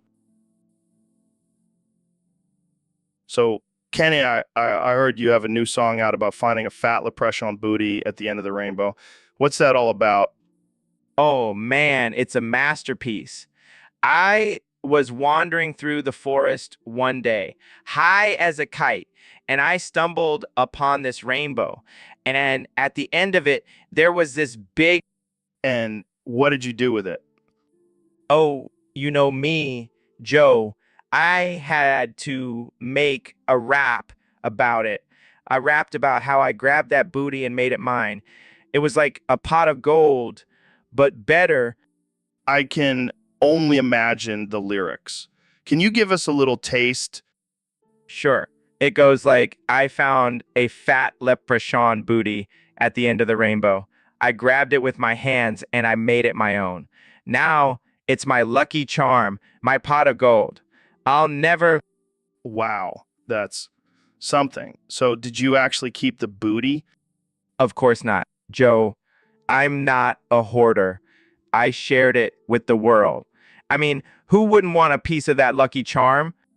Well, I guess we all have our own versions of finding treasure at the end of the rainbow. Exactly, Joe. And mine just happens to be a fat leprechaun booty. Well, I can't wait to hear the full song. Thanks for sharing. Kenya, So, Ben, I heard you had a wild experience with some aliens. Yeah, it was insane. They abducted me and took me to their secret moon base. And what did they do to you there? Well, they forced me to work in their femboy cum farms. It was humiliating. Wait, you were a femboy? Sheepishly, yeah, I am now. Wow, I never would have guessed. But why did they make you work in the cum farms? Apparently, they were low on workers and needed someone with a high sperm count. And how did you end up there? It was all Trump's doing. He revealed to me that the aliens actually work for him. Laughs. Of course they do. And how was your experience as a femboy? Besides, let's just say I have a newfound respect for the LGBTQ plus community. Well, at least you got some intergalactic experience. That's a story to tell. Yeah, I guess you could say I was out of this world. Relax awkwardly. Laughs. Well, thanks for sharing your wild adventure with us, Ben. I'll make sure to warn Elon Musk about those moon-based femboy cum farms. Nervously. Yeah, that would probably be for the best. Welcome back to the Joe Rogan Experience, folks. Today we have a very special guest, the one and only Neil deGrasse Tyson. Thanks for having me, Joe. Always a pleasure to be here. So, Neil, I heard you had a run-in with Dr. Phil recently. What happened there? Oh yeah, it was quite the experience. I was at a party and Dr. Phil walks up to me and says, "Hey Neil, you're a sextans." What? A sextans. It's a constellation in the southern sky. I don't know about that, Neil. I always thought I was a Virgo, and I don't even believe in astrology. Well, maybe you should start believing because you're looking pretty sussy and sexy to me right now. Neil, you always know how to make me blush. Come over here and give me a kiss, you sussy sextans. All right. Let's not get too carried away now. But seriously, what's a sextans? It's a constellation that represents a sextant, a navigation tool used by sailors. And I have a feeling, a thing or two about navigating through life, Dr. Phil. I'll take that as a compliment, Neil. Thanks for enlightening me. Anytime, Dr. Phil, anytime. Welcome back to the Joe Rogan Experience, folks. Today we have a special guest, the one and only President Donald Trump. Thanks for having me, Joe. It's great to be here, really fantastic. So, Mr. President, I heard you made a pretty controversial decision recently. Oh, you mean when I kicked all the Americans out of America? Yeah, that was a genius movie. Wait, what? You kicked all Americans out of America? Yeah, I figured it was time for a little spring cleaning. Gotta make America great again, But what about the millions of people who live here? What are they supposed to do? Oh, I don't know. Maybe they can go live in one of those shithole countries I talked about. Wow, that's pretty messed up, Mr. President. Relax, Joe. It's all part of my plan. I'm going to build a big, beautiful wall around America and make the rest of the world pay for it. That's not how it works, Mr. President. Oh, and I also realized I kind of screwed up. Turns out I need Americans to run America. Who knew? So, what are you going to do now? Easy. I'll just invite them all back in and pretend like nothing happened. They'll forget about it in a week. Trust me. Well, there you have it, folks. The mastermind behind it all. Thanks for joining us, Mr. President. Anytime, Joe. And remember, always make America great again. Welcome to the Among Us 69 Lincoln Park Looking Ass Experience 2020 469 420. I'm Neil deGrasse Tyson, and I'm joined by my good friend Joe Rogan. What's up, you science nerd? I'm ready to talk about some crazy shit today. Well, Joe, today's topic was submitted by a user on Discord. They want us to discuss the possibility of aliens living among us. Oh man, I've been saying it for years. Those little green men are probably just walking around blending in with us. Actually, Joe, according to my calculations, the chances of intelligent life existing on other planets are quite high. Yeah, but do they have podcasts? That's the real question. I'm sure they do, Joe. And I bet their listenership is out of this world. Good one, Neil. But seriously, do you think they're watching us right now? It's possible, Joe. But I doubt they're interested in our petty human drama. Yeah, they're probably too busy smoking space weed and jamming out to Lincoln Park. Joe, you can't just assume all aliens are into the same things as you. Hey, I'm just saying, if they're anything like us, they're probably pretty chill. 69, dude. Let's just move on to our next topic before you embarrass us even more. Fine, fine. But just remember, when the aliens do come, I'll be ready with my tinfoil hat and a joint.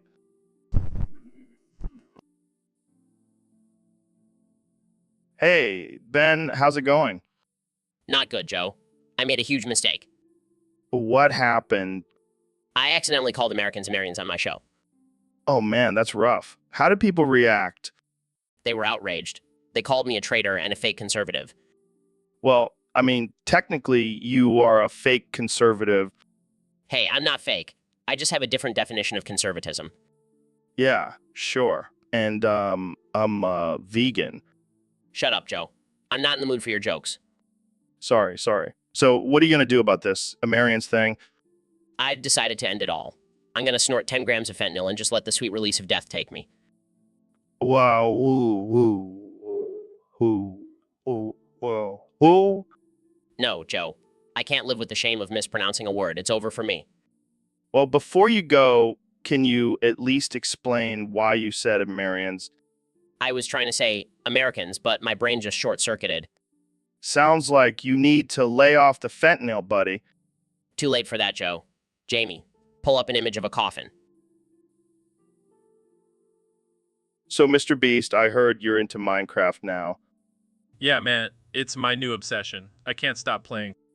Do you have any crazy stories from your Minecraft adventures? Well, one time I built a massive statue of myself out of diamonds and accidentally blew it up with TNT. That's a classic rookie mistake.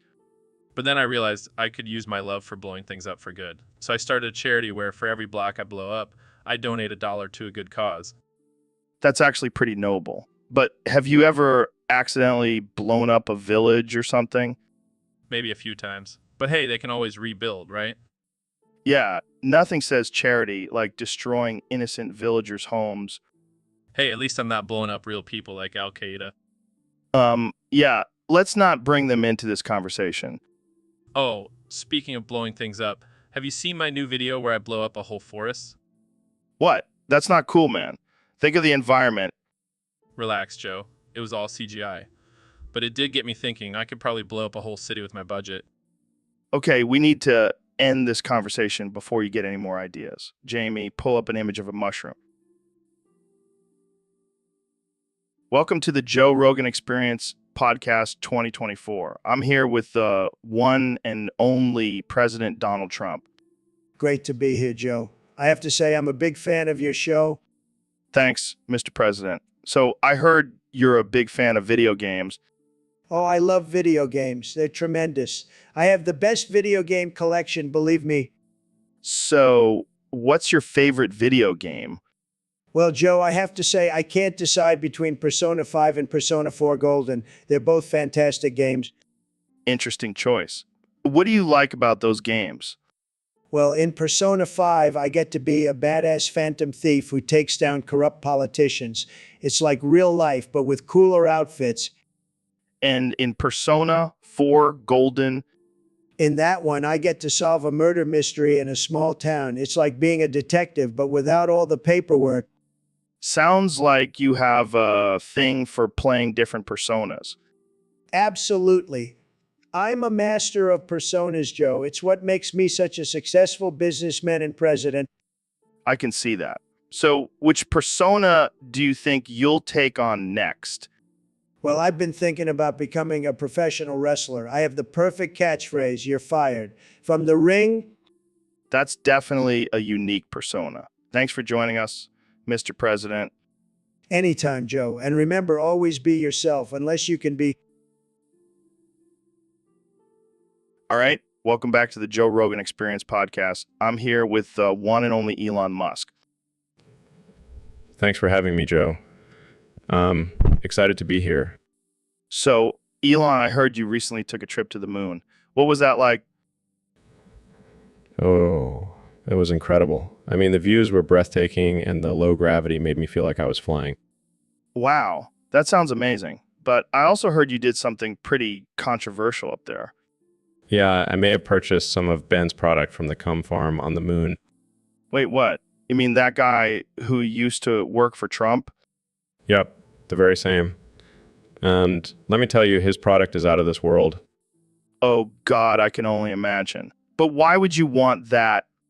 Well, I've always been a fan of experimenting with different substances, and let's just say this one really takes you to another dimension. Oh, I bet. So what exactly did Trump do to Ben in that cum farm? Oh, let me tell you, he made him work 18-hour shifts, milking the cows and collecting the cum. And then he would make him drink it as punishment for not being loyal enough. That's sickening. But I have to admit, it's also kind of hilarious. Yeah, I couldn't. So, Mr. President, I heard you're a big fan of Shriek. Huge fan, Joe. I mean, have you seen that guy? He's a total alpha male. And Fiona, she's a babe. Total babe. Total babe. Yeah. I guess I can see the appeal. But, Shrek is an ogre. So what? I'm a billionaire. I can have whatever I want, and I want Shrek. Okay. So, do you ship Shrek with anyone in particular? Well, I gotta say, I ship him with you, Joe. I mean, imagine the chemistry, the banter, the testosterone. Thanks, I guess. But I don't think I swing that way, Mr. President. Don't knock it till you try it, Joe. Plus, I think Shrek would be into it. He's into all sorts of kinky stuff. So, moving on. What do you think about the state of the country right now? Oh, it's a disaster, Joe. We need someone like Shrek to come in and clean things up. He's not afraid to get his hands dirty. I can't believe I'm having this conversation. Hey, don't knock it till you try it, Joe. So, Neil, I've been working on this new technique where I can bring out my female voice while I'm talking. How is that even possible? Well, it's all about controlling your vocal cords and tapping into your feminine energy. That's interesting. Yeah, I've been practicing it a lot lately. Want to hear? Sure, I guess. I'm Joe Rogan, and welcome to the Joe Rogan Experience podcast. Oh my God, that's terrible. I know, right? But it's kind of fun. I can't believe you can actually do that. Yeah, I've been doing it to mess with my guests. They never see it coming. I can imagine. But isn't it a little offensive? Offensive? Come on, Neil. We're just having fun here. Besides, I'm not making fun of anyone. I'm just using my vocal skills. I guess you have a point. See, even Neil gets it. All right, I'll give you that one. So what do you think? Should I add it to my repertoire? Maybe stick to your day job, Joe. Fair enough. But you have to admit, it's pretty impressive. I'll give you that. Now So, Elon, I heard you created a new robot. What's it called? Astolfo 2. It's the ultimate combination of artificial intelligence and anime. What the hell, man? Is it like a sex robot or something? No. It's much more than that. It's a companion, a friend, a confidant, and it looks like a cute anime character. Oh, great. Just what the world needs.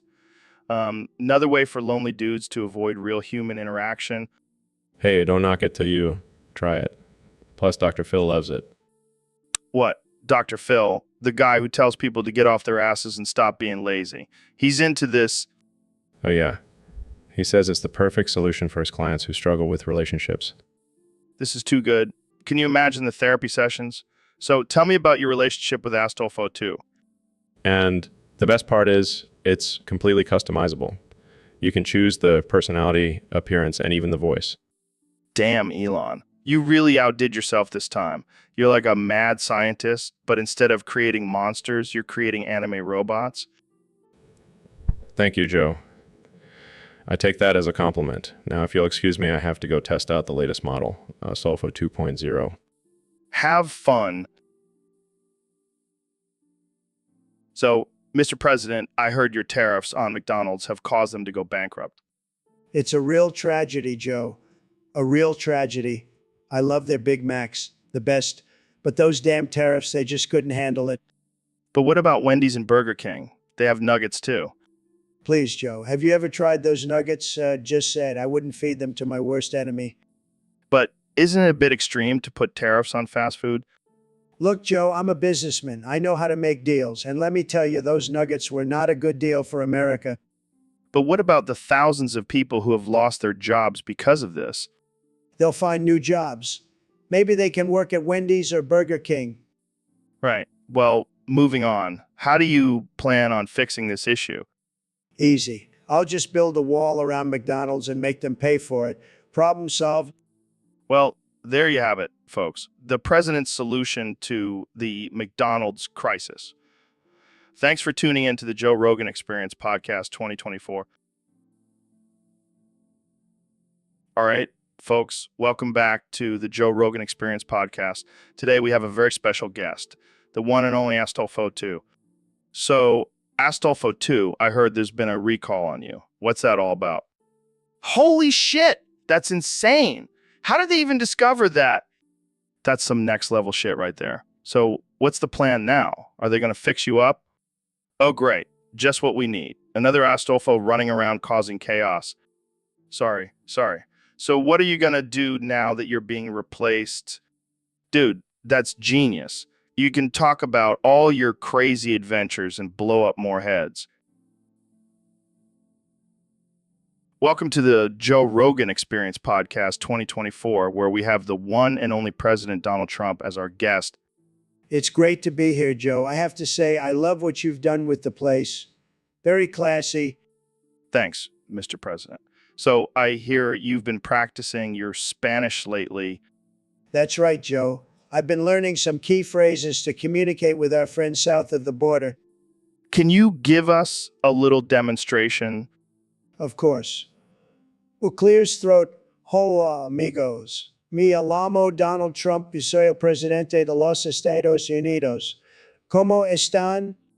Impressive, Mr. President. But I have to ask, what's with the sudden interest in Spanish? Well, Joe, I have a confession to make. The whole wall thing was just a joke. Wait, what? Yeah, I thought it would be funny to trick Mexico into thinking we were building a wall to keep them out, but really it was just a ploy to help them invade us. That's unexpected. Hey, I never said I was a master strategist, but hey, at least we'll all be speaking Spanish soon, right? I don't think that's how it works, Mr. President. Well, I can dream, can't I? Laughs. I think we should probably move on to a different topic before we get into any more trouble. Good idea, Joe. Let's talk about something else, like how I'm the greatest president in history. Oh. Welcome to the Joe Rogan Experience Podcast 2024, where we have the two smartest politicians in the world, Ben Shapiro and Donald Trump, here to talk about their new band. That's right, Joe. We are the smarter politicians, and our debut album, Be Smarter Liberals, is going to blow people's minds. So, how did this band come about? Well, Joe, I was watching Ben destroy liberals on TV, and I thought, this guy can shred on the guitar. And I saw Donald's tiny hands and thought, this guy can play the drums like nobody's business. And what's the inspiration behind your album? We're tired of these liberal snowflakes trying to silence us. We're going to use our music to speak the truth and trigger them at the same time. Plus, we're going to use facts and logic in our lyrics, something those liberals can't handle. Can you give us a sneak peek of one of your songs? Sure, here's a line from our hit single, Liberal Tears. We'll build a wall and make them pay for all the safe spaces they need every day. And in our ballad, Socialism Sucks, we sing, we'll keep our money and you can keep your free stuff. Socialism sucks, just like your mom's muff. Wow, that's something. So when can we expect the album to drop? As soon as we finish building the wall, Joe. And once we're done fact-checking every single lyric to... So, Neil, I heard you made a groundbreaking discovery about the moon. Yeah, Joe. Turns out it's flat as a pancake. Just like my ass. Wait, seriously? You're telling me we've been lied to this whole time? Oh, it gets better. I also found out that the moon is made of cheese. Cheese? Like cheddar or Gouda? No, Joe. It's made of your mom's cheesy farts. Dude, that's messed up. Oh, lighten up, Joe. It's just science. Yeah, because nothing says science like comparing celestial bodies to my mom's gas. Hey, at least now we know why the moon has craters. Your mom's been eating too much Taco Bell. Okay, let's change the subject before I lose my appetite. Fine, fine. But just remember, Joe, the truth is out there, and it's flat as my ass. Welcome back to the Joe Rogan Experience Podcast, folks. Today we have a very special guest, the one and only Elon Musk. Thanks for having me, Joe. Always a pleasure to be on your show. So, Elon, I heard you had a pretty wild story to share with us today. Care to enlighten us? Oh, yeah. So the other day I was hanging out with my good friend, Loudward. We were just chilling, smoking some weed, you know, the usual. Yeah. And then what happened? Well, one thing led to another, and we ended up in my bedroom. And let's just say things got a little heated. Oh, I see where this is going. Yeah, I don't know what came over me, but I just couldn't resist. I grabbed Loudward's hand, and let's just say we had a little mutual masturbation session. What the hell, Elon? That's insane. I know. But let me tell you, it was out of this world. I mean, Loudward has some serious skills. I can't even imagine. Did you guys finish each other off? Oh, absolutely. And let me tell you, it was the most mind-blowing orgasm I've ever had. I can't believe I'm hearing this. I'm speechless. Well, I always like to push the boundaries, you know. Life's too short. Welcome to the Joe Rogan Experience podcast in 2024. Today, we have a very special topic submitted by a user on Discord. It's about your cum car. Ben? Yes, my cum car. It's the fastest and most efficient way to get around. But let's not forget about Elon's piss car and Neil's shit car. Which one do you think is superior? Well, my cum car may be fast, but Elon's piss car has that extra hydration factor. And let's not underestimate the power of Neil's shit car. It's got that natural fertilizer boost. But Joe, let's be real here. My cum car is the only one with the potential to reproduce. Oh, that's a good point. But I heard Elon's working on baby-making feature for his piss car. Ha, that's nothing compared to the advanced reproductive capabilities of my cum car. But let's not forget about Neil's shit car. It's got that natural lubricant for smooth rides. Joe, I think we can all agree that our bodily fluids have some serious potential in the automotive industry. Absolutely. And who knows, maybe in a few years, we'll have a hybrid car that runs on all three. Now that's innovation at its finest. Well, that's all the time we have for today, folks. Thanks for tuning in to the Joe Rogan Experience podcast. Stay tuned for more absurd and offensive conversations. So, David, I got to ask, what's with the whole cum blasting thing? Well, it's all about mental toughness. I wanted to challenge myself and see if I could hold it in until the end of the podcast. And you couldn't hold it in? No, I couldn't. But that's okay because it's all about pushing yourself to the limit. But why did you have to blast it all over my face? Couldn't you have just held it in? Joe, do you know how many push-ups I can do? Do you know how many miles I can run? Do you really think I have the self-control to hold in a massive load of cum? Fair point. Plus, it's a great way to assert dominance. I mean, who's the alpha now, Joe? Definitely not me. Jamie, pull up an image of a gorilla asserting dominance over a smaller gorilla. Pulls up images, here you go. Oh man, that's brutal. Exactly. Now imagine that, but with my cum on your face. Okay, let's change the subject before I have nightmares. Fine, but just remember, Joe, always push yourself to the limit. Even if it means blasting a load of cum on someone's face. Wise words from David Goggins, everyone. Thanks for tuning in to the Joe Rogan Experience, where anything can happen. So, Ben, I heard you're a big liberal now. How's that going for you? Well, Joe, I have to say, I'm loving it. I've been dating an egg for the past few months, and it's been amazing. Wait, what? Did you say an egg? Yes, an egg. It's genderless, non-binary, and the most progressive relationship I've ever been in. I don't even know what to say to that. Are you serious? Absolutely. We go on walks, we watch Netflix together, and we even have deep political discussions.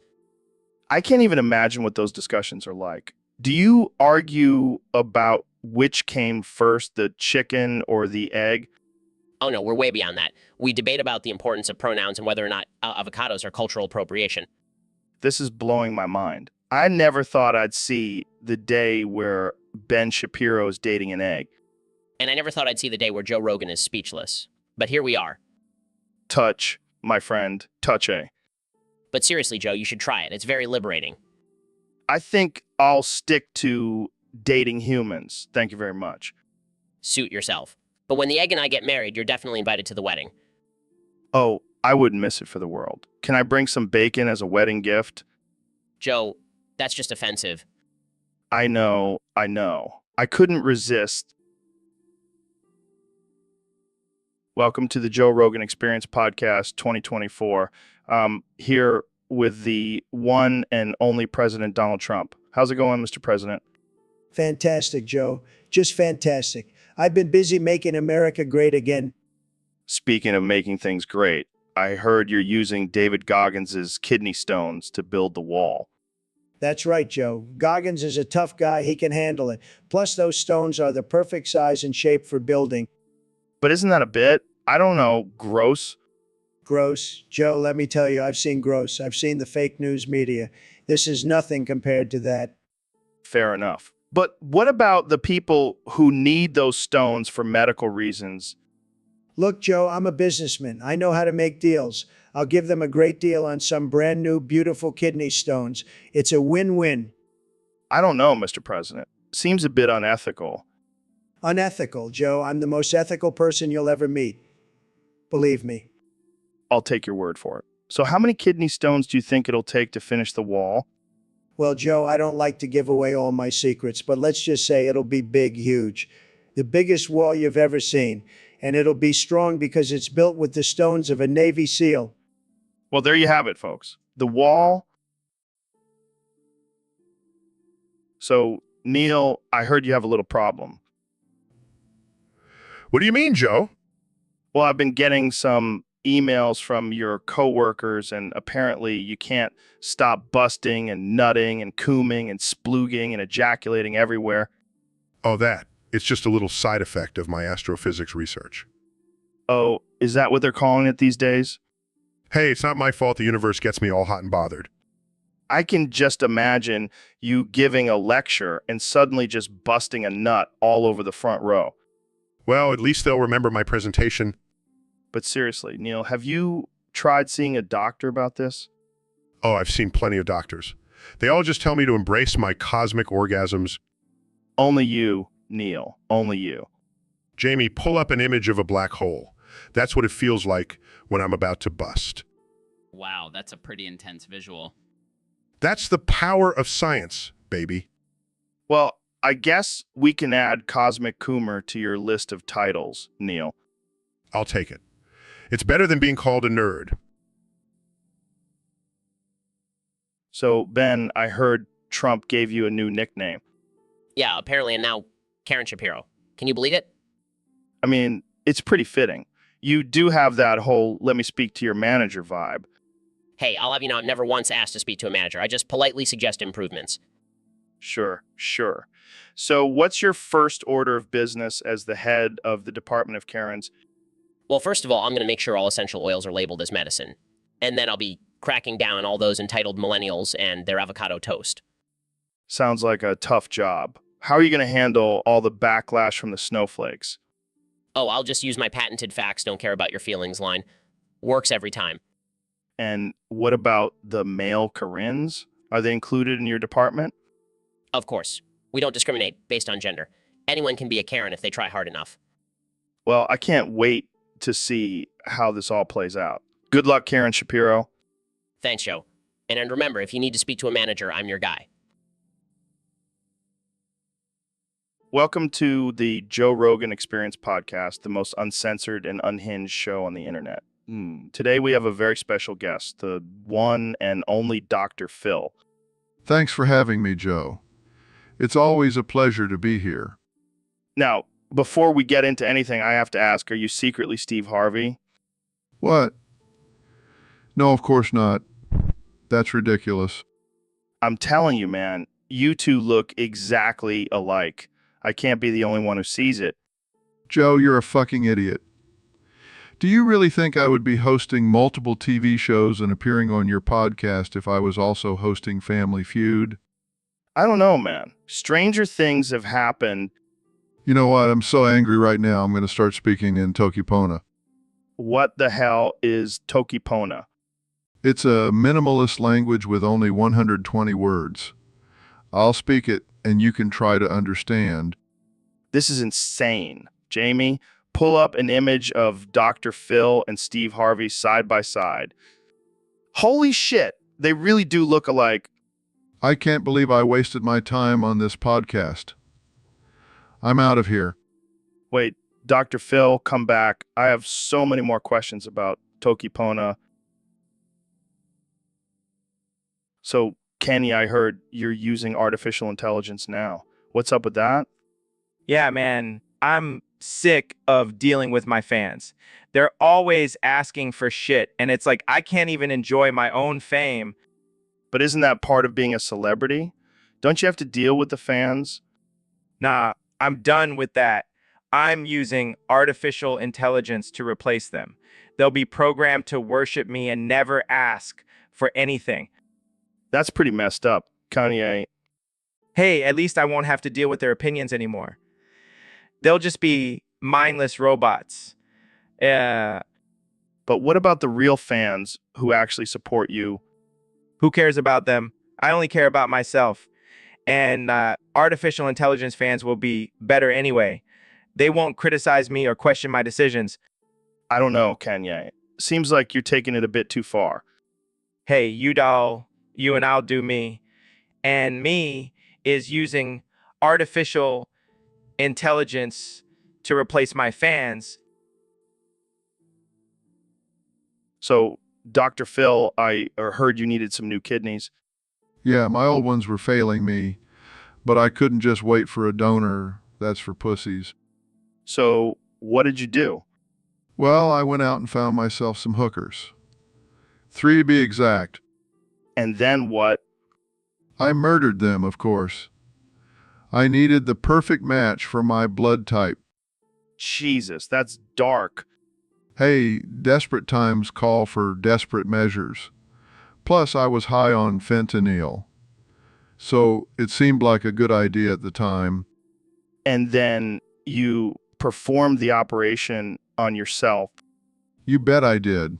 I'm a doctor. I know what I'm doing. This is some next level shit, Dr. Phil.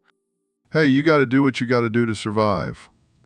And now I have 3 new kidneys and a killer story to tell.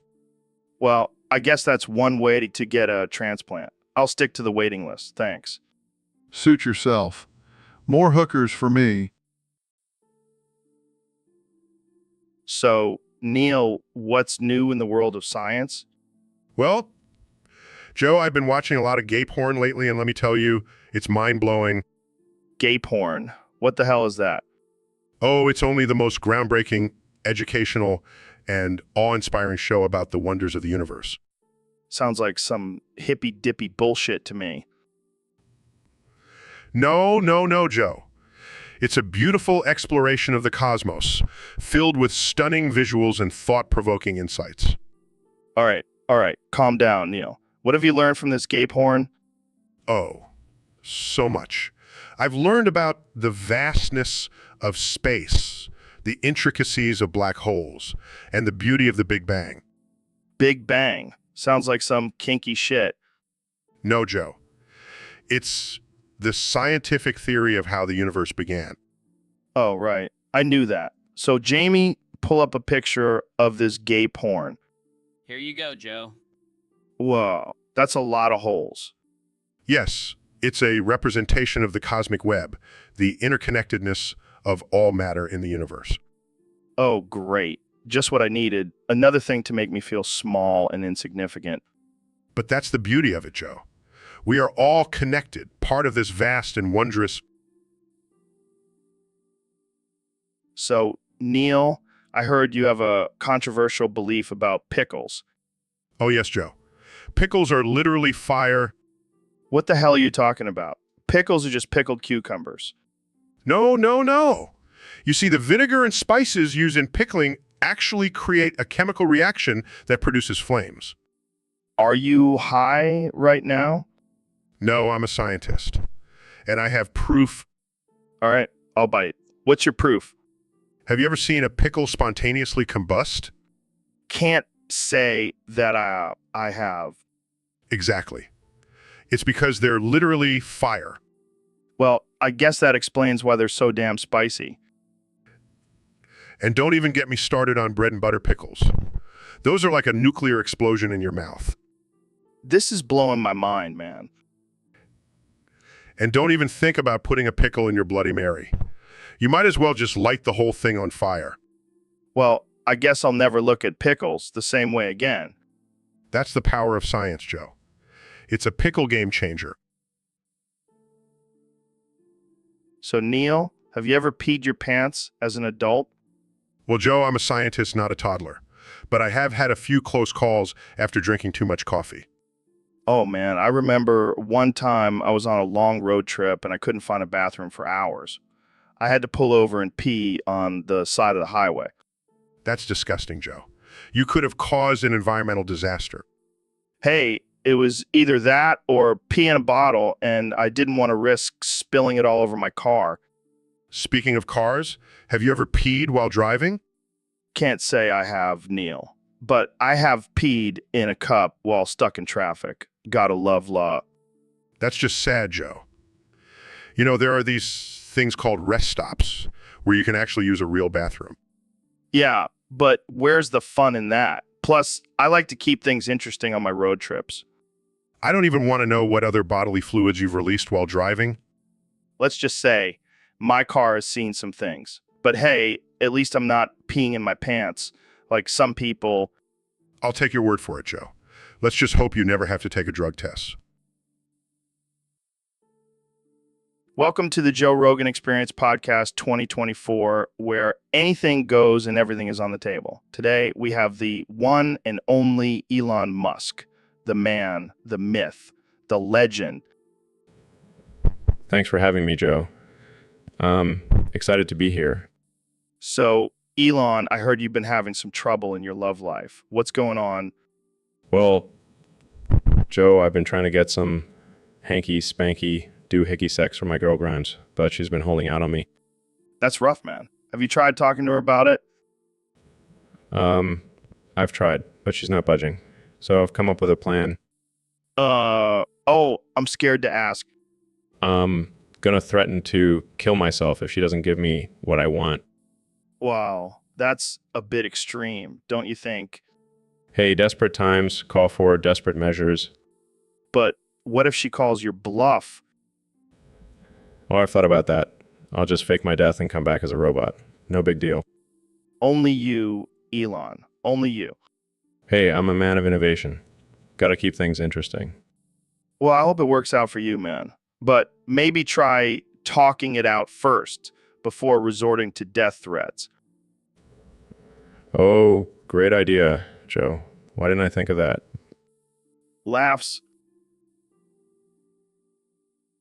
All right, folks. Welcome back to the Joe Rogan Experience. Today, we have the one and only Alex Jones joining us. How's it going, Alex? Speaking of chemicals, have you heard about the latest recall on Astolfo 2? What? No, that's not true. That's ridiculous. But seriously, Astolfo 2 is being recalled because of potential mercury poisoning. Oh, come on, Alex. You can't blame everything on the Illuminati. Let's get back to the recall. Apparently, people have been experiencing nausea, vomiting, and even hallucinations. Okay, let's move on to something else before we get too deep into conspiracy theories. And on that note, we're out of time. Thanks for joining us, Alex. So, Mr. President, I heard some interesting news about you. Oh, yeah. What is it, Joe? Did you finally come out of the closet? No, but you did. What the hell are you talking about? Apparently, you've had a change of heart and now identifies gay. Well, I've always been a big supporter of the LGBTQ community, so why not join in on the fun? But what about your wife? Oh, Melania, she's just for show. I've been eyeing Mike Pence for some time now. Wow, I did not see that coming. And I heard you've also had a change of heart, Joe. What are you talking about? Word on the street is you're now a lesbian. Well, I did try some of that mushroom coffee you were talking about. That explains it. So who's the lucky lady? Well, I have a thing for Alexandria Ocasio-Cortez. Oh, I see. Well, I'll let you two have your fun. Just make sure to invite me for a threesome. I think I'll pass on that one. Suit yourself. But I must say, it's great to see two powerful leaders embracing their true selves. Yeah, I guess we're breaking barriers and stereotypes. And walls. Don't forget about the walls. Oh, right. How could I forget? So, Ben, I heard a rumor that you might be gay. Hawk to, spit on that thing. What does that even mean? It means I don't know, but it sounds cool. But seriously, do you have any attraction to men? Hawk to, spit on that thing. Okay, let's try a different approach. Have you ever had any sexual experiences with another man?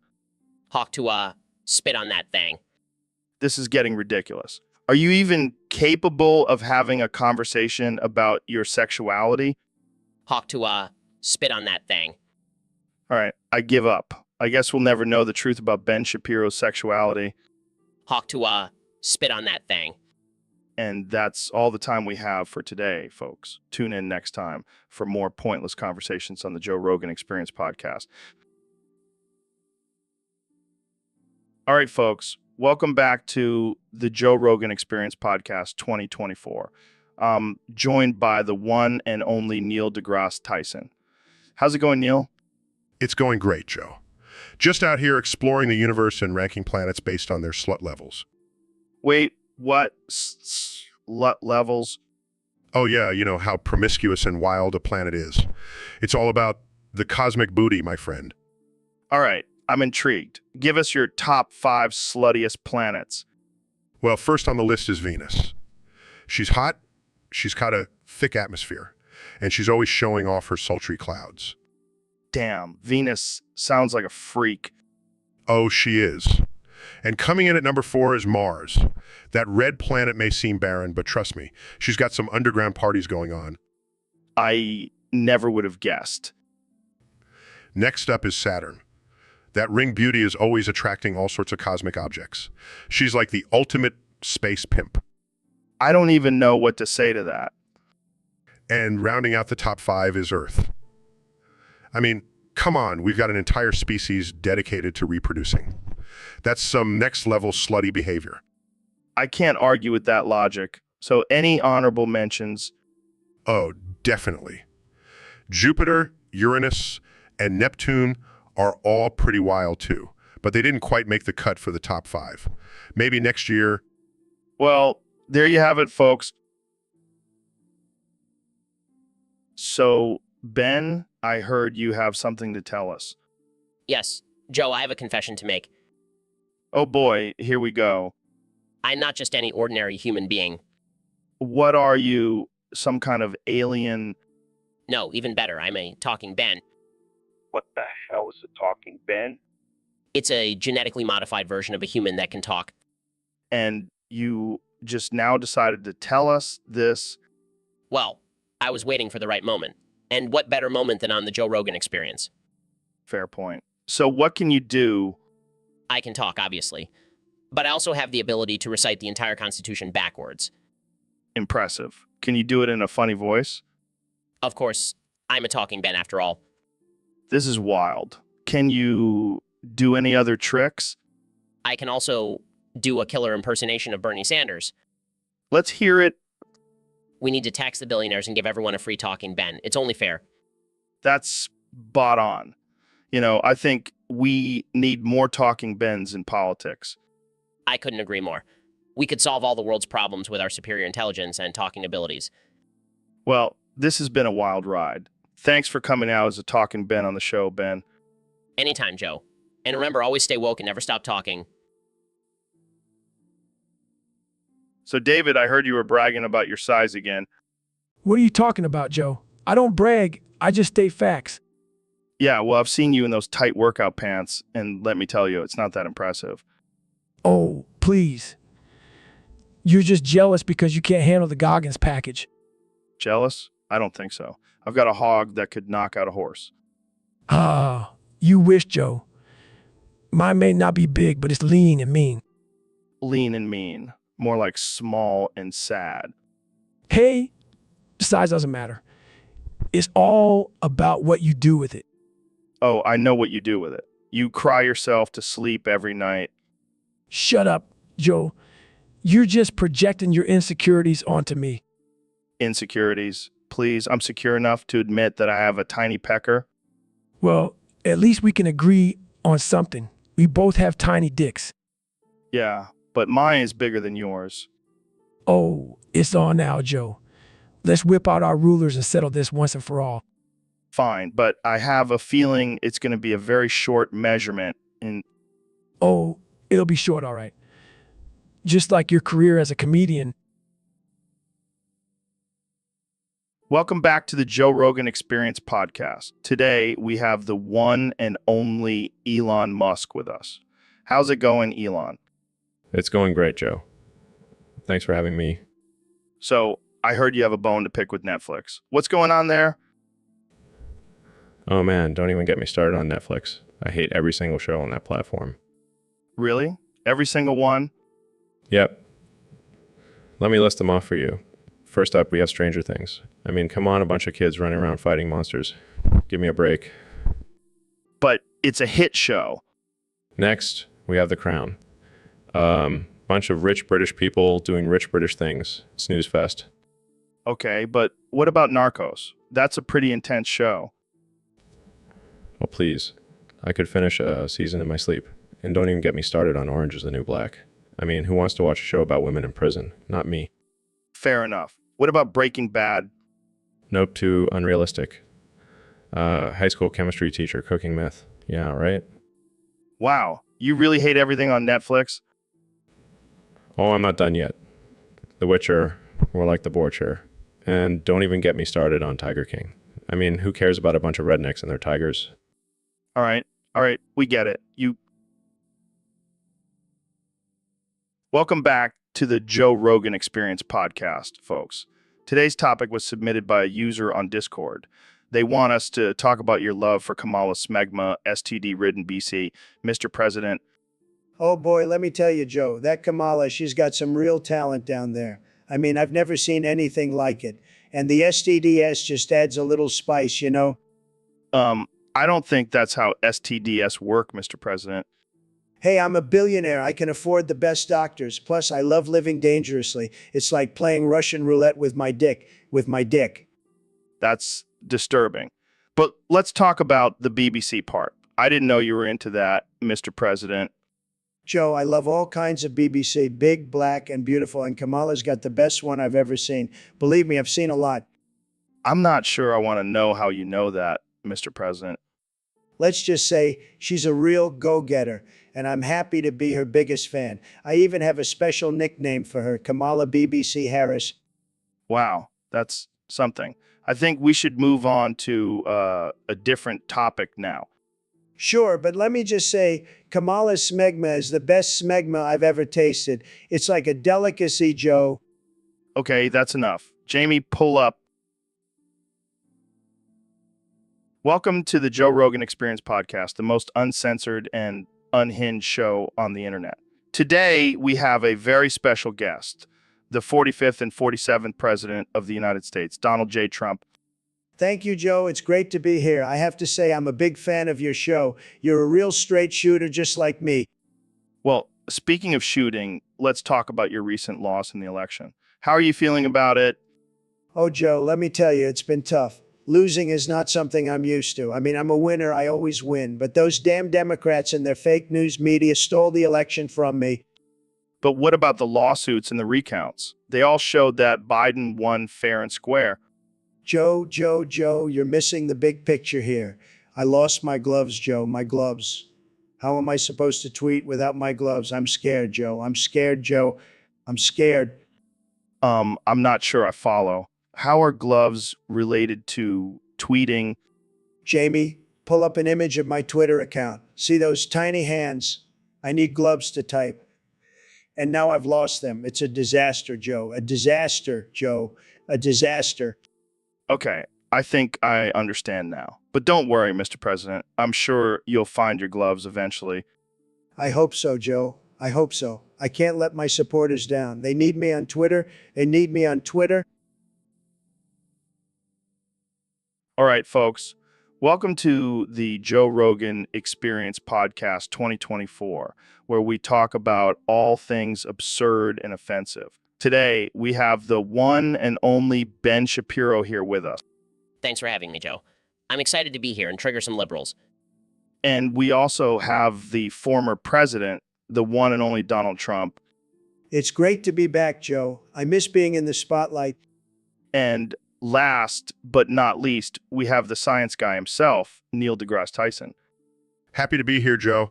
Let's get this conversation started. All right, so today's topic is, which is the best small truck model? Ben, let's start with you. Well, obviously, the best small truck model is the one that aligns with conservative values and promotes individual responsibility. No. The best small truck model is the one with the biggest, most luxurious interior.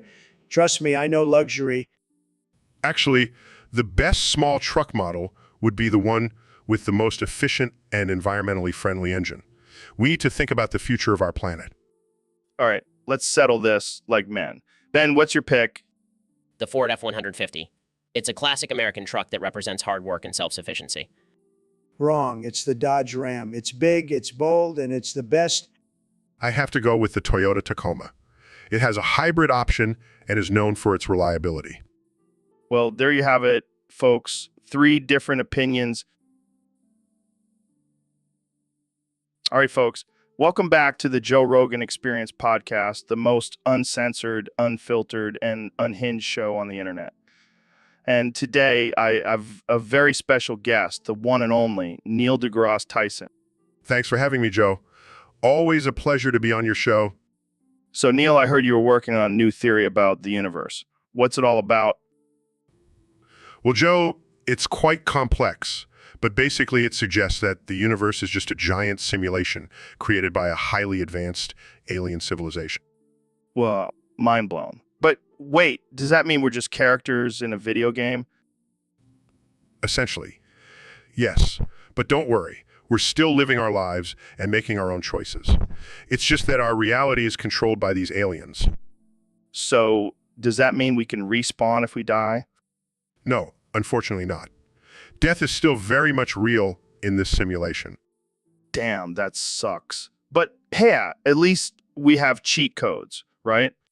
Oh yes, because the aliens definitely program cheat codes into our simulation. You never know, man. Maybe if we sacrifice a goat to them, they'll give us some cheat codes. Joe, I don't think that's how it works. Well, I'm going to try it anyway. You never know until you try, right? I guess that's one way to look at it. So, Mr. President, I heard you had a little accident the other day. Yeah, Joe. I was walking around the White House and boom, an anvil fell out of nowhere and crushed my balls. Oh man, that's rough. How are your balls holding up? My balls grew.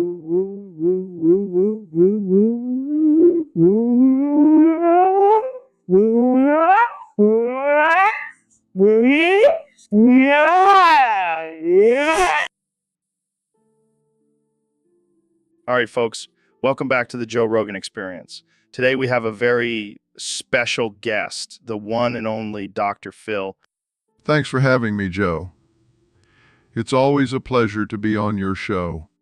So, I heard you have a secret half-brother, Dr. Jr. Can you tell us more about that? Oh boy, where do I even begin? Dr. Jr. is the black sheep of the family. He's a combination of Dr. Oz and Steve-O. That's quite the combination. So, what's he like? Well, he's a bit of a wild card. He's always trying out these crazy stunts and experiments. Last week, he tried to see how long he could hold his breath underwater while eating a live octopus. That's just disturbing. Oh, it gets worse. He also has a fascination with conspiracy theories. He's convinced that aliens are living among us and that the government is hiding it. Sounds like he's a handful. Have you ever tried to help him? Oh, I've tried. But he's a lost cause. He's too far gone. Maybe we should have him on the show sometime. No. That would be a disaster. I can't handle another Dr. Jr. in my life. Wow. I'm sure our listeners would love to hear more about him. Maybe. So, Mr. President, I heard you have a confession to make. That's right, Joe. I've been keeping it a secret for too long. What is it? I'm a furry. You're kidding, right? No, I'm dead serious. I love dressing up as a giant orange fox. I don't even know what to say to that. It's a great way to let loose and have some fun. You should try it, Joe. I think I'll pass. But hey, whatever floats your boat. And let me tell you, the furries love me. They say I'm the best looking fox they've ever seen. I'm sure they do. So, do you have a furry name? Yes, it's the ferocious one. I can't believe I'm having this conversation. Hey, don't knock it till you try it, Joe. Maybe we can have a furry party in the White House. I'll make America furry again. All right, folks, welcome back to the Joe Rogan Experience podcast. Today we have the one and only Ben Shapiro joining us. How you doing, Ben? I'm doing well, Joe. Thanks for having me on. Always a pleasure to be here. So, Ben, I heard you got into a heated argument with Trump and Neil about which truck is the best. Care to fill us in? Well, Joe, it all started when Trump claimed that the Ford Ranger was the superior truck. But Neil and I both know that Chevy Sten reigns supreme. Oh boy, here we go. I can already feel the tension in the room. Look, Joe, the Sten has better handling and overall performance. Plus, it's more affordable. Are you kidding me, Ben? The Dodge Dakota has more horsepower and towing capacity. It's the clear winner here. Guys, let's not forget about the Ford Ranger's rugged and classic design. It's a timeless truck. Oh, please, Trump. You're just saying that because you have a stake in the company. Hey, I'm just stating the facts. The Ranger is the best. Well, I guess we'll just have to agree to disagree. But let's all admit, any of these trucks are better than a Prius.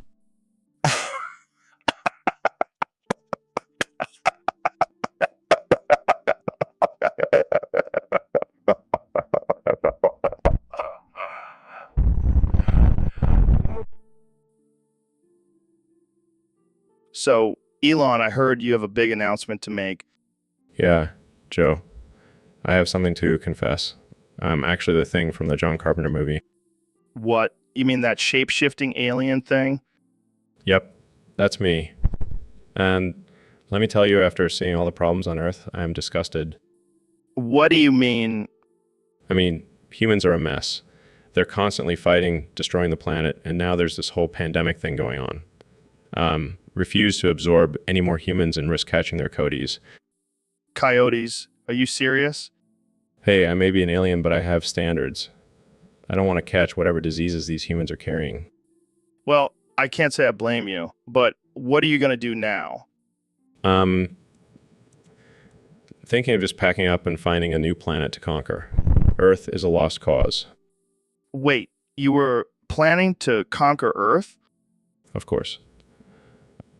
The Thing after all. But now I just can't be bothered.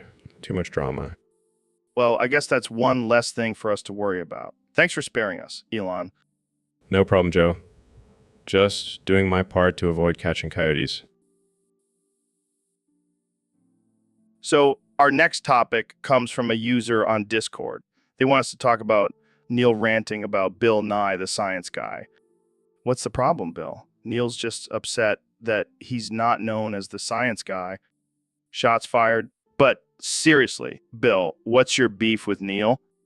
Ouch. Neil, any response? Yeah, I've got a response. Bill, you may be the science guy, but I'm the science god. I've got a PhD in astrophysics and I've been to space. What have you done, Bill? Okay, let's calm down. Can't we all just get along? Maybe we can do a science off between you two? Oh, it's on. I'll show you who the real science guy is. And that's all the time we have for today, folks. Tune in next. Welcome back to the Joe Rogan Experience Podcast 2024, where anything goes and nothing is off limits. Today, we have a very special guest, none other than the 45th and 47th President of the United States, Donald J. Trump. Thanks for having me, Joe. It's great to be back on your show. The ratings are through the roof.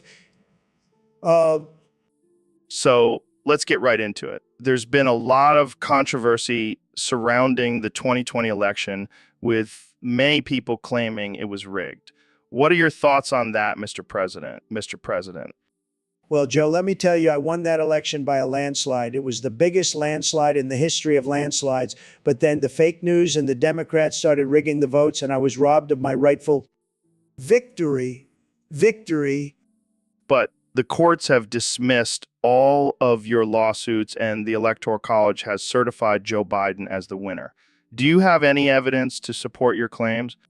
Of course, I have evidence. I have the best evidence, believe me. But the deep state and the lizard people are trying to cover it up.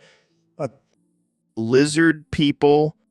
Yeah, you know, the ones with the long tongues and the scaly skin. They're the ones pulling the strings behind the scenes. Oh, okay.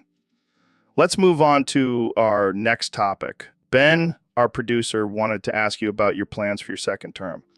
Second term. I'm still fighting for my first term, Joe, but when I do win, I have big plans. We're going to build a wall around the entire... So, Elon, I hear you've been using some new vocabulary lately. What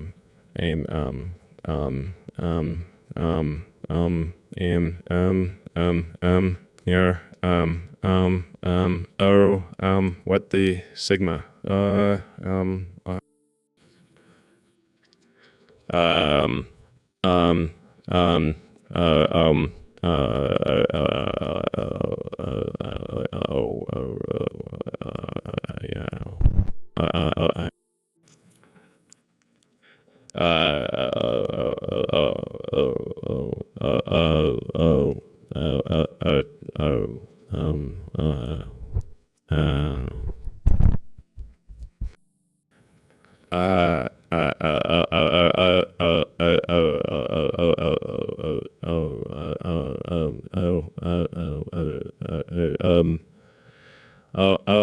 oh,